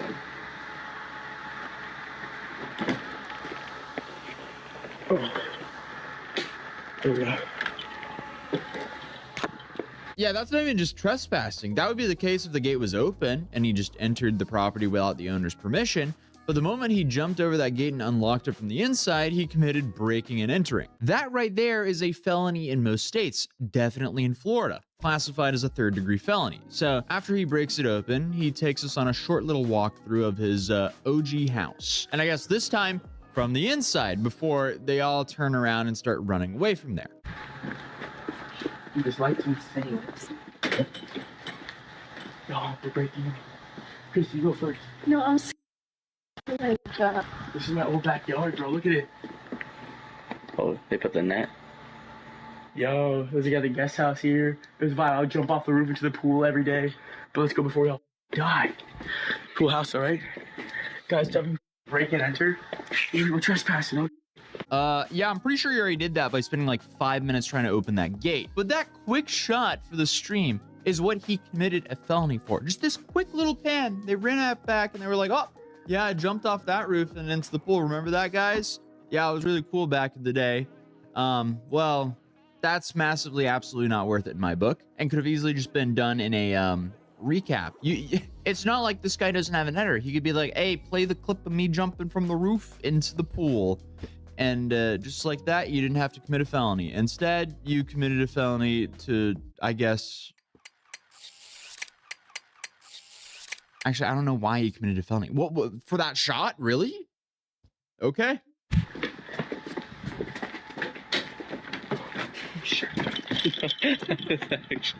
Wait, shut that. No, you're good, Let's go. Sorry. The stupidity of this guy baffles me sometimes. If you want to go down memory lane, by all means, react to your old videos. You have so much footage of you living there. Why aren't you just doing that? Why do you want to break into your old house? I guess Jack is just on a mission to be content for commentary channels forever, because what is this, man? But I guess after sticking around a little more to smoke, he asked his bodyguards to, ding-dong ditch his old neighbor, because I guess he's still a child. We actually knew this, but still, this guy will not grow up whatsoever. Apparently, he had beef back in 2021 with his old neighbor. Surprise, surprise, this guy has beef with everyone, because apparently nobody ever has a pleasant experience dealing with this guy. Ding-dong ditch. Should I ding-dong ditch my old neighbor that hates me? Yo, you deadass shouldn't just hop in the whip. You think? Yeah, then we do it. I'll blame it on Dave. Dave, can you go ding-dong ditch him, please? Please? Please. Which one? Right there, right there. Holy shit, that guy's TV, it's huge. Go away. Yeah, you see it from all over here? Look. Guys, I just shoot him. Every day, chat. Should we go have a genuine conversation with him, though? Oh, he did it. He did it, man. Holy shit, he really just done it. He dropped his phone. They're gonna see you on the ring bell. Cooked on the ring bell. Right. Okay. So during a conversation with his cameraman while reminiscing about the good old days, the guy suggested, hey, you want to give this neighbor $10,000 for that? But Jack said that he would have done it back when he was making more money. 10K for what? Being a... Yeah. All right, bet. That's something I would do. What's up? The jokes. Back when the income was a lot higher, you know, would have done that. These days, It's kind of funny to watch Jack saying stuff like that. I mean, the guy is 21, barely old enough to legally drink, and he's already talking about the glory days of making a bunch of money. But I guess what is kind of ironic is for some reason, after that moment of him essentially stalking the FaZe clan and showing up to their house, they've just been sworn enemies since. I guess that one moment of FaZe Rain ignoring him as he drove by Jack in his Audi R8 turned Jack into that kid from The Incredibles who then became a villain. Fly home, buddy. I work alone. It tore me apart, but I learned an important lesson. You can't count on anyone, especially your heroes. Well, we'll get into that shortly. So this brings us to a bigger picture, because remember, Jack's financial situation, as he says, is no longer what it used to be. And there's a very particular reason for that, because his income has lowered recently because, let's remember, McKinley broke up with him. So we think. It seems like it, at least. Who knows? This might all just be one massive psyop to promote their OFs. They're definitely playing the long game if that's true, but who knows? You never know with these kind of people. But either way, Jack did not handle it well at all. She just called the cops on me, packed all her, took her car, everything. Insane, bro. I can't believe I dated that for the past 2 years, bro. It doesn't even seem real. Oh, she's been plotting this for a minute. This used me for money. For real. For sure. I never thought it would be possible, but it's obvious. It's like no flips like that in 24 hours, changed their passwords to absolutely everything. The guy essentially had a complete meltdown about how fake girls were, mainly because his income was, you know, it was about to decrease. And he said that he wasn't going to be making the same amount of money anymore. Girls are the fake it. You guys wouldn't even believe it. I thought everything was okay. Instead of talking to me, this has been plotting the past 24 hours. She changed all of her passwords to all of her social media accounts that I blew the up because she's my girlfriend. Like and she just took evil, bro, evil. She just took 500 grand a month from me. Evil, bro. She's been plotting. She used me the past 2 years to. I can't believe it. I'm so mad. This is like the last actual real person I thought I had in my life.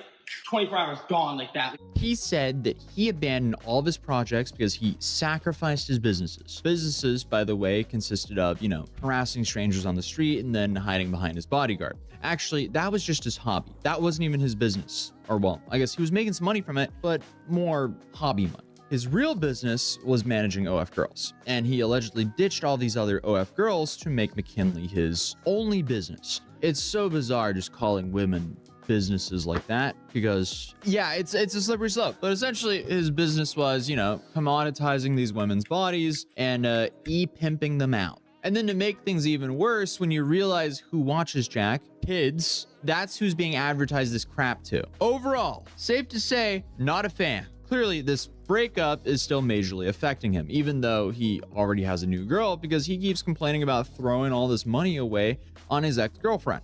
I've spent hundreds of thousands of dollars on this girl. I spent 800 days in a row with this girl, and this is how I get treated. Like, what the?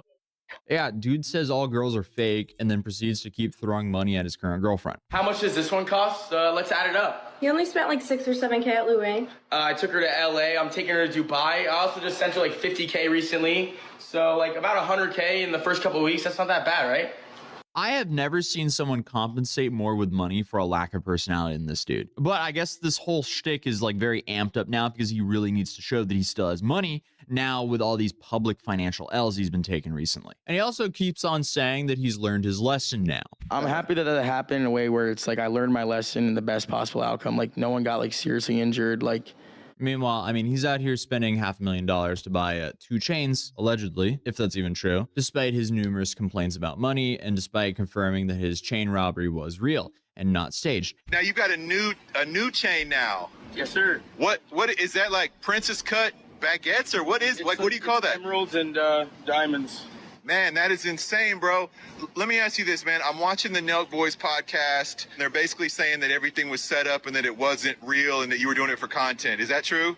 No, it's not true at all. I mean, like there's a police report. We had 1 million cops on Rodeo Drive. Like they shut down a whole entire store just to do like the swab my like everything and stuff. Like, bro, if we set it up, we would have had the video by now. But it's like we have to go through attorneys and stuff and get the video. It's a whole process and stuff. But I'm gonna get the video eventually, and everyone's gonna be like, all right.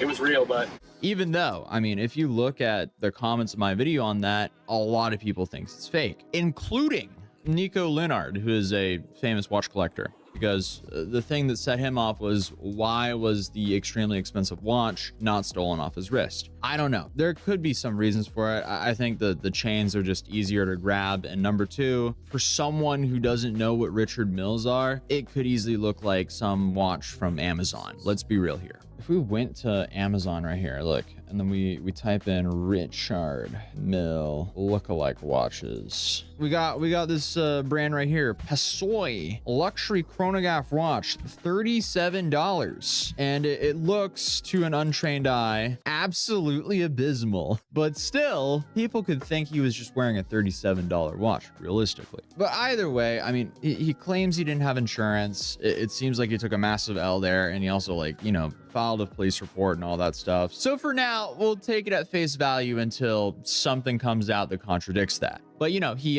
totally learned his lesson by going out and buying 2 more expensive chains. But the thing he doesn't realize is nobody cares about his chains.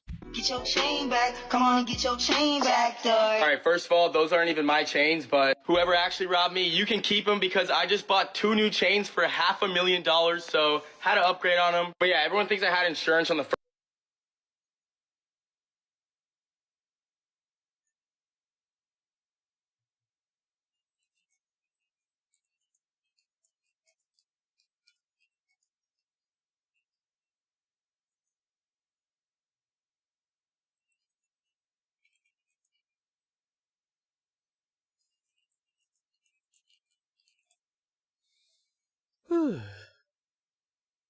Hey, thank you, Anu.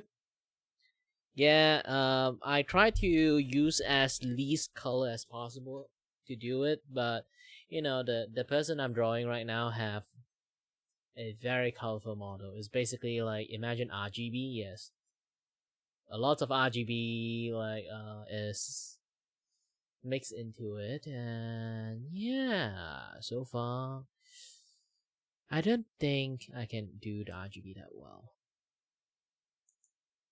Oh yeah, there's still a few things I haven't really finished yet. One last thing, the eyebrow and this guy.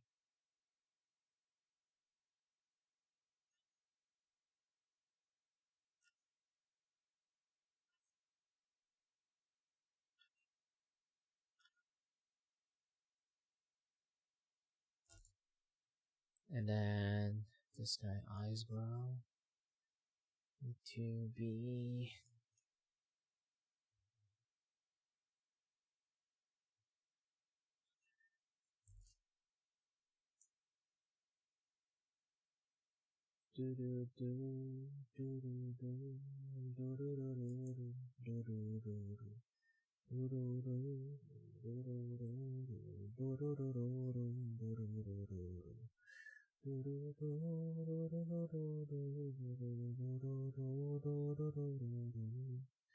oh yeah.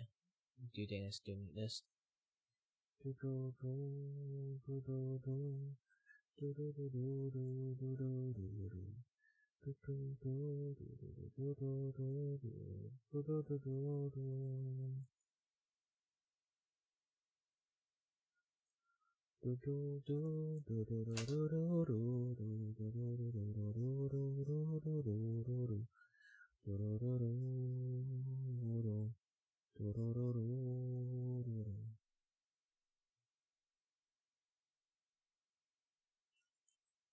Yeah, this is not good. Do another one again. Oops.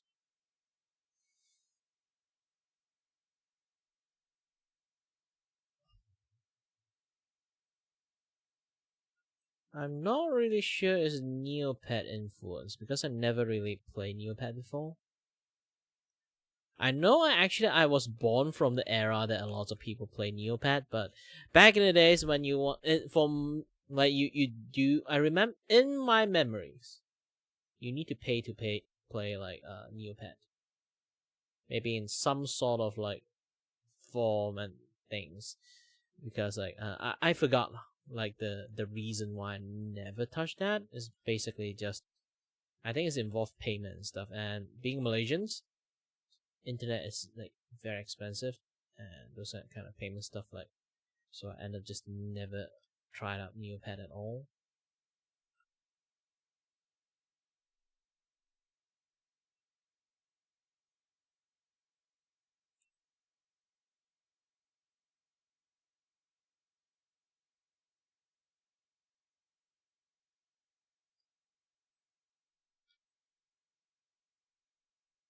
But I do have a certain type of drawing they do say it looks like back in the days I draw like this like animal series that I try to create my own, but they say they look like Neopet. I'd be like, wait, what? What's that? That is how I learned about Neopet afterward. I made something looks like Neopet back in the days. I mean, in my primary school days.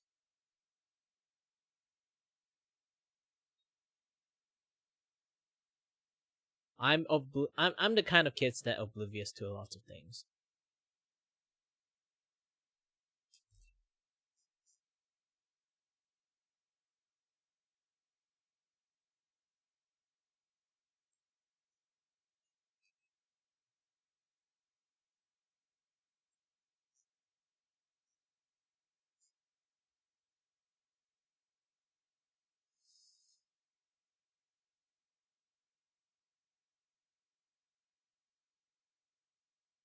Nah, imagine a place that is what you call the eternal summer.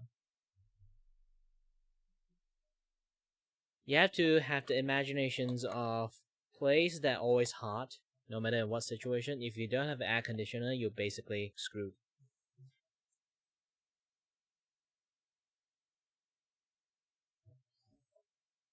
when I was a kid, I would have like a slightly better conditions because like I think like the environment back then was not that bad. It's just like nowadays I can't even look up into the sky because it's so freaking bright. Back in the days the sun wasn't that bright. It's like pretty humid, clouds everywhere, and then it is very sunny and hot, but it's not like sunshine on the ground enough. You can see the heat wave almost like every like the moment like the sunrise, you will see the heat wave from morning to until the sunset. I'm not even kidding about that. The heat can be very unbearable for lots of people. For me, I'm Malaysian, so I used to it. But if you are kind of only able to manage for a short period amount of time of like heat wave, you can't. Not a lot of people can actually handle Malaysians like weather that long.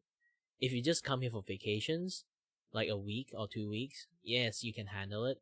But if you're going to live here, it's going to be a very different story. I have friends from like Australia come to here to like live, and he'd be like, "Holy shit, how you guys manage the heat?" And I was like, "Well, you guys lived in the area that have like above like 40 Celsius for the temperatures, right? Like you guys should be able to handle it." And no.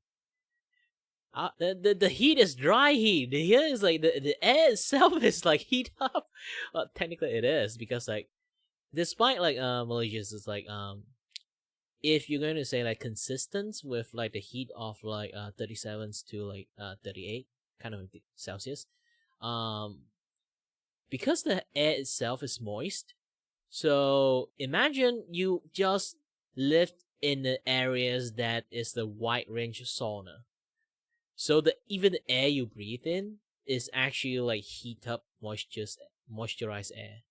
So even the air you breathe in, like the fan that blew at you, everything is like heated up.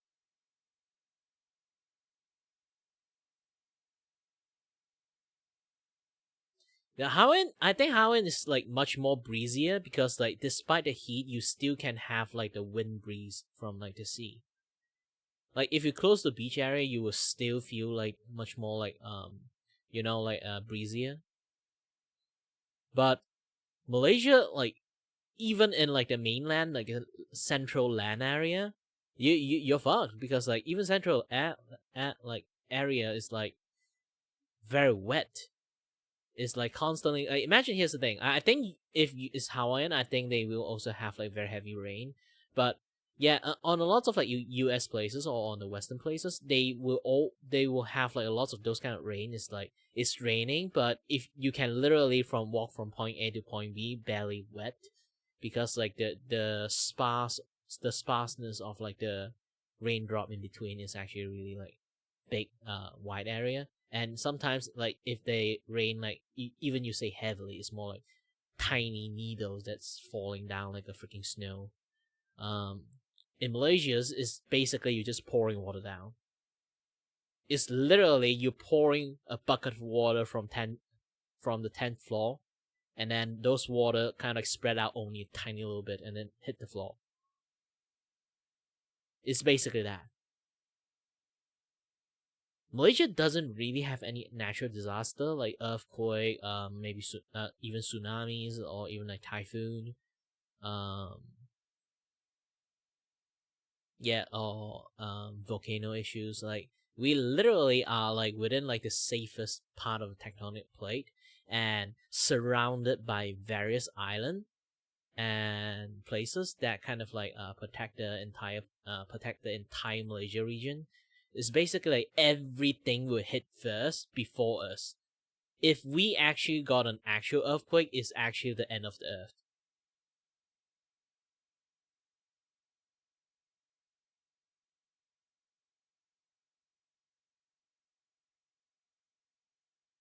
Yeah, but even Korea, like when they have like a summer seasons, is still not as hot in Malaysia for some reasons. And generally, the summer season actually is much more shorter in Korea. I think it's because like the geographic place. For me, it's like I'm on the equator line. Malaysia is so Why I say this is an eternal summer, we have zero seasons. If Malaysia starts snowing, the world is ending. If Malaysia start to have natural disaster like earthquake and volcano issues, probably it's close to the end of the earth. And Malaysia got hit by tsunami, you have to guarantee one thing: Indonesia is gone. Philippines is gone. India is gone. Like, that's the thing. We've been surrounded by all this other, like, landmass that protrude out and surrounded the entire Malaysia. So, like, any tsunami things. And also, we are in between the tectonic plate, so, like, things is vibrating out instead of vibrating into us. So, we rarely will have the momentum, like, even, like, outside the tectonic plate, kind of, like, moving, like, vibrating or something like that, cause, like, a earthquake. It's, like, vibrating outward from us, not inward to us. So, we can't really get hit by tsunami.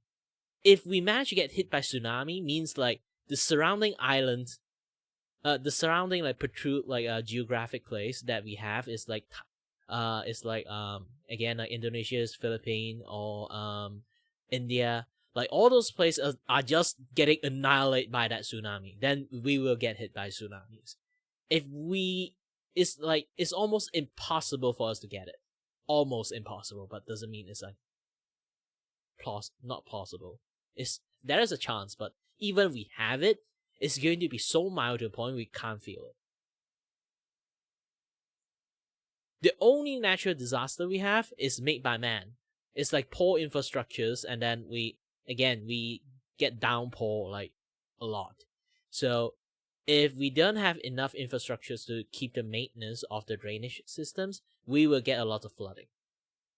Flash flood will happen if there's not a very good, like, maintenance system on all those kind of dam and stuff. And then, like, like, corruptions, like, people pocket the money, they never do, like, a proper maintenance afterward, and then shit will happens. And those were man-made in some sense. So, yeah, it's really rare for Malaysia to have any, like, natural disasters. The only seasons that we kind of have is actually, like, the only seasons that will actually, like, somewhat, like, appear to, like, affect us is, haze seasons. Haze.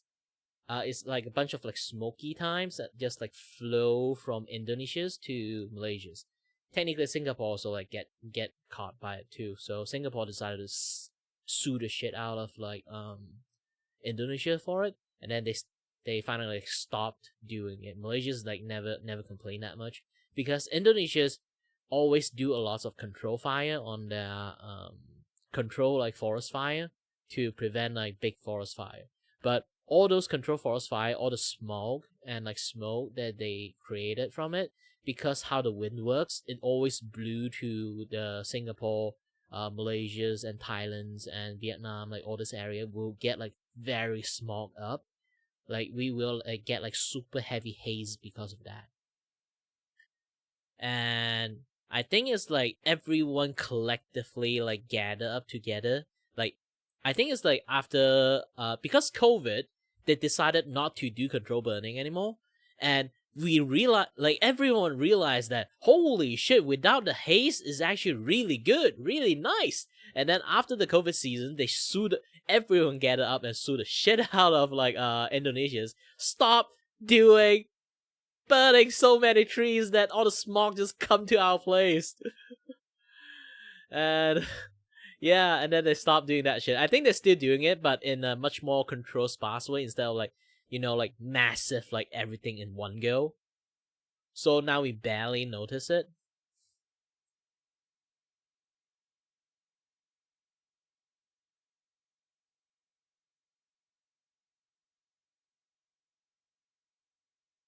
Yeah, just that.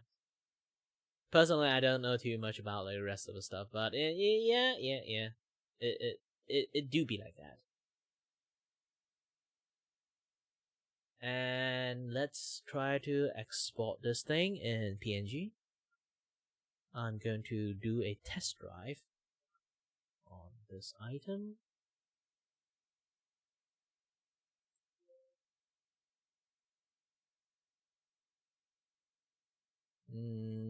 Yes. Then go to design now.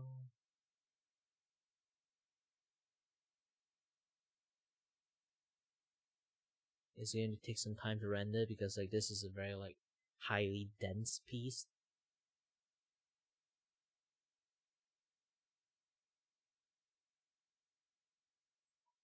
Finally, 4 days. I finished this. Technically, I can finish this in like 5 days. 2 days to be honest. I spent a little bit too much time doing that VupeChat and like drawing at the same time. Let me procrastinate a little bit in between. So I kind of like took me some time to actually finish it. But I do use those extra time while I'm chatting with people. I just looking at the artwork, see like any flaw that I need to do like corrections and stuff.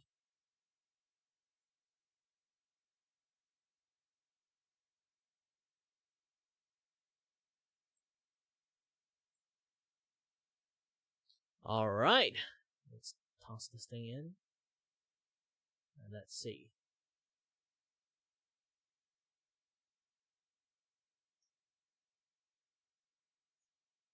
Let it load. It's going to upload a little bit.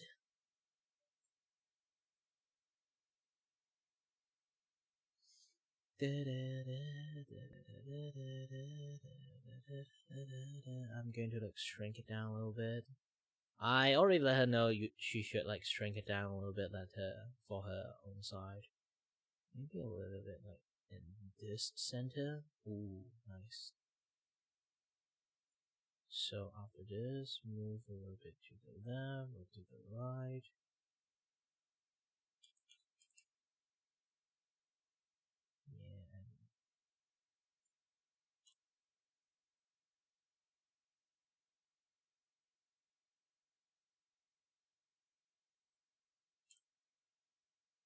Okay, good. And with this, let's go for the preview. Ta-da!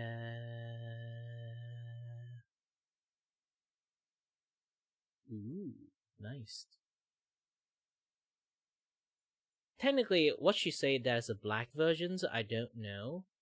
Because when I do the design, I don't see the black versions. She say there is, so I'm going to not doubt her, to be honest. Obviously, it's a product because I only see like the white version. Oh yeah, hi there.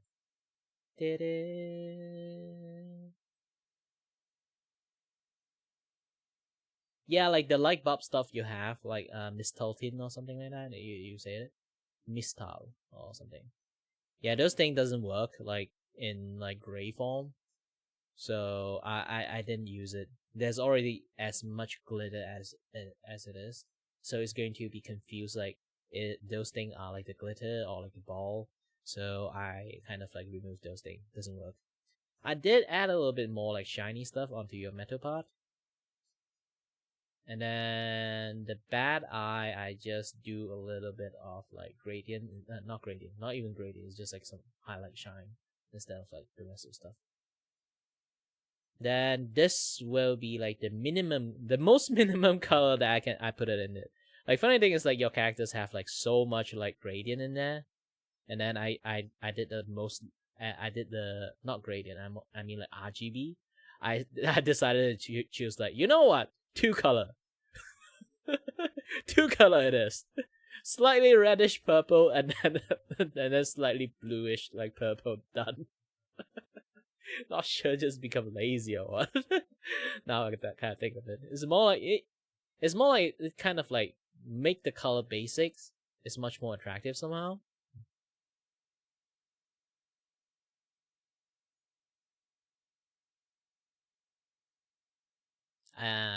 That. Oh wait. Oh yes, I could have got that. My YouTube got cut off. So when I need to talk about stuff I didn't actually like show, it didn't actually show because, gosh Dang it. Oh, hold on a little bit.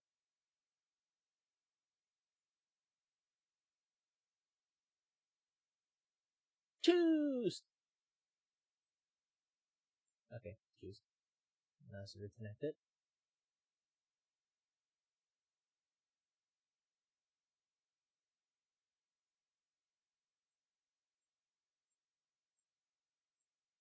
Yeah, this is a sip cup version of it.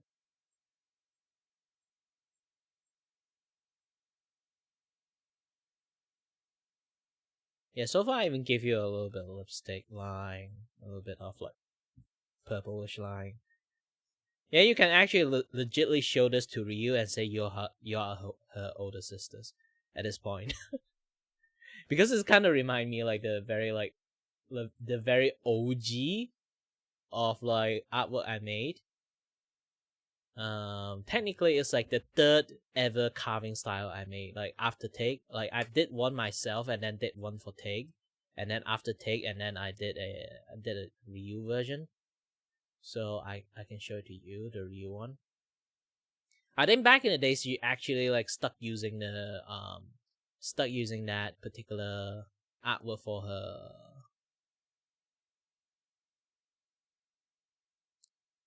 profile picture for quite a while too. What is it? Ah, yes, this one.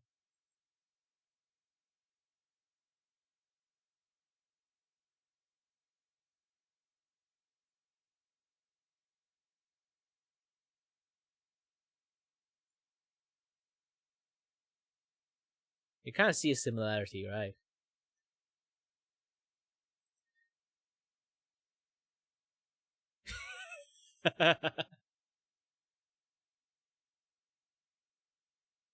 Yours is the upgraded version. She's like the older version.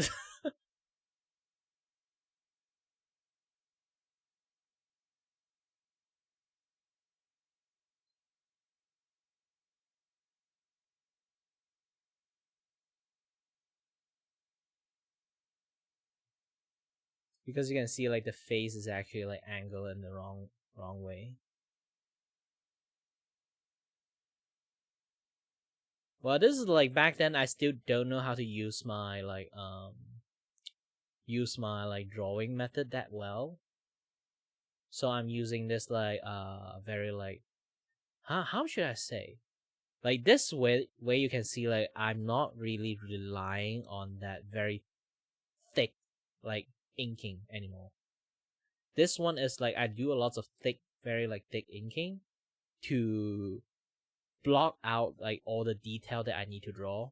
So I'm stuck at detailing back then, like while using this kind of method to draw.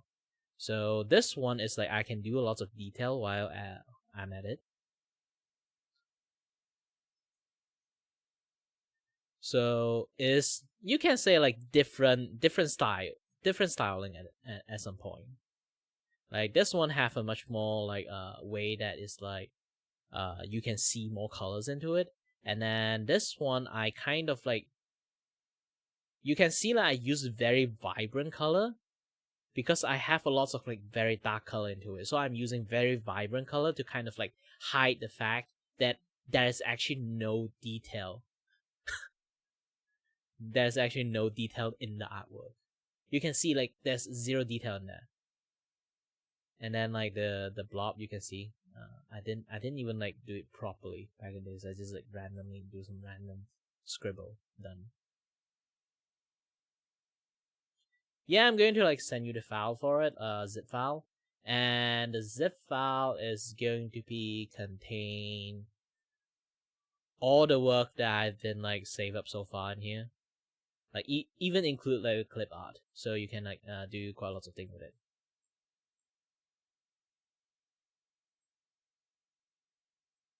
And I'm going to make a few like official versions.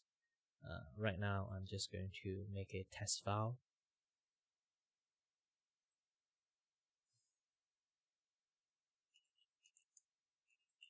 So everything in here is not exactly the official one, so I'm just going to like toss it in there so you won't get confused. Test file will be in here.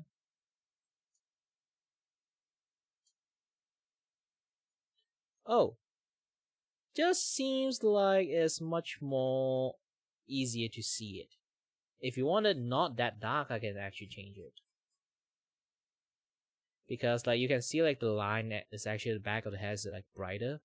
And then this way you can like see the line here. Ooh, I just noticed. Thankfully I zoomed it in, I can see this part. But yeah, I will do a lot more cleaning after this. I need to keep zooming in and out to see like some of the flaw there. I think this is... Ah, yes, I know why this thing here. Because I erased like some of like the silver part and then like repainted them. So they have like a little... The flaw came back again, I totally forgot.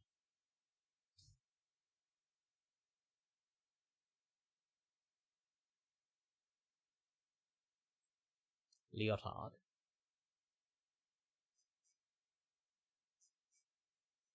Oh, you mean like the color from this and color from this? They technically are the same. It's just that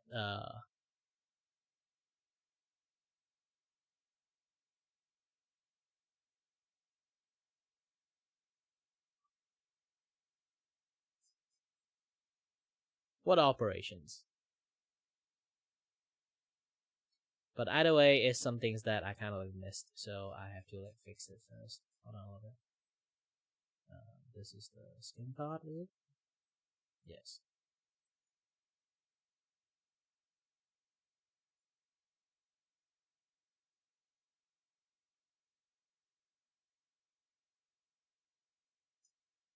Yeah, I still have to do like some fine-tuning cleaning there, here and there. But most of the things is already finished. Let me turn off the back one and then this thing.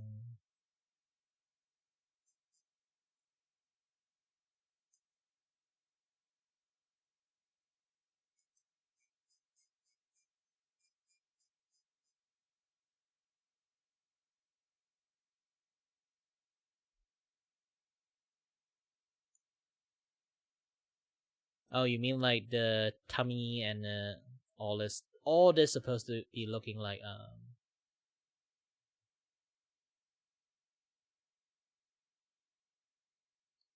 Yeah, this kind of neck thing is like I need to look back, zoom in. Let me go back to here first. I have to keep scrolling down. Next time, name your stuff.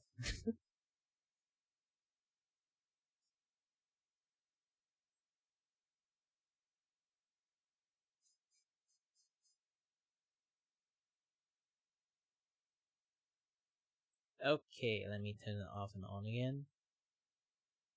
The same with this, but if I turn off the colors, it should be in this colors, but I just seems like if you want to, because they're supposed to be different colors. Like I say again, like it's because the rainbow color I can't really like, simulate it.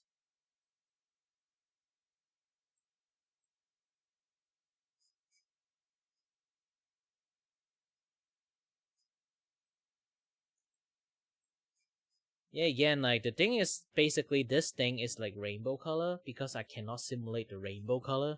All I can do is just do a bunch of gradients, so I use the darker color instead. Even change is kind of fused to the metal part. It's not exactly the same thing you actually wear, to be honest.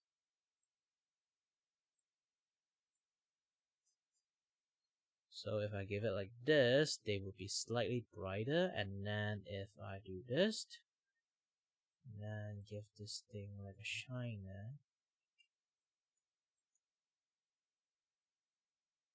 Shine it a little bit here, a little bit here. If I do something like this, and start melted them a little bit here and here.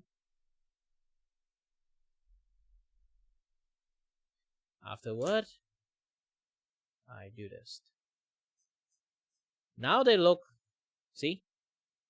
It's not like I didn't do it, I did it before.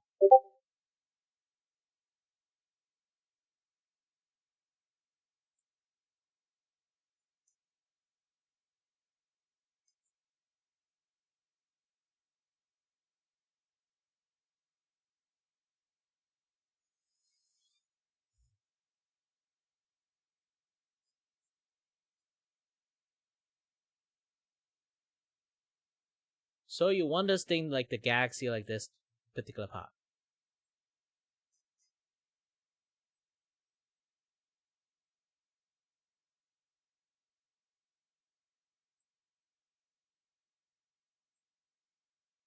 Well, that one can do too. Hold on a bit. First thing first. Remove everything.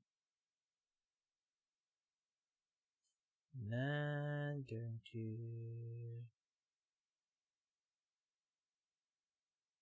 mark this thing down.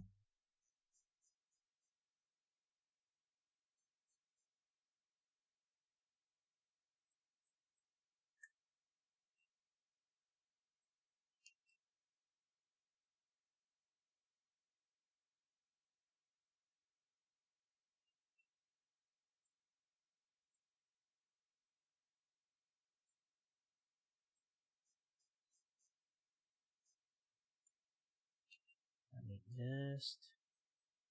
And then how does this thing go again? Let me click it. Okay.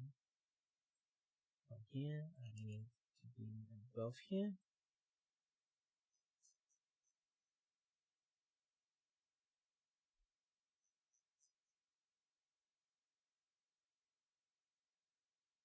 Okay, shrink you down first into really small. Because if I have like similar size with the background, they people will notice the background, the similarity of the background in this one. Yours one is a little bit more. Okay. Turn this angle a little bit. Alright. Turn this off first.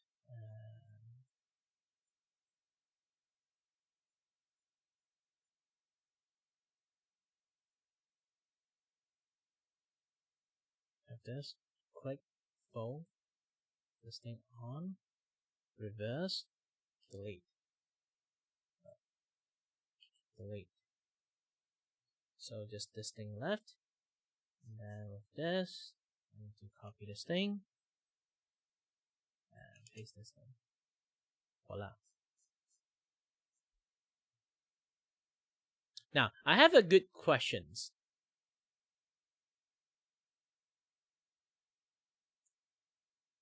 Like, why does the breast also have galaxy one?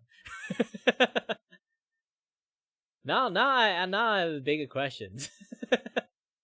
If I look closely, is it like the breast also have the same like effect thingy?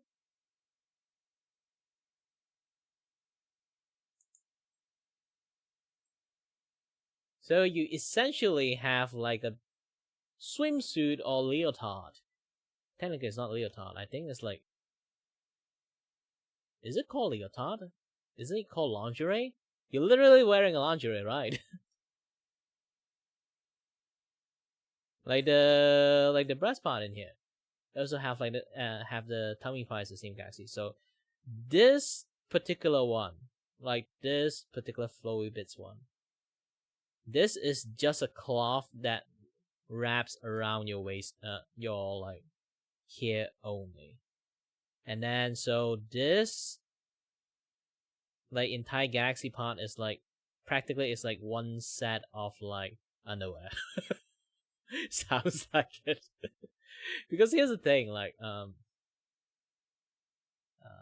was it actually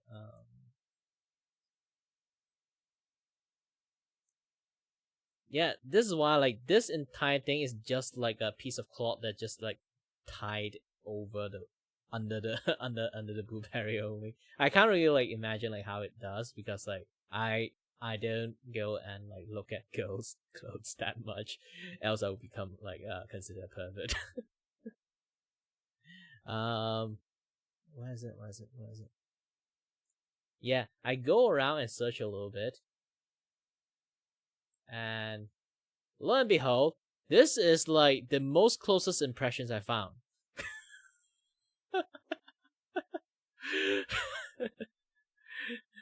This is what I call a lingerie sleepwear. I type it that way, so it kind of like I'm not even kidding. It's called a lingerie sleepwear. It's basically underwear you wear to go to sleep.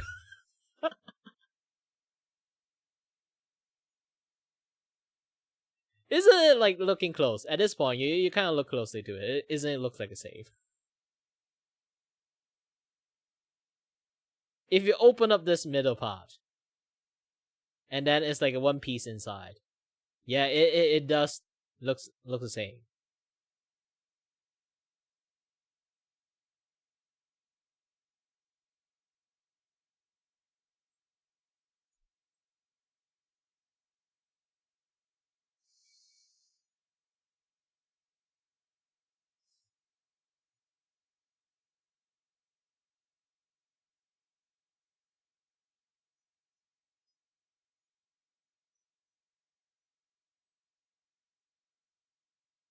Yeah, right now I have to scan a bit to see like any mistake I need to keep on cleaning up. Generally, it's just like some of like the handsy stuff that happening. It's like this particular part, you can see it, something here. If you notice anything like this, like do remember, tell me.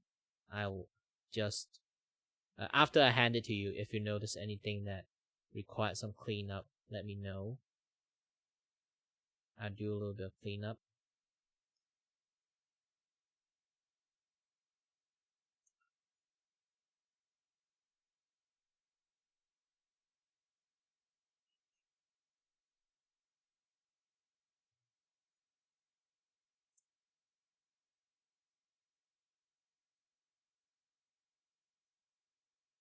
Don't worry, in some sense I also didn't do a great job of sliding the plate in here. Like the chain literally fused with the bottom plate here.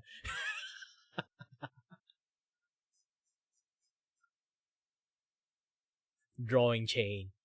My nemesis.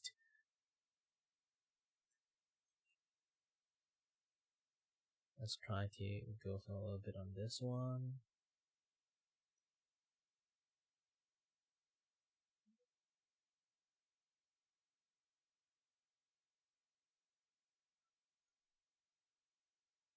Ooh, why? Oh, yeah.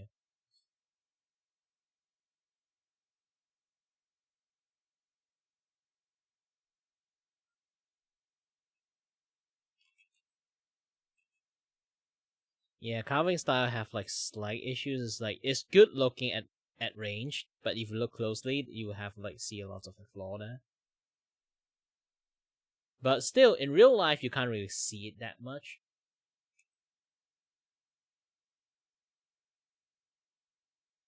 Because like essentially all this like flaw is like, you see, I need to zoom really far away to actually go back to like normal side. Unless you really like stick your eyes like zero in into like this tiny pixel, you won't necessarily see it. But you know, I'm still an artist, so like I'm trying my best to like spot most of the tiny flaw there. This is why I call myself a mediocre artist, not like an actual like artist, because I actually, in some sense, I don't really care too much about all this kind of stuff. I know it's really bad to say this in front of a client, but still. This is why I'm a bad artist.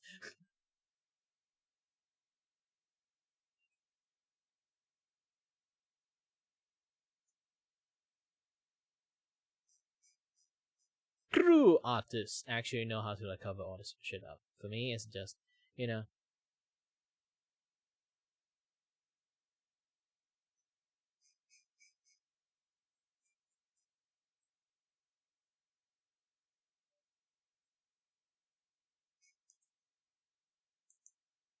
Well, if you want a ribbon, it's going to be very hard because here's the thing, I didn't draw a ribbon on purpose actually.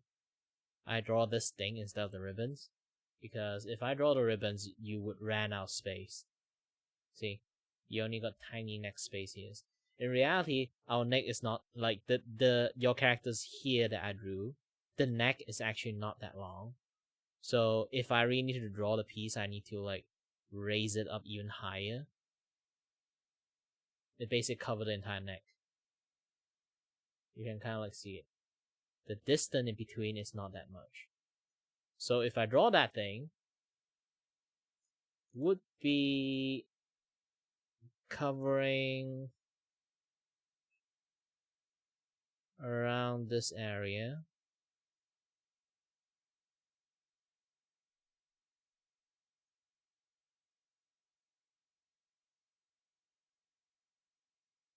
In a very weird angle.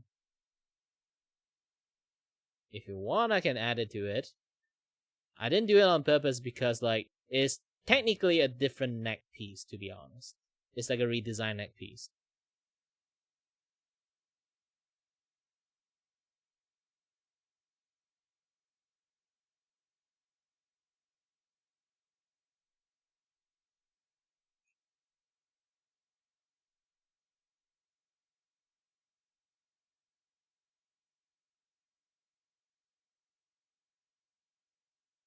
After I did this, I need to be careful.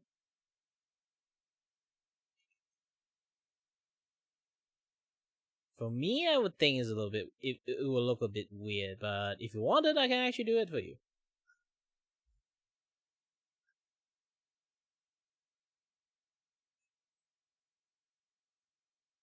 This generally is space issues. It's not like the I want to do it or not, but it does have some reasons I didn't do it. It's just you can kind of like see this is like 80% of a character design. It's not a 1-to-1 design, to be honest. Look closely. Your RGB is gone. You can pretend this is like your new 2.0 model.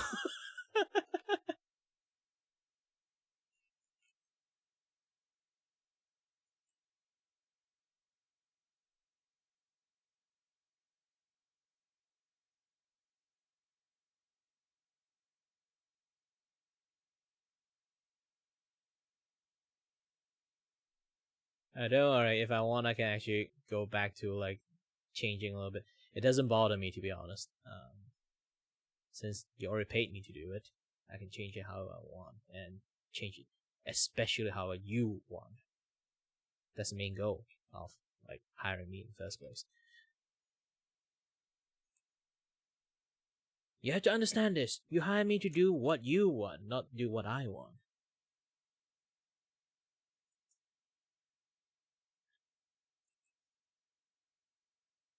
I can do what I want first, but if you want to, like, you felt like something is different, yeah, just let me know. I just do what you want afterward. Technically, that's how most artists does, actually. They would do what they want first until you notice there's something wrong with it. And then you don't like what the iteration is right now, and then you think like, yeah, maybe the original is fine. Maybe go back to the original. It's basically just most artists' work function like this. Don't let other people know, okay? It's just that we change a little bit, not too much, but it's enough that is kind of either is easier for us or like is our own artistic mean. Because like in range, you can't really notice it. If you're already fine like with that particular like styling, like the way they kind of like see it, and then you personally give a green light of it, and then you personally give a green light of this, and then what again, and you're fine with the design, then yeah, then that is like the newer type of like artistic means of like design of your characters and stuff. That is just like how some of the artwork actually does work that way. For me, I always do something like this. Japan actually have like, here's the thing, like Japan actually have like this particular website. I forgot what they call it again. It's a website that you hired them. You just give them a budget. It's like I got a budget of like 50 USD. And then I want something like this. Do whatever. It's basically the entire website is let the artist do whatever they want. Literally. It's like You basically have zero control what they do. But they will complete all you need to do is give them a time frame, and then they will do work on the magic for you. It's like a super RNG thing, but yeah, like the way they do it is like super RNG. But sometimes, so far I learned from like other friends that try it. Their experience is like always surprising. It might not be what they really wanted, but at the end, the artwork is like they like it. So generally, a lot of like those kind of like business model do exist. And let me go here. Go to this place and then yeah, erase this thing. Oh, copy first. Then erase this thing. Erase this.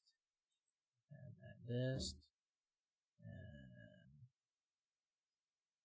I'm going to add this part.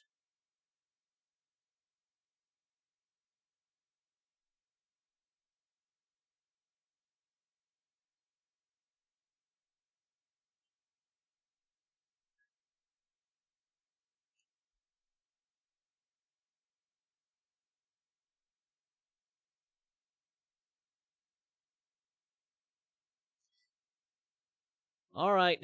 As for payment stuff, you don't have to be too rushed. I already ate my burgers. If you don't aware, I have this traditions. It's a very weird ass traditions, to be honest. But I have these traditions every single time I got a job, and when I finish a job, I would do something like get the food. You know, not get the food. It's like what again?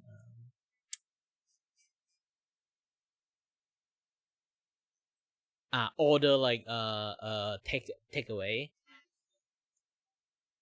Order Grab or like for you guys Uber or something. I don't know what you guys use. I will order Grab food, either a burgers or shawarma. And I already ate burger today, so it's like consider it's already a successful celebrations. I have the money for it, so don't worry about it.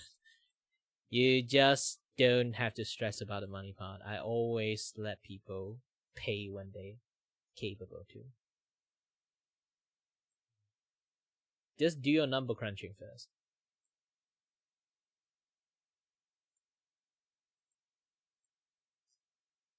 Why I can't do the last of film? That's weird. Something is blocking this.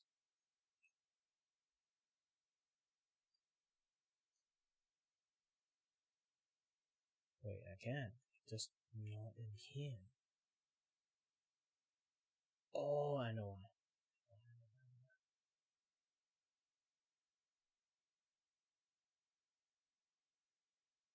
What's this thing?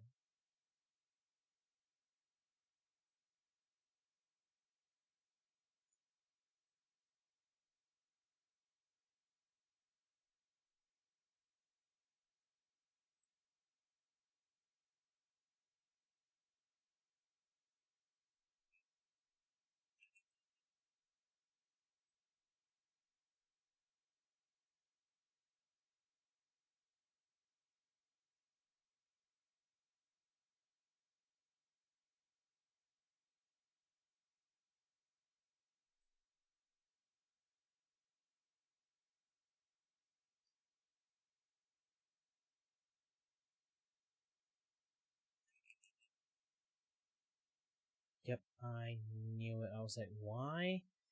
There's like a gray over there, and I was like, there is it. There's a gray patch over there. Now I know where did it come from.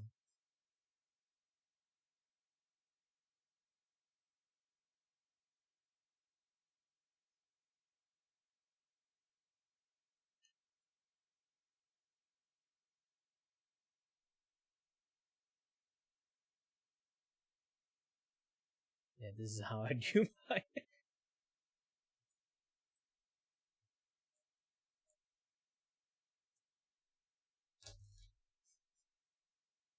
This is how I do the Meadow Shine, if you want to know. Even I do that, okay?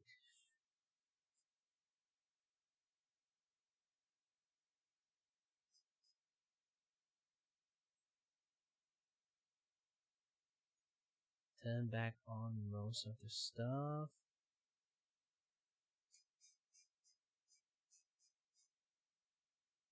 Yep, now it's 100% authenticated.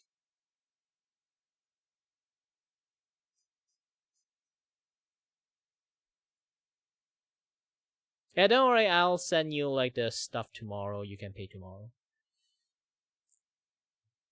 So far, I can save this first.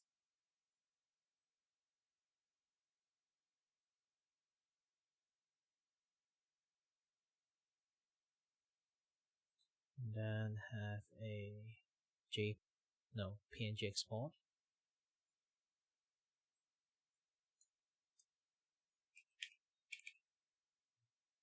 Full.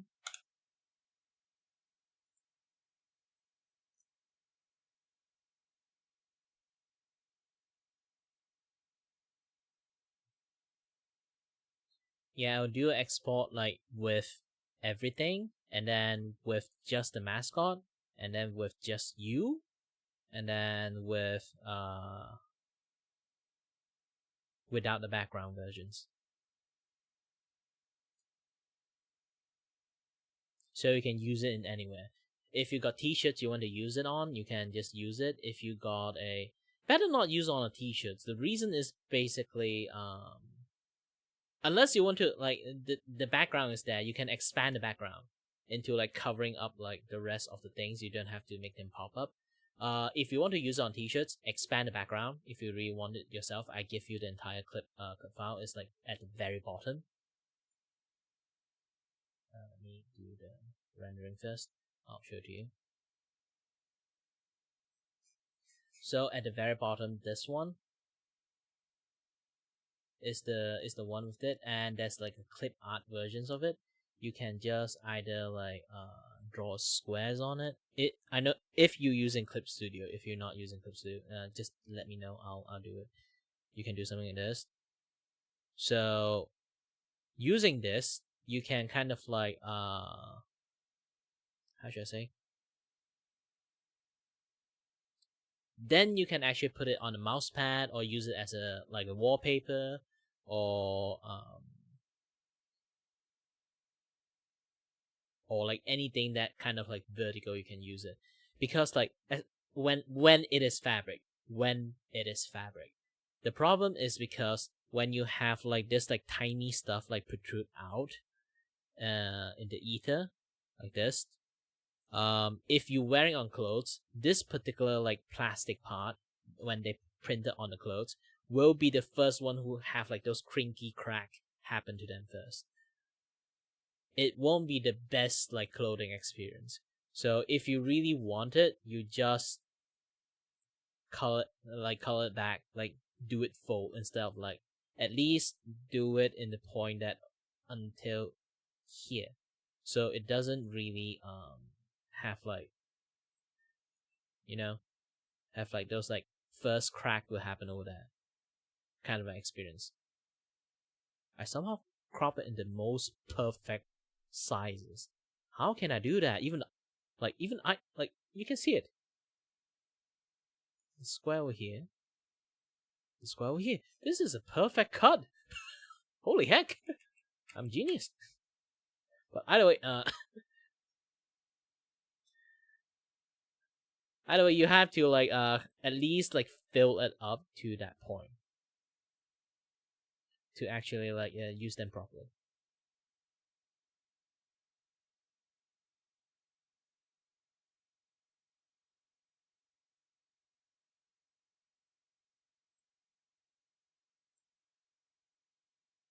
And the rest of the artwork is going to be very hectic. So if you have a hard time navigate it, it's like that's the reason why I just give all my artwork with the clip file to people, because like I got a strange suspicious that even I give it to you, like most people that even know what I did is like they would have like a really hard time navigating the entire thing, because like I didn't name a single layer.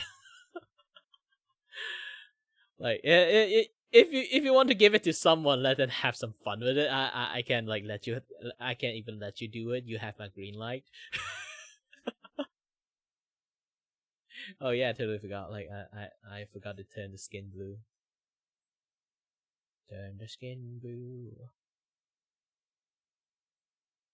Do do do do do. Ah, average male munches. Hi there.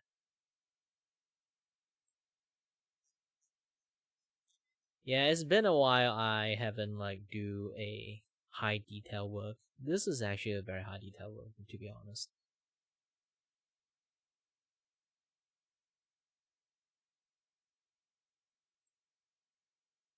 At a glance, it looks nice.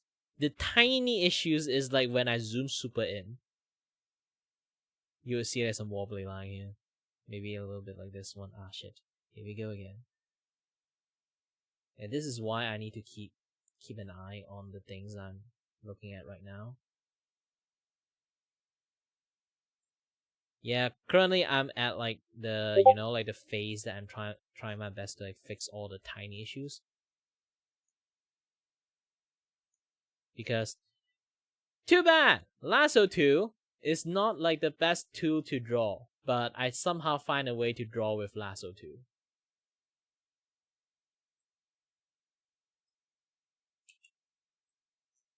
I'm not even kidding about that. Essentially like how I draw this entire piece is I did something like this.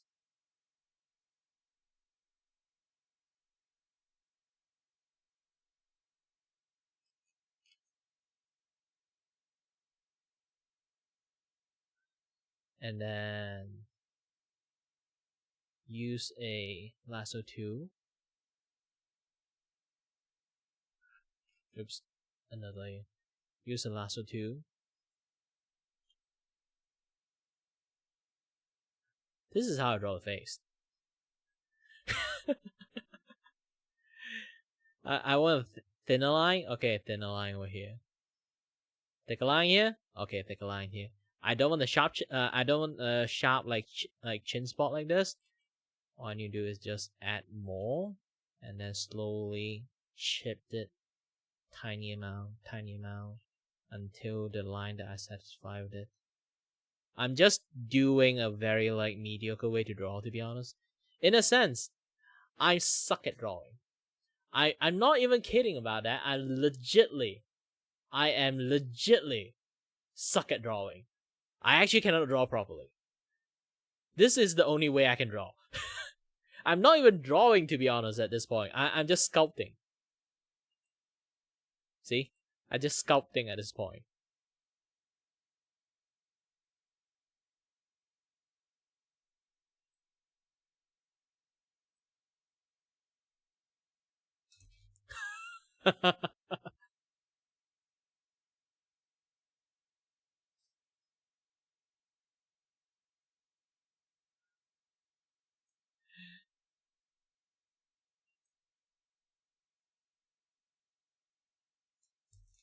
Yeah, you just basically just keep forming shape up. I just keep adding a little bit of stuff, a little bit of chipping, a little bit this, a little bit that, because I can't draw a very good line. Technically, my main drawing hand is left hand, and I kind of screwed up my left hand a long time ago, so I cannot use my left hand to draw, so I'm using my right hand to draw right now. I still strongly believe I can't draw jack shit with my left hand, with my right hand. And who painted me? Someone painted me. Who?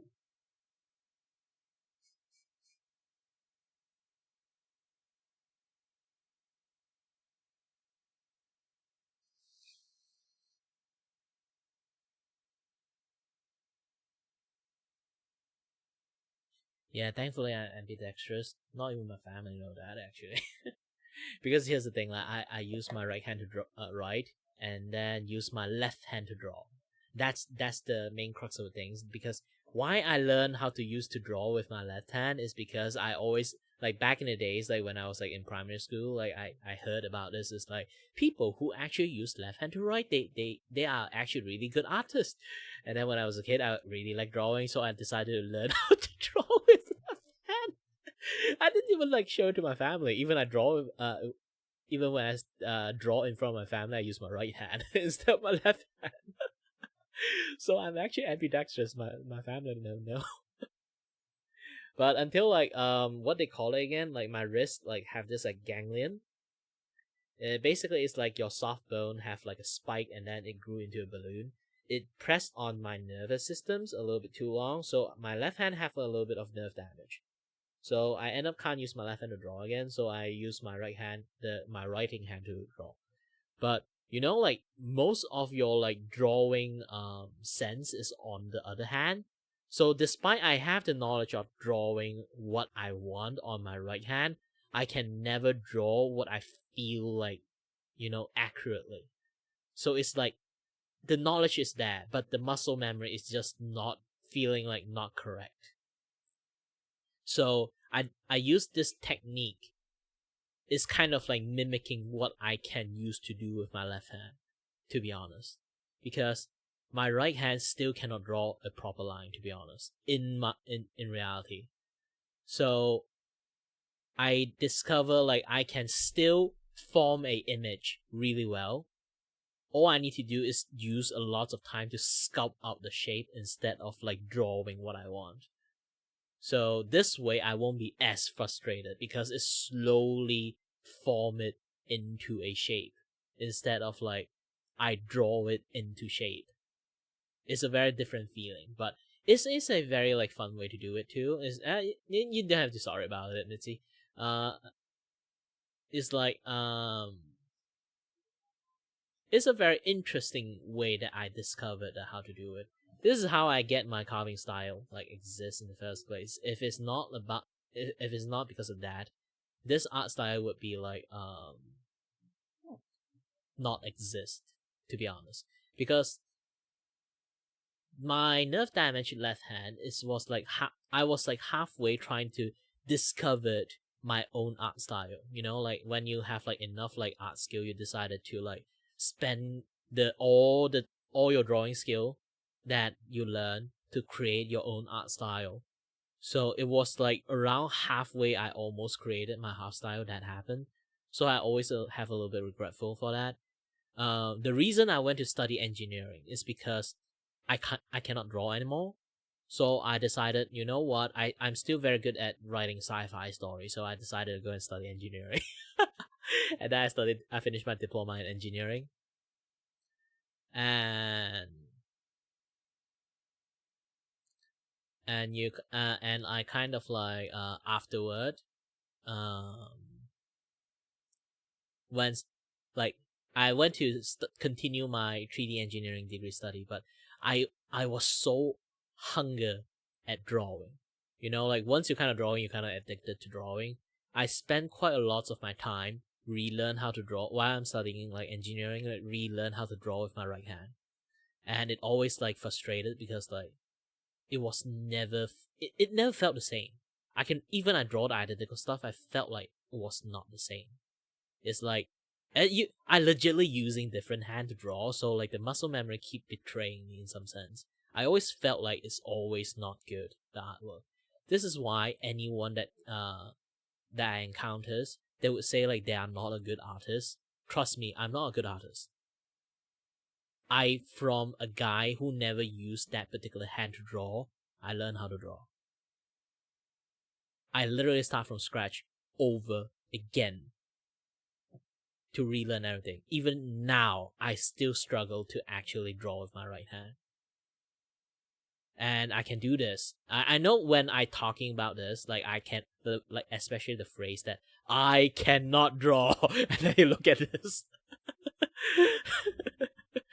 But in reality, actually, I really cannot draw. Like you have to understand the context to actually like know why I say I cannot draw. So for a guy who actually unable to draw properly, I still manage to like find a way to manage to draw. So I know when people say they cannot draw, it means like either they can sketch, they cannot draw a line art, or they can't even draw a donut that doesn't look like a plate. And yes, I encountered those people before, my friends, my IRL friends. I tried to train them to draw, and then they tried to draw a donut on the plate. I say like, this is just a plate. No, the donut is on the plate. This is a plate with a circle like in there, like indent on there. No, it's a plate. It's a donut.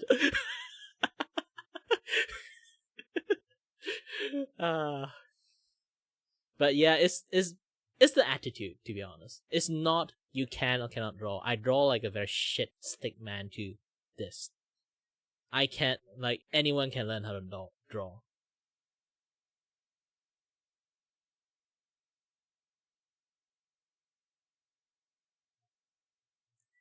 Because drawing is what you call, I always tell people this when I teach people how to draw, is let me chuck a little bit of water first. I am very thirsty.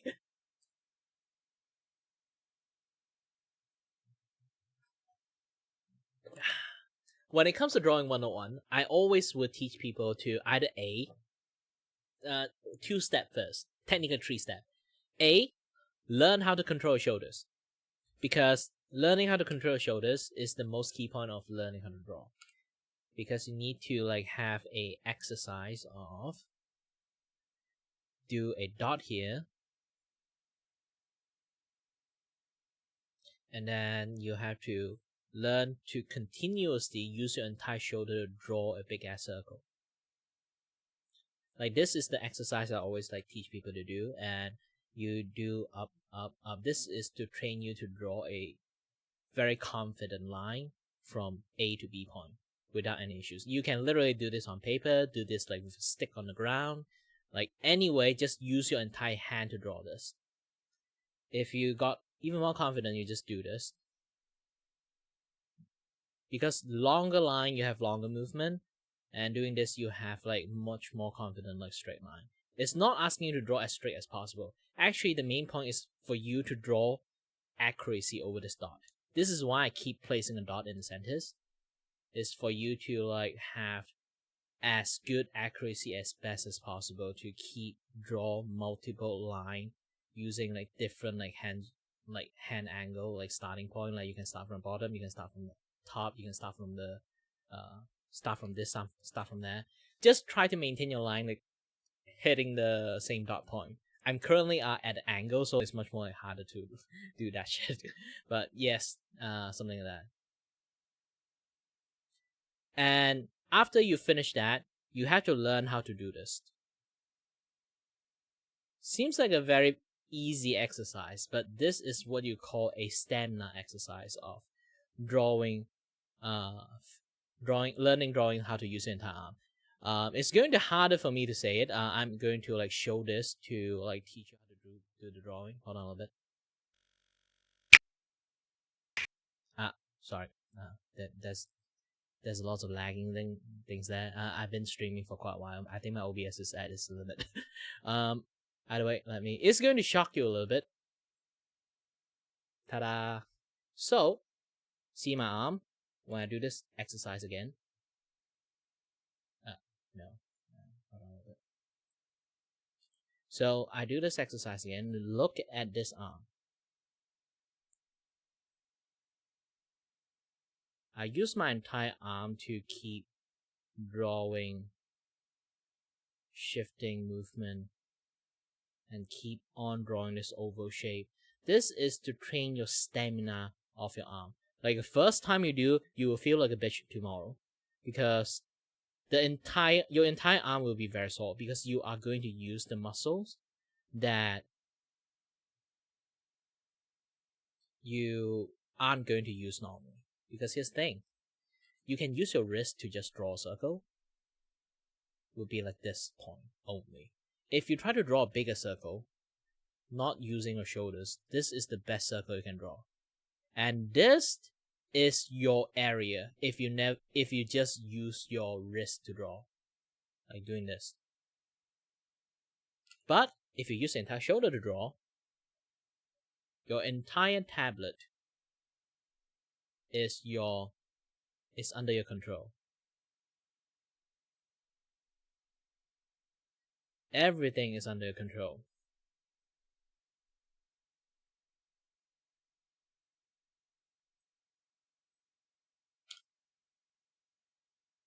Big or small, having the ability to use your entire arm is a very important thing. Even I do like in tour style, I'm looking at the monitors right now and doing this drawing. And yes, actually tablet can also do in tours like things too. As long as you mirror your kind of like monitors, you can do something similar like this. I currently have a little bit delayed because like I'm looking at my OBS doing this, so yeah. But if you mirror your screen, you can do that. No, but having to learn how to use your entire arm, even in the smaller circle. See, my entire arm still moved. You still can have a very fine control while you're using an entire arm. I'm touching my arm right now to let you see like the tiny movement I did in this. You can also do something same without moving your arm. But this is only for like fine drawing. When you draw something, it's like very tiny detail in this area. Again, having the ability to move your entire arm and do something like this, even tiny detail is also fine. But if you don't have the strength or the stamina to do it, you would not be able to draw tiny things while moving your entire arm. Having the ability to do this is very important. And then the second things of how you're going to learn how to draw. Easy. Draw shit art. I'm not even kidding you. Draw shit things first. A lot of people keep telling them they can't draw because they draw shit art. The important part is actually you need to draw shit art. Why? Because when you draw shit art, you know what part you need to fix, what part you need to learn. Even though it's uncomfortable, you have to finish it. And then you see the entire overall things you just drew, what is good, what is bad. And then you know how to fix it. Hi there, golden cheese. And with that fact, you can have another way to like draw it properly. That is like impressions. Obviously, the next lesson after this is to learn to draw cube, because our brain don't really have the ability to comprehend like 3D boxes. So you have to keep drawing cube in a different angle consistently. You don't have to draw a very accurate cube. You just need to have like a 3D sense. This is to build up your 3D sense, so you know how to draw like 3D like things in like movement, angle, pose, like JoJo pose, all those kind of things like in the futures. But those are for the futures, okay? You can try out all those kind of cube drawing. It's going to help you. Best you actually draw a cube like this.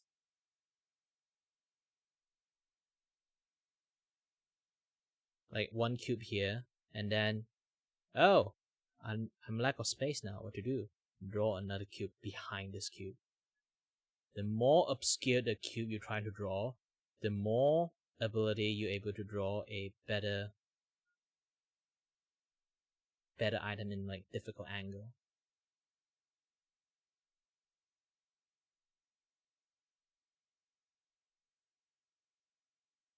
And then you put a point here, and then you decided to be like, you know what? I'm going to draw a line here, draw a line here, draw a line here, and then draw a line here, draw a line here, draw a line here, draw a line here. Okay, now I got another cube here. See, my cube is fucked up in this one. I haven't drawn cube for a long time. Even I have issues. So, time to time drawing cube can help you a lot. And afterward, you have to learn to draw something called based on impressions. What is the impression of the window you have? Let's go for a very cartoony window. This is the impression of the window you have. You don't have to draw really nice. Like, have the ability to draw based on impressions is a very important thing. That is the first, like, something that gives you a first step to draw. And after I finished this really ugly ass window, you decided to, you know what? I wanted to open like double gate, so it have a center frame. And then I don't want this thing, it's too cartoonish, so I'm going to have this looking like a big window frame here. And you can't call it a window if you don't have a curtain. So you decided to, what curtain should have? Okay, there's a stick on top. You draw a stick on top. And then you draw a curtain here. And you wanted a flowing curtain, or like you tied it up the curtain. Whatever you do, long as in your impressions it looked like a curtain, is fine. Okay, now you got two curtains here. One is tied up, one is not tied up. And then, oh, my curtain, I need like a table here. Okay, I draw a table here. And then I want to draw maybe like a decoration here. And then I got a flower here. Okay, now I will be like, oh, this finished a lot of things. Maybe I draw a little bit of book here too, if I really wanted to. Oh, now there's a book here, and then there's like book stopper here, so the book doesn't fall down. And then I can add a chair here, if I want. So now I got a chair here.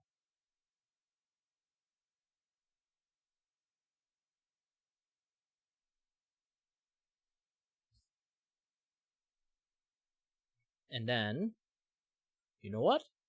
Let's add a tree outside.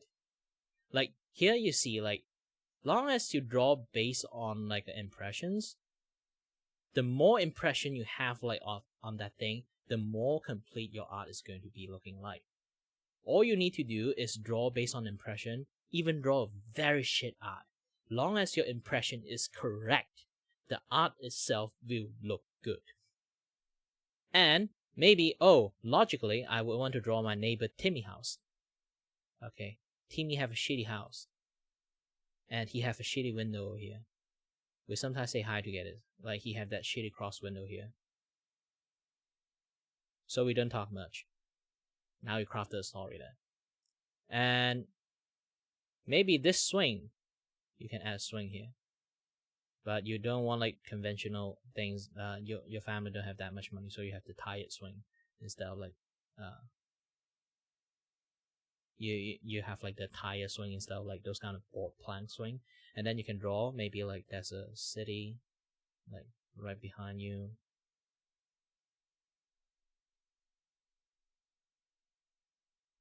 And then you think the city is not enough, you can add a Godzilla behind it.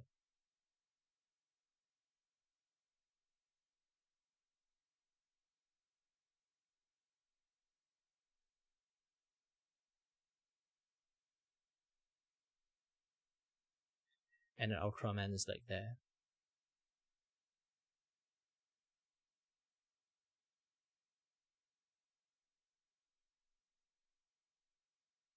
Flying to save the day. Yeah. The power of impressions. You don't need to draw that accurate. You don't have to draw the most beautiful art in the first place. If you want to learn how to draw, first start drawing. And how do you first start drawing? Drawing an impression first. Impression of the speakers, impression of the monitors, and you draw anything that close to you. Anything you're obsessed with. You're obsessed with Hatsune Miku. So you draw an impression of Hatsune Miku. You don't have to draw one-to-one versions. You draw an impression of Hatsune Miku first. What Hatsune Miku have? Twin tail. You start twin tail. Or you want to say, oh, she's a human. She has a humanoid body. I draw a humanoid body first. I can literally draw Stick Man first. Okay? Draw Stick Man first. What she have? A leak. What she have? A square in here. Why there's a square? There is ponytail here. There is ponytail here. Now you have yourself a Hatsune Miku. Not enough? Add a little bit bang here. That's the side bang is long or short? The side bang is long. Okay. What she have? She have a headphone. She also hide in a Wi-Fi. So like there's a Wi-Fi here. This is how kids start their drawing, okay? This is your starting journey of your drawing journey. Also what? The headphone actually have a clothes there. Okay, now you have a shoulders. She wear jackets. Tiny jackets. And then she have a body here. She has a mini skirt here. Now you can say like, oh, this leg doesn't look like it anymore. I can draw a longer leg here. Now you have Hatsune Miku. You have a big eye. See? The more impression you have on that pictures in your brain, you just keep building up more and more. There's no ugly art. There's only art that you keep thinking about impressions, you keep adding stuff into it. You keep editing, keep adding, you will make a better artwork as time progressed. Yeah, the shoes. She has the boots instead of the shoes. So boots here.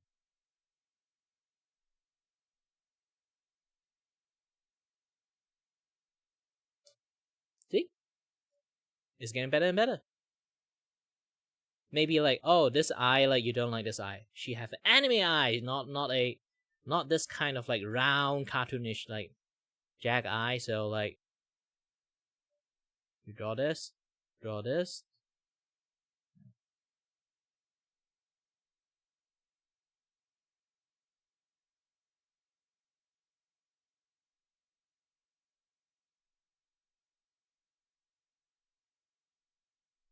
See?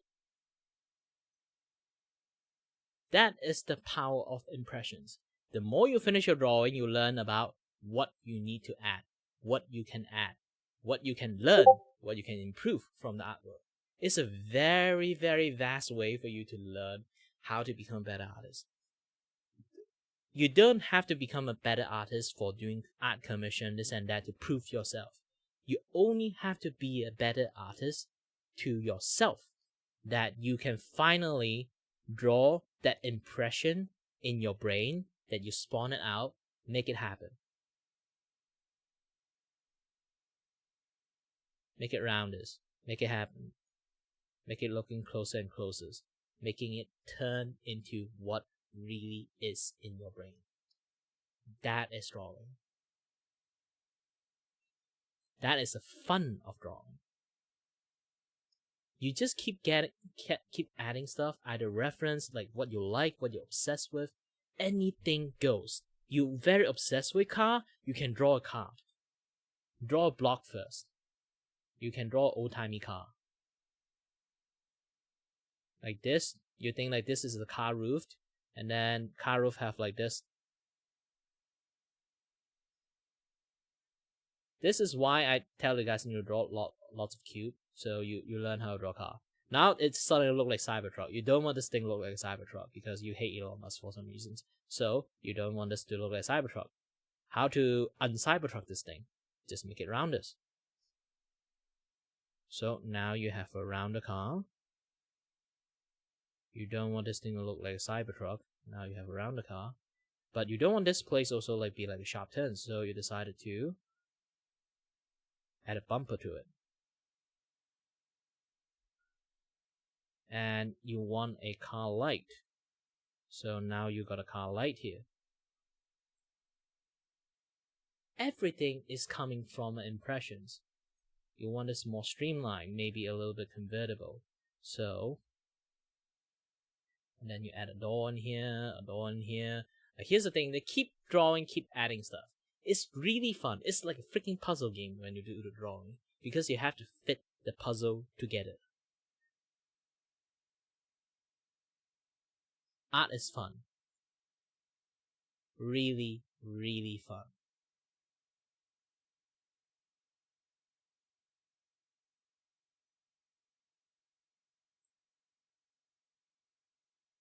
Either way, it's almost 12 hours. YouTube will stop me from streaming. Yeah. Either way, thank you very much for watching. And yeah, this is the Kiribako Art PSA. If you want to become an artist like this, to this level, you just listen to what I just said. It's going to help you a lot. It might not be able to let you go through a certain higher tier level yet, but if you follow those things that I just talked about, one day you become better artist than yourself yesterday. Alright then, as always guys, stay healthy, stay safe. Until next time, stay tuned on the next stream. Bye bye!